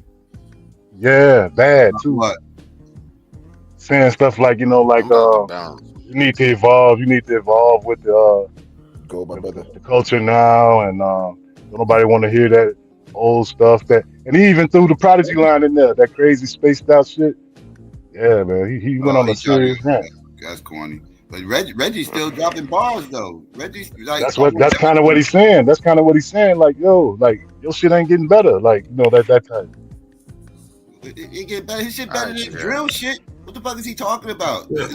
That's why I was wondering if you was aware of that shit. Like, yeah, man, it was pretty bad though. Yeah, but if y'all still on later cycle, I'll pull back up, man. No doubt. I appreciate it. All right. Go on, Lou. Yeah, I'm at lunch, man. These crackers, man. That whip, you stinging, bro. Pause. But all right, dog. All right. Hey, Lou. Yeah. But that clown ass, coon ass nigga came up here. Like I said, he's from the Manosphere. That motherfucker used to be over there on Obsidian's channel. This dude named Obsidian. I used to be over there messing around, cooking those motherfuckers, and he used to be one of those motherfuckers over there. I literally he must have been in the chat listening too. I had just talked about how dumb those Manosphere dudes are. Like, they dumb as shit. Like, they not intelligent. Like, then he popped right up. Yeah, like I said, they're a bunch of incels. He came up doing all the incel shit. All the shit I was talking about. They're a bunch of coons, self-hating ass incels. They're a bunch of simps. Like I said, but they all from that geek culture shit. That's what I say. Like, they're a bunch of geeks. They're not nerds. They prime example of what I'm talking about. Couldn't get no woman ass niggas. Yeah, and dumb as shit. And that's probably why they can't get no goddamn women, because they too goddamn stupid. They only know how to play video games. Can't get no woman, now you hate women. Get your dumb ass out. Yeah. That shit always been gay to me. I wasn't ever with none of that shit. Yeah, I like that shit. Hey, Psycho, did you know that the term woman, like the term woman of color, was created at created at a white women's convention in Houston, Texas? Oh, I definitely believe that. Yes, it's a blanket term, right? It all it means is any woman besides a white woman. That's all it means. Any woman besides a white woman is a woman of color. It's a blanket term. Can I read something? Y'all mind if I read something real fast? Yeah, go ahead. People of color and the stigma of Black American self-advocacy. The descendants of the formerly enslaved in America have been racially described by a plethora of names, most of them not self-authored. These have included Negro, colored, Black, and subsequently African American, according to Rhonda Von Shea Sharp, 2019. More recently, there has been a shift toward the term people of color, which aggregates African Americans with other non-white groups. This began in 1977 at the National Women's Conference in Houston, and I fact-checked this is true too. In Houston, Texas, Black women activists and scholars attending the conference were concerned that its agenda did not adequately address Black women's needs, so they drew up a Black women's agenda. When other non-white women saw it, they wanted their concerns to be included, and they were. But that meant the name had to change to something more inclusive. Thus, the term woman of color was born. Yet this change effectively reduced Black women's power to self-advocate. Sharp, 2019, page 1240. Currently, more than 40 years after the compromise, the term people of color, POC, is used to categorize and minoritize any non-white identifying racial groups. We continue to see identity categories and groupings such as Black and Brown, BIPOC, and non-white minority that generate anti-Blackness, racial oppression, or marginalization are based upon neo-majoritarian realities. Love, 2004. Such terms, i.e. means, imply that a racial, ethnic, socio-political alliance necessarily exists between these communities as it relates to the need for racial change proposals and responses to harm. Though, in some cases, race preference, affirmative action at public and private universities have been legally challenged not only by whites, but by other POC groups. Legal Information Institute, 2012, talking about them Asians. But yeah, boom. A historical pattern exists in America where whites attempt to thwart measures of group-specific or targeted self-advocacy on behalf of Native Black Americans.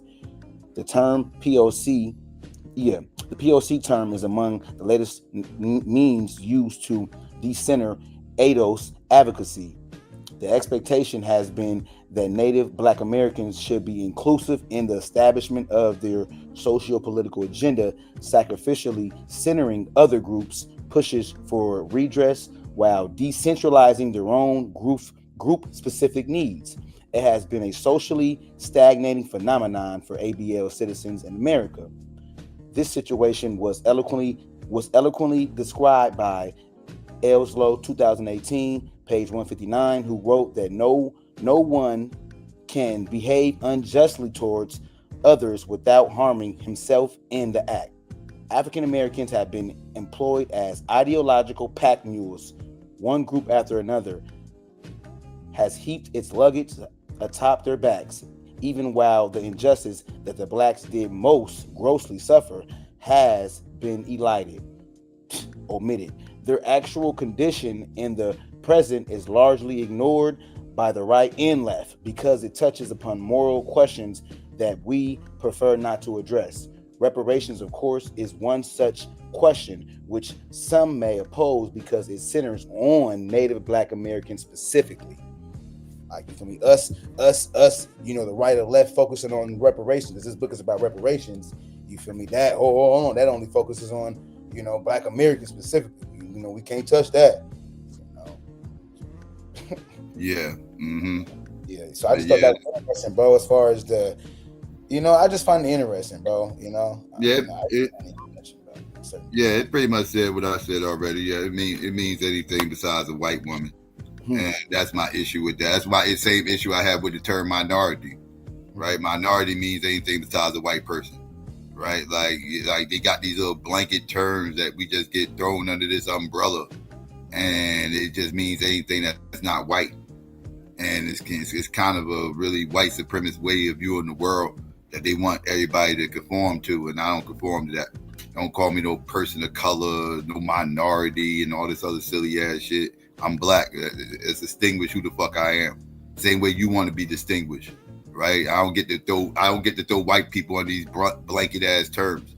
They just white, and that's just what the fuck they is. I don't got this blanket term. I can just throw white people and other people under and everything else. No, I don't have that.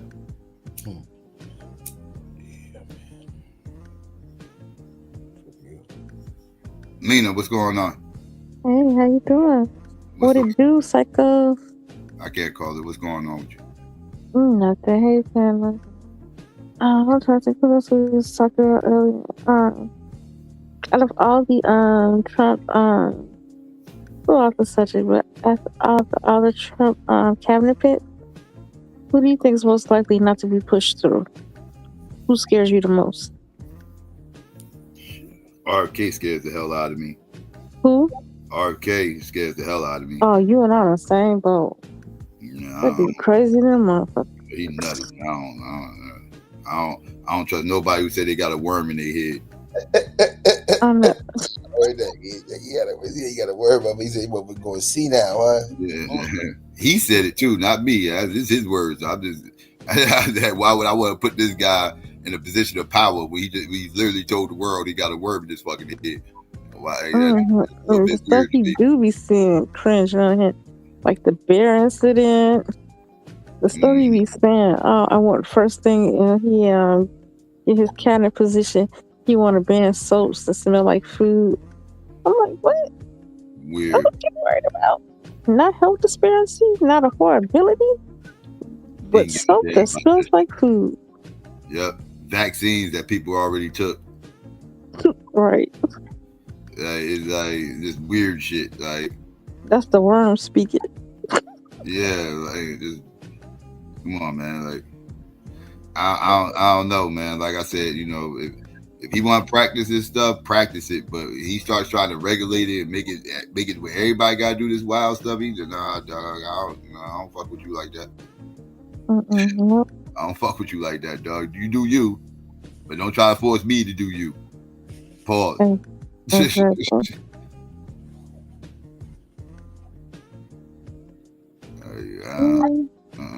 Yeah, okay, yeah. I don't rock. Do you think they're gonna get rid of the American dollar? No. Oh, sorry, that was scared though. With Elon Musk and them trying to go digital. Well, I mean, are you talking about like getting rid of like the dollar, like cash? You talking about getting rid of cash or just the USD altogether? Cash. Oh, cash. Well, that's going to happen. I don't know if it's going. I don't think it's going to happen in Trump's administration, but it's going to eventually happen. Yeah, cash is going to be extinct. Like they're already moving away from it. So yeah, it's going to eventually happen. So so yeah. I mean, it's already getting phased out. I mean, most of the time you don't spend money in cash. Most of the time you probably spend digital more times than not. Like this thing has been in the works for the last 10 years, trying to phase out cash. Yeah, they've been doing that for about the last 10 years now, and they're succeeding. Yeah. Oh, digital. Yeah, everything's going digital. Yeah. Digitized. Real. Mm-hmm. Yeah. We was talking about that the other day, but yeah, I ain't too crazy about cash disappearing though, because like I don't know, I'm old school. I'm used to seeing my money, touching my money, feeling my money. I don't like not seeing my money. It seems like it's easier to spend when it's digital, like you don't see it and shit. It seems like it's easier to spend. Like when you see it, you ain't so quick to spend it. That's just me. Maybe it's psychological with me, I guess. I don't know, but I'm way tighter with my money when I see it in cash and shit than I am in digital. It's almost like I don't have it. It's weird. Wake up and can't access it type shit, huh? For real. Yeah. Word.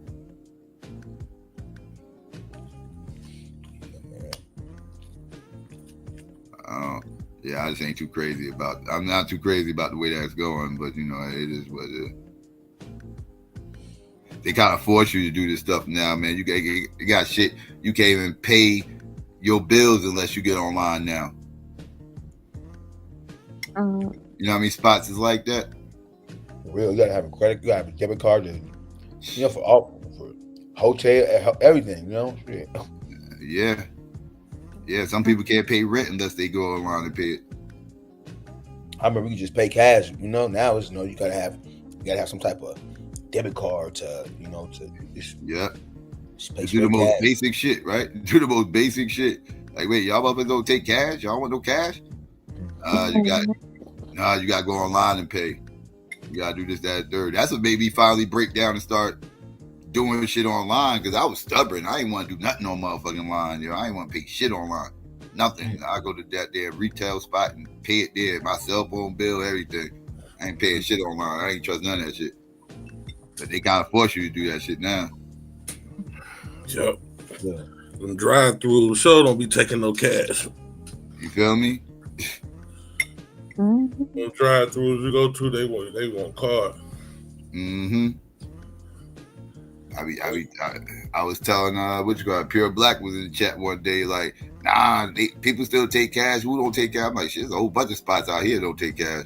There's a lot of them here though. Shit. At the end, you go inside, you got to deal with a fucking kiosk.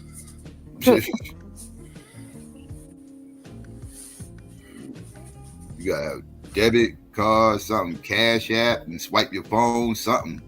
Yeah. You better be swiping something, motherfucker. But you ain't going all that cash shit. Nah, no cash. But they don't carry cash. They don't carry no cash. They ain't got no change for you. Nothing. I seen them really about to institute it when COVID hit. I'm like, yeah, this when they really about to institute the no cash. Because now they got a half-ass legit reason why they don't want a motherfucker touching nothing. That's what the tap to pay and all that shit really took flight. Yeah. Really, that's true on me. It took off like a rocket. COVID instituted a whole bunch of shit. I think COVID was the first time I think I heard Spot telling me they didn't take cash. Was around that time. Yeah. Now I think about it. It ushered in a whole bunch of shit. Mm-hmm. That's why they call it the pandemic. Oh, Fauci.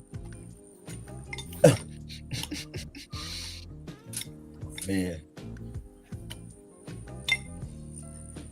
Oh, Bill Gates. Yeah, he scared me too. I mean, I ain't scared, but I'm concerned.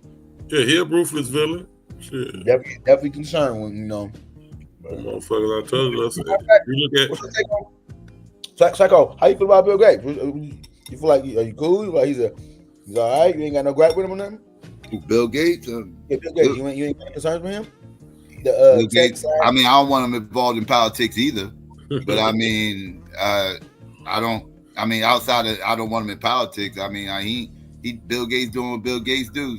That's how I felt about Elon. Elon doing what Elon do. I didn't have a problem with Elon until he started getting involved in politics. Like he needs to stay the hell out of politics. Yeah, like that's my thing. I never, ever liked that motherfucker Elon Musk.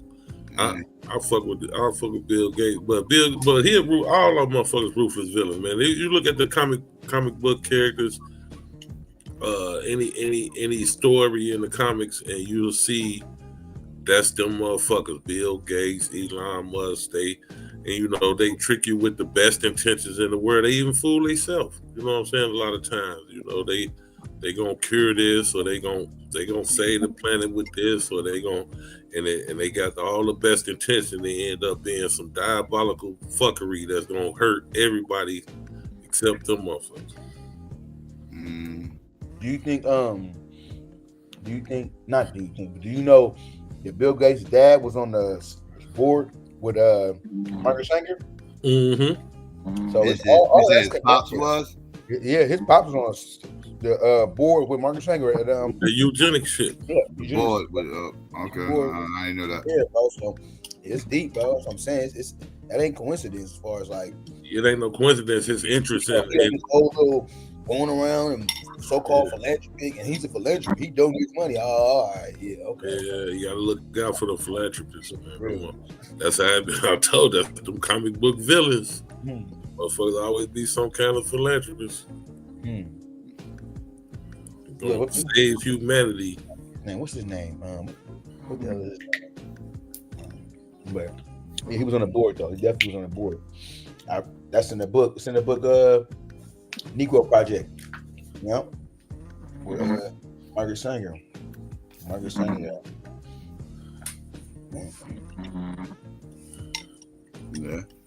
The Negro Project. Now, did that girl come up there and go back to sleep? Yeah, sure did. She woke up with her. She competed with me, goddamn.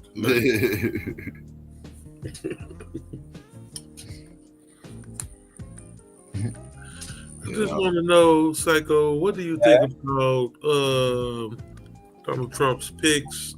Who concerns you? As soon as you answer, pass back out. Okay, that sounds okay. That sounds about right. I go back to sleep. I think she came up here for the red man conversation, but the topic switched by the time she got up here.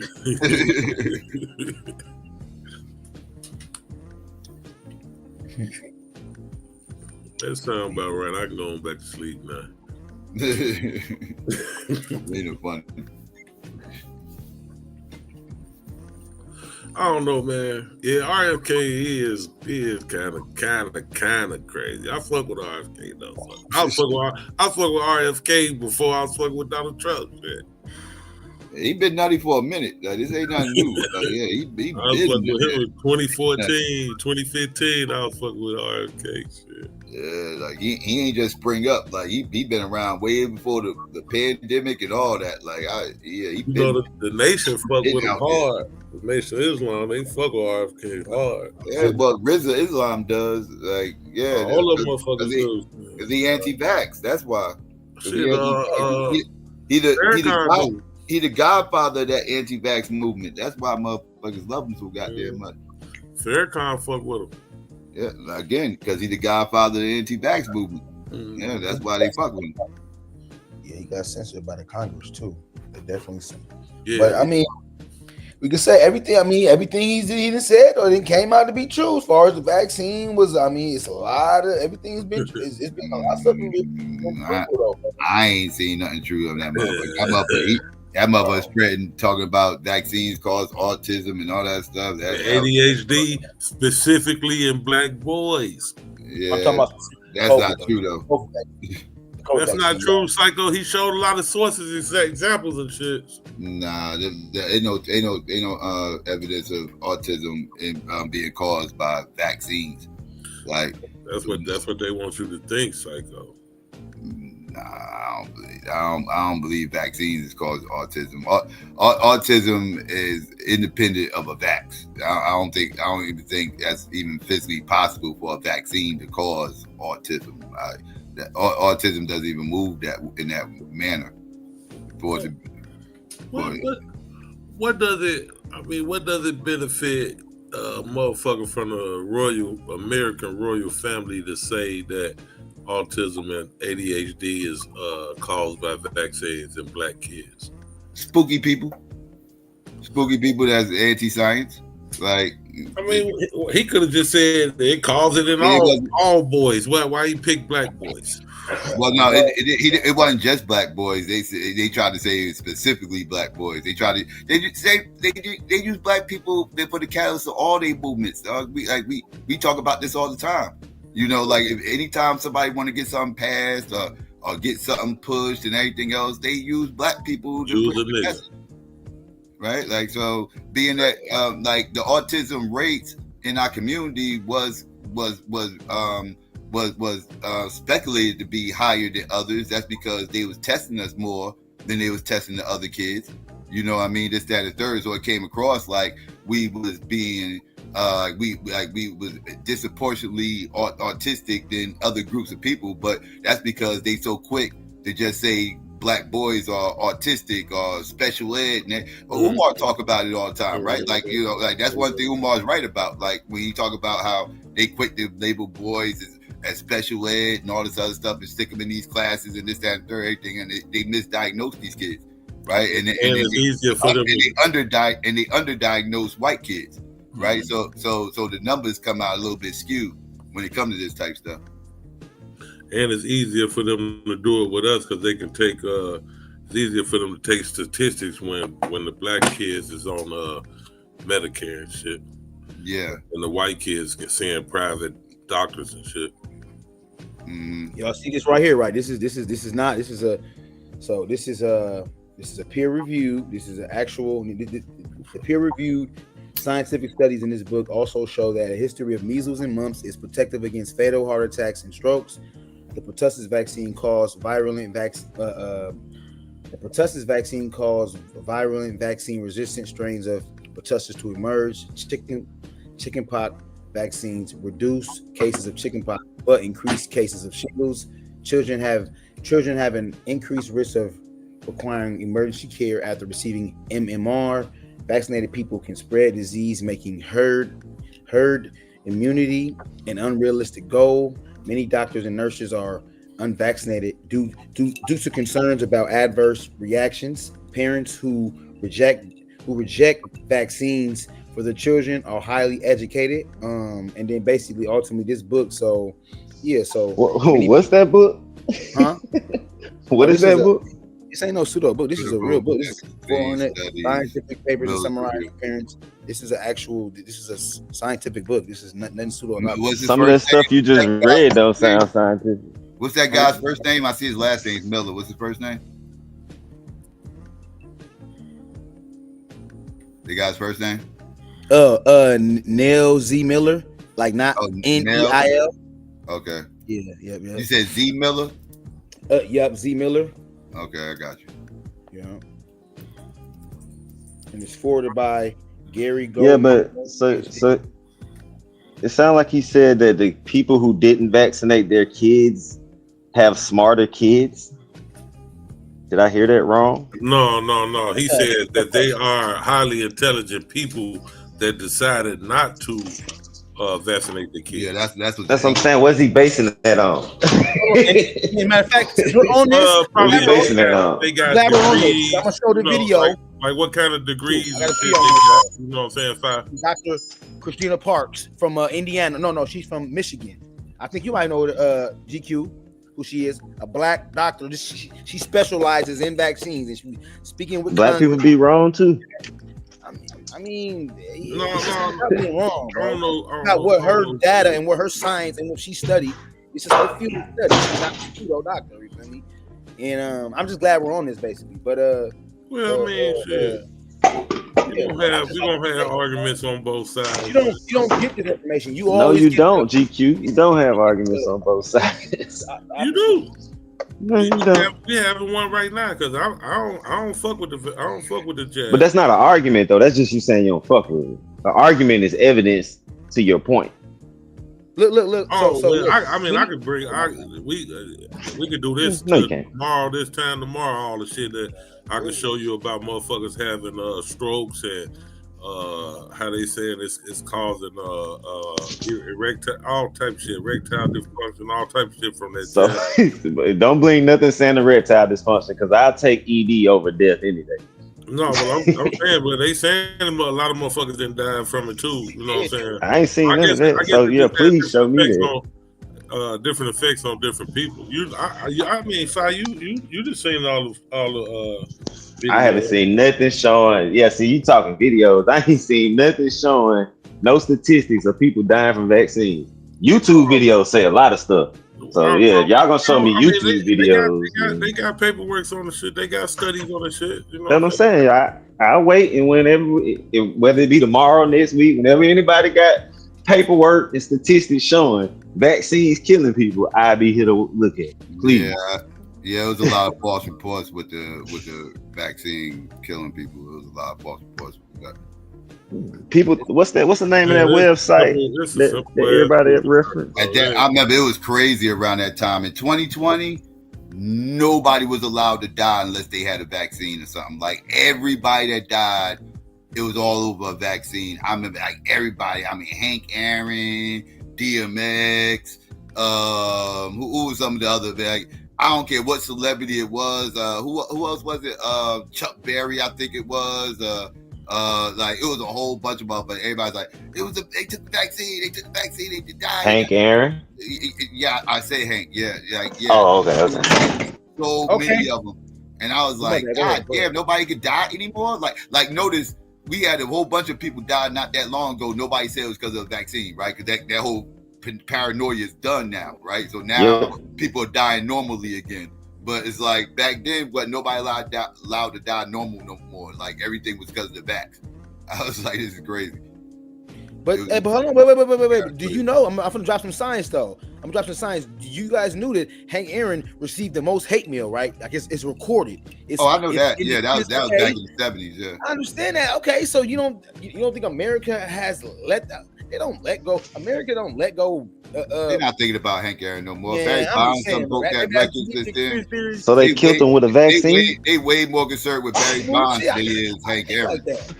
Bro, what good is that doing me to kill Hank Aaron with a vaccine? Yeah, Hank Aaron. Yeah, as an old man, after Barry Bonds had already broke the record. Yep, like nigga, nigga, we don't forget, nigga. Nigga, we was mad. Nigga, we mad. Nigga, we mad. Come on, y'all. They was mad. They was mad. So he received. At least kill his kids or something. You don't care. They're not gonna wait. They're not gonna wait 50 years later and kill him. Like it serves no. They kill with purpose. It got to serve some kind of purpose. Don't forget, and it never forgives, and it will break his tools. Not saying he was a tool, but. You see how they did Malcolm them? They got them out of here during the time of their reign. They gonna wait till you done what you doing. Yeah, I know. I just think I don't know, y'all. My mind is very different, bro. Hank was old, man. Hank wasn't no spring chicken, man. He was old. Yeah. But Psycho, remember Psycho? No, not a lot of us know that he even received hate mail. A lot of us don't know he at one point in time in America he was the most hated black man in America. Like a lot of us don't even know that. So with me knowing that, I just kind of my mind like that shit. It's possible. So they probably did kill him. I mean, yeah, he had a lot of hate mail back in the 70s when he was trying to break that record. It was that 74, But yeah, that, like I said, that was 50 years ago. Yeah, and the FBI had to protect. Yeah, if I'm not mistaken, I want to say the FBI had to come in and all that, bro. If I'm not mistaken. Yeah, nothing happened though. I mean, nothing happened. It was you know, he was all right. He was good. He finished out the year. Everything else, I mean, nobody shot him or anything. He ended up being good, but he did get a lot of hate mail though. A lot. It was to where it was recorded, to where they were like, "Home, we got." And they all wasn't death threats. A couple of them was, but they all wasn't. There was a lot of hate mail, a lot of nigga this and nigga that and shit like that up in there. But yeah, I think a few was it was a couple of maybe three, maybe like death threats, but most of them wasn't death threats. Most of them was just motherfuckers just popping shit, trolling for the most part.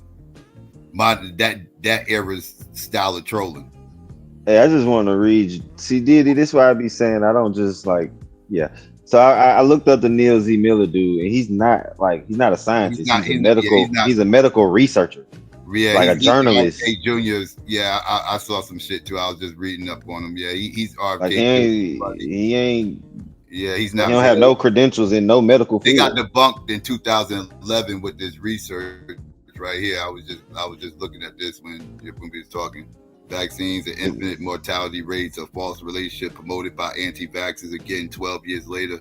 And you see the names right here. Since COVID-19, the anti-vax world, everything old is new again. Yeah, like I said, this RFK Jr. stuff ain't new.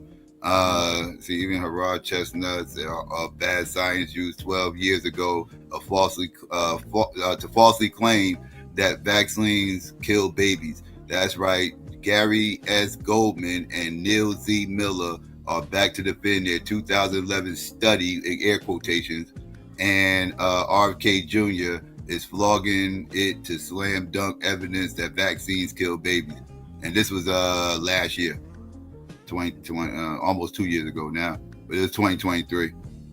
Yeah, and according to ChatGPT, none of his work is peer reviewed. What's your evidence to the contrary to prove that this is? Because at the end of the day, there is a source. Well, these studies got debunked in 2011. They got debunked. Mm-hmm. Okay. Yeah, there's no evidence backing up these claims. Like kids never stopped getting vaccinated, right? Like it's just this anti-vax new wave. This started with COVID-19. Before COVID-19. Like you probably more than likely you was vaccinated in your lifetime. You was vaccinated as a little kid in your lifetime if you went to a public school. Before COVID though, it started picking up a little bit. It had started getting a little steam. The anti-vax movement went crazy during COVID. I'm just saying before COVID it had started. Yeah, in 2015 it was heavy. That was before COVID. It was a thing, but it was niche. Right, it was amongst like the conscious community type, like the conscious community type thing. Yeah, but the anti-vax thing got mainstream with COVID. It wasn't just relegated to like the conscious community and shit like that. Like it got mainstream. Yeah, that's for sure. But things like it's like people, the little correlation thing. It's like people hear vaccines cause autism and then don't care about any facts related to it. They just vaccines is bad. But you don't even see or know the symptoms of autism till a child like 6 months. So how you know if it's the vaccine or not? It's like, what are you determining? What are you using to determine it's the vaccine that caused the autism?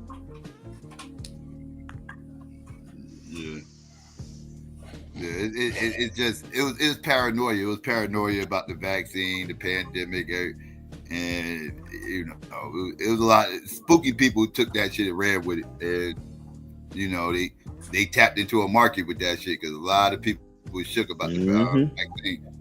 I'm in this group. Yeah, go ahead.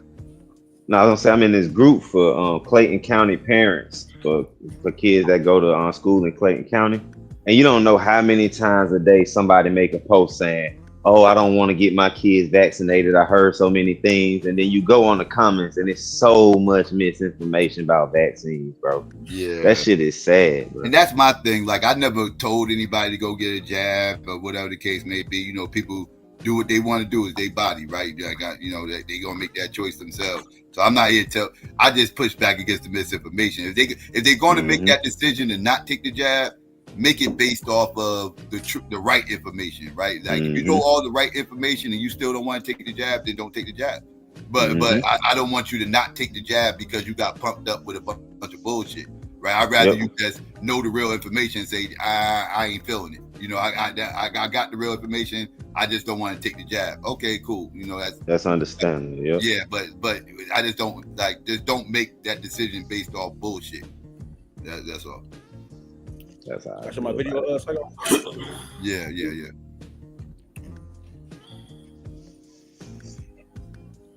This is I said Dr. Christina Parks' testimony from Michigan. Dr. Christina Parks. I received my PhD in cellular and molecular biology right here in the state of Michigan from the University of Michigan Medical School.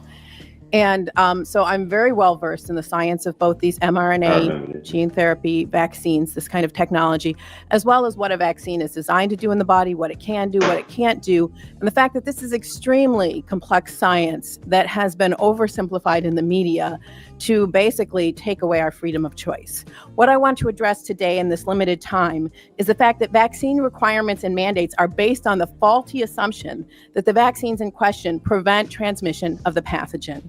Right? Does the vaccine for DTaP prevent transmission? No. Does the vaccine for flu prevent transmission? No. Do the vaccines for COVID prevent transmission? No. In fact, they were never designed to do that. All right, so you're asking, what about this 95% effectiveness? If you look at those clinical trials, they do not say that they prevent transmission. They expressly say that they're measuring whether they attenuate symptoms. So they're 95% effective based on their clinical trials at attenuating symptoms for the first variant, which is essentially gone in our population. Right now, the predominant variant is the Delta, and CDC Director Walensky basically said that these vaccines have no ability to prevent infection by and transmission of the Delta variant. So our policy needs not to be built on the hope of what we think something we want it to do, but what the data actually tell us. So do these viruses do the vaccines prevent the virus from infecting and replicating in the nose and nasopharynx? No. They've only been shown to prevent that replication in the lungs. They're different. The mucosa is very different than the lungs. It's very different than the blood. You inject it to the blood, you make antibodies in your blood. The virus isn't infecting your blood. It's infecting your mucosa, and you don't produce any IgA to neutralize it. In fact, recent studies have shown that the vaccinated, especially with the Delta variant, and the unvaccinated have similar amounts of virus in their nose and throat. In Barnstable, Massachusetts, the CDC tracked an outbreak of 469 cases of COVID. 74% occurred in fully vaccinated, and 4 out of 5 of those hospitalized were vaccinated. All right, so maybe they are mandating this because they just didn't know with the COVID. And so my main complaint is with our health agencies and the CDC, who basically know better and are misleading the public.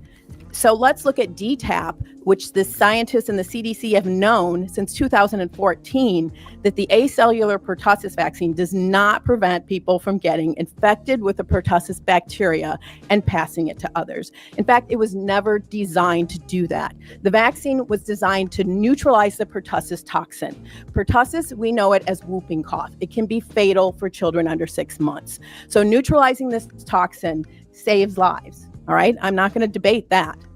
But what it doesn't do is neutralize the bacteria. So what happens is fully vaccinated children go to daycare, they pick up that bacteria, and they come home and they give it to their newborn brother or sister. They get deathly ill and they go to the hospital. Hopefully our medical professionals are able to save them. But who do they blame? Now the CDC is blaming anti-vaxxers for the limitations of this vaccine design. I suggest that they be transparent and tell parents that although it is preventing severe disease in their children, it is not preventing transmission, because we have created a whole class of asymptomatic pertussis carriers who are increasing the disease. Now, the old this is the stupidest argument in the who are world. my age or older got did prevent transmission. When we switched Psycho, to can you the pause it? Because I don't want to talk over her. acellular version, they knew that it was never designed to prevent transmission. It was safer. It had less adverse.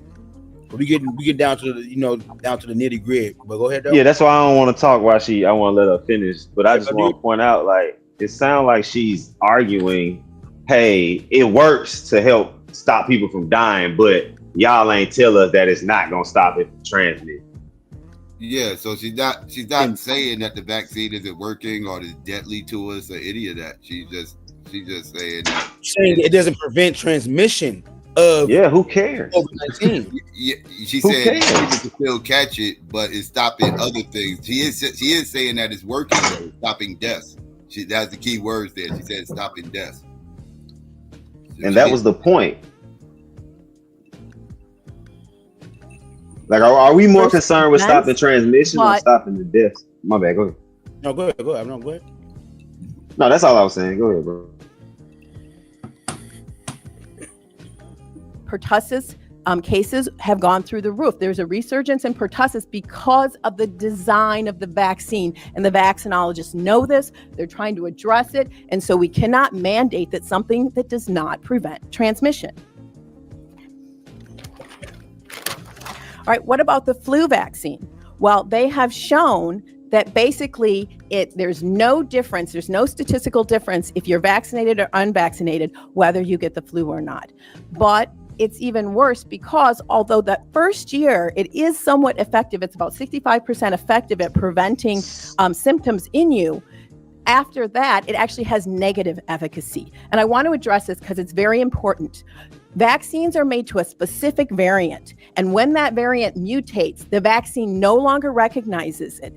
And so it's like you're seeing a completely new virus. And because that's so, you actually get more severe symptoms when you're vaccinated against one variant and then it mutates and then your body sees the other variant. So there's the potential, and the science shows that in fact with the flu, if you get vaccinated in multiple years, you are more likely to get severe disease, you are more likely to have more viral replication, and you are more likely to be hospitalized, both in adults and in children. We are seeing the same thing in COVID with the Delta variant.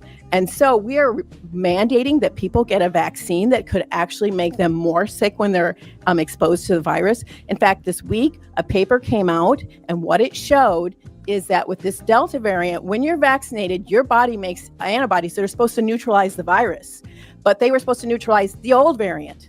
When they see this new variant, what they're doing is the antibodies are taking the virus and helping it infect the cells.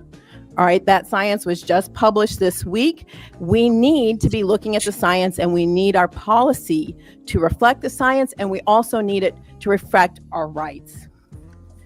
Okay. And so, as a PhD who knows the science, I'm in the category of the most vaccine hesitant group. Yes, PhDs are the most vaccine hesitant, followed by people who have less than a high school degree because they know what they don't know and they don't trust their government. And many people, the other group that is very vaccine hesitant, are African Americans. 70% of African Americans have not taken this vaccine. Why? Because they don't trust their government. Do they have reason not to trust their government? Well, between the years of 1930 and 1970, the CDC conducted the Tuskegee experiment, where they took untreated males with syphilis and they refused to treat them. Even after antibiotics became available, she has lost all credibility. That is the remedial online argument that anti-vaxxers keep using with black people. The Tuskegee experiment. Come on, I will tell you why it's remedial. And the fact that she would even use this argument just goes to show she's spooked out. She's a spooked out. I promise you, she's a spooked out Bible believer or whatever. And this is where all this is coming from. Because the Tuskegee experiment was not the government injecting us with anything, right? Like, because the anti-vaxxers like to say that, like the government's trying to inject us with things. That's why we don't want to take the vax, right? Because they're trying to put things in our body. The Tuskegee. No, It's more too. It's not just that. People say more than that. Anybody can look up the not just that. You gonna say? Wait. Anybody can look up the we know it wasn't a vaccine. We know what it was. But nevertheless, it was the government. The government did not inject those people with syphilis. No, those they people did already, not. Right, those people already had syphilis, and they let them keep it. Right, exactly. Now, but that was an experiment. Now, what the anti-vaxxers are saying is the opposite. They're not saying that the government is allowing us to keep COVID, right? Like we caught COVID and they're allowing us to keep it, and they're saying that they're going to fix it. No, what the anti-vaxxers are saying, what the anti-vaxxers are saying is they do not have COVID, and if they shoot them with the jab, they're going to get something. That's what the anti-vaxxers are saying, which is completely opposite of what happened in the Tuskegee experiment. That's not what happened. But that's not y'all what trusting them with everything else, though. It's still a medical. The reason why black folks don't trust the government is because of the Tuskegee. Black folk trust the hell out of the government. They trust them to send that check every month. They trust them to get in their food stamps. We trust the fuck out the government. Stop it.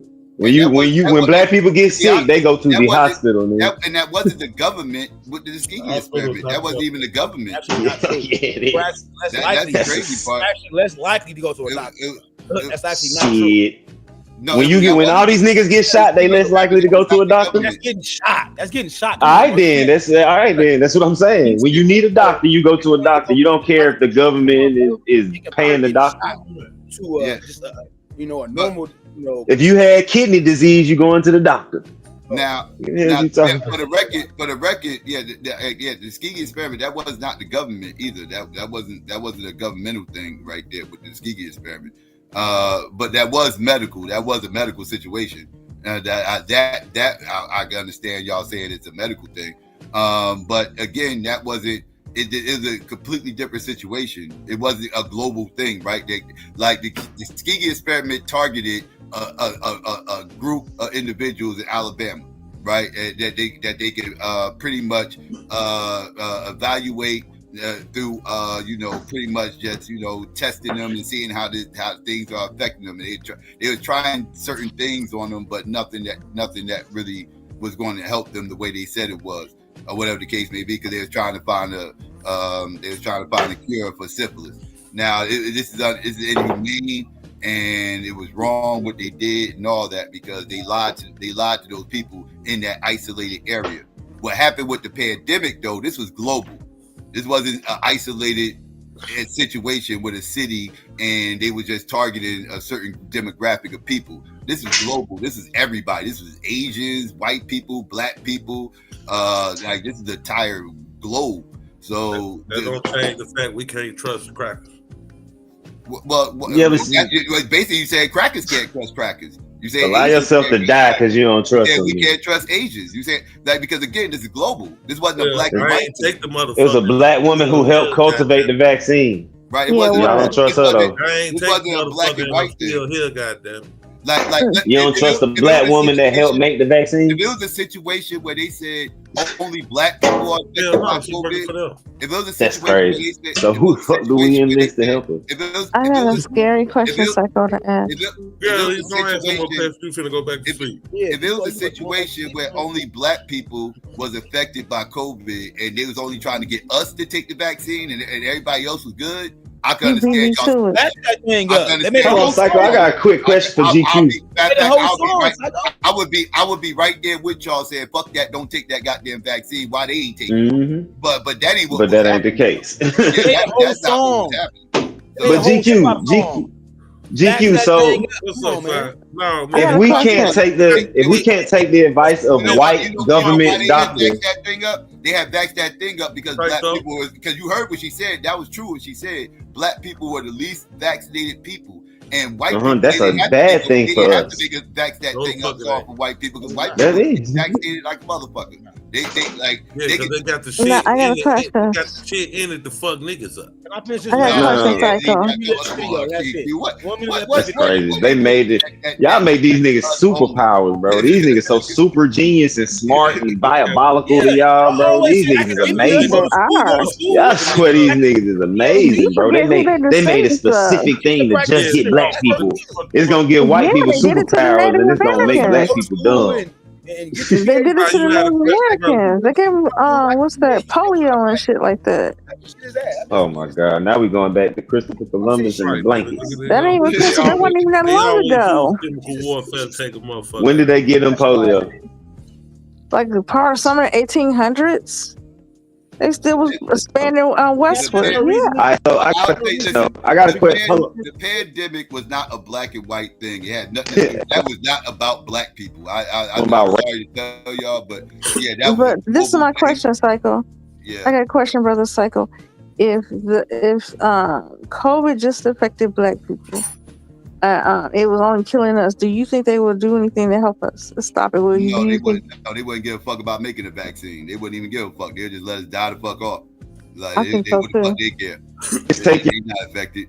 Like so, yeah, no, this affected. We've been dying though, right? We've been dying before COVID. All of a sudden, white folks love us, right? And they so concerned about black people, and black folks is dying. We got to save black people. But before no, it wasn't about saving black people. It was about saving. It's about spreading the COVID. They didn't want the COVID to get spread. Like if everybody's vaccinated, we're not, and we still having contact and interactions with them, they're gonna get it again. Like they was trying to shut. It's a pandemic. Like you try to minimize the situation. And that includes everybody. That includes everybody. We are a part of everybody. Okay. I just want to know what everybody thinks should have been done if not for a vaccine. Like COVID hit, everybody was like, "Don't take the vaccine." Okay, so what should these billions of people do about this deadly virus that's going around? Herd immunity.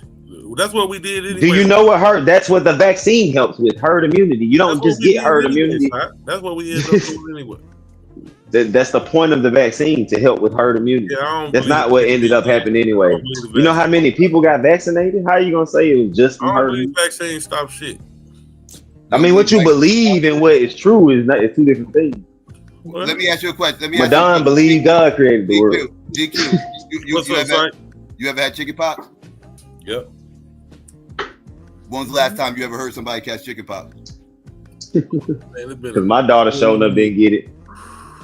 Or my son. Motherfucker with chicken pox. I can't even remember the last time. Well, Because of vaccines, bro. no. It's probably like 3 years ago. Yeah. I bet they was unvaccinated. You don't see chicken pox the way you did when you were a kid, right? Yeah, and it didn't spread around like it used to, like everybody. That's because of herd immunity. That's because of herd immunity. That's why you don't see chicken pox around like that anymore. It's the same concept.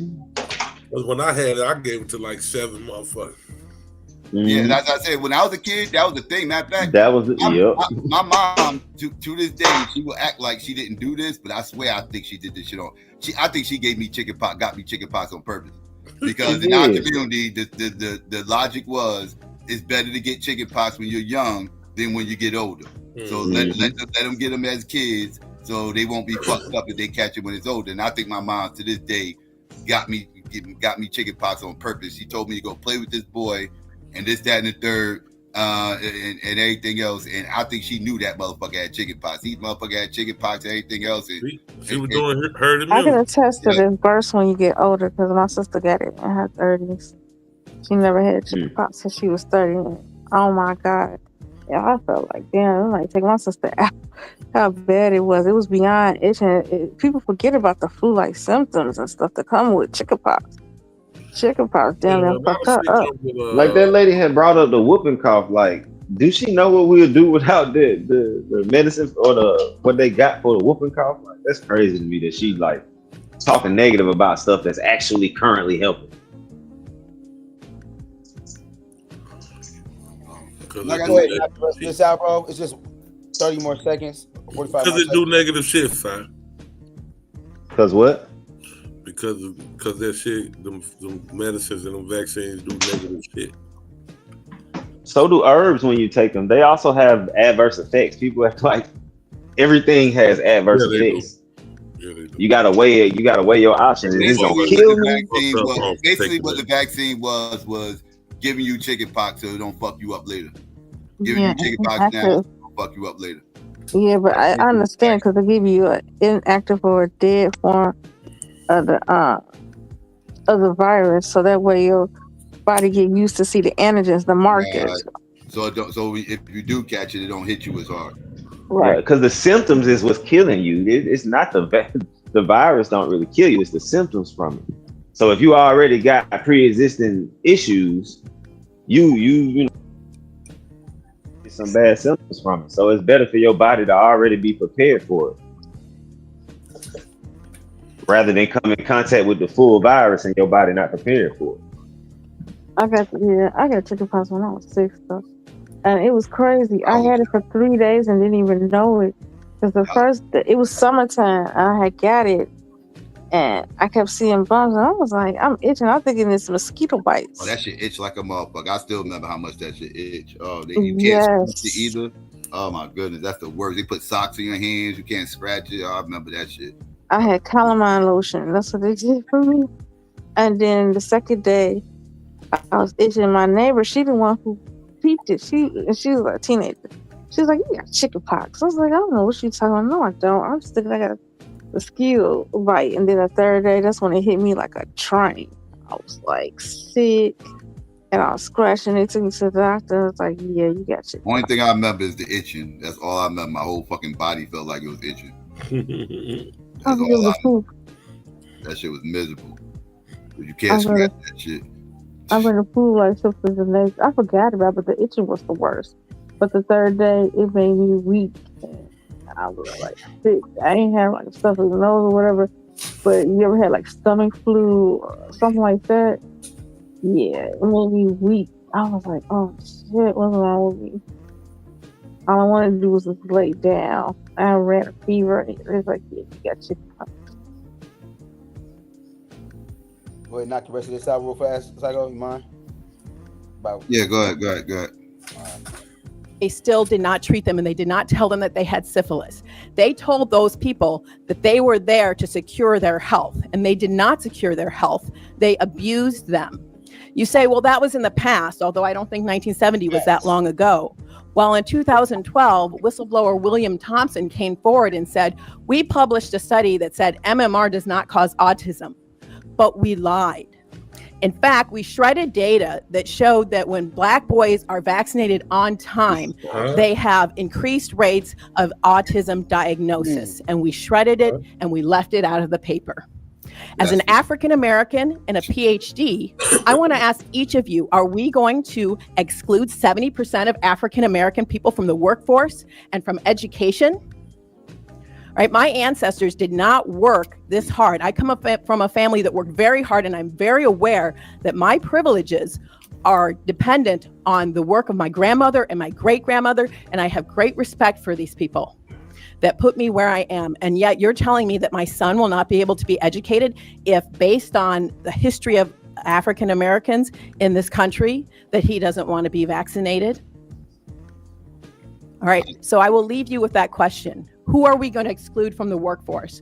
Are we going to continue with discrimination and segregation in the United States of America? Thank you. Right. Yeah. Okay. She need to source up where they said they lied. Shredded all these papers. I need her to not tell me that. I need her to show me, play an audio of the motherfucker saying it. Show me an article of the motherfucker retracting his statement. Where's the retraction at? It should be a retraction. See, I'm on the fence about Probably can look it up. What name? Hey, hold on. Go back to what name she said that said. Okay, you're right, brother. You're right. I know who she talking about. He did retract his statement. If she talking about the whistleblower from back then, he did retract his statements because he is bullshit. And they did a follow-up study about the whole autism to the vaccine connection. I forgot the dude's name. The government always gonna cover their bullshit up. It's like, damn, it was like Thompson or something, like William Thompson. Autism. This is not true. It was like William Thompson or some shit like that. Not accurate. But they did a follow-up. No, I'm rolling with facts, bro. No, All right, let me ask y'all. Did any of y'all follow up and see when she said that about the shredding the documents? Did any of y'all go see if that's true, or y'all just accept it? Right now. No, I'm saying, well, Deity, you brought the video when you first heard her say it. Did you go look for those documents to see if they shredded them? I'm not gonna lie, I didn't. I know you didn't, and I ain't putting you. I'm just showing you. Yeah. I'm just showing you what we do. Take 5 minutes to do that right now. Oh, you can't get on here. What's the motherfucking name? No, I'm just GQ. I'm just pointing out the difference. I'm just pointing out the difference. When I saw these stories a few years back, I went and looked up all the stuff that people were saying, and it usually don't follow up what the pseudo people be saying. But the people that believe the information, they rarely go follow up what the people were saying. They'll just accept what they saying. I swear on my life, I just told you the dude name like William Thompson or something like that. What did y'all provide for it? This is stuff that Unc them was doing videos and shows over for years, a few years ago. What did y'all talking about? We've been over all this information. This ain't new. She ain't pseudo. But the information she's providing is pseudo though. I don't know about that, man. We're gonna have to figure this shit out. Back on our leaders, we say how we need more black doctors. We say we need more black people.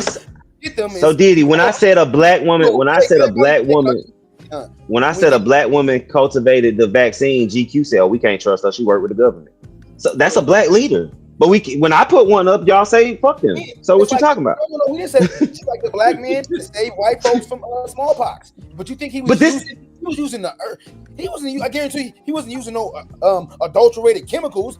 He was using herbs. I guarantee he wasn't using nothing that could guarantee you they could kill you or have some type of adverse. Do you know the first scientist to? Man, bro, we've been doing hoodoo. You understand the first scientist? Killing themselves. Come on, bro. We've been doing the first scientist. Okay, cool. Let me just say this: the first scientist to synthesize herbs for use in medical, like synthesize them. I don't know if you understand. The first one to synthesize using plants and herbs for medical use was a black man. That's basically what the same thing they're doing. They're using natural things to make these things. Y'all like they in there making up some bullshit, creating some bullshit. Y'all understood what autism is. If y'all understood what autism is, y'all would understand there's no way for you to inject autism in somebody. Yeah. That's something you can just inject in. No, you're not injecting autism, you triggering it. Okay, what causes autism? First, you have to know what causes autism. What causes autism? What did they trigger in the autism? I'm gonna study her. No, study autism. What causes autism? Yeah, you got to tell me what causes autism. Then you got to tell me what's triggering what's in the vaccine that's triggering this thing that's causing the autism. Because if you don't know what's causing it, you can't tell me you know what's triggering it. Because that's the claim is causing autism, and I'm saying that. When my new computer come in the mail, I'm fucking y'all up. Yeah, as soon as I get home, I'm gonna pull the laptop out. I'm on the last account now. I'm just saying there was nothing. I understand what y'all saying as far as like just because, but like I'd rather hear from somebody who's actually went to school and got a PhD than somebody you ain't gonna. But people that got a PhD that say this she went to school. She did the work. She went to school, so she has a right to speak on it. We can't say she has no. You can't speak on that. You didn't go to school for it. We can't say that. She's just using cliche anti-vax talking points. Like it's not like she bringing some documents or something. Yeah, she has used like Fatin just said. Like she just part of the anti-vax community. Yeah, that's how she sound. Well, what did she show? Honestly, what did she show that proved her point? Give me that name at the end of that video. She said. Yeah, I would love to see that. I want to see the verse that he said ripped up the paperwork today. I swear that nigga name is William Thompson, bro. I think it's William Thompson. Because Lancet, the dude who wrote the original paper, the British paper in 1998, he retracted the statement that vaccines cause autism. Like that's what the whole BS was all about. Like he published the paper. It wasn't supposed to get printed by the newspaper. The newspaper printed it without him confirming whether or not his studies were accurate. And his studies was not accurate, but the paper had already printed it. And that caused a fire wave because the damage was already done. And he came out and he retracted like the statement saying there's no evidence of vaccines causing autism, but again the damage is done. People like RFK Jr. and his boys or whatever, they took this and ran with it, and ever since then you can't tell motherfuckers nothing. autism is caused by vaccines, which is stupid. The people had autism before vaccines. This is crazy. No. It's just a false claim. No, we know it don't cause it. I mean, we know autism already exists, but they saying that the shit got something in it that triggers it. And black boys. Nah, that's not true though. That's a claim, but it's a claim that's not true. Yeah, it's nothing about vaccines that's causing. I'll be honest with you, I don't even think a lot of these boys that are autistic Yeah, that's are actually crazy. autistic. I think GQ. What up, bro? They don't have to tell you what's triggering it or what that is. If they've identified what's triggering it, they just tell you that it's triggering black boys for autism, and you with whatever they talk about. William Thompson. No, I told you it was William Thompson. Ain't that the name I said, GQ, that you said I don't know what I'm talking about? That's what you said, Si. I was already looking it up under William Thompson. But no, go back to the question. Like, I had already pulled it up under William Thompson. but I'm saying though, these people just say, "Hey, man, it triggers." Like, they would have to tell me, "Oh, what's it triggering in black boys that's causing them to be autistic, but nobody else?" Y'all didn't ask that question. Yeah, what inherently do black people have that is making us trip out and turn autistic that white people ain't turning autistic? Melanin.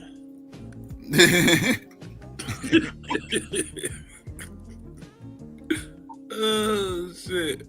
I don't know. Man. I'm look this shit up though. I don't know. I ain't go. For me, bro, it's just the fact that it's the same thinking process with all the pseudo conversation. I ain't gonna jump out there into the water till I see what old Thompson got going on. Thompson might have been Thompson might have been a crackhead or something. I gotta make sure shit's straight.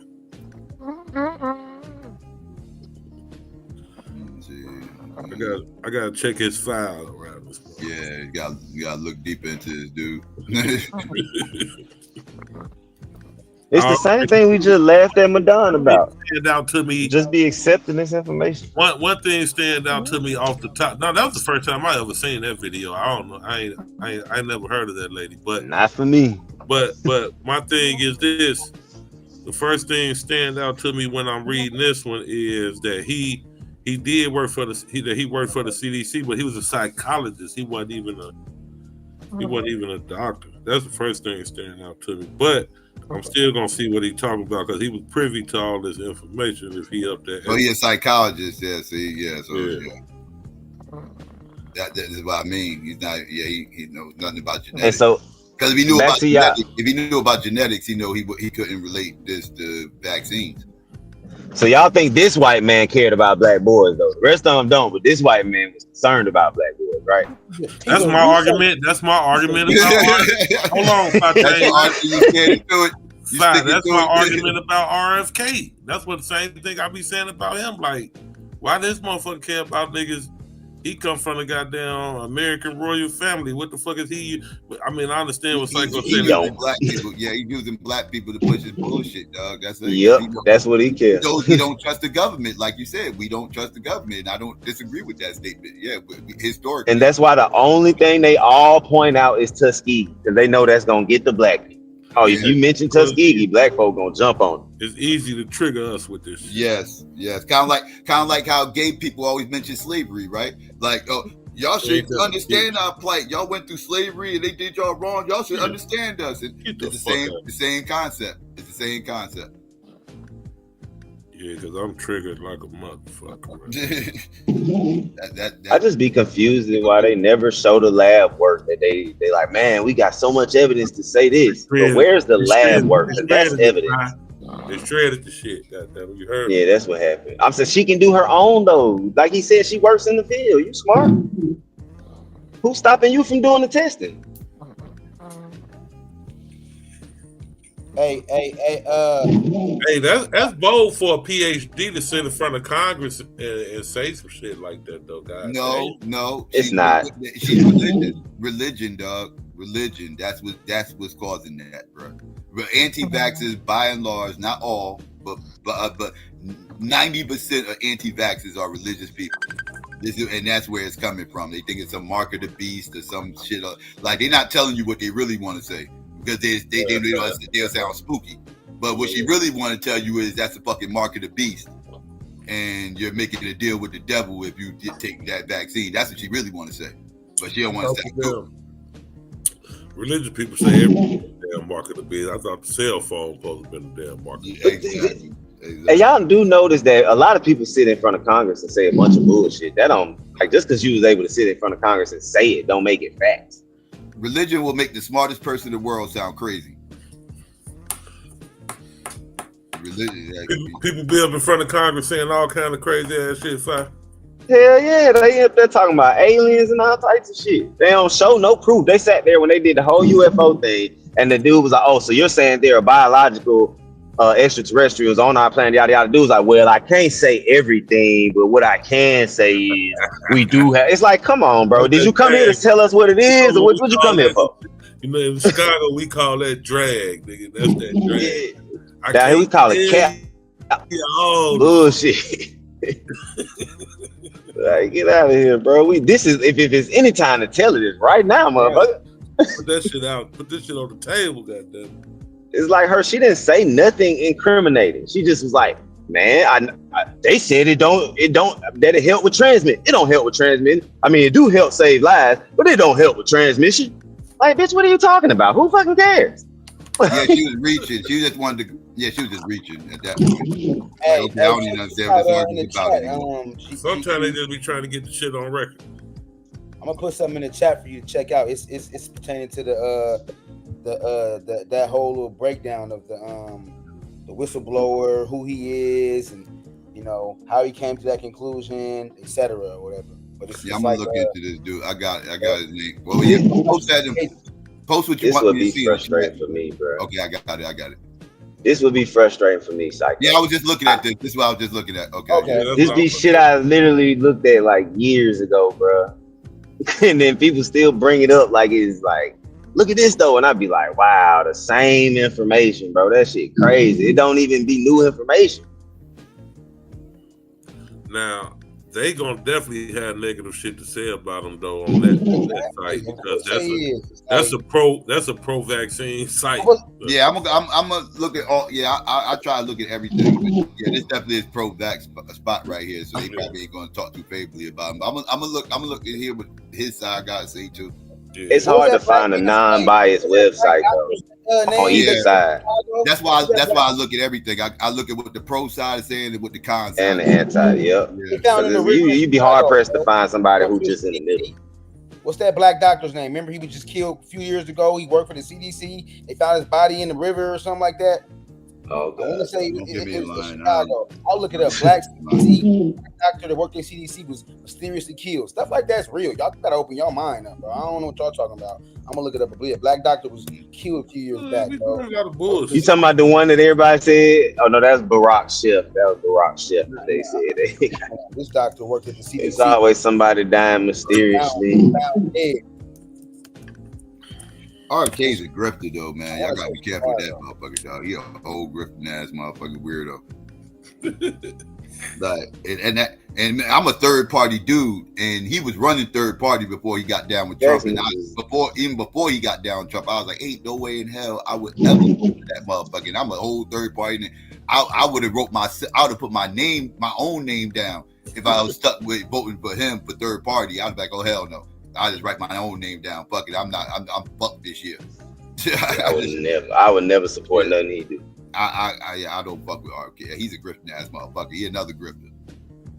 Like, I mean, look, the motherfucker was liberal last week, independent today, and tomorrow he gonna be a Republican. Like he all over the place. Like, that motherfucker a whole grifter.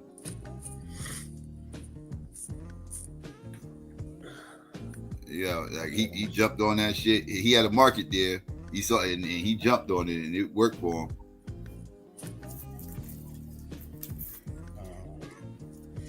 Shit ain't do nothing but get his ass ostracized. Yeah, from mainstream. From mainstream, he got ostracized, but he had a whole underground following though. He gained a whole underground following, right? Like the whole Joe Rogan crowd and the Alex Jones crowd and all everything else. So that's a big market. Yeah. White folk love pseudo information. Yeah. They run the anti-vax movement, not black people. Black people Yep. might be the most unvaccinated group, but don't get it fucked up. They do not run the anti-vax movement. The anti-vax movement is ran by white boys. Hell yeah. No, We love misinformation from white people. We love it. We think it's gold. We be like, oh, we hate white people. We don't trust them. Then we get some misinformation. The real good information from white people, we don't trust. But the misinformation, we love it. Right. We don't listen. We don't listen to the white people that actually got some good information. We go to the kooky motherfuckers that be dusty as hell, no teeth, and got the most crazy fucking stories you'll ever hear in your fucking life. And that motherfucker somehow or another wasn't talking the truth. I'm like, okay. I'm not listening to that crazy motherfucker. It's the reason why his old people don't fuck with him. Like the more outrageous, the more we like it. It's not right.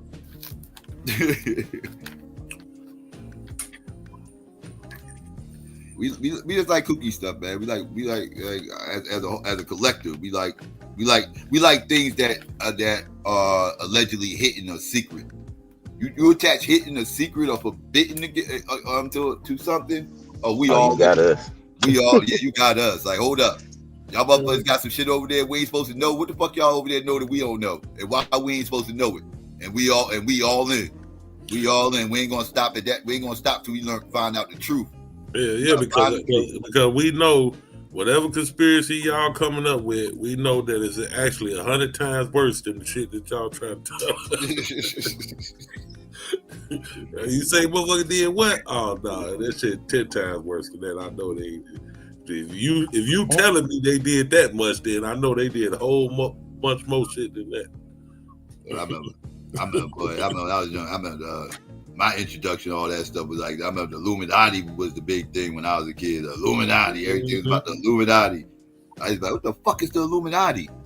That's them people, man. Oh, you heard about. That's all motherfuckers. That was the answer. That was always the answer. I used to always ask my people, who the fuck is the Illuminati, dog? What the fuck is the Illuminati? Like, yo, top 1% of the 1%. You heard up? That's them people. Like, yo, them people. Like, yeah, that's them, motherfucker. Yeah, they about that life. Like, you talking about like the Masons and shit? Like, nah, deeper than that, man. They like, nah, the Masons work for the Illuminati. Like, the Masons work for the Illuminati? Like, yeah, like, wait, hold up. So it's the government? Nah, it's bigger than the government, man. That shit global. It's global? Shit rough around here. Oh, shit. Man, I was so confused when people were trying to tell me about the Illuminati. Like, I don't know what the fuck y'all talking about. Like, yo, I'm telling you, man, these people, man. You need to study more, man. Getting them books, man. Put that goddamn blunt down. That's the fuck you need to do. So I'm blame it on the weed. Knowledge itself, nigga. You smoking too much weed. You don't even know about the Illuminati. Fucking your body up, man. Fucking your mind up, man. You need to get some knowledge yourself, brother. Yeah. What's the point of smoking weed if you're not gonna learn about the Illuminati? The fuck? Yeah, man, listen. I used to love them Anunnaki stories. I still do. And then when I found out the Illuminati was actually a real thing, I was like, hold up, the Illuminati's real? This shit was real? Yeah. I thought was some old myth or some shit. Oh man, I remember, bro, back in like 2005, I used to work at the airport. I was like 18, 19. So I used to push people in wheelchairs and shit. So I'm helping this white dude. He looked like the nigga from y'all remember that movie with Weekend at Bernie's? The nigga was acting dead, or the nigga was dead or whatever. Yeah. This nigga looked like him and was claiming that that's who he was. Like, so I ain't, I didn't care whether it was really him or not. But long story short, he was the one telling me about the Illuminati and all that. He was like, man, Nicolas Cage about to come out with a movie, or was it Tom Hanks? Whichever one of them did the movie about the Knights Templar. Yeah, Tom Hanks.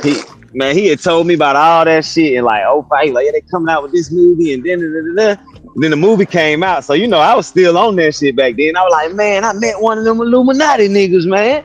Yeah. I thought I met one of them niggas.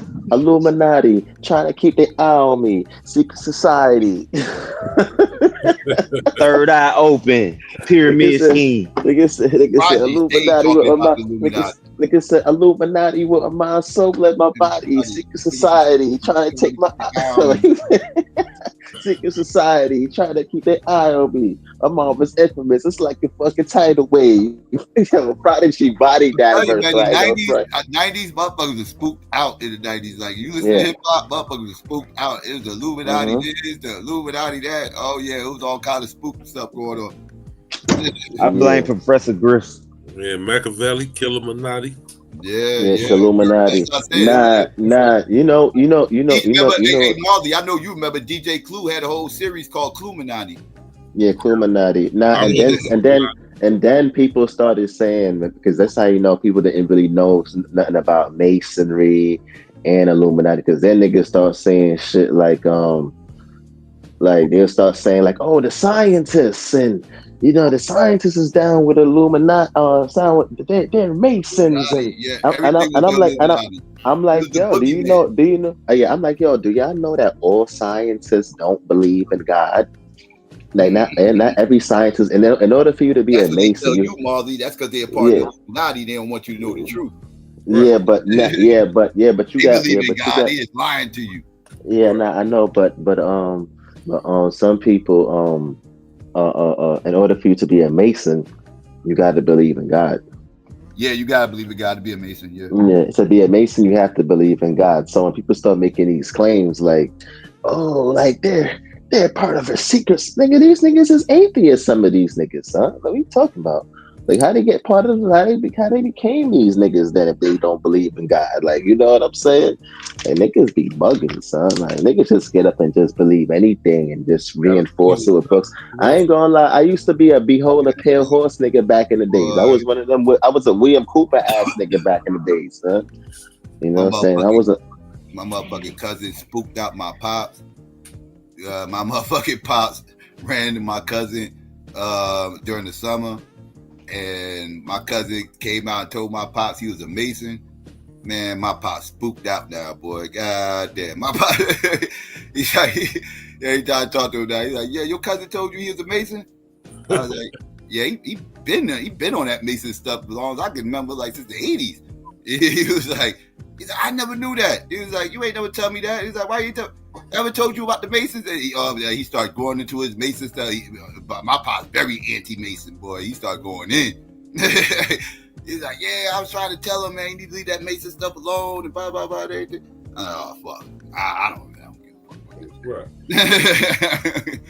he pressed about that shit, though, boy. Oh, man, he pressed. I don't blame Pops. Don't fuck with the motherfucker. They be on some. Yeah, they be on some. I never really got into the whole, like, I had this dude who was Spanish, who was cool and shit like that, and he was trying to like introduce me to it and shit, like, and I'm just like slowly, like, and I'm just like, nah, I'm good. So, you know, I just always had I was actually learning about it from him, like what it was about, because I always used to hear stuff like in books, and I never really, so I wanted to get that experience. Like I used to like hear shit about atheists or whatever the case is. So I just wanted to get a better understanding from the person who was actually in it, as opposed to hearing stuff from like on TV. Like, because like my cousin, he from East New York, by the way. Like, and but back in the 80s, he was trying to get into it then. Like he was telling me, like, yeah, he said he got to do something, and whatever the case may be. And once he does it, he gonna get a chance to be a Mason. And I was like, what the fuck is it? And I was asking him about the Mason, like, what the fuck is that? Like, why the fuck you want to be a Mason? What comes with that and everything else? He's like, a lot of stuff, connections. Don't worry about it. This, that, third. I can't tell you too much. But if you're a Mason, if you're a Mason and you use that shit right in the world, like if you use it in the right way, yeah, you can get far. Because they got niggas who was Masons who is nobodies, who's just regular porters who clean up buildings and shit. That's exactly what it is. Yeah, it's a fraternity. You got niggas who clean up. You got niggas who, I seen a nigga who's just a regular person and they could just clean up shit in the buildings and shit like that. But he's a Mason, and I'm That's just one of the reasons I didn't want to join. They got poor Masons, they got rich Masons, like you know what I'm saying? I know a few poor ones. Yeah, not all of them niggas got money and shit like that. Though. They do got connections. Yeah, they do. Yeah, it's like Jewish people. Like even though you Jewish and you poor, like I know mad poor Jewish people right there in Williamsburg, right there. Oh, that's the hood. Yeah, that's the hood. But as long as they Jewish, they got connections. Yeah. Like Fateh said, it's a fraternity. That's what it's sitting around. And then it's just like the military. The Illuminati wasn't nothing but a fraternity. That's all it was, like a social club, right? The same thing. But this is the same thing like the veterans too. Veterans is the same thing like a secret society. Like when you go to court, when niggas go to court or veterans go to court, niggas don't go to the same court as everybody else. It's not a veteran. Hold on. Now let me explain what I'm saying. A veteran, they will go to veteran court, right? Where the judge is a veteran. You know what I'm saying? The judge is a veteran. A lot of the people there might be veterans, and they'll be extra nicer to the veterans and shit. Regardless to whatever it is, the niggas will be extra nice. You know what I'm saying? And like with veterans and shit like that. Yeah, even in the military, they got like their own language and culture and shit like that. Like their own code, like how they talk to each other and shit like that. Their own culture. Like if you going to get a job and you a veteran over other people and shit like that, more than likely, you'll probably get the job before anybody else, or you'll get like 10 extra points. Being a veteran though, Mark. Huh? I said just being a veteran though. It's not no secret society. They will be nice to you, and you will have a better chance of getting a job. But they definitely don't have no veteran court. I don't know what it is you got that from. Nah, they do have. You know, listen, they do have a veteran court. It's in New. I don't know about where you live at, but in New York, we have a veteran court. I used to work inside of a veteran. Yeah, a veteran court. Yeah, it's not their own courthouse. It's in the regular courthouse. But when you get fined or you get like something, you go to a veteran goes to veteran court. Yeah, he goes to veteran court. He don't go to a regular court. Yeah, and just like I thought I was gonna say, even like with the stuff that we know, like the missions and stuff like that from in the military, nobody is supposed to know those things but us. Nobody. This stuff is secret stuff. Like it's secret. Like nobody not supposed to know about X, Y, and Z. That's why in the military they teach you about OPSEC. Operational seconds to keep everything a secret. This is a secret. Yeah. So Operation Security. Mission, but I mean, missions are public knowledge. You know what I'm saying? But, right. It's not public knowledge. It's supposed to be. It's like how in secret societies. This is not for the public, right? In secret societies, the stuff that we doing here, only we supposed to know. That's what I'm saying. That was the issue with the secret. That's how the Illuminati got destroyed, because at the time, secret societies was a big thing. It wasn't just the Illuminati. Illuminati got a lot of attention because their secret society had a lot of like judges and people in high ranking positions. So Psycho. And they banned secret societies out in France and everything else because of this, because they was like, y'all kind of like forming an elite class of, in a bit like kind of like what everybody panic about, like a deep state type thing. So they kind of like, we don't like how this shit moving. Y'all moving in silence, moving in secret. Y'all in oppositions. Yeah, we don't like this shit. So they banned secret societies. Societies in France. But the conspiracy is that the Illuminati never officially broke up. They just said that they broke up, and then they kept the thing going on. It's a secret damn society. It's a secret society. But Psycho. But look, even in the military though, right? When I used to see the chiefs, right? When they become a chief in the Navy, they would have like this. They would have to walk around with this box. It's like a secret box, so nobody knew what's inside of the box. Till this day, Psycho, I don't know what's inside of that box, bro. Like I asked one of my chiefs one time, like when he retired, this is my chief from Boot. He became a senior chief, and I was like, I always wanted to know. I even asked the woman chief, who I'm still cool with now. I was like, I always wanted to know. I never made it up to that rank before. Like, what the fuck is inside of that box I be walking around with? You know what the nigga said? He would say some secret knowledge. I was like, yo, yeah. Took that shit, I was man. like, because you used to, and I was like, I used to always see y'all walking around with it. He used to be like, yeah, we walk. He said we used to walk. He said we gotta protect it. You know what I'm saying? Make sure. Yeah, I was like, you know what was in there, right? The pyramid map, the real pyramid map. That was in there, bro. That was the hidden knowledge, bro. Mm-hmm. It was hiding from you. Mm-hmm. They tell you they gotta. Yeah, secret society. Yeah, that's how. That's what I realized when I was in the military. I'm like, yo, this shit is like a secret society, low key. And I started thinking about like other shit. They're not gonna call it a secret society, but the military, it is a fraternity, and they might have secrets. They might have niggas in it who is Masons and shit too. But low key, the military has its own culture. You know what I'm saying? Even when you on base and everything, they have their own culture. Yeah. That's what I said. Yeah, even as I say, even when you get going to court, I used to watch. They got initiation with boot hazing and all of that shit. Like, you know what I'm saying? Like even when I was working in the Queens, when I was working in Queens in the Veterans Court and shit like that, and I used to see how nice the judges used to be to the veterans and lenient. I used to look at that nice compared to the regular court. I'm like, oh. I was like, thank God I'm a veteran, but I'm like, I don't plan on getting into no trouble. But I'm like, yo, this shit crazy. Yeah. And I'm looking, I'm like, so y'all niggas just gonna let these niggas get away with that, son? They're like, yeah, like, you know what I'm saying? All they gotta do is go into a program, you know, they a veteran and, you know, they need help and assistance and you know, and all this other shit. I'm just like, all right, hopefully one day when I get in trouble, y'all niggas look out for me the same way. And that's how fraternities and sororities got formed.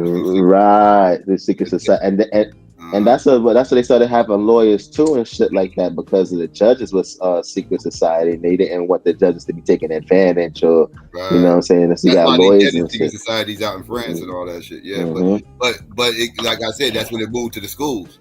That's when they moved to the schools and everything. Because schools ain't no different. Like and that's my issue with the Boule, right? Like they the Illuminati. People want to look at the Illuminati, look no further than the Boule, because that's how the Illuminati move, the same way the Boule move, right? You know, you get this secret society of elite class of people that's moving to control shit, right? Trying to be the wills and dealers, right? You know, and controlling shit, you know, manipulating things. You know, like that's the Boule. That's my issue with them. They move like a secret society. I got problems with that. Yeah.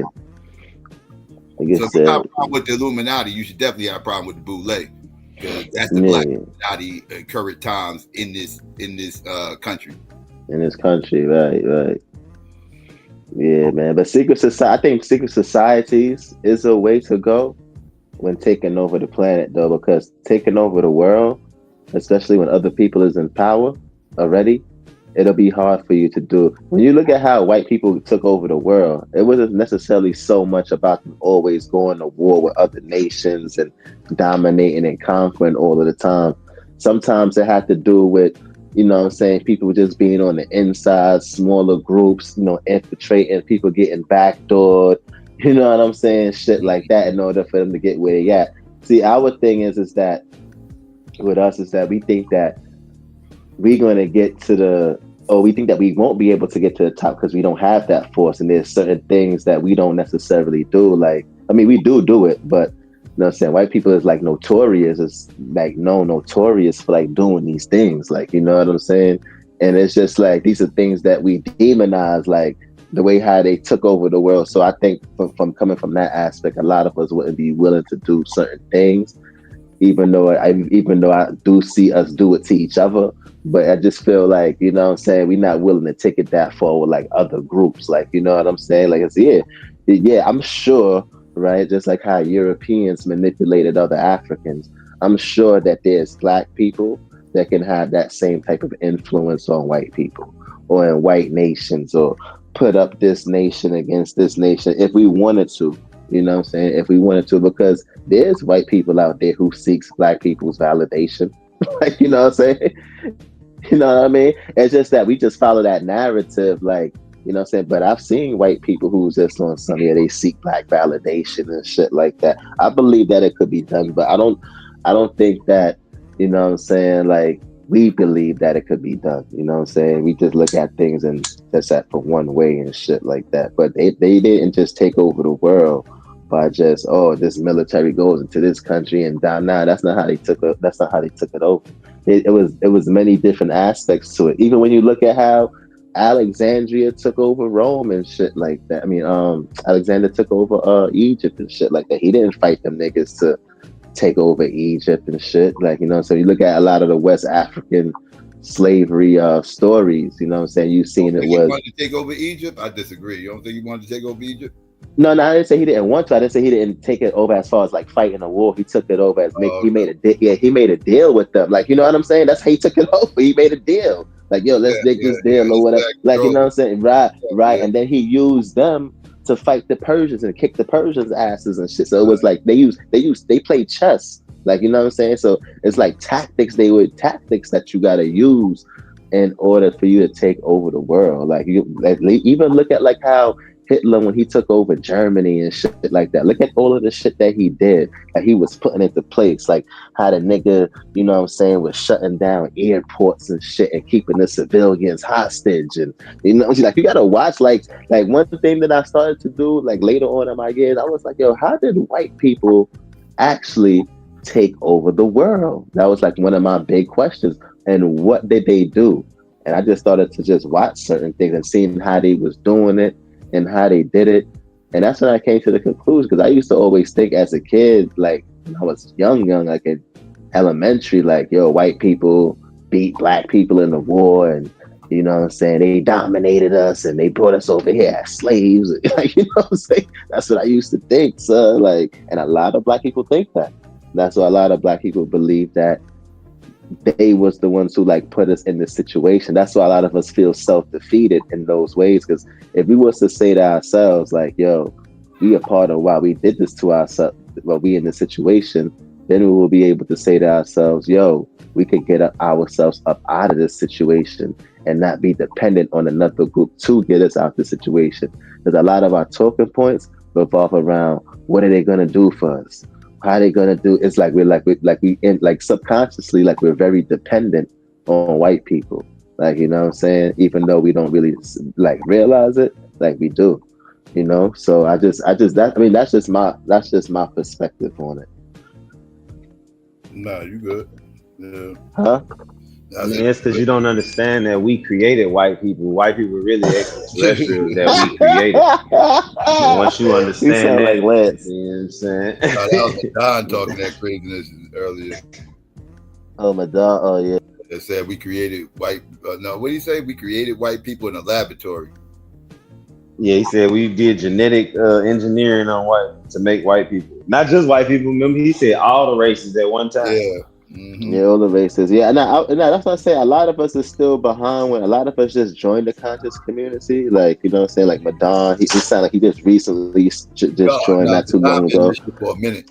Madon Oh, well, I don't know, on the internet, but a lot of people just started getting into the conscious community. Like, I've been, you know, like since I was like 13, 14, that's when I started to like kind of like, you know what I'm saying? But a lot of people started like when it was later on. So it's just like this old pseudo information that they still holding on to, that they haven't really came across the actual information, because some of them are still behind. And then you have some people who's not, like, you know what I mean? And the people who claim to be woke is really not woke. They just got into pseudo information that they held on to as truth for a very long time, and to them it's real. But some of the shit might be real, right? And then some of the shit, and then a lot of the shit is not. That's what it'd be. It'd be a bunch of bullshit, cologned up with some truths.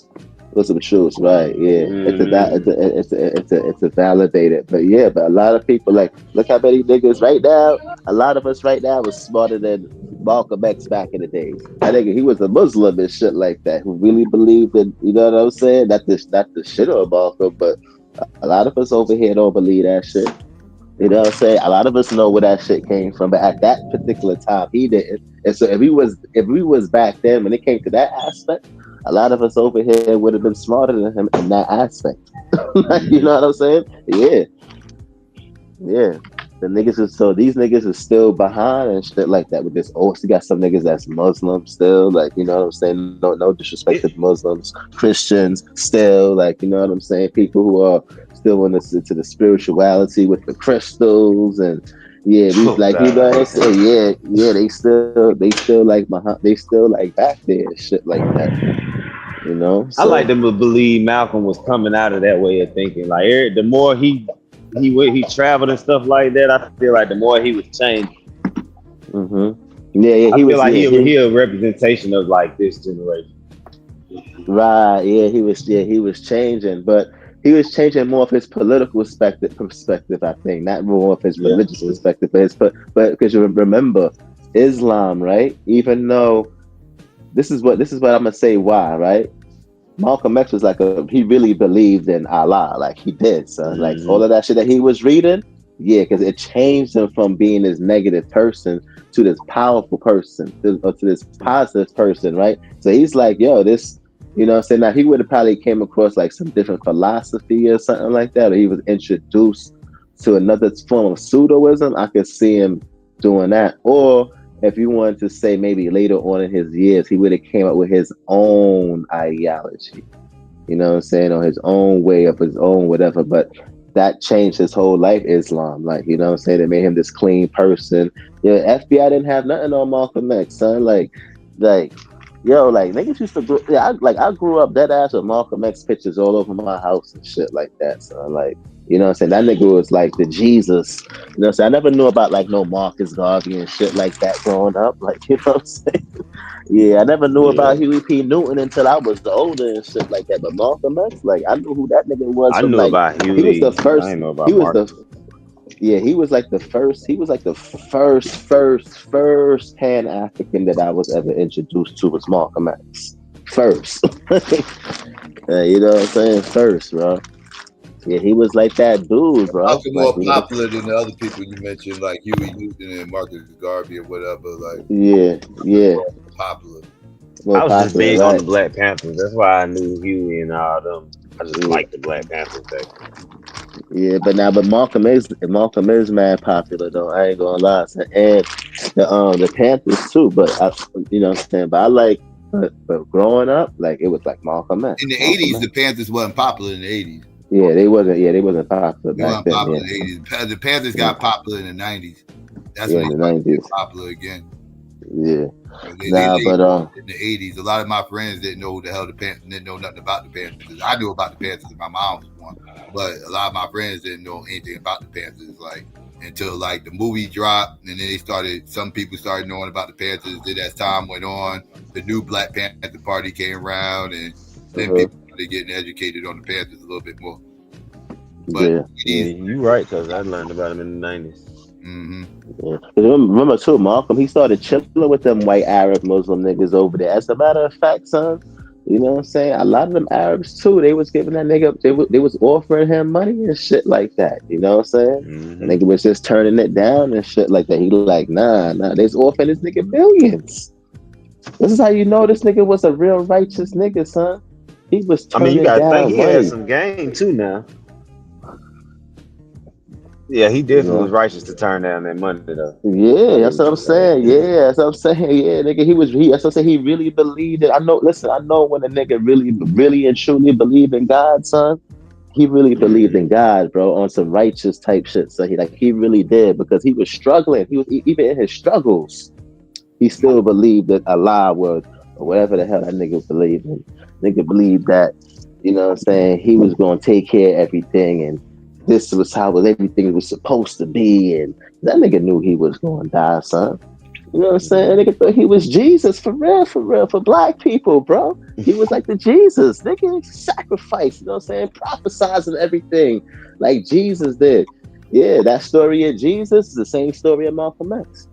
You know what I'm saying? The same story, the same allegory, you know what I'm saying? It's just, you know what I'm saying? Or if you want to apply that same story to Martin Luther King too, you could, like, you know what I'm saying? The same allegory, you know, it fits him as well too. So these stories that be happening in these religious texts, or any type of these folklores or whatever the case is, you see that shit in real life. Malcolm X was just like a Jesus. He was trying to bring some new shit, you know what I'm saying? The Nation of Islam was like the Pharisees and shit like that. They wasn't feeling it. You know what I'm saying? You had niggas in the crew who was a Judah to fucking Malcolm. You know what I'm saying? And Malcolm knew he was gonna get killed. Anyway, he knew it was coming. Like Jesus knew it was coming. And what happened? Nigga got killed. He still went. Yeah, nigga got killed. Yeah, same and that's story. why I don't even argue with people about if Jesus is real or not, because I say all the time, I mean, his story is what's real, the important part for people. If you take his story and live based on that, cool, it's great. I don't care about the belief in him. The same as if you want to do Gandhi or somebody, even though I don't care for Gandhi. But if you want to do somebody like that, if that's what brings you guidance or whatever have you, then cool. But it's not the actual person of Jesus that's real. It's the examples that they use and the allegories, right? That reflects that kind of like reflects like situations that you may experience in real life or that you've seen, like how we just applied it to Malcolm X, right? Even though he's not, even though his story is like he was born from a virgin mother and all that stuff, like but if you look at the characteristics and how he was moving, especially going towards his later years, you'll see. And then too, like niggas didn't even know who Jesus was before a nigga came back when he was 33 years old and shit like that. We didn't hear nothing about this nigga's stories, the way he was at. This nigga was probably sinning somewhere, you know what I'm saying, from back when, and then he got baptized and shit like that. Wife and baptism. Try to turn hoes into housewives, go on and talk. You know what I'm saying? Yeah, bro. You don't know what he was doing back then. You know what I'm saying? They don't never tell about his story back then until he came back when he was like 33 years old. So, you know what I'm saying? You never know, son. You know what I'm saying? You never know with these niggas, man. You know? But all I'm saying is that his story is very, very, very similar. That's it. And then he had the people behind him. Yeah. A lot of those stories, even the story with you can look at the story in the Bible with Jesus, with God and Satan, and use the same analogy with the Nation of Islam and Malcolm X. You could be like, in that allegory, Elijah Muhammad was God and Malcolm X was Lucifer. You know what I'm saying? Because Malcolm X was like, nah, I ain't on this shit. You know what I'm saying? Just like Lucifer, you know what I'm saying? The story with Lucifer and God. Lucifer's like, nah, I don't believe in you doing all of that, giving humans free will. And, you know what I'm saying? He went up against them and, you know what I'm saying? And God left with, and Lucifer left with his 1/3 of the angels and they went to hell or whatever the case is. Same thing with Malcolm. You had some niggas that was running with him like, yo, we riding with you, son. Like, not fucking with, you know what I'm saying? The reason why I put Elijah Muhammad in a God aspect is because he introduced him to it. You know what I'm saying? The Nation of Islam and shit like that. And he was, you know what I'm saying? He used to praise him. But just like, you know what I'm saying? Just like Lucifer and shit like that, Malcolm X, he had charisma. He was wise. Like, you know what I'm saying? He had all of those aspects. So he was like, you know what I'm saying? Malcolm just went with his niggas or whatever the case is. And Elijah Muhammad had his group. You know what I mean?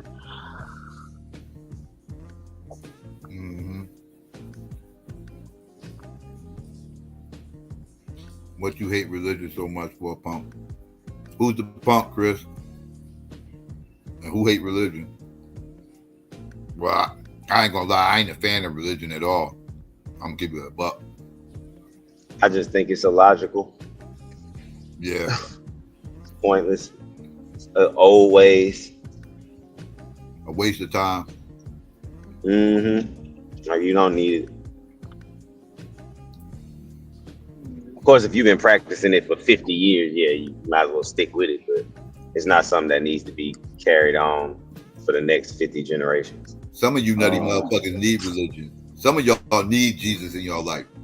I'm gonna keep it a buck. Like, I'll be scared if some of y'all motherfuckers ever turn atheists. I'll be scared of my life because y'all motherfuckers, like, I truly believe Jesus is the only thing that's stopping y'all from doing some wild ass shit out here. Because as an atheist, I hear some of the dumbest ass statements coming from believers. They'll say shit like, as an atheist, what's stopping you from running outside and killing everybody right now? Like, wait. Boy, like, why would you think that? Yeah, like what the fuck is that? What the fuck is wrong with you? What? Like, wait. So wait. Well, do you have that urge? In my mind, what I'm hearing is the only thing that's stopping you from going out there and doing it is the fact that you got a sky daddy that's watching you. Oh yeah, I don't ever want you to turn atheist. I need you to keep thinking that sky daddy is looking down at you and he gonna punish you if you do something wrong because you got some wild shit going on in your mind. Psycho, that's crazy. I literally said that to my cousin, and this is my cousin I respect, I look up to and everything because he's my older cousin. So it ain't like I'm looking at a nigga like a peon or something. But he said that like, bro, cuz I don't see how you don't believe, because I used to believe, so we used to have conversations about belief. So now that I don't believe, when we had a conversation, he like, cuz I don't see how you can do it. He like, man, I know what kind of nigga I'd be if it wasn't for me believing in God. And I used to say to him like, cuz you don't understand how that sounds.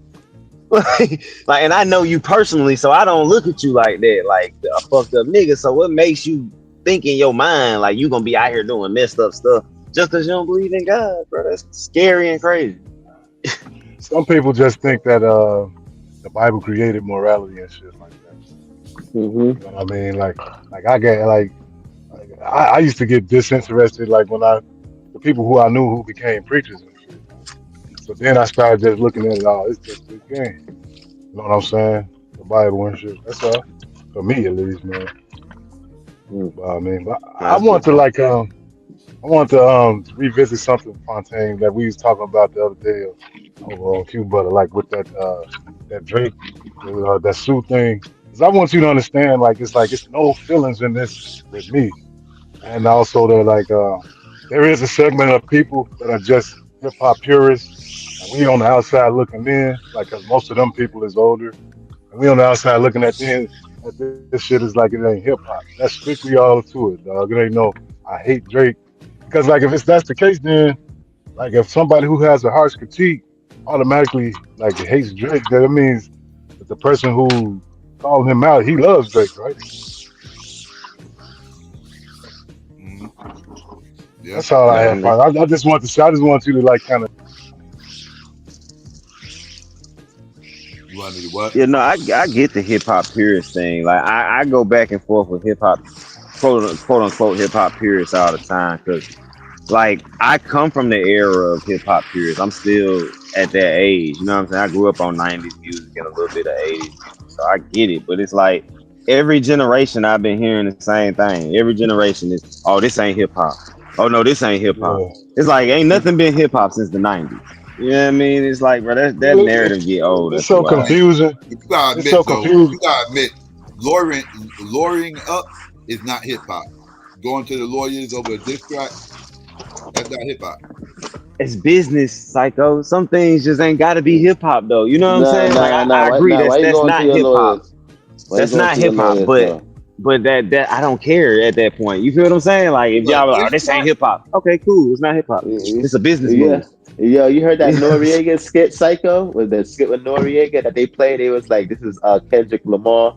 He was like when he was remember when Nori made the scene when he was said yo, you don't bring your lawyers to the rap battle and shit like that. You bring it going on around here like this. Nori, this is an old school skit with Nori. This is an old school video with Nori too. Like back in the days, like when he was mad. Yeah, he was like, you don't bring your lawyers to the fucking battle. You bring your your homies or something like that. So the same thing this what I was trying to say to Lou. I think he kind of got what I was saying. But so if you about to renegotiate your contract and they trying to short you and say, nah, we know you had a $400 million contract before, but this time we gonna give you $440, and you was trying to come in and get $600 million.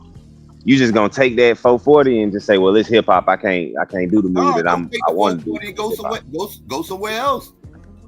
So you're not gonna sue because that's not hip hop? Nah, you don't sue. Hey, how you doing? You don't sue. You go somewhere else.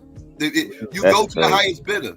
If he's not worth $600 million, then they not going to give him $600 million. After what Kendrick did to him, no, he's not worth $600 million. But that's now you're going into what his argument is. Now his argument is y'all took the money I made y'all and put it to a nigga who was dissing me and helped boost his shit to make sure that y'all diminish my name. So now when y'all come negotiate, y'all gonna you gotta understand UMG. UMG first, like UMG ain't the label, right? It's the eat that because it's not hip hop. It's a record company that's the distributor, right? It's the person that distributes the shit, right? Like they both got different labels, right? But they both labels under UMG. Now UMG job is to promote the artists, right?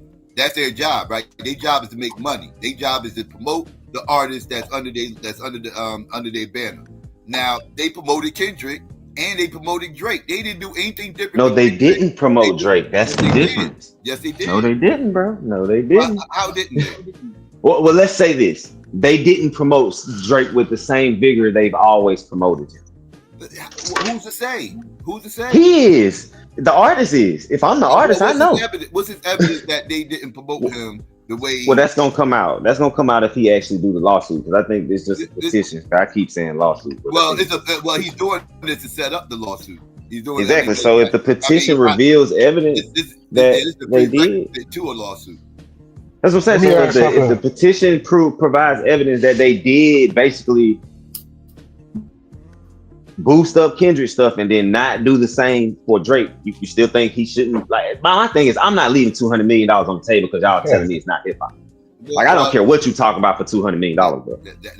That's cool. You look crazy. You look like a butt. Let me ask something though, man.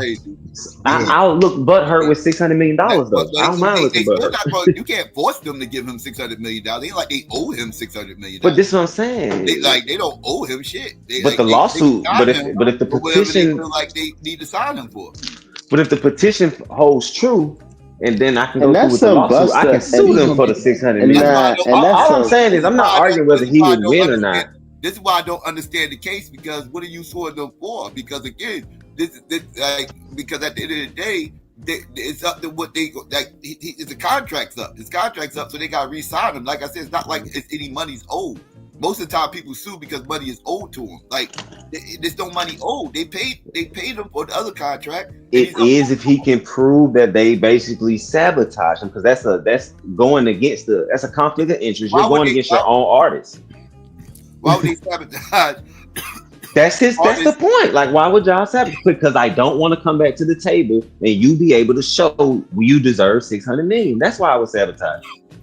So people tarnish names all the time. They lost money, so they can try to get. Like, I don't understand that. Like, because let me add something to it. Let me add some more context to it. So why would they only offer him $40 million more dollars? Because they wasn't. Well, who's to say they would have? Let's say he did win this the battle with Kendrick. Who's to say they was going to pay him $600 million even then? They wasn't. That's the whole point. They were happy that this beef came along. That's the whole point. So they used this beef in their interest. I'm not saying they predetermined the beef. You prove my point. They never was going to pay him $600 million. That's what Drake. Oh yeah, no, they never was going to pay him that. Yeah, that's what Drake wants. Right. Yeah. Let me add something. Can y'all hear me? Yeah. Yeah. Let me add something too, man. Because like we talking about like Drake feeling a type of way because like Kendrick. The groundswell, it seems like abnormal, his numbers and everything. But let's not forget too that he took the copyright restrictions off. So like when people big up in him, because he feeding them. So he took all the a lot of the messaging, right? A lot of messaging is gonna come to his direct in his favor because he did that. Yeah, because I could play Kendrick on the shit right now. I could play no copyright claim gonna pop up on my shit afterwards. Like they removed all that shit, so he made it real accessible for everybody. So I'm not. Kendrick was successful with what he did. That's not a lie. That's not a flex. The beef, he literally won the beef. Didn't nobody make him win the beef. So his numbers would. We're talking about the abnormality. We're talking about the abnormality that Drake's talking about. But that's the claim that Drake that doesn't make that abnormality though. You see what I'm saying? Like that don't account for that. That's what he's basically saying. Like that little influx makes sense. But Drake is making the claim that it's manufactured. He's saying that that shit only popped because UMG made it pop. Like they forced it in the algorithm. Like well, he can say that because it's the same thing they've done for Drake for years. So he knows what they did. Thank you. That's another thing. The nerve of this motherfucker, of all people, to be sitting now that's a different conversation. Complaining about shit getting pushed in the algorithm when I wouldn't know who the fuck Drake was today if it wasn't for the fucking algorithm and him getting pushed all up in it. Like that's his whole career. Fontaine got an interesting response to this, though. Go ahead. I mean, go ahead, Psycho. But yeah, No, I'm done. you got an interesting response. Go ahead. No, I'm done. Well, what's my interesting response? No, that's a hell of an aspect, though, Luke. You said it was moral. You said that you agree with the point, but it's not a big deal because it's only moral versus like business. I thought no, because y'all are saying it's hip hop. Like honestly, what weight does it's hip hop have? That's some community. That's like, man, my community said it's hip hop, so fuck trying to try to get my $600 million. Too, though. Like what? This is a problem I'm having too, though. Like Drake known to be one of the most quote unquote immoral like people in the music industry. Like all of a sudden he just grew some morality to like be the champion of the independent artists. No, but the hip hop community let that nigga rock though. It's a hip hop community for too, because a lot of us fans, he got a lot of listeners on Spotify that bots gave him and shit like that. And now he's complaining about the same bots that made him. But right, he's not factoring in the casual audience too. Go ahead though. But it's that's a catch-22 because what Marley just said is true. Everything we're saying about Drake been done. No one was complaining when they was loving Drake music and promoting them. He been doing that shit. So now everybody else mad. It's like it's crazy. Drake out for his fakeness. Me too. I was one of the first people to post a little blackface. Yo, son,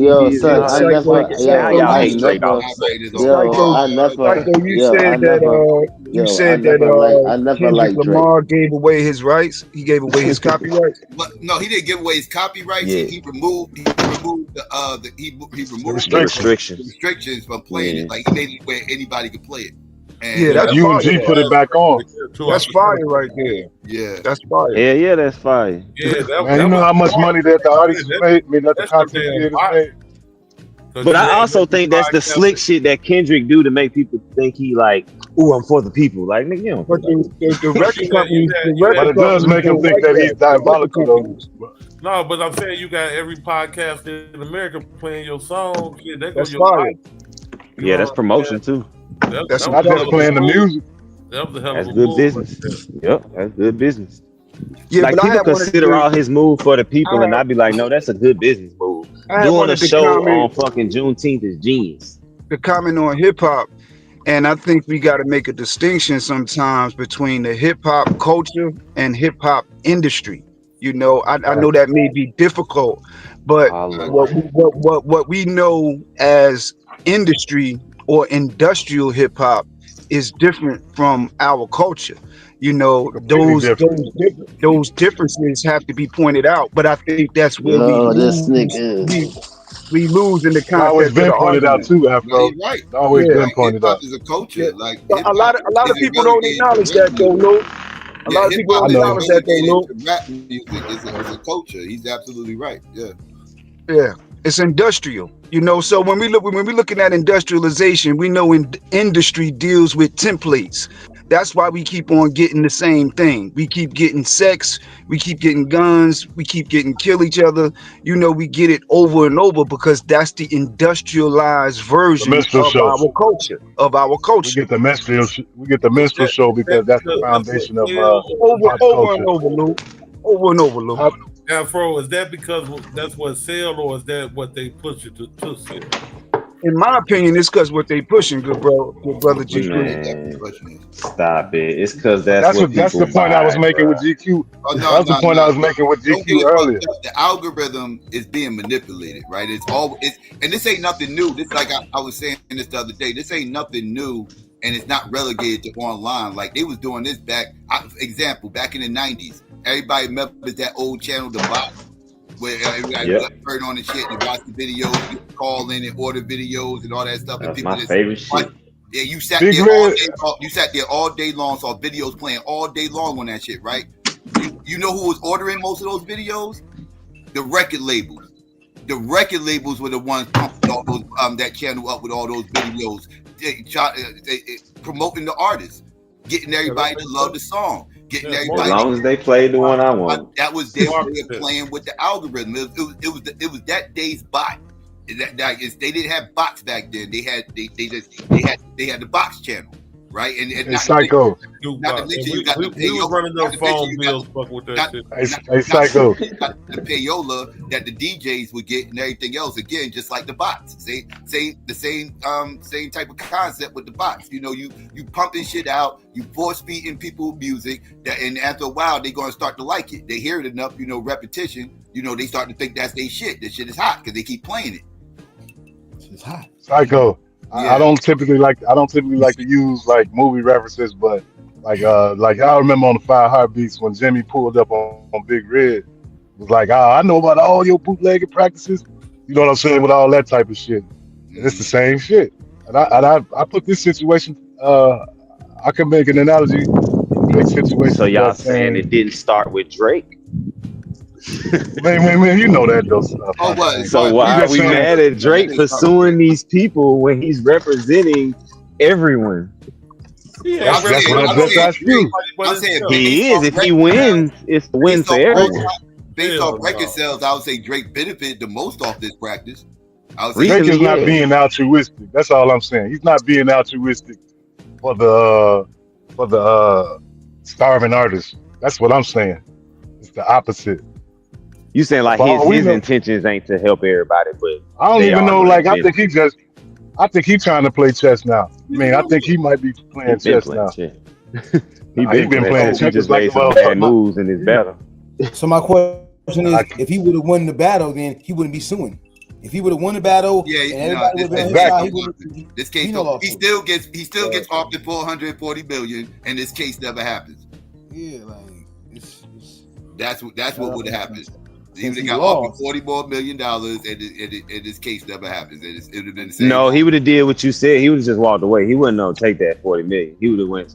Either win independent or win negotiated. Now, that's what I'm saying. That's what he should have did. Like, all right, well, that's to be honest, I'm gonna go. I think he still should sue. I don't see the problem with suing. To be honest, man, if I don't see what you're suing for. Like I said, he's suing because he butthurt about the Kendrick song. That's what he's suing about. This ain't got shit to do with the 40 million. Like most motherfuckers would be happy. Like, all right, you know, 400 million ain't nothing to sneeze at, and I'm already getting 400 million. That ain't nothing to sneeze at, and now I'm getting 40 more million. Okay, fuck it. Yeah, let's do it. Like, let's run it back. What does suing the company do for my feeling some way about the song though? Like, how does that? He's feeling some type. It sounds like he should have just sued directly for the song and said sue for defamation. His mind is him getting his lick back in his head. And it's a diss. It's like he's saying. I think that is what it is. I think it shines that light on Kendrick. It's like he's saying that the song really not that hot, that the company made it hot. You know what I'm saying? Right. You can just say that though. Like, I don't think you do all this for that point. Like, you know what I'm saying? Like, he should have said it in the song, but this is Tracker side coming out. It's him acting like a Karen. See, I think that's all y'all feelings toward Drake. None of that makes sense to me. You know what? I'm butthurt by this song, so I'm about to go do a petition against my own company that I'm in negotiation. What the fuck ain't that? Like what? But it makes more sense. It's all about the whole case is about that song. It's like you take away that song, he's not suing them. Hey Fontaine, it makes more sense than Drake being altruistic. Like, oh man, these artists ain't making their money. Let me go ahead and we know the nigga ain't doing it for everybody else. Yeah, we know he ain't doing it for everybody else. It's a selfish move. But him being butthurt make more sense than that to me. Did he get slapped up or choked out by Diddy? He ain't sue Diddy though, did he? Yeah, he got slapped by Diddy. Yeah, he sure should have. Damn, Diddy. What does suing Diddy do? That's what I'm saying. He's not. People be making references to stuff that's not like. What does that have to do with it? Kendrick didn't slap him. He's not suing Kendrick. He's not even suing the nigga who made the song. He's suing the bag. Yes, he can. He could sue for defamation, bro. Even if you don't think he will win, he could do the lawsuit. Well, he had to defend the countersuit because he said a bunch of shit about Kendrick too. That's fine. He's got enough money to throw away at a lawsuit. What they're going to do is make it seem like Kendrick started this or instigated this. Well, everybody remember what happened was the motherfucker who instigated this is the motherfucker who stepped away to the side. That's J. Cole. J. Cole started all Kendrick started all this shit. Kendrick's been poking Drake forever. J. Cole, let me remind everybody, J. Cole started all this when he made that song calling out Drake, and he took some shots at Kendrick too, and everything else. It's at third. And right after he made that song, he apologized. Remember, he apologized right after he made the song, everything else. And like a week later, Kendrick dropped the song dissing him and Drake. And then Kendrick dissed before J. Cole dropped that. Kendrick did the diss first, yeah. On that Future song, on that Future and I remember J. Cole was the first one that did the song, and he apologized. His was a response. Yeah, Kendrick came out with that Metro Boomin, motherfuck the Big Three. Oh, fuck the Big Three. That's right. That's right. That's right. You know what? That's what it was. That bar wasn't even all that to be motherfuckers be going crazy about. That's right. I do remember that because I was saying I didn't even understand why everybody's mad about that bar. He said, the Big Three is big meat. Like I didn't even take that. Drake came out with a diss. For me, it was rap shit then. Yeah, that shit wasn't about nothing. That shit wasn't even about motherfuckers going crazy doing whole songs and shit. But yeah, that's right. They J. Cole responded. That's when J. Cole did the song and then apologized. Right. Let me tell you what really happened, bro. And people want to instigated it too. Fans instigated it too. People want to ignore this shit, bro. But Kendrick literally been trying to beef with Drake forever.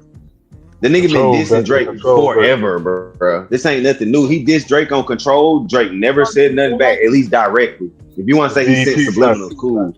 But Kendrick been dissing the man forever. But you been acting cool with the nigga forever. Like there's some weird nigga I don't know about the acting. I don't know about acting cool, but you definitely been taking shots. I don't think they were cool though. Nobody, but I'm sorry. This is he literally said in the diss song that they was friends. I'm sorry. I'm sorry. All this was still a bitch move. Like Kendrick didn't go crying about all the fuck shit he was saying about Kendrick. He said fuck shit about Kendrick. Kendrick said fuck shit about him. He got his shit all better, and now motherfuckers mad. If he didn't have to partake in any of this. He could have just left that little Big Three, and that's what he fucked alone, and everything would have been everything. But he should have kept ignoring that nigga like he been doing. Yeah, that's what he could have and should have done. But instead, he wanted to jump out the window and act like he put his big boy pants on, act like he was a real MC. And this is what we gonna disagree again. You talking about Drake or J. Cole? This is Drake. I think Drake out. He's asked the one. I think. Who's this, Drake? I think Drake, but I think Drake out-rapped Kendrick in his battle until Not Like Us. I had Drake. I didn't even think Like Us was the best song he did. Me personally. Oh, it definitely was. It was the only hit. Meet the Graham shit killed it. Yo, we are talking about Drake or J. Cole. That meet the ground. We are talking about Drake or J. Cole. I wasn't impressed. That's talking about Drake or J. Cole. Drake and Kendrick. Ma Drake. Who you comparing? Who you comparing Kendrick to? Drake or J. Cole? Drake. Oh, okay. That's what I'm telling you. You watch battle rap, right? You watch battle rap. I battle rap. Right. Kendrick could be like a goods type of, you know what I'm saying? Like that. That's talk to you the whole battle. They don't do all that. Well, at least on that Meet the Ground song, was just straight up talking to you, like, you know what I'm saying, breaking you down psychologically. Like he not. Yeah, man. I think that shit was corny, but you know. Just like Euphoria, the last minute and a half of Euphoria was fire, but the rest of that shit was like, bro, come on. I thought lyrically, Like Us is just average. Lyrically, yeah, it is. It is. The beat is. I just think it's a hit. The bars was. He damn sure got some whack bars in there. I thought he did a hell of a job lyrically in Meet the Grams like that. Yeah, that's what he killed. Yeah, but see, that's what I guess that's what a problem for me is. Just like you said, on Not Like Us, that's a hit to me. But lyrically, bar for bar, he ain't going crazy. He got some like that. He got certain ones that's gonna stand out because they fire. But he got some trash ass bars on this shit too. But on the like you said, Meet the Gram is lyrical. It's just the sonically, like that shit don't sound good to me. Like I wouldn't keep playing that shit. For this record, yeah, cool, but like I mean, it's not a club banger like Us. Like Us is something you can play over and over and over again on the radio because the beat and everything else. Not just that, like all the songs Drake say what y'all want. I'm not a Drake fan at all. All the songs Drake made about Kendrick, I can play again. Like I'm not playing none of that Kendrick shit again. Other than not like you remember that battle between what's the dude from Detroit, Calico versus I remember every Calico battle. Pause. Versus what's his name, man? Dude from Harlem. I keep forgetting his name. Loaded Lux. Now in that battle, we could argue. You can make the case that Calico won on the lyrical side, but who won the battle though? If you asking me who won the battle, the same as the Drake and Kendrick shit, Calico won that battle. But if you asking me who the people say won, Lux won clearly. That battle, yeah, that battle right there was crazy. Calico was winning that battle in the second round before Loaded Lux spit. Now when Loaded Lux spit because Loaded Lux lost the first round because he choked. That's a boom. That's Calico by default. And Calico had a had a tough second round. The second round, and after he spit his rhyme, I remember after he spit, I was in the building. I remember after he spit, I was like, oh yeah, this shit is, because Lux had just choked in the first. I was like, yeah, it's about to be over. This ain't looking good. And then Lux bounced back in the second round and had a good round. So I was like, okay, that round was debatable. I had Calico winning the first. The second round was debatable, and then the third round happened, and we all know what happened in the third round. And I think third is preference, man. I really do. Yeah, he killed him in that third. Nah, bro. Like, y'all don't think that his whole third round was a hypocritical third round? When you think about who Loaded Lux was? Hell no. So did y'all watch Loaded Lux back in the day? Like before he came back to that Calico battle? Like he was battling in the Lions Den and shit? Yeah. Wasn't Loaded Lux the dope boy talking nigga? Nah, not like no. Yes, he was. He was the hustling dope boy shit talking nigga. Then he came back dissing the whole hustling dope boy talking nigga. Get the fuck out of here. I'm not giving you credit for that. Lux is a chameleon. Loaded Lux is a chameleon. He can be that guy. He can be the conscious guy. He's a chameleon. He's like the Nas of battle rap. Like I just, cause for me, back when Mook and Sirius them was first battling, that's when I was like 14, 15. I didn't like Lux at all back then. Yeah, I ain't like Lux. I was like, this nigga trash. Yeah. But then when he came back versus Calico, rap wise, I was like, nah, this ain't the Lux. I remember this nigga rap. You know what I mean? But he wasn't doing the dope boy shit no more, the fly talk shit no more. I mean, he still was doing the fly talk, he from Harlem, but you know what I mean. Yeah, I know what you mean. Like, he wasn't street in that battle. That battle, he was on his grown man shit. That's what one of them was the fact he was on the grown man. Entendres and shit. Fucking berserk. He just did somebody in like that too. Somebody else who Rum Nitty. Rum Nitty killed that boy, man. Boy, you fucking crazy. Rum Nitty killed that boy, man. I thought Lux went on a losing streak after that battle, though. I thought he lost to Hollow. Oh, Hollow did work. That's a classic battle. I thought he lost to Mook right after that. And go to Slaughter Joint. That was a bullshit video. Yeah, that whole car was trash. Yeah, I like that battle. That battle was bogus. Disrespect the battle rap with that Mook shit. should have been in a smaller room, but that was like the 37th time they Mook killed him, man. Mook killed him. Mook killed him. I told him he was going to kill him too. I ain't like that car. What was that? That was that Eminem shit, wasn't it? Yeah, that was the Eminem Total Slaughter shit. Yep. But you think Rum Nitty won that battle fight?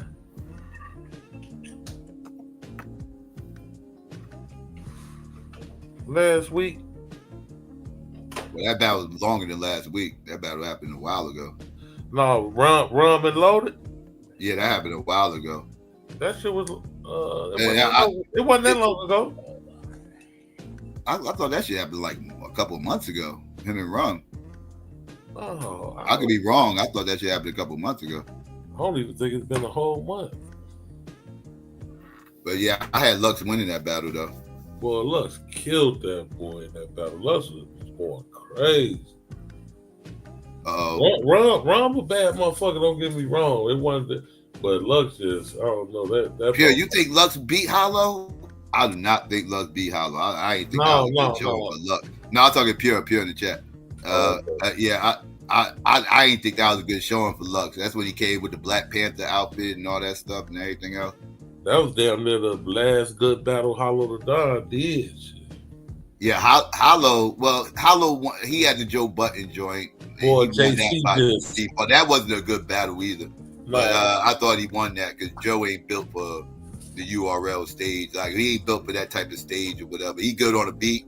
You know. He good at what he does. He's an artist. But you get him off a beat and then that battle stage and everything else, it don't hit the same. Man, JC just killed Hollow. Yeah. JC 30 though, man. I give him a Yeah, I thought so, Pure. Yeah, that battle was a few months ago, GQ.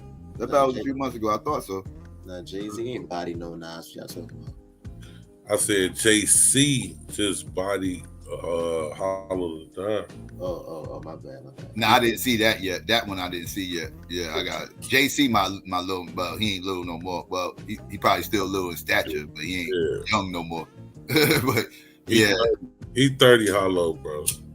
I gotta go see. I gotta see that. I fucks with JC. Man, he's 30 Hollow. He just went crazy, yo. I'm glad he finally got that battle, boy. I see him come up. I was there in the proving grounds when he was coming up. He ready. I think he ready for Lux. I think Lux gonna beat him, but I think he ready for him. That he proved it. That was a good comeback for him to beat Hollow like that. He been doing a lot of battles.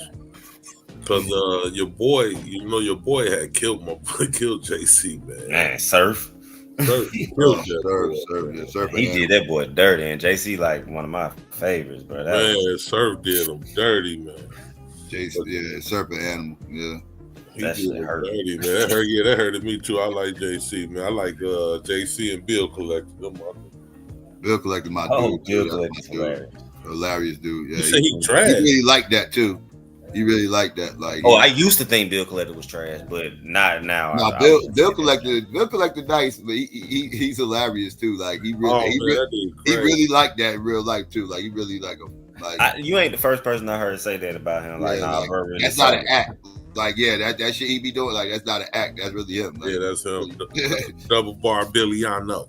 You know what's funny? Like most of my favorite niggas is like from like Detroit or Michigan. Like as far as battle rap. Cause Calico one of my favorites, JC one of my favorites, and Ill Will one of my favorites. Oh, that's the homie too. Ill Will another one. Ill Will dope, no doubt. Ill Will dumb nice, like yeah. My three favorite I have to say is JC, Bill Collector, and Loaded. You know, I don't count Loaded because he loaded. You know what I'm saying? If I ain't count Loaded, I'm gonna have to. If I'm just going. It's gonna have to be between my boy K Shine and Shine Animal too. I like that nigga T-Top too, man. I ain't gonna lie. Hey man, I fuck with Talk because he from the South, man. And Talk really more fire nigga give him credit for. He like just I don't know, like people don't bring his name up, but he really one of the most consistent. He really one of the ones, ain't he? I was there for that motherfucking Shine versus DNA battle. That he did that Professor Shine shit. That shit classic. That's like top 5 schemes. Man, I was in the building. I lost. You know, I'm a science guy, so I'm looking at him doing this shit, and he literally he was on point too. Like everything was scientific and everything. Like he wasn't like he didn't miss a beat. Like I was like, oh my goodness, he is bruh. Goodness. So y'all, do that make bars hit harder? Like when they make actual sense? You know what I'm saying? Yeah, like it ain't no made up shit. Hell yeah. Of course, that make them hit harder. Hell yeah. And I, you know, I'm getting like everybody was getting in the room too because he had the chart, so everybody was able to get it. I'm glad he had the chart, so he was able to show people what he was actually saying. Because if he ain't had the chart, it wouldn't hit the same. But he had the chart and he was showing motherfuckers and everything else, the helix and all that, and breaking it down. I was like, oh my goodness, he is killing me. That nigga scheme. that was a hell of a scheme, man. You ain't bullshitting on that. Mm-hmm. Yeah, he said Mook, or I don't know if he said it, but the word was Mook gave him the idea. I can believe it. You know, Mook is scheme king, goddamn. Yeah, I can believe it. Yeah, he definitely is. To me, he's not a gimmick guy. I'm usually not a gimmick guy, but that was one gimmick that really hit in the building. Like because you ain't see it coming. That was slick with the DNA shit. That was slick. Shine a motherfucker too. Like I'm gonna ask y'all, who y'all had winning between K Shine and JC? I gotta go with Shine, bro. Shine, yeah, slightly. I gotta go with the only nigga in the world that got JC. I gotta go with Shine like 2-1, maybe, man. I don't know. I hate the Jason scheme. JC, my man, he went crazy. JC nice, man. Yeah, JC nice, man. That nigga went crazy. I fuck with JC, but Shine got him on that one, boy. That nigga Shine. Then Shine, you know, he more entertaining. You know, when that nigga go get into some of them pockets and that nigga go to move in certain ways and shit, that nigga be going crazy. Yeah, he one of the best performers out there with that shit. He like that. that nigga be acting a fool. Who you got with that? Who you got with fucking Hitman and Geechee? I gotta rewatch that one, bro. I like that battle, bro. Because I like both of them. I had First Geechee watch, all the way I had to the third. That nigga Hitman tried to come out in the third and try to redeem a little bit. Crazy. I had it 2-1 Hitman at the first watch, but it wasn't like no clear. It was like I gotta go back and watch that shit. I had a Geechee 2-1. Yeah, see, I ain't mad at you because them niggas was gone. I had a Geechee 2-1 though, but Hitman did cover that third and damn near snatched that motherfucker back. That scheme when he said my bitch went and got a strap. She ain't hide behind a tree. She hide behind a tree. Oh, he fucked him up. I'm like, oh Lord. But Geechee had it was cool, but it was a little too late because Geechee had already walked him down for 3 rounds, bro. That first round, he really, man. I think Arsenal versus Mook is going to be the battle. Like whoever wins that battle is the GOAT. Who that? About that Arsenal versus Mook. Whoever wins that battle is the GOAT. Hell no. No, Arsenal fell off too much. I can make an argument for either one of them being the GOAT. It's an argument, yeah, but Ars fell off too much for me. Like Mook can't make an argument for Mook being the GOAT. You can't make an argument for Arsenal. Did Cassidy beat Arsenal? Arsenal battled anybody, everybody. He battled everywhere. He ain't scared to take. He wasn't scared to go on the road. That motherfucker battled in the UK. He done battled. He done had about 40 battles in California. He done went to Canada. That motherfucker. He will battle a motherfucker in Australia if they want that smoke. Man, ain't gonna disrespect the shit out you too, boy. Yeah, hell yeah, yeah. But I don't know. I seen Arsenal take a couple L's, man. He's not undefeated. He's not undefeated. I seen like, his resume fuck him up real good. Now, I ain't never seen him get fucked up. I ain't never seen him get 30 ball. I ain't never seen Arsenal get 30 ball. I seen him lose, but I ain't never seen him get 30 ball. I seen him get done dirty, but it be more when he don't care, bro. You could tell he was on bullshit. That's the only reason I say I wouldn't put him in the GOAT conference. Cause Mook ain't never coming, even if you don't like his material, he coming like he tried, Paul. Yeah, he came to go crazy. That you know what I'm saying? Whether you like it or not, it's different. But he rapping like he really put work into that. Arsenal, you could tell a lot of times he just took the check. I agree with what you're saying. Arsenal will battle whoever, wherever, whenever. I totally agree, and he been doing it long enough. He got the resume. Yeah, I mean, he'll battle your local motherfucker, and then turn around and battle the best motherfucker in this league. Like he don't care. Like, he don't care. Yeah, he get out there, get him some money. While these other motherfuckers, they be ducking this motherfucker, ducking. He talk like that too. That's another reason. I'm like motherfucker that said Arsenal ducked him. You can't find that motherfucker. But you know what? All the niggas I like is like Bill Collected. He the same way. He gonna battle anybody anytime. He don't give a fuck. T-Top gonna battle anybody at any time. He'll either your lowest rapper in your league or your best. He don't give a fuck. Yeah. Now, see, I respect that about some. Yeah, Arsenal's one of those motherfuckers, but he ain't the only one. Yeah, it's other motherfuckers who they don't give a fuck. Like they definitely T-Top, Bill Collector, and JC. They'll battle anybody.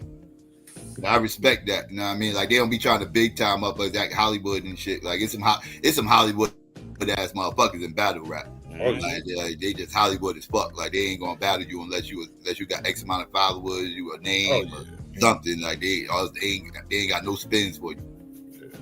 They tell you get the views up first. Then come holler at me. Y'all like Cassidy? His body of work? Cassidy dope. He a horrible interview though, but he dope though. I interviewed that motherfucker a few years ago. Yeah, he horrible interview, but yeah, he dope though. Cassidy real dope. Cassidy changed battle rap. Cassidy the reason why motherfuckers ain't battling with beats anymore today. Put on a beat. Mm-hmm. That shit there, boy, was classic. Yeah. After that, it wasn't cool to battle over beats anymore. He changed the game. So yeah, Cassidy always going to be, he always going to be Papoose in the battle rap. No, Papoose. Can't forget about Papoose. Is trash. I don't know why y'all always. Wait, you don't like Pat? Pap is disgusting.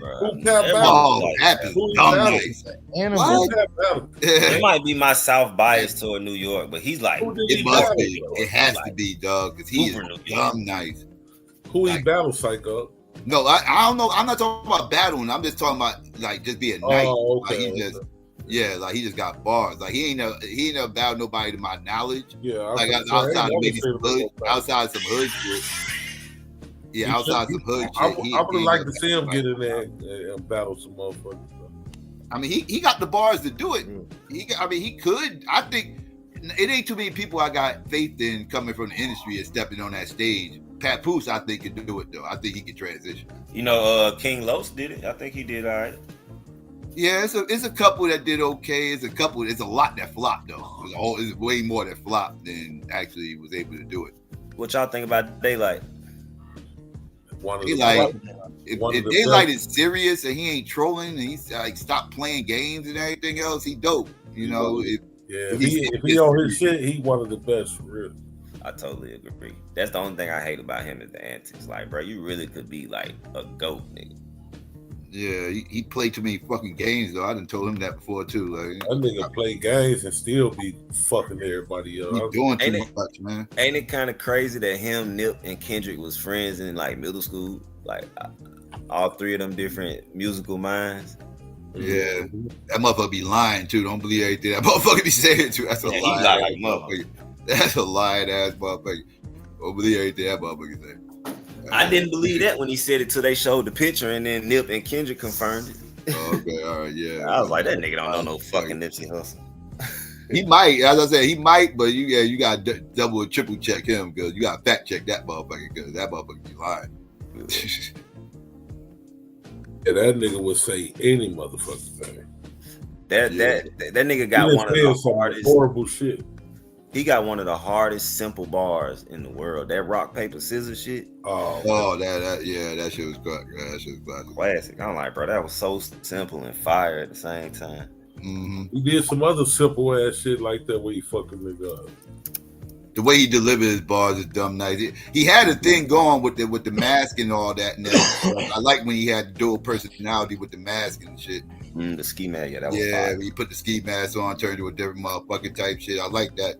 I like it. He should have kept that shit just going like that. And if his antics would have just stood to just that, you know, if he just kept it just doing that, everything would be cool. But you know, all the Spawn outfits and taking shit on the stage. Literally took the shit on the stage. Like who does that? Like yeah. Bro, like, I didn't watch a Daylight battle for so long after he did that. I was like, bro, I'm not watching this nigga no more, bro. Yeah, like that's what I'm saying. Like, yeah, like, bro, you missed a lot of good battles because that nigga would be crazy. Well, I went back and watched somebody did that literally on stage, Psycho?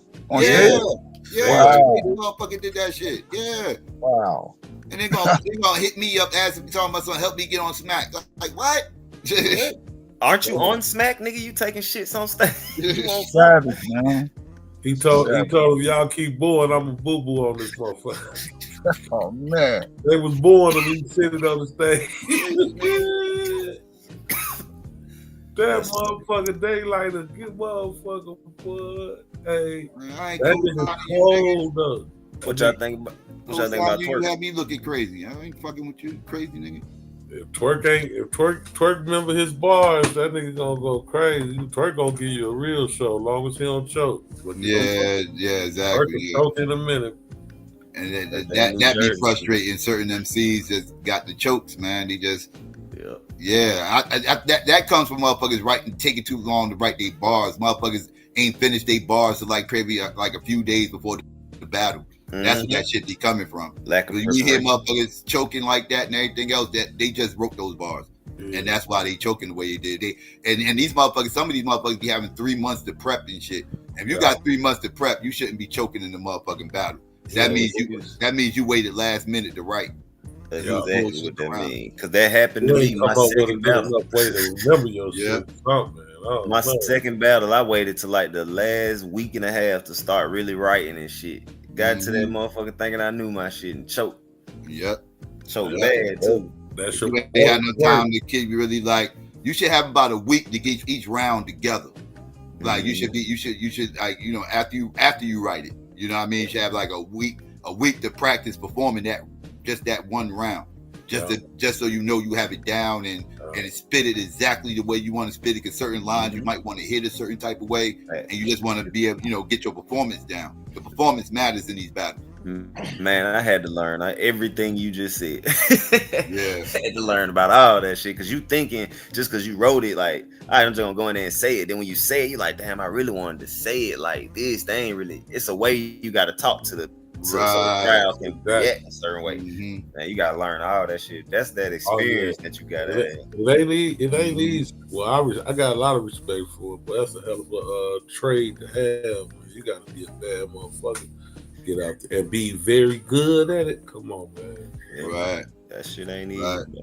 Now, if you go into the studio, you could do that type shit, right? Like people do that with the studio, like don't write their bars maybe the night before, shit like that. But that's the studio, right? Yeah, you get to go to the studio. You just gonna lay it down. Yeah, you fuck up, cool, bring it back, or they could punch you in and out, shit like that. Still translate different though, Psycho. Whether if like a engineer tell you they'll know whether you knew your shit or you just right. And it sounds different. But I mean, like you get mulligans, right? Like you get a chance, like the engineer stop you, like, yo, you gotta, you ain't giving it to me the way you do it or whatever. So you get a chance. You might take a couple of minutes, go boom, boom, boom. All right, I got it now. Let's go. Yeah, this one take in the battle. Yeah, exactly. In the battle, you ain't got that convenience. You gotta have that shit. You gotta have it down. Bro. Yeah. That's why I say if twerk don't choke, he gonna give you a hell of a battle, boy. He one of the best ones. He one of the best, but that choking just fucked them all up. Let me see his last battle. I don't think he choked in. Oh hell no, he killed that boy, the dog. What's his name? The white boy. Yeah, Big K. Yep, that's Big what. He killed. Yeah, he walked. He flushed. I said he 3-0. He 30. It sounded like Big K was on first URL battle. I was there for his first URL battle. Motherfuckers going crazy up in there. That white boy killing him. Okay. What did he battle again? Oh, he battled what's it called? What's my man name? Twerk. What's the name of that shit that was it Deacon Frost? I think it was Deacon Frost. He battled that day. Smack. Yeah, it was a proving ground joint. It was a proving ground joint. It was the first URL battle. I think it was Deacon Frost. These battles start getting a little jumbled up with me and shit. I think it was Deacon Frost. Big K came up though. He came up like he one of the top rappers. Battle rap. He one of the top of R&B. No, I'm just saying he's working his way up. Yeah, he working his way. He a top tier name. Yeah, he a top tier name. Yeah, I gotta say R&B, he one of the top, but he ain't one of the top on Smack. You crazy? No. But he's a top tier name though. Like he can headline. That's because Smack ain't booking him. If he book on Smack, them numbers gonna go. You crazy, Big K? He can't headline the Smack. He can't headline a Smack event, but he could be like the undercard. Bro, Big He could K be like He cannot headline a Smack event. Give me Big K be versus undercard. A-Ward. I bet it can headline a Smack. Oh my god! Look, because A-Ward never been on URL, and Big K ain't been back on URL, and they white. They can headline that shit. It'll be the first time ever two crackers headline URL. It'll be an undercard. It wouldn't be a headline. Yeah, that shit gonna be so trash. It might be like the second or third battle before the main event. I think they battled already though. They might have battled already. They gonna have to get him the fuck out of here. Yeah, but it could. Big K will have to battle a nigga to headline. Yeah, you got to battle a name. Yeah, and it's got to be a name. Yeah, it got to be a big name. He didn't even headline the damn battle he just did. With Twerk, yeah. And he got his ass beat. Twerk killed him. Well, he couldn't headline Hitman at a Hitman battle. Like, come on now. Yeah, he ain't gonna headline that. He ain't gonna headline Hitman. If he was a headliner, he could. Not over Hitman. Yeah, he's not a headline over Hitman. Yeah. Y'all fuck with A-Ward? That battle though. Who? A-Ward, the white boy. What about him? I don't know too many, right? I'm gonna tell you one thing about A-Ward that can't nobody take from him. That nigga undefeated against E.T. Gotti. He said he might not beat nobody, but he be beating Geechee the fuck. He be whooping Geechee ass, bro. A-Ward Cole, I ain't gonna stunt, man. That nigga, but I know, I fuck with Geechee. That's my West Coast nigga, but that nigga and Geechee be whooping. And that nigga was champion of the year, 3 times in a row? Yeah. And that nigga cannot beat A-Ward to save his life. You know what? You're right. It was Big T battled Deacon Frost. Then the first URL event, it was Big K and Bill Collector. I think he battled Bill Collector. Oh, wow. Yeah, both of them had. I think both of them was in the same PG battle when they headlined. I think it was Bill Collector. Now that I'm thinking about it, I think it was Bill. Bill Collector beat him. He beat Big K. I remember that battle. Bill Collector battled that day. I don't remember they battled each other. They battled that day. God That's damn, when Bill Collector was hitting niggas with the super duper scope. Yeah, that was Bill Collector first battle, and that was Bill Collector first battle URL that day. Big K's first battle URL that day, and Chilla Jones. That was his first battle. That was his first battle that day too. JC versus Chilla Jones, boy. I was there. Battle, boy. You can hear me in the background that battle. You go watch it right now. I was there. I was losing my motherfucking mind. I was talking crazy to each other, boy. Man, that battle was insane. I remember we did a show that Monday after that weekend because that was the day before Sun Madness 2. Did the show that Monday. Everybody was like, "What happened? What happened? What happened? What happened? What happened?" Asking what happened at the event and shit. And I told everybody was like, I heard Lux had the battle of the night, and I heard this motherfucker killed that motherfucker, everything else. I'm like, all this shit y'all talking about, y'all heard. A lot of that shit is true. But I'm gonna tell you, the one battle that y'all motherfuckers ain't gonna ever forget when this shit dropped was the best battle the whole weekend. Didn't even happen on Sunday night. It happened Saturday night at the PGs, and that was JC versus motherfucking Chilla Jones. When that battle drops, y'all motherfuckers gonna lose your mind. And sure enough, that ended up being the battle of the year. Everybody voted that the battle of the year. I told him before it dropped, like, yo, everybody was going crazy about Lugz and Mook. Well, Mook battle was whack. Nobody really going crazy about that shit. But then, they was going, Chilla, Sirius Jones and Charlie Clips and Rex and winning the 10 grand off of A-Verb and all everything else. Everybody talking about all this shit. I'm like, yo, none of those battles is fucking with the one battle from the PGs. Even in hindsight, like you naming the card, I'm sitting thinking back, like, yeah, none of that shit was better than JC versus Chilla. None of it was better. I called it before they dropped any of the battles. I was like, watch, y'all see. When that battle dropped, everybody called it the next show. Was like, yo, Psycho, you was right. That battle was insane. That might have been one of the best battles I've seen in my life. Yeah. It was like them motherfuckers they was going at each other like two animals. Like that shit was insane. Yeah. This gonna be the one that knocked me out right here. This the roast blood. What y'all know about the roast blood? You take all the roast, I take my roaches. That what I smoked. Man, listen, I learned that when I was a youngin', man. Old heads put me up on that back in the day. Like, don't throw them joint roaches away. Bro, I was doing that back with joints and shit.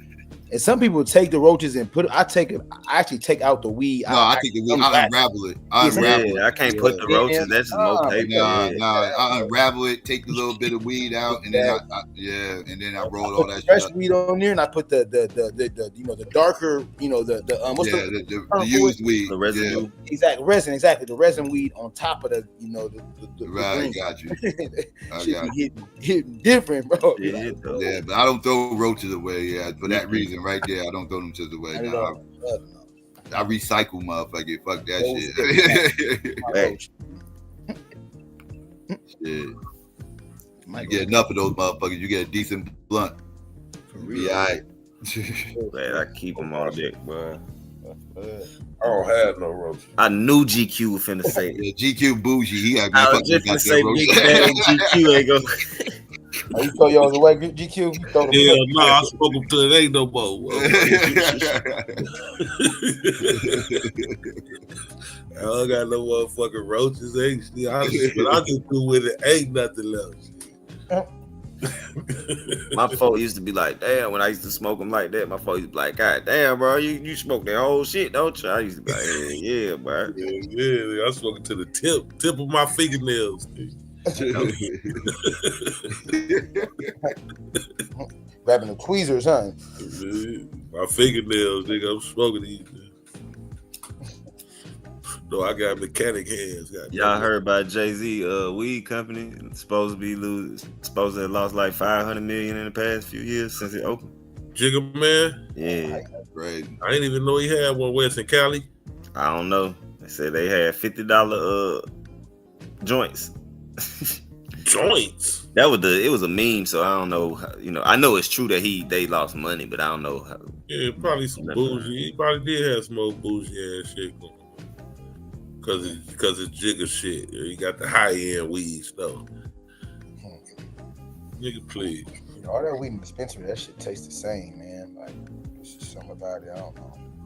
Man, I'm smoking some shit right now. This shit tastes so motherfucking good. I don't know what the fuck it's. The best pack I done smoked recently, I had this golden apple. That shit was smoking like a motherfucker.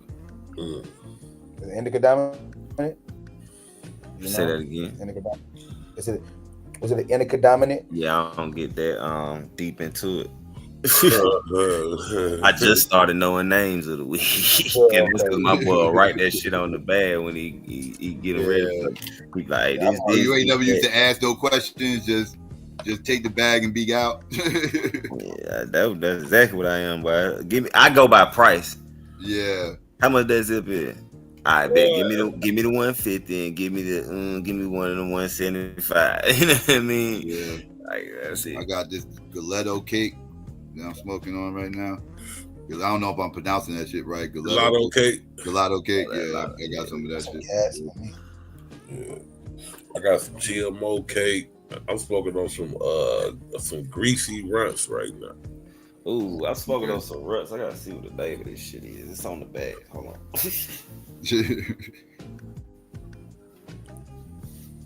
Yeah, both the packs I got this time was some ruts. This shit good down smoking though. I ain't gonna stunt you. Like, this shit got nice color to it and everything. I like this shit. I think wintertime be coming. Yeah, this some Oreo runs. Yeah, that's just smoking. Oreo runs smoking. Strawberry runs, they're the best. And the other pack, I'm not out of these. The other pack was like some fried apple runts or some shit like that. Damn. Yeah. That was my white boy told me.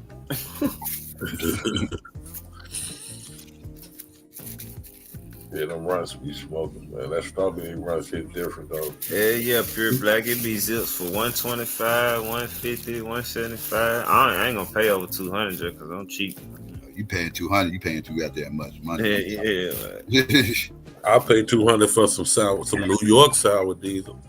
Okay. That old school sour diesel, that real greenish. It gotta be that New York sour diesel, not none of that other shit they be talking about. I paid for that Silver Haze. $100 for some good. So all that 200, yeah, that's way too much for this. If I pay 100, it ain't gonna be that good. But if y'all got some good for 100, shit, yeah. You know they doing Seattle shit. Oh yeah, you in Seattle, yeah, that's different. They was legal before Cali shit. Yeah. $100 zips or some grade A shit. So a half a pound.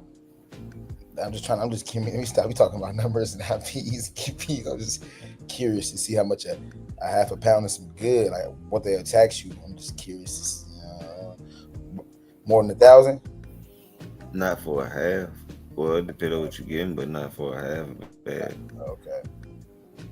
That's not bad.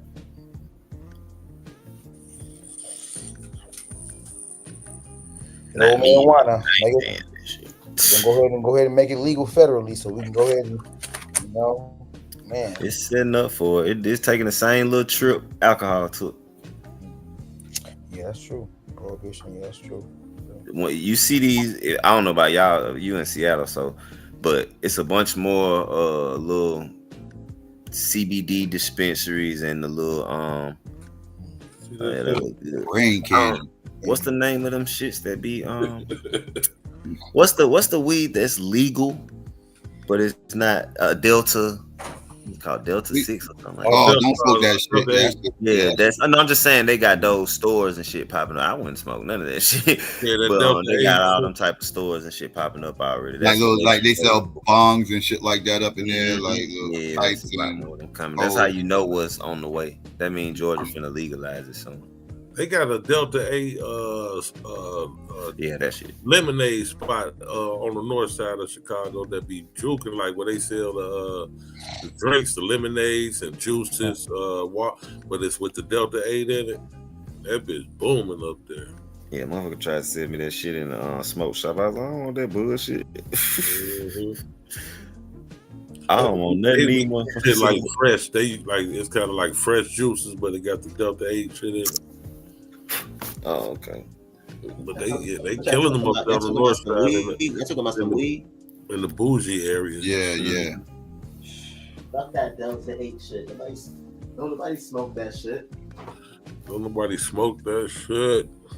Delta 8.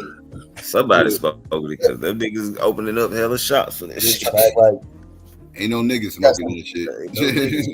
Yeah, ain't no niggas smoking that shit. That's the We got some subjects in the chat acting like roach blunts is somehow they too good, or that's what I'm saying. Negroes getting yeah, what man? I never act like I'm good. That's a habit, man. I've been doing that. I've been doing that since joints was a thing. That's a habit, nigga. I can't help it. I still be rolling up roach blunts. Facts. Yeah. Come on, man. Like I don't roll them up often, but once I start getting too many of them motherfuckers, it's time to start rolling them shits up. Like, but yeah, I don't throw them away though. That's wasting weed. For real. I was taught not to waste no weed. I'm a weed head for real, so I'm. Nah, I be waiting for mines. I be saving mines for a rainy day, like a stash and shit. So yeah, that's why I try not to. Yeah, that's why I don't really mess with them too much. That's like I said, unless I get too many. Once they start getting too many, I gotta roll some of them shit up or whatever. I ain't trying to have a billion roaches and shit. Hey, and I ain't gonna lie, it's to the point where now the roach blunts be hitting so much, bro. But my tolerance, bro, I be rolling them up just like how I did now. I'm gonna roll me roach blunt up, man. You know, they just hit. To me, they hit hard as hell, man. Way harder, bro. Hit way harder. They do. Hey, I don't know. I think I don't know because the ass end of the blunt got a whole lot of THC on it or something. But yeah, it do feel like them shits hit harder. Like I think it's because I think the ass end of the blunt got the most THC. I think that's why that happened, because you're rolling up all that weed is from the ass end of a blunt, right? So like that all that shit had like the most THC out the blunt, so that shit is gonna hit hard as hell when you smoke it. So yeah, I'm with you on there. I believe that. Don't smoke it in the morning. You might not get nothing done. No, I'm just that's how I start my morning off sometimes. And the roach blunts is more powerful too because all of the potency goes back into the back of the spliff when you're smoking it. So all the potency goes to the back of it. Like that's what I was just saying. Yeah. The chemicals and stuff like that. It goes to the back of the roach. And then when you roll it all up, you get all of that, bro. That's what I was saying. Yeah. That's why sometimes the roach be hitting harder, except for the fact that if you got tobacco rolled up in it, you go. That shit right there blowing. That shit sounds good as hell right there. I want some of that. That shit smoking hard, bro. Yeah, white lemon cherry. That shit sound good as hell. That shit blowing so hard, bro. Keep my weed in the bag. I gotta keep mine in the I keep mine in the bag too. I ain't gonna stunt you. Yeah, I'm vacuum sealed. It's resealable. I literally do all three of the things y'all name. I got one vacuum seal, I got some in some jar, and then I got some in a little sack because it's the per se I carry around. I like my shit in a jar.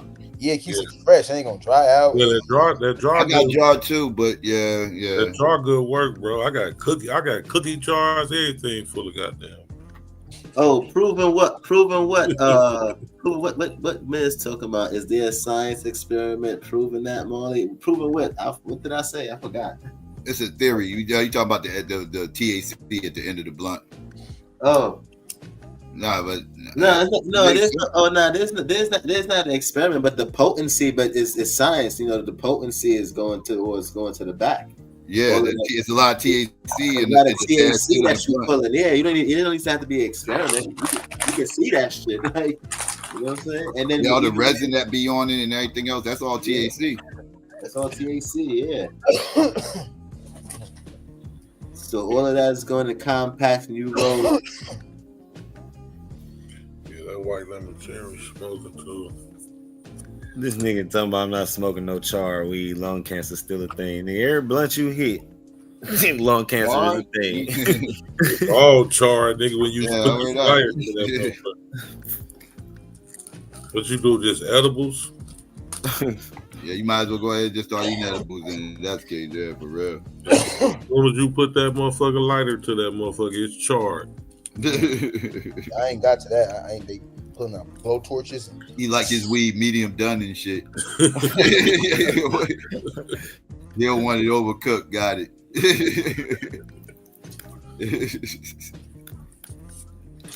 Oh, you guys think you're funny, hey? All right, buddy. I got something for you, bro. That niggas is tripping. You sound like one of them old mob movies I be watching. Boy, I like to watch them old ass mob movies. You buddies think that you're funny, huh? All right. Or you're a wise guy, huh? Hey, that's why I like Mad Dog on ESPN, because he sound like Joe Pesci to me. Yeah, I've been listening to Mad Dog for decades. That motherfucker, him and his dude named Mike Francesa used to do sports talk up here back in the day and shit. I used to call this show. Yeah, I like him. I just got on him because of the Stephen A. shit. Oh, Stephen A. acting like he outraged. And Stephen A. crazy motherfucker. I fuck with Stephen A. People don't like that nigga. No, acting like he outraged. Yeah, about Biden and shit. I don't like that motherfucker, Stephen A. Stephen A. Nah, Stephen A. He be saying some real shit. A lot of people don't. That's why I said you left out your coon video, Psycho Stephen A. I don't think he'll come. I know, right? I think Stephen A. just honest, bro. Yeah, I think some of the shit he say. I don't think Stephen A. is a coon though. I don't think he's tripping, bro. He's so much of a goddamn like he's so much of a coon. Remember, he had to get motherfucking Max Kellerman the fuck up out of there because Max Kellerman was making him look like calling them out. Yeah, he was making him look like a super coon. The white boy was blacker than him. Was being blacker than him. That's what did it right there when T.O. said that same Max statement. Kellerman right there. been blacker than Stephen A. When T.O. said that statement right there that you just said, because T.O. said that shit live on the show. That's what got Max Kellerman the fuck up out there. After he said that, Stephen A. was like, "Because Max was taking up for niggas. Stephen A. was throwing him under the bus. You know, he ain't never seen. He ain't never had a nigga that he ain't have a bad word for, and ain't never seen a white boy he ain't have a good word for. It's not psychological. It's ESPN. He got to stick to the talking points that they pay him to stick to. He a fucking tap dancing ass coon. Nah, you ain't gonna do my boy Steve. Yeah, that motherfucker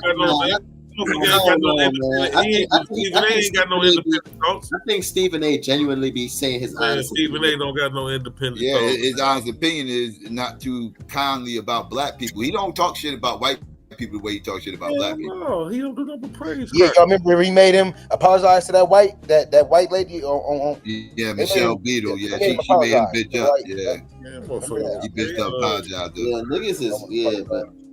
And that was the one time I actually agreed with his ass. I finally agreed with him when he said something. And Michelle Beadle was like, "You can't say that." Or he's like, "Oh, my fault. I'm sorry."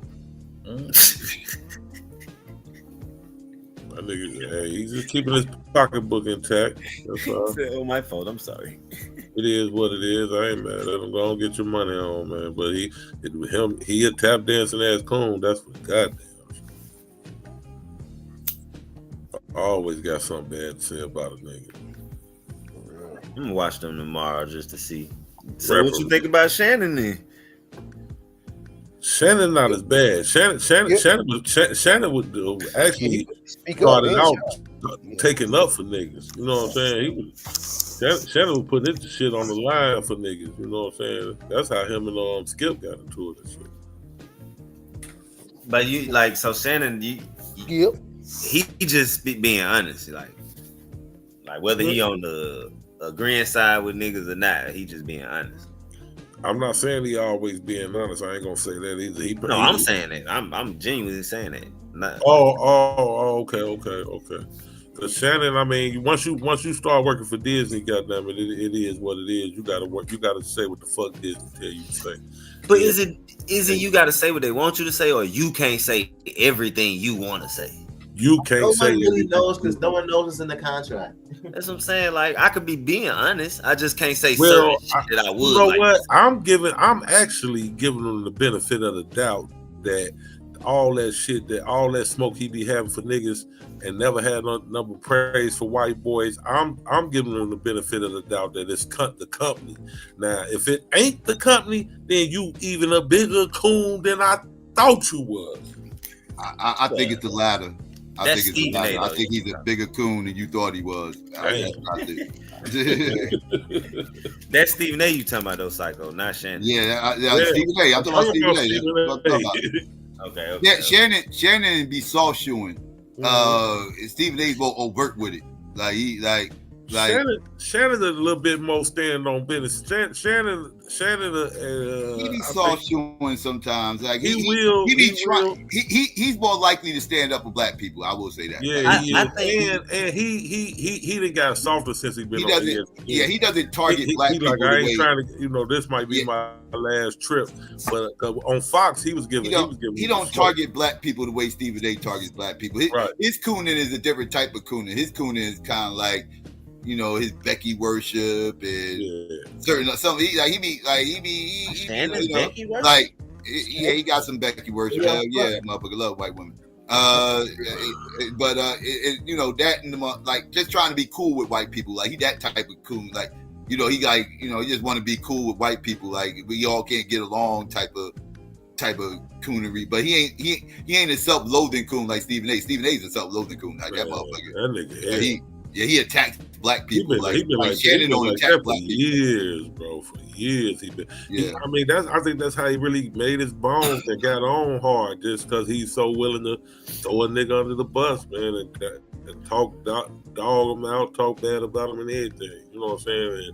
And he came up under that act. That's what so because y'all say he always speak highly of, and I don't know. I guess I never paid enough attention like that. That he always talk bad about black people and not really no white boys. Yeah. Because if he talking basketball and football, it's gonna be a lot more niggas than white. I'm talking about like off-field issues, like calling out the off-field issues. Mostly like off-field, but a lot of on-field. On-field too, of course, but yeah, mostly off-field. I'm talking about more, it's more about the off-field things that I'm talking about with. Man, he don't touch none of that shit the white boy you do. Anytime a nigga do something, he the first motherfucker speak on it. He the first one speaking on it. He's speaking on it all week long. He opened up the show talking about it. Dogging them out. Yeah. This is like, God damn. That is actually true. Damn, Stephen A. I gotta call you a coon now. Coon, man. That's been known for 10 years. Yeah, now. I heard everybody else calling them. You know what though? You got a lot of black people that's coons. Of course. Yeah, most black people that speak coons and shit like that. If you ain't pro-black and pan-African. I wouldn't say most, but it's a lot of. Because hold on, at the end of the day, they're gonna end up doing some coon shit anyway, thinking that is the right thing to do. And they're gonna be doing some shit on some humanist shit. It's gonna look coonish to us, but you know what I'm saying, they see it as they being humanist sometimes. Or they'll just be like, well, this is the right thing to do, and and so that's why I'll be like, not all black people is on this pan-African and pro-black shit. Niggas just be black, son. Just living it every day. Even they've been called out on that shit so many times. He know what he doing. He conscious of that shit. It ain't by accident. He doing it. No, I'm not saying. No, I'm not even saying him. I'm just saying black people in general, though. Yeah. There's black people, and there's some black people who might get offended over what he say. That even they might still. It might be flaws that he might call out, that they don't even want to be held accountable for too. So that's why they could just be being mad too, right? They're not necessarily just being mad because of what he just actually saying. They might see it because they might see them in that reflection, and it's offensive to them. So that's why you may have some black people who may not like him because of that reason, right? And then you may have some black people who may not like him because of what Psycho just now said. But all black people who ain't liking him because of the reason of what Psycho just said. It's because the things that he's calling out is they see their reflection in it and they don't want to be held accountable. That's what it is. That's possible. Yeah, that's what it is, bro. And it could be something that's negative and they don't want to, because every black person, bro, is not pro-black and every black person is not pan-African. So that's how you know, niggas, we don't be wanting to be held accountable for some of the shit that people be saying. Even if it might come off or sound coolish, right? Even if it do, they don't want to be held accountable for the behaviors. Yo, and one thing I always say, yo, in order for people to improve, you gotta hold yourself accountable for your behavior so that you won't repeat the same things over and over. Like the greatest of all time, even athletes and people do these things. Like they go back, they review the tape, they see where they messed up, they hold themselves accountable. They like, well, we're not gonna go, or they may even learn from other athletes' videos and mistakes and things like that, or you know what I'm saying, and say, well, I'm not gonna do this because of X, Y, and Z. You know what I'm saying? So accountability is a big thing, responsibility, and wanting to be held responsible for information. That's why a lot of the talking points too comes down to saying things like, well, because they don't know, and da-da-da-da-da, because it's always easier for people to be like, to not hold somebody accountable who was stupid about something, or I wouldn't say stupid, who's ignorant about something. They could always be like, you ever seen them make excuses for certain kids like that or certain people like that? They'd be like, well, because they didn't know and they don't know any better. So you got some people who will play dumb, so you know what I mean? They won't be held accountable. But a lot of people don't be wanting knowledge and shit like that because they don't want to be held accountable for the knowledge. You know what I'm saying? So when niggas call them out on shit like that, now they know and aware. It's like, yo, you trying to make me aware. Now I got to make a change. Now they don't want to make that change and they upset that you called them out and they acknowledge it. And it's like, damn, now I'm aware. And then some people may look at it like, yo, who the fuck is this nigga? Who you think he is to be saying X, Y, and Z? He ain't perfect. You know, people look, you know, people, it's natural for people to become defensive, right? It's natural, it's in our nature to become defensive. So we're going to defend ourselves. But then instead of us holding ourselves accountable, what people would do, we'll say, who the hell does he think that he is? And and the person, he or she, doesn't necessarily have to be thinking that they're higher or superior than you. It's just that individual may be looking at that person as they have this type of moral superiority, or there's a possibility that they may not have this moral superiority, and they want to validate that perspective by trying to challenge them and shit like that. You know what I'm saying? Mm-hmm. Yeah, still goes down like that. A lot of people don't be wanting to be held accountable for their actions. A lot of niggas is not liking Stephen A. Smith, not for what Psycho's just now said. You know what I'm saying? Now, it could be different reasons to why, but not what Psycho said. I believe a lot of people, when Stephen A. say sensation, because I do believe he say some real shit, even though people want to say like he's saying it in that way, but that's that niggas just don't want to, they see themselves in that reflection. They see themselves in that light. You know what I'm saying? It's not because of always what Psycho said, like, oh, he always or nah. Niggas just don't want to be held accountable because them same niggas will go and do some other cool and shit somewhere else, or they'll come in defense of white people when it's time to. Them same people he might be talking about, that could apply to them too. Then now they ain't cooning now because they don't, like, you know what I'm saying? People do shit like that. Nah, Molly, nah. It's because of what I said, Molly. You don't listen to anybody criticize Stephen A. Smith about him being called a coon. They all going to say exactly what I just said. Verbatim. Like, they going to say exactly. That motherfucker always talking shit about the black athletes, and the white athletes is mum's the word. He ain't saying nothing. He making excuses for those motherfuckers. That's why motherfuckers got issues. If he was even-handed, motherfuckers wouldn't be riding him as hard. Pause. But well, you know what? If you say it like that, right? If you say it like that, like I could think it, because I never really heard him say it. But then it don't really be like a lot of them white athletes be popular like that anyway. Yeah, they do. We white athletes do shit all the time. Motherfucking white athlete right now in the NBA, motherfucking got caught with like a 15-year-old girlfriend or some shit like that. No motherfucking huge stories about it. Where's Stephen A. talking about that? Yeah, nah, I see what you're saying, but that nigga ain't no big, that giddy nigga. He wasn't on some. He was a nobody. Like, come on. It don't matter if he's nobody. He talk shit about nobodies, the black nobodies. He talked about the black nobodies. Like, well, I ain't gonna say nobodies, but motherfuckers who ain't like the star of the team type shit, like bench players or whatever. I see. Tell them stay off the weed and all this other shit and everything else. Like, it's but a pedo up in the goddamn league, and he ain't saying stay off the little pussy. It ain't none of that. It ain't none of that. Like, where's that staying at? Shouldn't that be a saying? Shouldn't that be a thing? Isn't that a little bit more important than staying off the young girls? I think it's a little bit more important than staying off the weed. That's just my humble opinion. Nah, I feel you. But if you say it like that, then I guess so. Because I may be looking at Stephen A. Smith, but now you're giving me a different perspective on him. You know what I'm saying? I never really looked at it like that. Well, looked at him like that. Like, you know what I'm saying? I used to always hear people say that about him. But now that you say he don't say shit about the white athlete. The white athlete. I never really heard him say anything about the, and I never used to really hear him say. Well, I used to always remember him saying things more about the bigger black athletes. But I'm not saying that he never said anything about the nobodies or the people who wasn't on that level, that top tier one.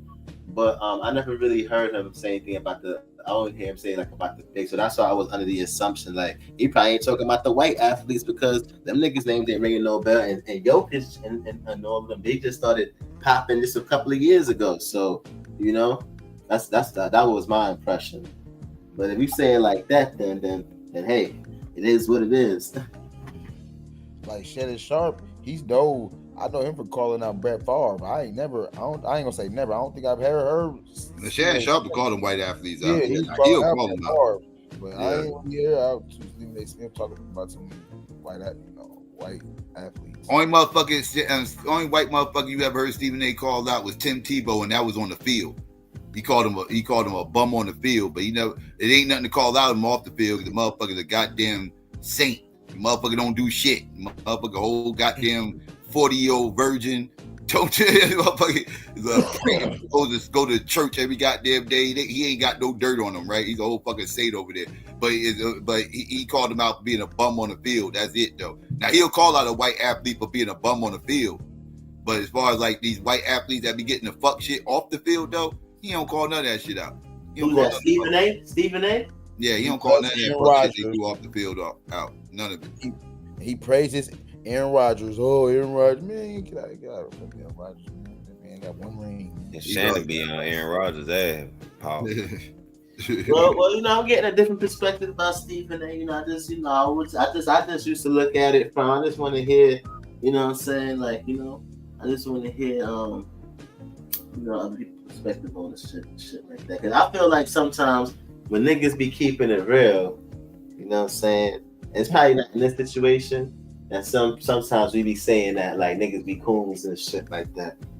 That's what I started off asking Marley. I'm like, is he just being honest and niggas calling him cool for it? Because people try to manipulate and weaponize truth as hate and shit like that. You know what I'm saying? Hell no, y'all up here caping for Stephen A. Smith. Nah, we already agree with you. We just bringing up the reason we asked it because I told you now that y'all said what y'all said about him being more. He say a bunch of shit about niggas, but he don't say nothing about crackers. It's like, yeah, you're right, because I don't remember no time when he was calling out no cracker. Ain't gonna call him out. Sweep that shit under the rug. He was caping for Jerry. He downplays racism every time. He hate the Cowboys, but as soon as they started talking about Jerry Jones was a racist and he was at that school when they was trying to let the kids in. Downplayed that. He downplayed the fuck out that shit. Jerry Jones is my friend. He is not a racist. Let me get your coon and get your motherfucking ass on. And that's some every coon time shit. it's something with a nigga, you got a million things to say about the motherfucker. That's some coon shit to stand up for a rich white man. Come on, man. He always got the owner's back. He always got the white. He always came for the white boys, bro. He rolling with them motherfuckers. He talk bad about all the players. He did Antonio Brown so bad. Everybody did Antonio Brown bad. I'm just saying that motherfucker. He just dog everybody, man. I ain't never seen him take a nigga's side. Period. Ever. I done seen him take plenty of white boys' side. Your boy, motherfucking. Oh, we gonna have to wait to see. Who was that? Your boy, Brett Favre, stealing all the motherfucking money in Mississippi. He did not want to talk about that shit. That's crazy too. If that was a black motherfucker. Oh, and it's a nigga. If that was a nigga, he dogging Dion at the beginning of the year, but he got. That was Michael Vick. If that was Michael Vick that got caught in that same scandal as Brett Favre, he would have talked about that shit for 2 straight weeks. Mm-hmm.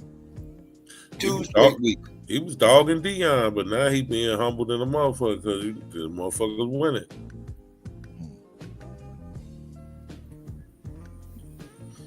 That's just what he do, man. Like I say, I mean, y'all think that it's just him. I really believe it's the company.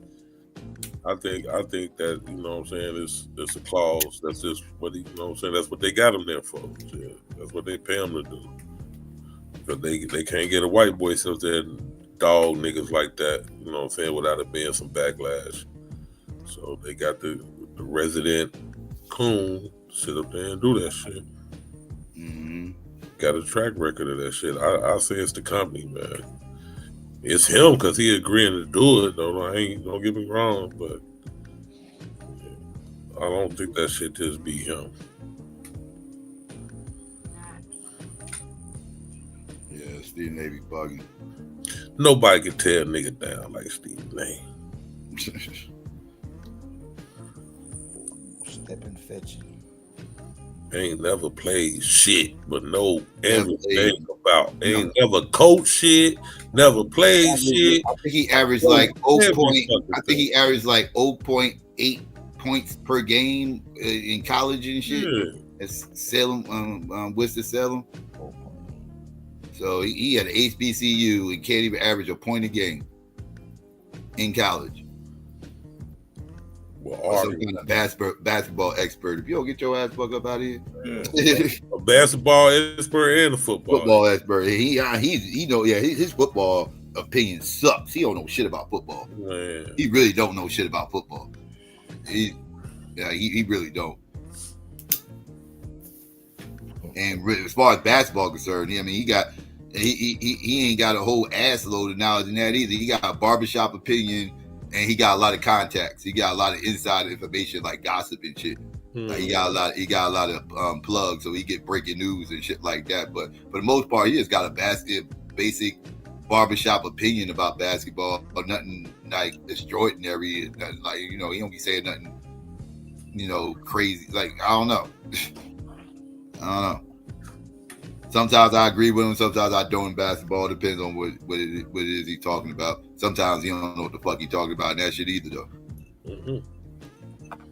I don't know shit the motherfucker say. He can't tell. I don't even watch that motherfucker no more.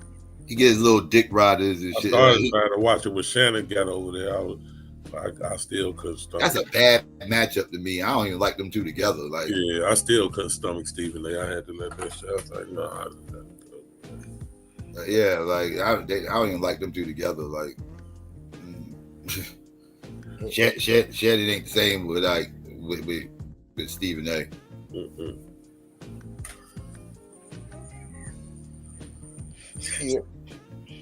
Shannon need another, like, he need an asshole on the other side of the table from him, but not Stephen A. though.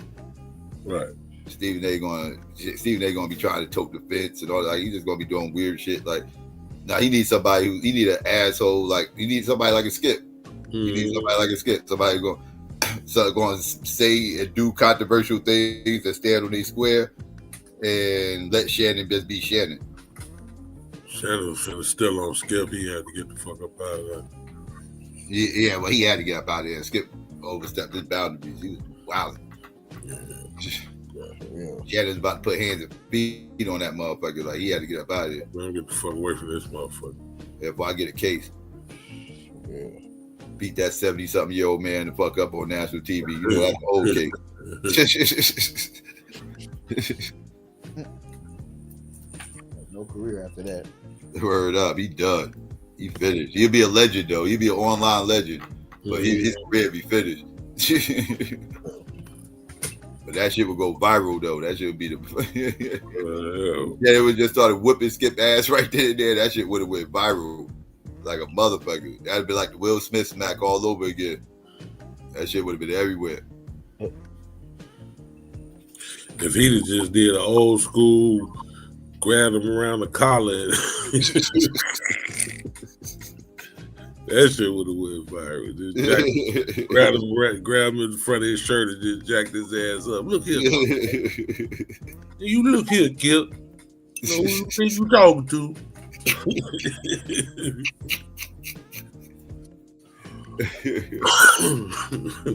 That's just hilarious.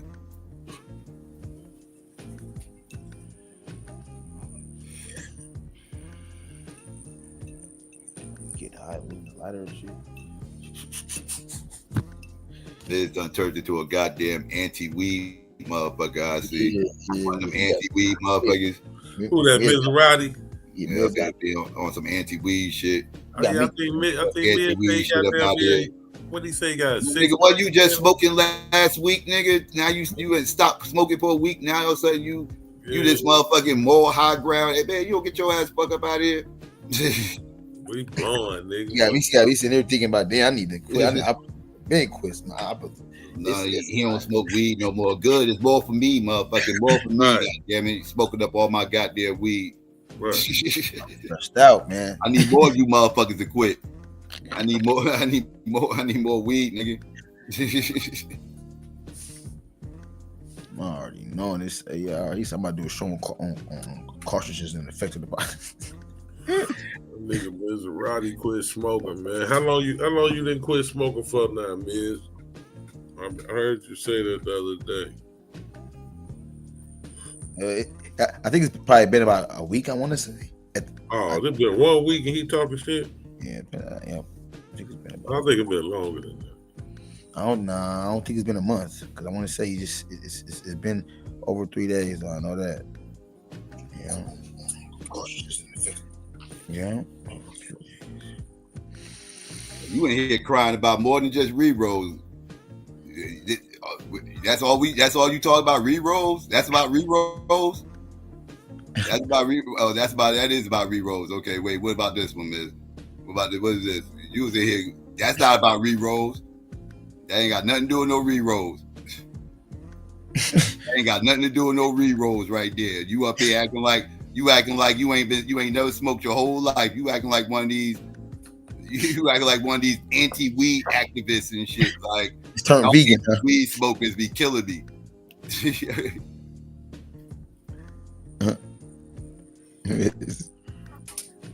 He said, I quit for a decade already. It ain't been a damn decade. He lying. It ain't been a decade. Nigga, wasn't you just smoking on Q butter shit not too long ago, motherfucker? What we talking about? Now you want to act like you ain't been smoking on Q butter shit. Okay.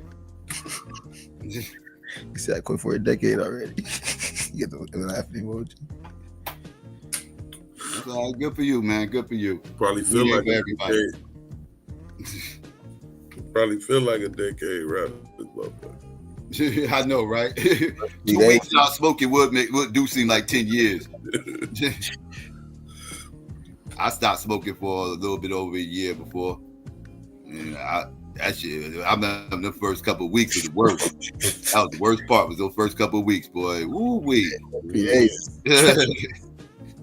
That was rough. Couldn't even eat right. Heard up. I got used to it after a while. I was good for a little bit. I wanted to sleep, but obviously I relapsed. But yeah.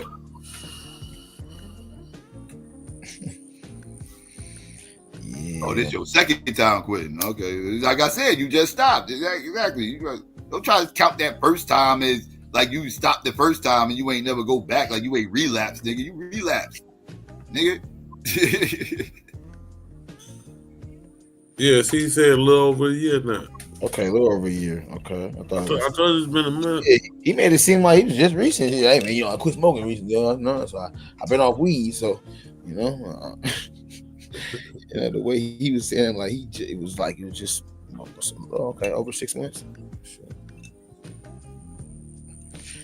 Well, more power to you. Yeah, more power to you. That's what I ain't complaining. Like I said, more weed for me, nigga. I'm gonna quit too before I turn 50. I've done it before. It's overrated. Maybe I don't plan on stopping no time soon. I know when I stop, I'm gonna start doing my own shit. That's the case. I don't see a need to stop shit. It's just legal, man. I did all this fucking fighting to get this shit legal. I'm gonna stop now when it's legal. Right. I did all that illegal smoking, fighting to make it legal, and now that it's legal, I'm gonna stop. That seemed a little bit ass backwards. So now I think I'm gonna go ahead and ride the weed thing out a little bit longer. I agree with you on that. Many misdemeanor marijuana charges I had. You know what I mean? Now I'm gonna stop. Now that I can actually smoke and blow weed in the cop face. The fuck out of here. I'm cool. I'm gonna take full advantage of this situation. They give you a DUI out there though in Jersey. If you riding. If I'm driving, hell yeah, you can't be. Yeah, they hit you with a DUI. Yeah, out here too. Shit, they get cooked. But yeah. Yeah.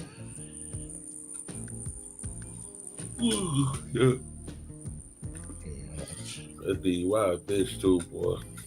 What? Biz, you did advise somebody stop smoking. You told Deity eat edibles. Why you ain't eating edibles? Because you're addicted to tobacco and it's about tobacco and all this other stuff. Like you are talking about smoking. What do you mean? That's a tobacco leaf you be smoking, that Fanta leaf? Yep. A Fanta leaf. I think made it with hemp or some shit. Supposed to be smacking too. It's 100% full. It's still tobacco, but it's not like a lot of those leaves be having Prop 6 cancer on the back. California Prop 6 shit. Prop 65. If I'm saying it right, yeah. Prop 65, which is like the it's that cancer, like carcinogenic.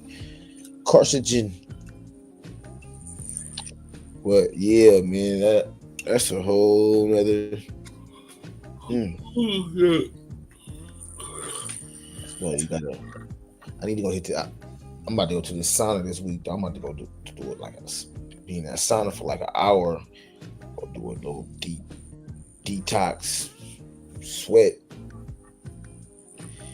keep that body, get the toxins out.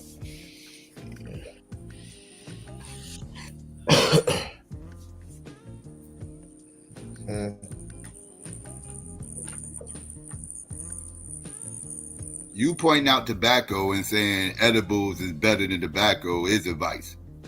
You literally was advising him to eat edibles instead of tobacco. That's advice. By definition, that's advice.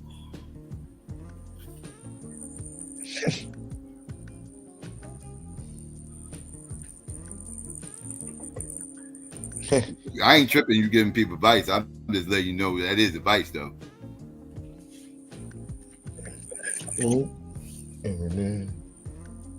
One I ain't gonna listen to. I mean, if he want to do it, that's on him.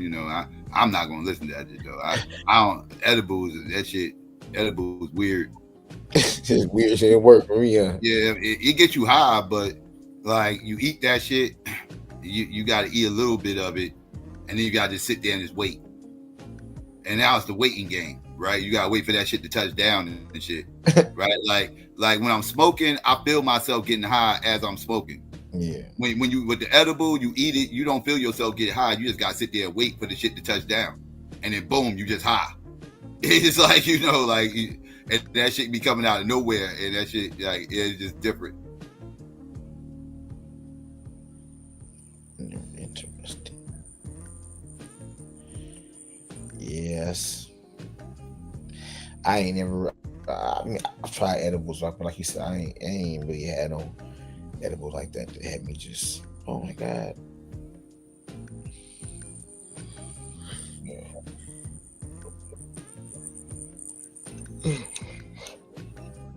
Oh yeah, that motherfucker, my buddy. But it's 7 o'clock in Jersey. 6 o'clock. 7. 6:12. Okay. It's 3. 6:12. That stock market about to open up real soon in about an hour. East Coast. By the time it starts 7 in the morning. Oh, it opens up at 6:30. 6:30, about 15 minutes. Yeah. Eastern Standard Time, 6:30 to 1:30. Hell yeah, Afro shit. That shit dropped down, touched down like a motherfucker.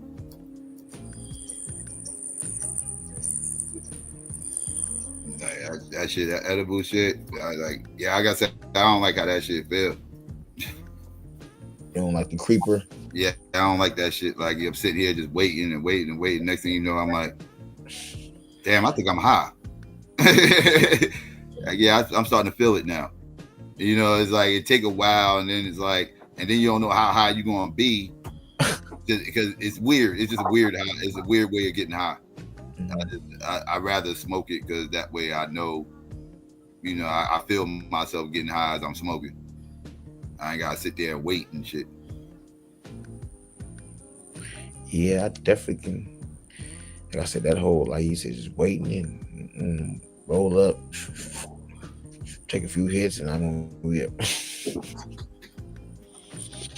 Yeah, but I'm definitely gonna cut back for probably not probably, but I'm gonna cut back. I need to get my tolerance because my tolerance be so goddamn high. My tolerance, you know, stop for a couple of days or something, and just my tolerance. You know, it's a when you smoke, stop smoking so much weed. You know, you getting high, I gotta smoke about 4 or 5 blunts to get high. Shit.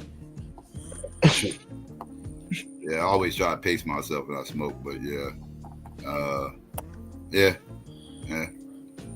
I've been smoking for a long ass motherfucking time. I ain't gonna stunt you. I've been smoking weed for a long time. And I know you smoke more than a blunt a day, though, huh? Hell yeah, huh? Hell yeah. I wish I was smoking. If I was smoking a blunt, man, listen. Yeah. I can't remember the last time I was only smoking a blunt a day. Like, damn, a blunt a day? What? I can't remember the last time I was like a blunt a day dude.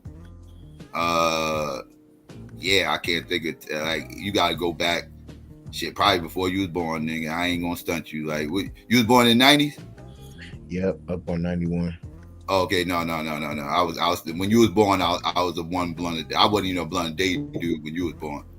I wasn't even smoking a blunt a day. I was still balling. So yeah, I was. Yeah, no, I wasn't smoking a blunt a day then. But I was like around the mid 90s. I was smoke like a blunt a day. I was just starting to smoke every day around that time. I was just starting to become a daily smoker because that's around the time I stopped playing ball. Before that, I smoked before that, but I wasn't smoking every day. I was smoking like on the weekends, hanging out, you know, socially, right? Like other people smoking, I'll smoke with them. It was that type of shit. I ain't started smoking every day and becoming like buying my own weed and actually being a smoker. Like that was like mid 90s. Okay, like 94, 95, something like that. Yeah, around then, yeah. That's when I started smoking every day. I was a baby still. You was a baby at that time, yeah. Straight baby. The first time I smoked weed was in junior high school. Junior high? Mm-hmm. So that's like, what's that, like 13, 14 or something? Nah, younger than that. That's like 12. Okay. 12, 11, 12, 13. Okay. Yeah, I didn't start smoking weed until like freshman, sophomore. Yeah, like 15, 16 or something.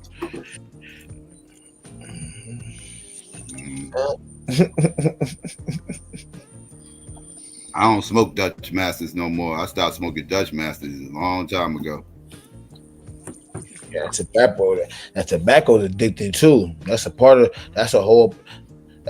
You know, that's part of that whole addiction process. That the rolling, all of that. That whole rolling and breaking the weed down. That's a whole addictive process. Hey, could be worse. Could be on fentanyl, right? That's a good thing.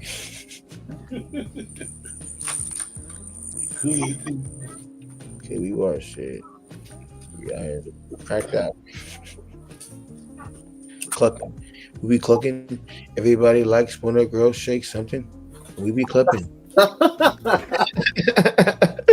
That's not shit though. Ice Cube, baby.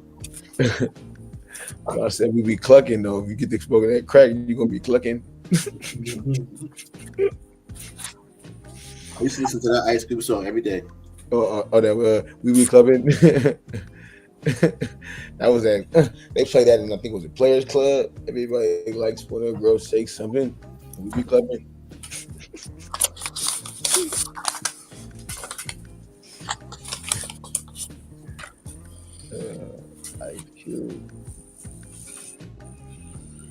I think they're about to remake Friday, right? The last one, and they're gonna I think they're gonna make it. They're gonna come out with the that's what I hear. I don't know if it's true.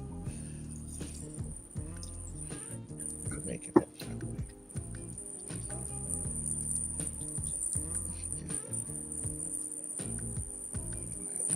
Oh, the cereal show. Get to eat too much, but get to get the super munchies on this joint.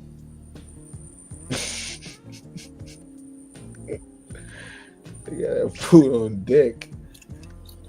Snacks.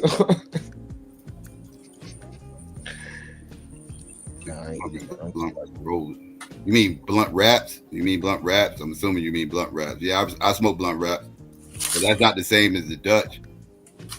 Dutch is different. I don't know. Dutch a whole cigar, and yet you got split open, and you only buy one. You only buy one at a time, and you got to split that bitch open, tear it, peel some of the motherfucking shit back, so some of the leaf can show.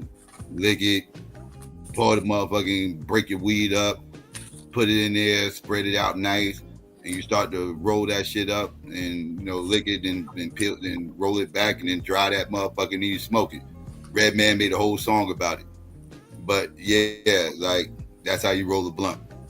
But blunt wraps, you don't need to do all that. Blunt wraps is all, you don't gotta dump out no cigar paper, which is good because sanitation appreciates that a whole lot more. You know how much empty Dutch wraps, Dutch guts. I mean, it would be Dutch guts every fucking where, everywhere. The best thing could have happened to sanitation was blunt wraps. Now, I don't see Dutch guts anywhere, any motherfucking more. Like that shit used to be everywhere. Now I don't see it no more. That's so the big difference between Dutch Masters and blunt wraps. Huge difference. Yeah, I don't like Swishers. I pissed. I smoke Swishers for a long time. Backwoods too. I don't do backwoods. I haven't used blunt wraps and shit since high school. I started using papers and shit when I started getting in my early 20s. Oh, you use wrapping paper, regular wrapping paper? Uh-huh. No joints? Like raw and the Marley paper and all of that. So you smoke joints? Mm-hmm. Yeah. Joints, yeah. I don't smoke those shits, man. That's it. I smoked that shit since like the early 90s, 80s. When I first started smoking weed, I smoked weed and joints. Yeah, that's what I smoked. I went back to joints. Joints don't do it. Yeah, I smoke joints. I've been smoking joints is better because the weed lasts longer. I've been smoking joints about 4 years, man. The weed lasts longer. The weed lasts longer with blunts and it's cheaper. Not with blunts, but paper. It's healthier for you too, but it just don't hit like the Sponto leaf too. Yeah, I prefer my blunt wraps. I ain't gonna stunt you. I'm looking for that hit, that gusto hit. I got like rolling paper here, and every once in a blue moon, I might run out of blunt or whatever, and all I got is some rolling paper till I go to the store the next day or whatever. And yeah, the joints there, they just don't do it for me no more. I can't smoke those anymore. I need that power pack. Yeah, I can't do it. I tried. It just don't do it for me no more. That joint be tasting good in the motherfucker though, don't it? When you do smoke. I mean, all your weed. I've smoked it back in the day, so you know I'm used to it. It's just it just don't hit me the same. I'm saying you can taste all your weed when you smoke that joint, though. Yeah. With all that designer flavor, you're getting all of it in them tops, in them joints. But the blunts, it's masking it a little bit. That's what it was made for. You know, when we first started smoking blunts, it was to cover up the weed smell. That was the whole purpose of smoking blunts. Don't cover up the weed smell. That shit never worked. It's intense. It intensifies weed smell. That's what we did when we was young. We was smoking the blunts. So because you know the joint, that shit loud than a motherfucker. You know what I'm saying? The blunts is tapering a little bit. Yeah, that's cap. Brooklyn all blunts. Like Brooklyn smoke blunts. You lying like a motherfucker. You say Brooklyn. Molly might not smoke it.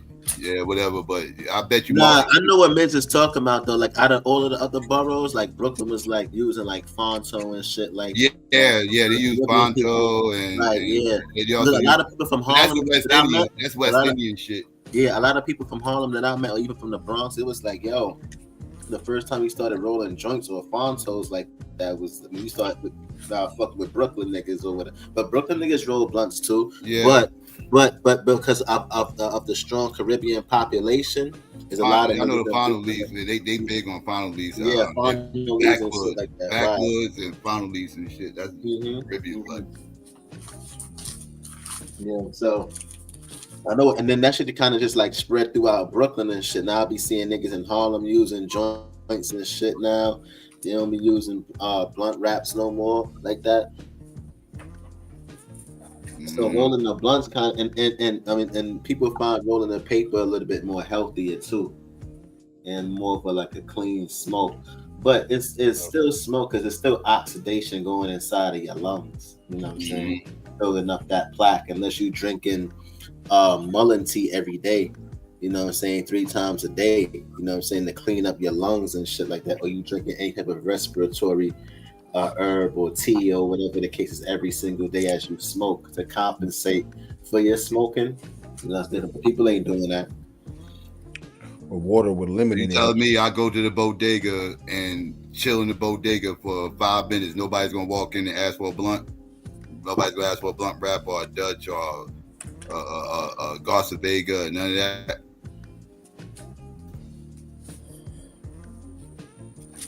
No, I ain't gonna say no. No, you might see some people. I know that's right. But some people, because like I said, the Caribbean population, the Caribbean population out here, a lot of people roll, like Fonto. Niggas even in the South now is rolling Fonto. You start hearing Amigos and shit talking about Fonto leaves and shit and all of that in these songs, and I'm like, they roll that shit in the South too, Fonto. But then I remember in Atlanta, they got a Caribbean population down there as well.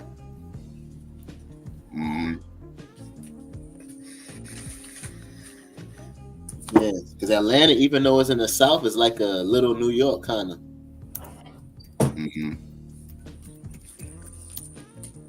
Yeah, Atlanta is really a black city for real, son. Yeah, it's a black city.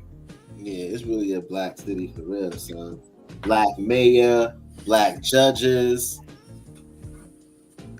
You know what I'm saying? I see why a lot of black people wanted to move down there. Yeah. And once niggas take over Atlanta, you know what I'm saying? Niggas have their own state. Niggas take over Georgia. Niggas ain't taking over Georgia, bro. They already took over the city. Yeah, they got that's a big step. They got it down. They ain't taking over that whole state, though. Nah, I believe it could be done. You know what I'm saying? Oh, y'all motherfuckers smoke. Y'all motherfuckers be vaping and all types of other shit. So yeah, y'all motherfuckers, I don't know what they smoking. Don't get me in line. I don't know what the fuck they smoking. The fuck is Rello? I don't even know what that is. Are you spelling that right, or is your P button working? No, I'm not working. We got blunt wraps out here. I don't know what you keep saying. I don't know if you purposely typing that. What he said, a Rello? Yeah. I don't know what a Rello is. Rayos. What the hell is that? Cigarello. Yeah, that's all that. Do you mean raps? Is that what No, you talking about a Rello, cigarello.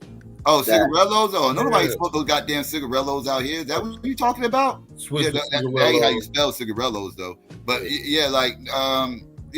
nah, nobody smoked those goddamn cigarellos. Hell no, I hate those shits. Yeah, I don't like those shits. Like, yeah, they smoke cigarellos around this motherfucker. Swiss sweet cigarellos. That's what they smoke. Yeah, I told you cigarellos. You gotta gut those motherfuckers. Yeah, you gotta gut them. Yeah, as I said, we got blunt wraps. You don't have to gut it. Right. Yeah, you don't have to gut the shit. Like it's already gutted. Mm-hmm. It's three in a pack.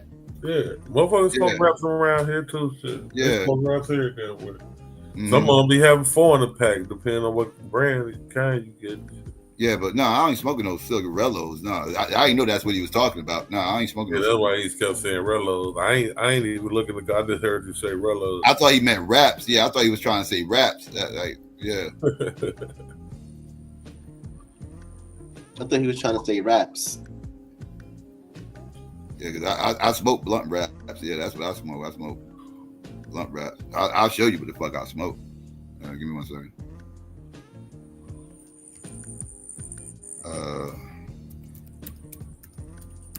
It's a Philly company. Oh yeah, he just said P ain't working. Okay, I see. It's P not working. Okay, that's what I was saying. It's P not working. Yeah. I know he's saying raps. Yeah, I just had to go. But you did it so consistently all the time. We thought people. Yeah, that's all, the first time I thought it was a typo, but he kept doing it. I'm like, is your P not working, or are you saying something else? He's saying Rayos. I thought you said Rellos. I'm like, oh, he talking about some Rellos. Cigarellos.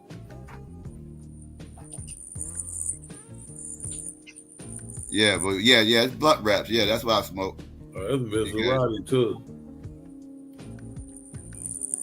Yeah, Rizz out. Give me 1 second. Let me share my screen. But this is exact brand and kind that I smoke. They got different kinds of these, but this is the one I smoke. Pinkberry joint. Oh shit. Pinkberry. Yeah, I don't know what the fuck. It's flavored.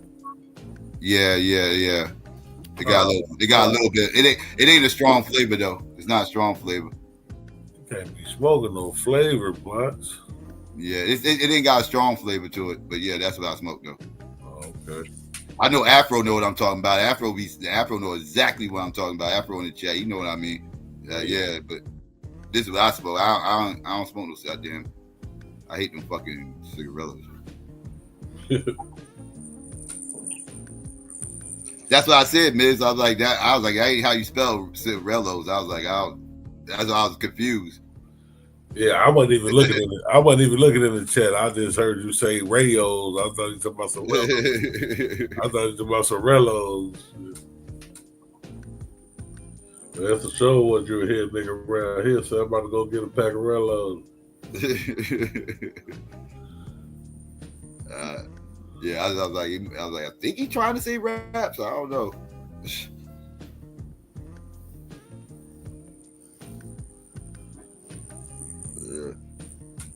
But yeah, that's what I smoke. I smoke Pink Diva blunt bills. Yeah, you can't be smoking the flavor blunts. So now you smoking designer weed and a flavor blunt. It's not like it's not an extreme flavor. Like it's not really flavored like the way you probably think it. Just a little something on it. It's not strong or nothing. It doesn't fuck the weed up. Oh, okay. Because if it fucked the weed up, I wouldn't get it. Like you know what I'm saying. Some of that shit definitely. Yeah, some of that shit got. I know what you're talking about. Some of that shit got strong flavor. They fucked the weed up and everything. Now it's not one of those type things. Yeah, but they got other ones too. They got regular like vanilla or just there's a regular blunt bill where there's no nothing at all. Right. Yeah. Plain original. Mm-hmm. Right.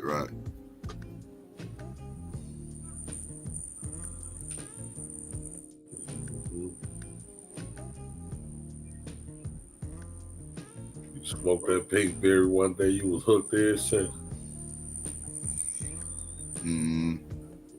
Gotta get down. Yeah, I know motherfuckers out in Brooklyn still smoking motherfucking wraps and shit like that. I know. I ain't saying it ain't motherfuckers out there smoking joints, but I'm saying I know it's motherfuckers that's smoking wraps out there too. I bet you I'll find some young heads smoking them shit. I bet you I can. Niggas out there smoking, boy. This Brooklyn big as hell. This motherfuckers smoking everything out there. Especially if you smoking in numbers. If you smoking in numbers, it's better to smoke with a blunt than a joint. They smoking blunts, joints. Joints is more of a to the head shit. Like it's just you smoking. That's more about it's just me smoking shit. I don't even want to even share the joint. Like that's how I smoke. I just smoke my own joint. That's another reason why I started smoking joints. That motherfucking COVID hit. I said, I know how not to be smoking with no niggas. I started smoking these joints. I started smoking joints. Motherfuckers ain't trying to smoke with you no more. I know that's right. Yeah, it's definitely better to pass the blunt than pass the joint. Them joints, they burn different. Yeah.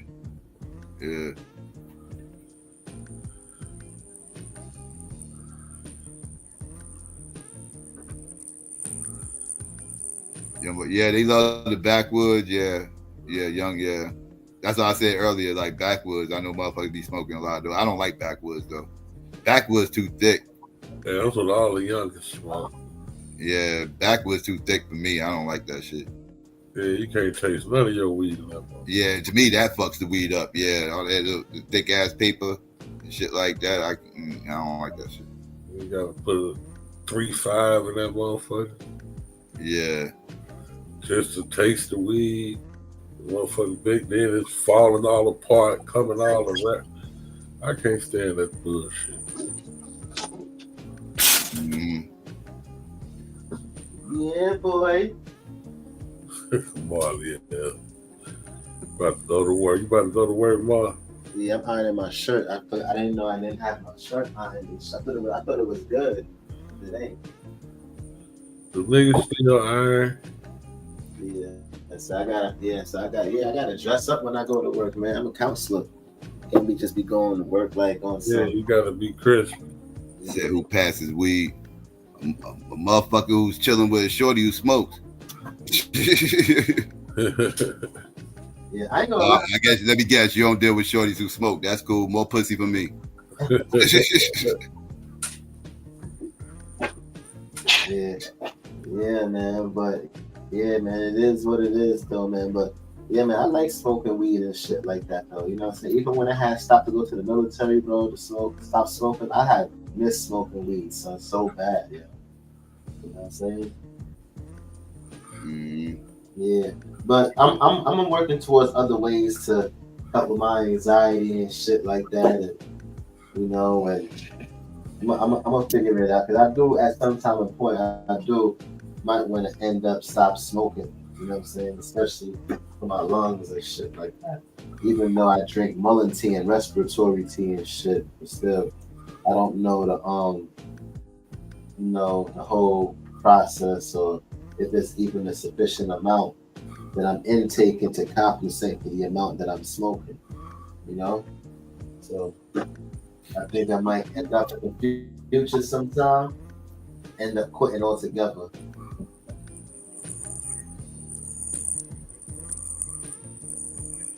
Because when other stuff in your body start fucking up, one thing start fucking up, other shit start fucking up because they all interconnected. Mm-hmm. Yeah.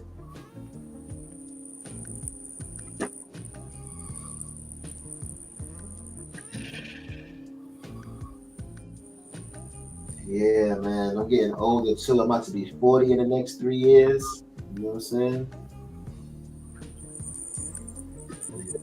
I ain't getting no younger. Big 4-0. You about to be the big 4-0, Marley? Yeah, man. Yeah. I think I want to do like a party somewhere, like in 40th birthday, maybe. I don't know. Probably like in like a little get together somewhere in Africa or something like that. You know what I'm saying? You know? I ain't had no birthday party.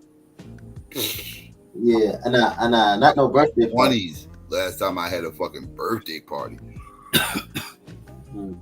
I celebrated my birthday, I done things on my birthday, but as far as like a party, party. Yeah, nah, I never had a party either, Psycho. I never really had a birthday party.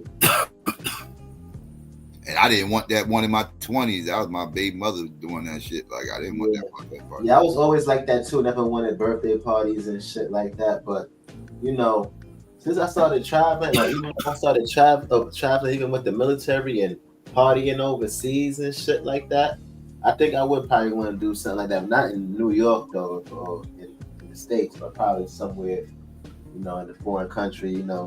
Just come through, probably like a trip or something like that. You know what I'm saying? Like a big trip or something, like Mm-hmm.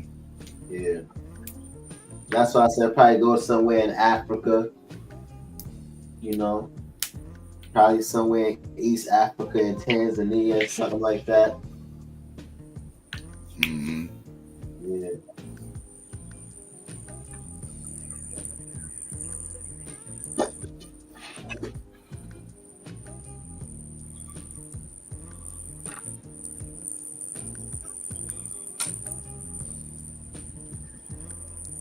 Yeah, man. But then that's gonna be a different milestone and shit, when I reach that age and shit, you know what I'm saying? Yeah. I'm gonna be hyped too. I'm gonna be like, yo, I'm nearly 40 years old, B. That's crazy. Get your grown man on. Yes, I'm gonna really be 40, son. Like, that's crazy, son. Like, I never thought. Last 10 years flew by, didn't it?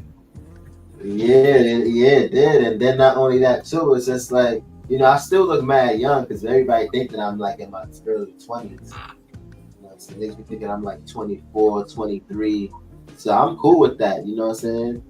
I always wanted to look young, but still wanted to age at the same time, you know what I'm saying? And then too, with me is my genetics, because the people in my family look young, it's that melanin. We got that Sudanese type of skin, I was just pointing out, after the age of 25, those years started doubling up on you, didn't they? Like a year was seeming like only 6 months, right? Like before 25 years really felt like years, like they felt longer. Mm-hmm. How these years are going, they flying by now, aren't they? Mm-hmm, mm-hmm. But what I try to do is to keep myself motivated. I look at like a lot of LeBron James. He inspired me a lot. I see him still going, even in the age that he's at. You know what I'm saying? So I use him as a lot of motivation and inspiration, especially in all my endeavors and shit like that. And I see that I look at LeBron, for a lot of inspiration when it comes to those things and his achievements. And even successful people like Jay-Z and stuff, they always got something new going on, regardless of how old they are. Like even when they do this, if you see Jay-Z doing something or this, or you'll see 50 over here doing this, or you see what I'm saying? It's like they don't stay in the same place. Like, you know what I mean? So they always use that as my motivation as black men right now, currently, that's excelling in the world. Especially at their age. 50 branches off into something else, or he gets into this, or he ventures off into that. Or even like an Ice Cube, you know what I'm saying?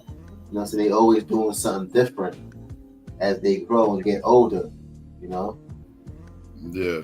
Yeah, because you only got one life to live. So, when you live in your life, you want to be like, yo, I did this, or I did that, and I did this. You know what I'm saying? Like, what did you do when you was alive, bro? What did you do for society? Or for your family? Like, you know what I mean? Or for yourself? Yeah. You didn't do nothing? Like, you know what I'm saying? Mm-hmm. Yeah, so I always look at them as motivation and inspiration.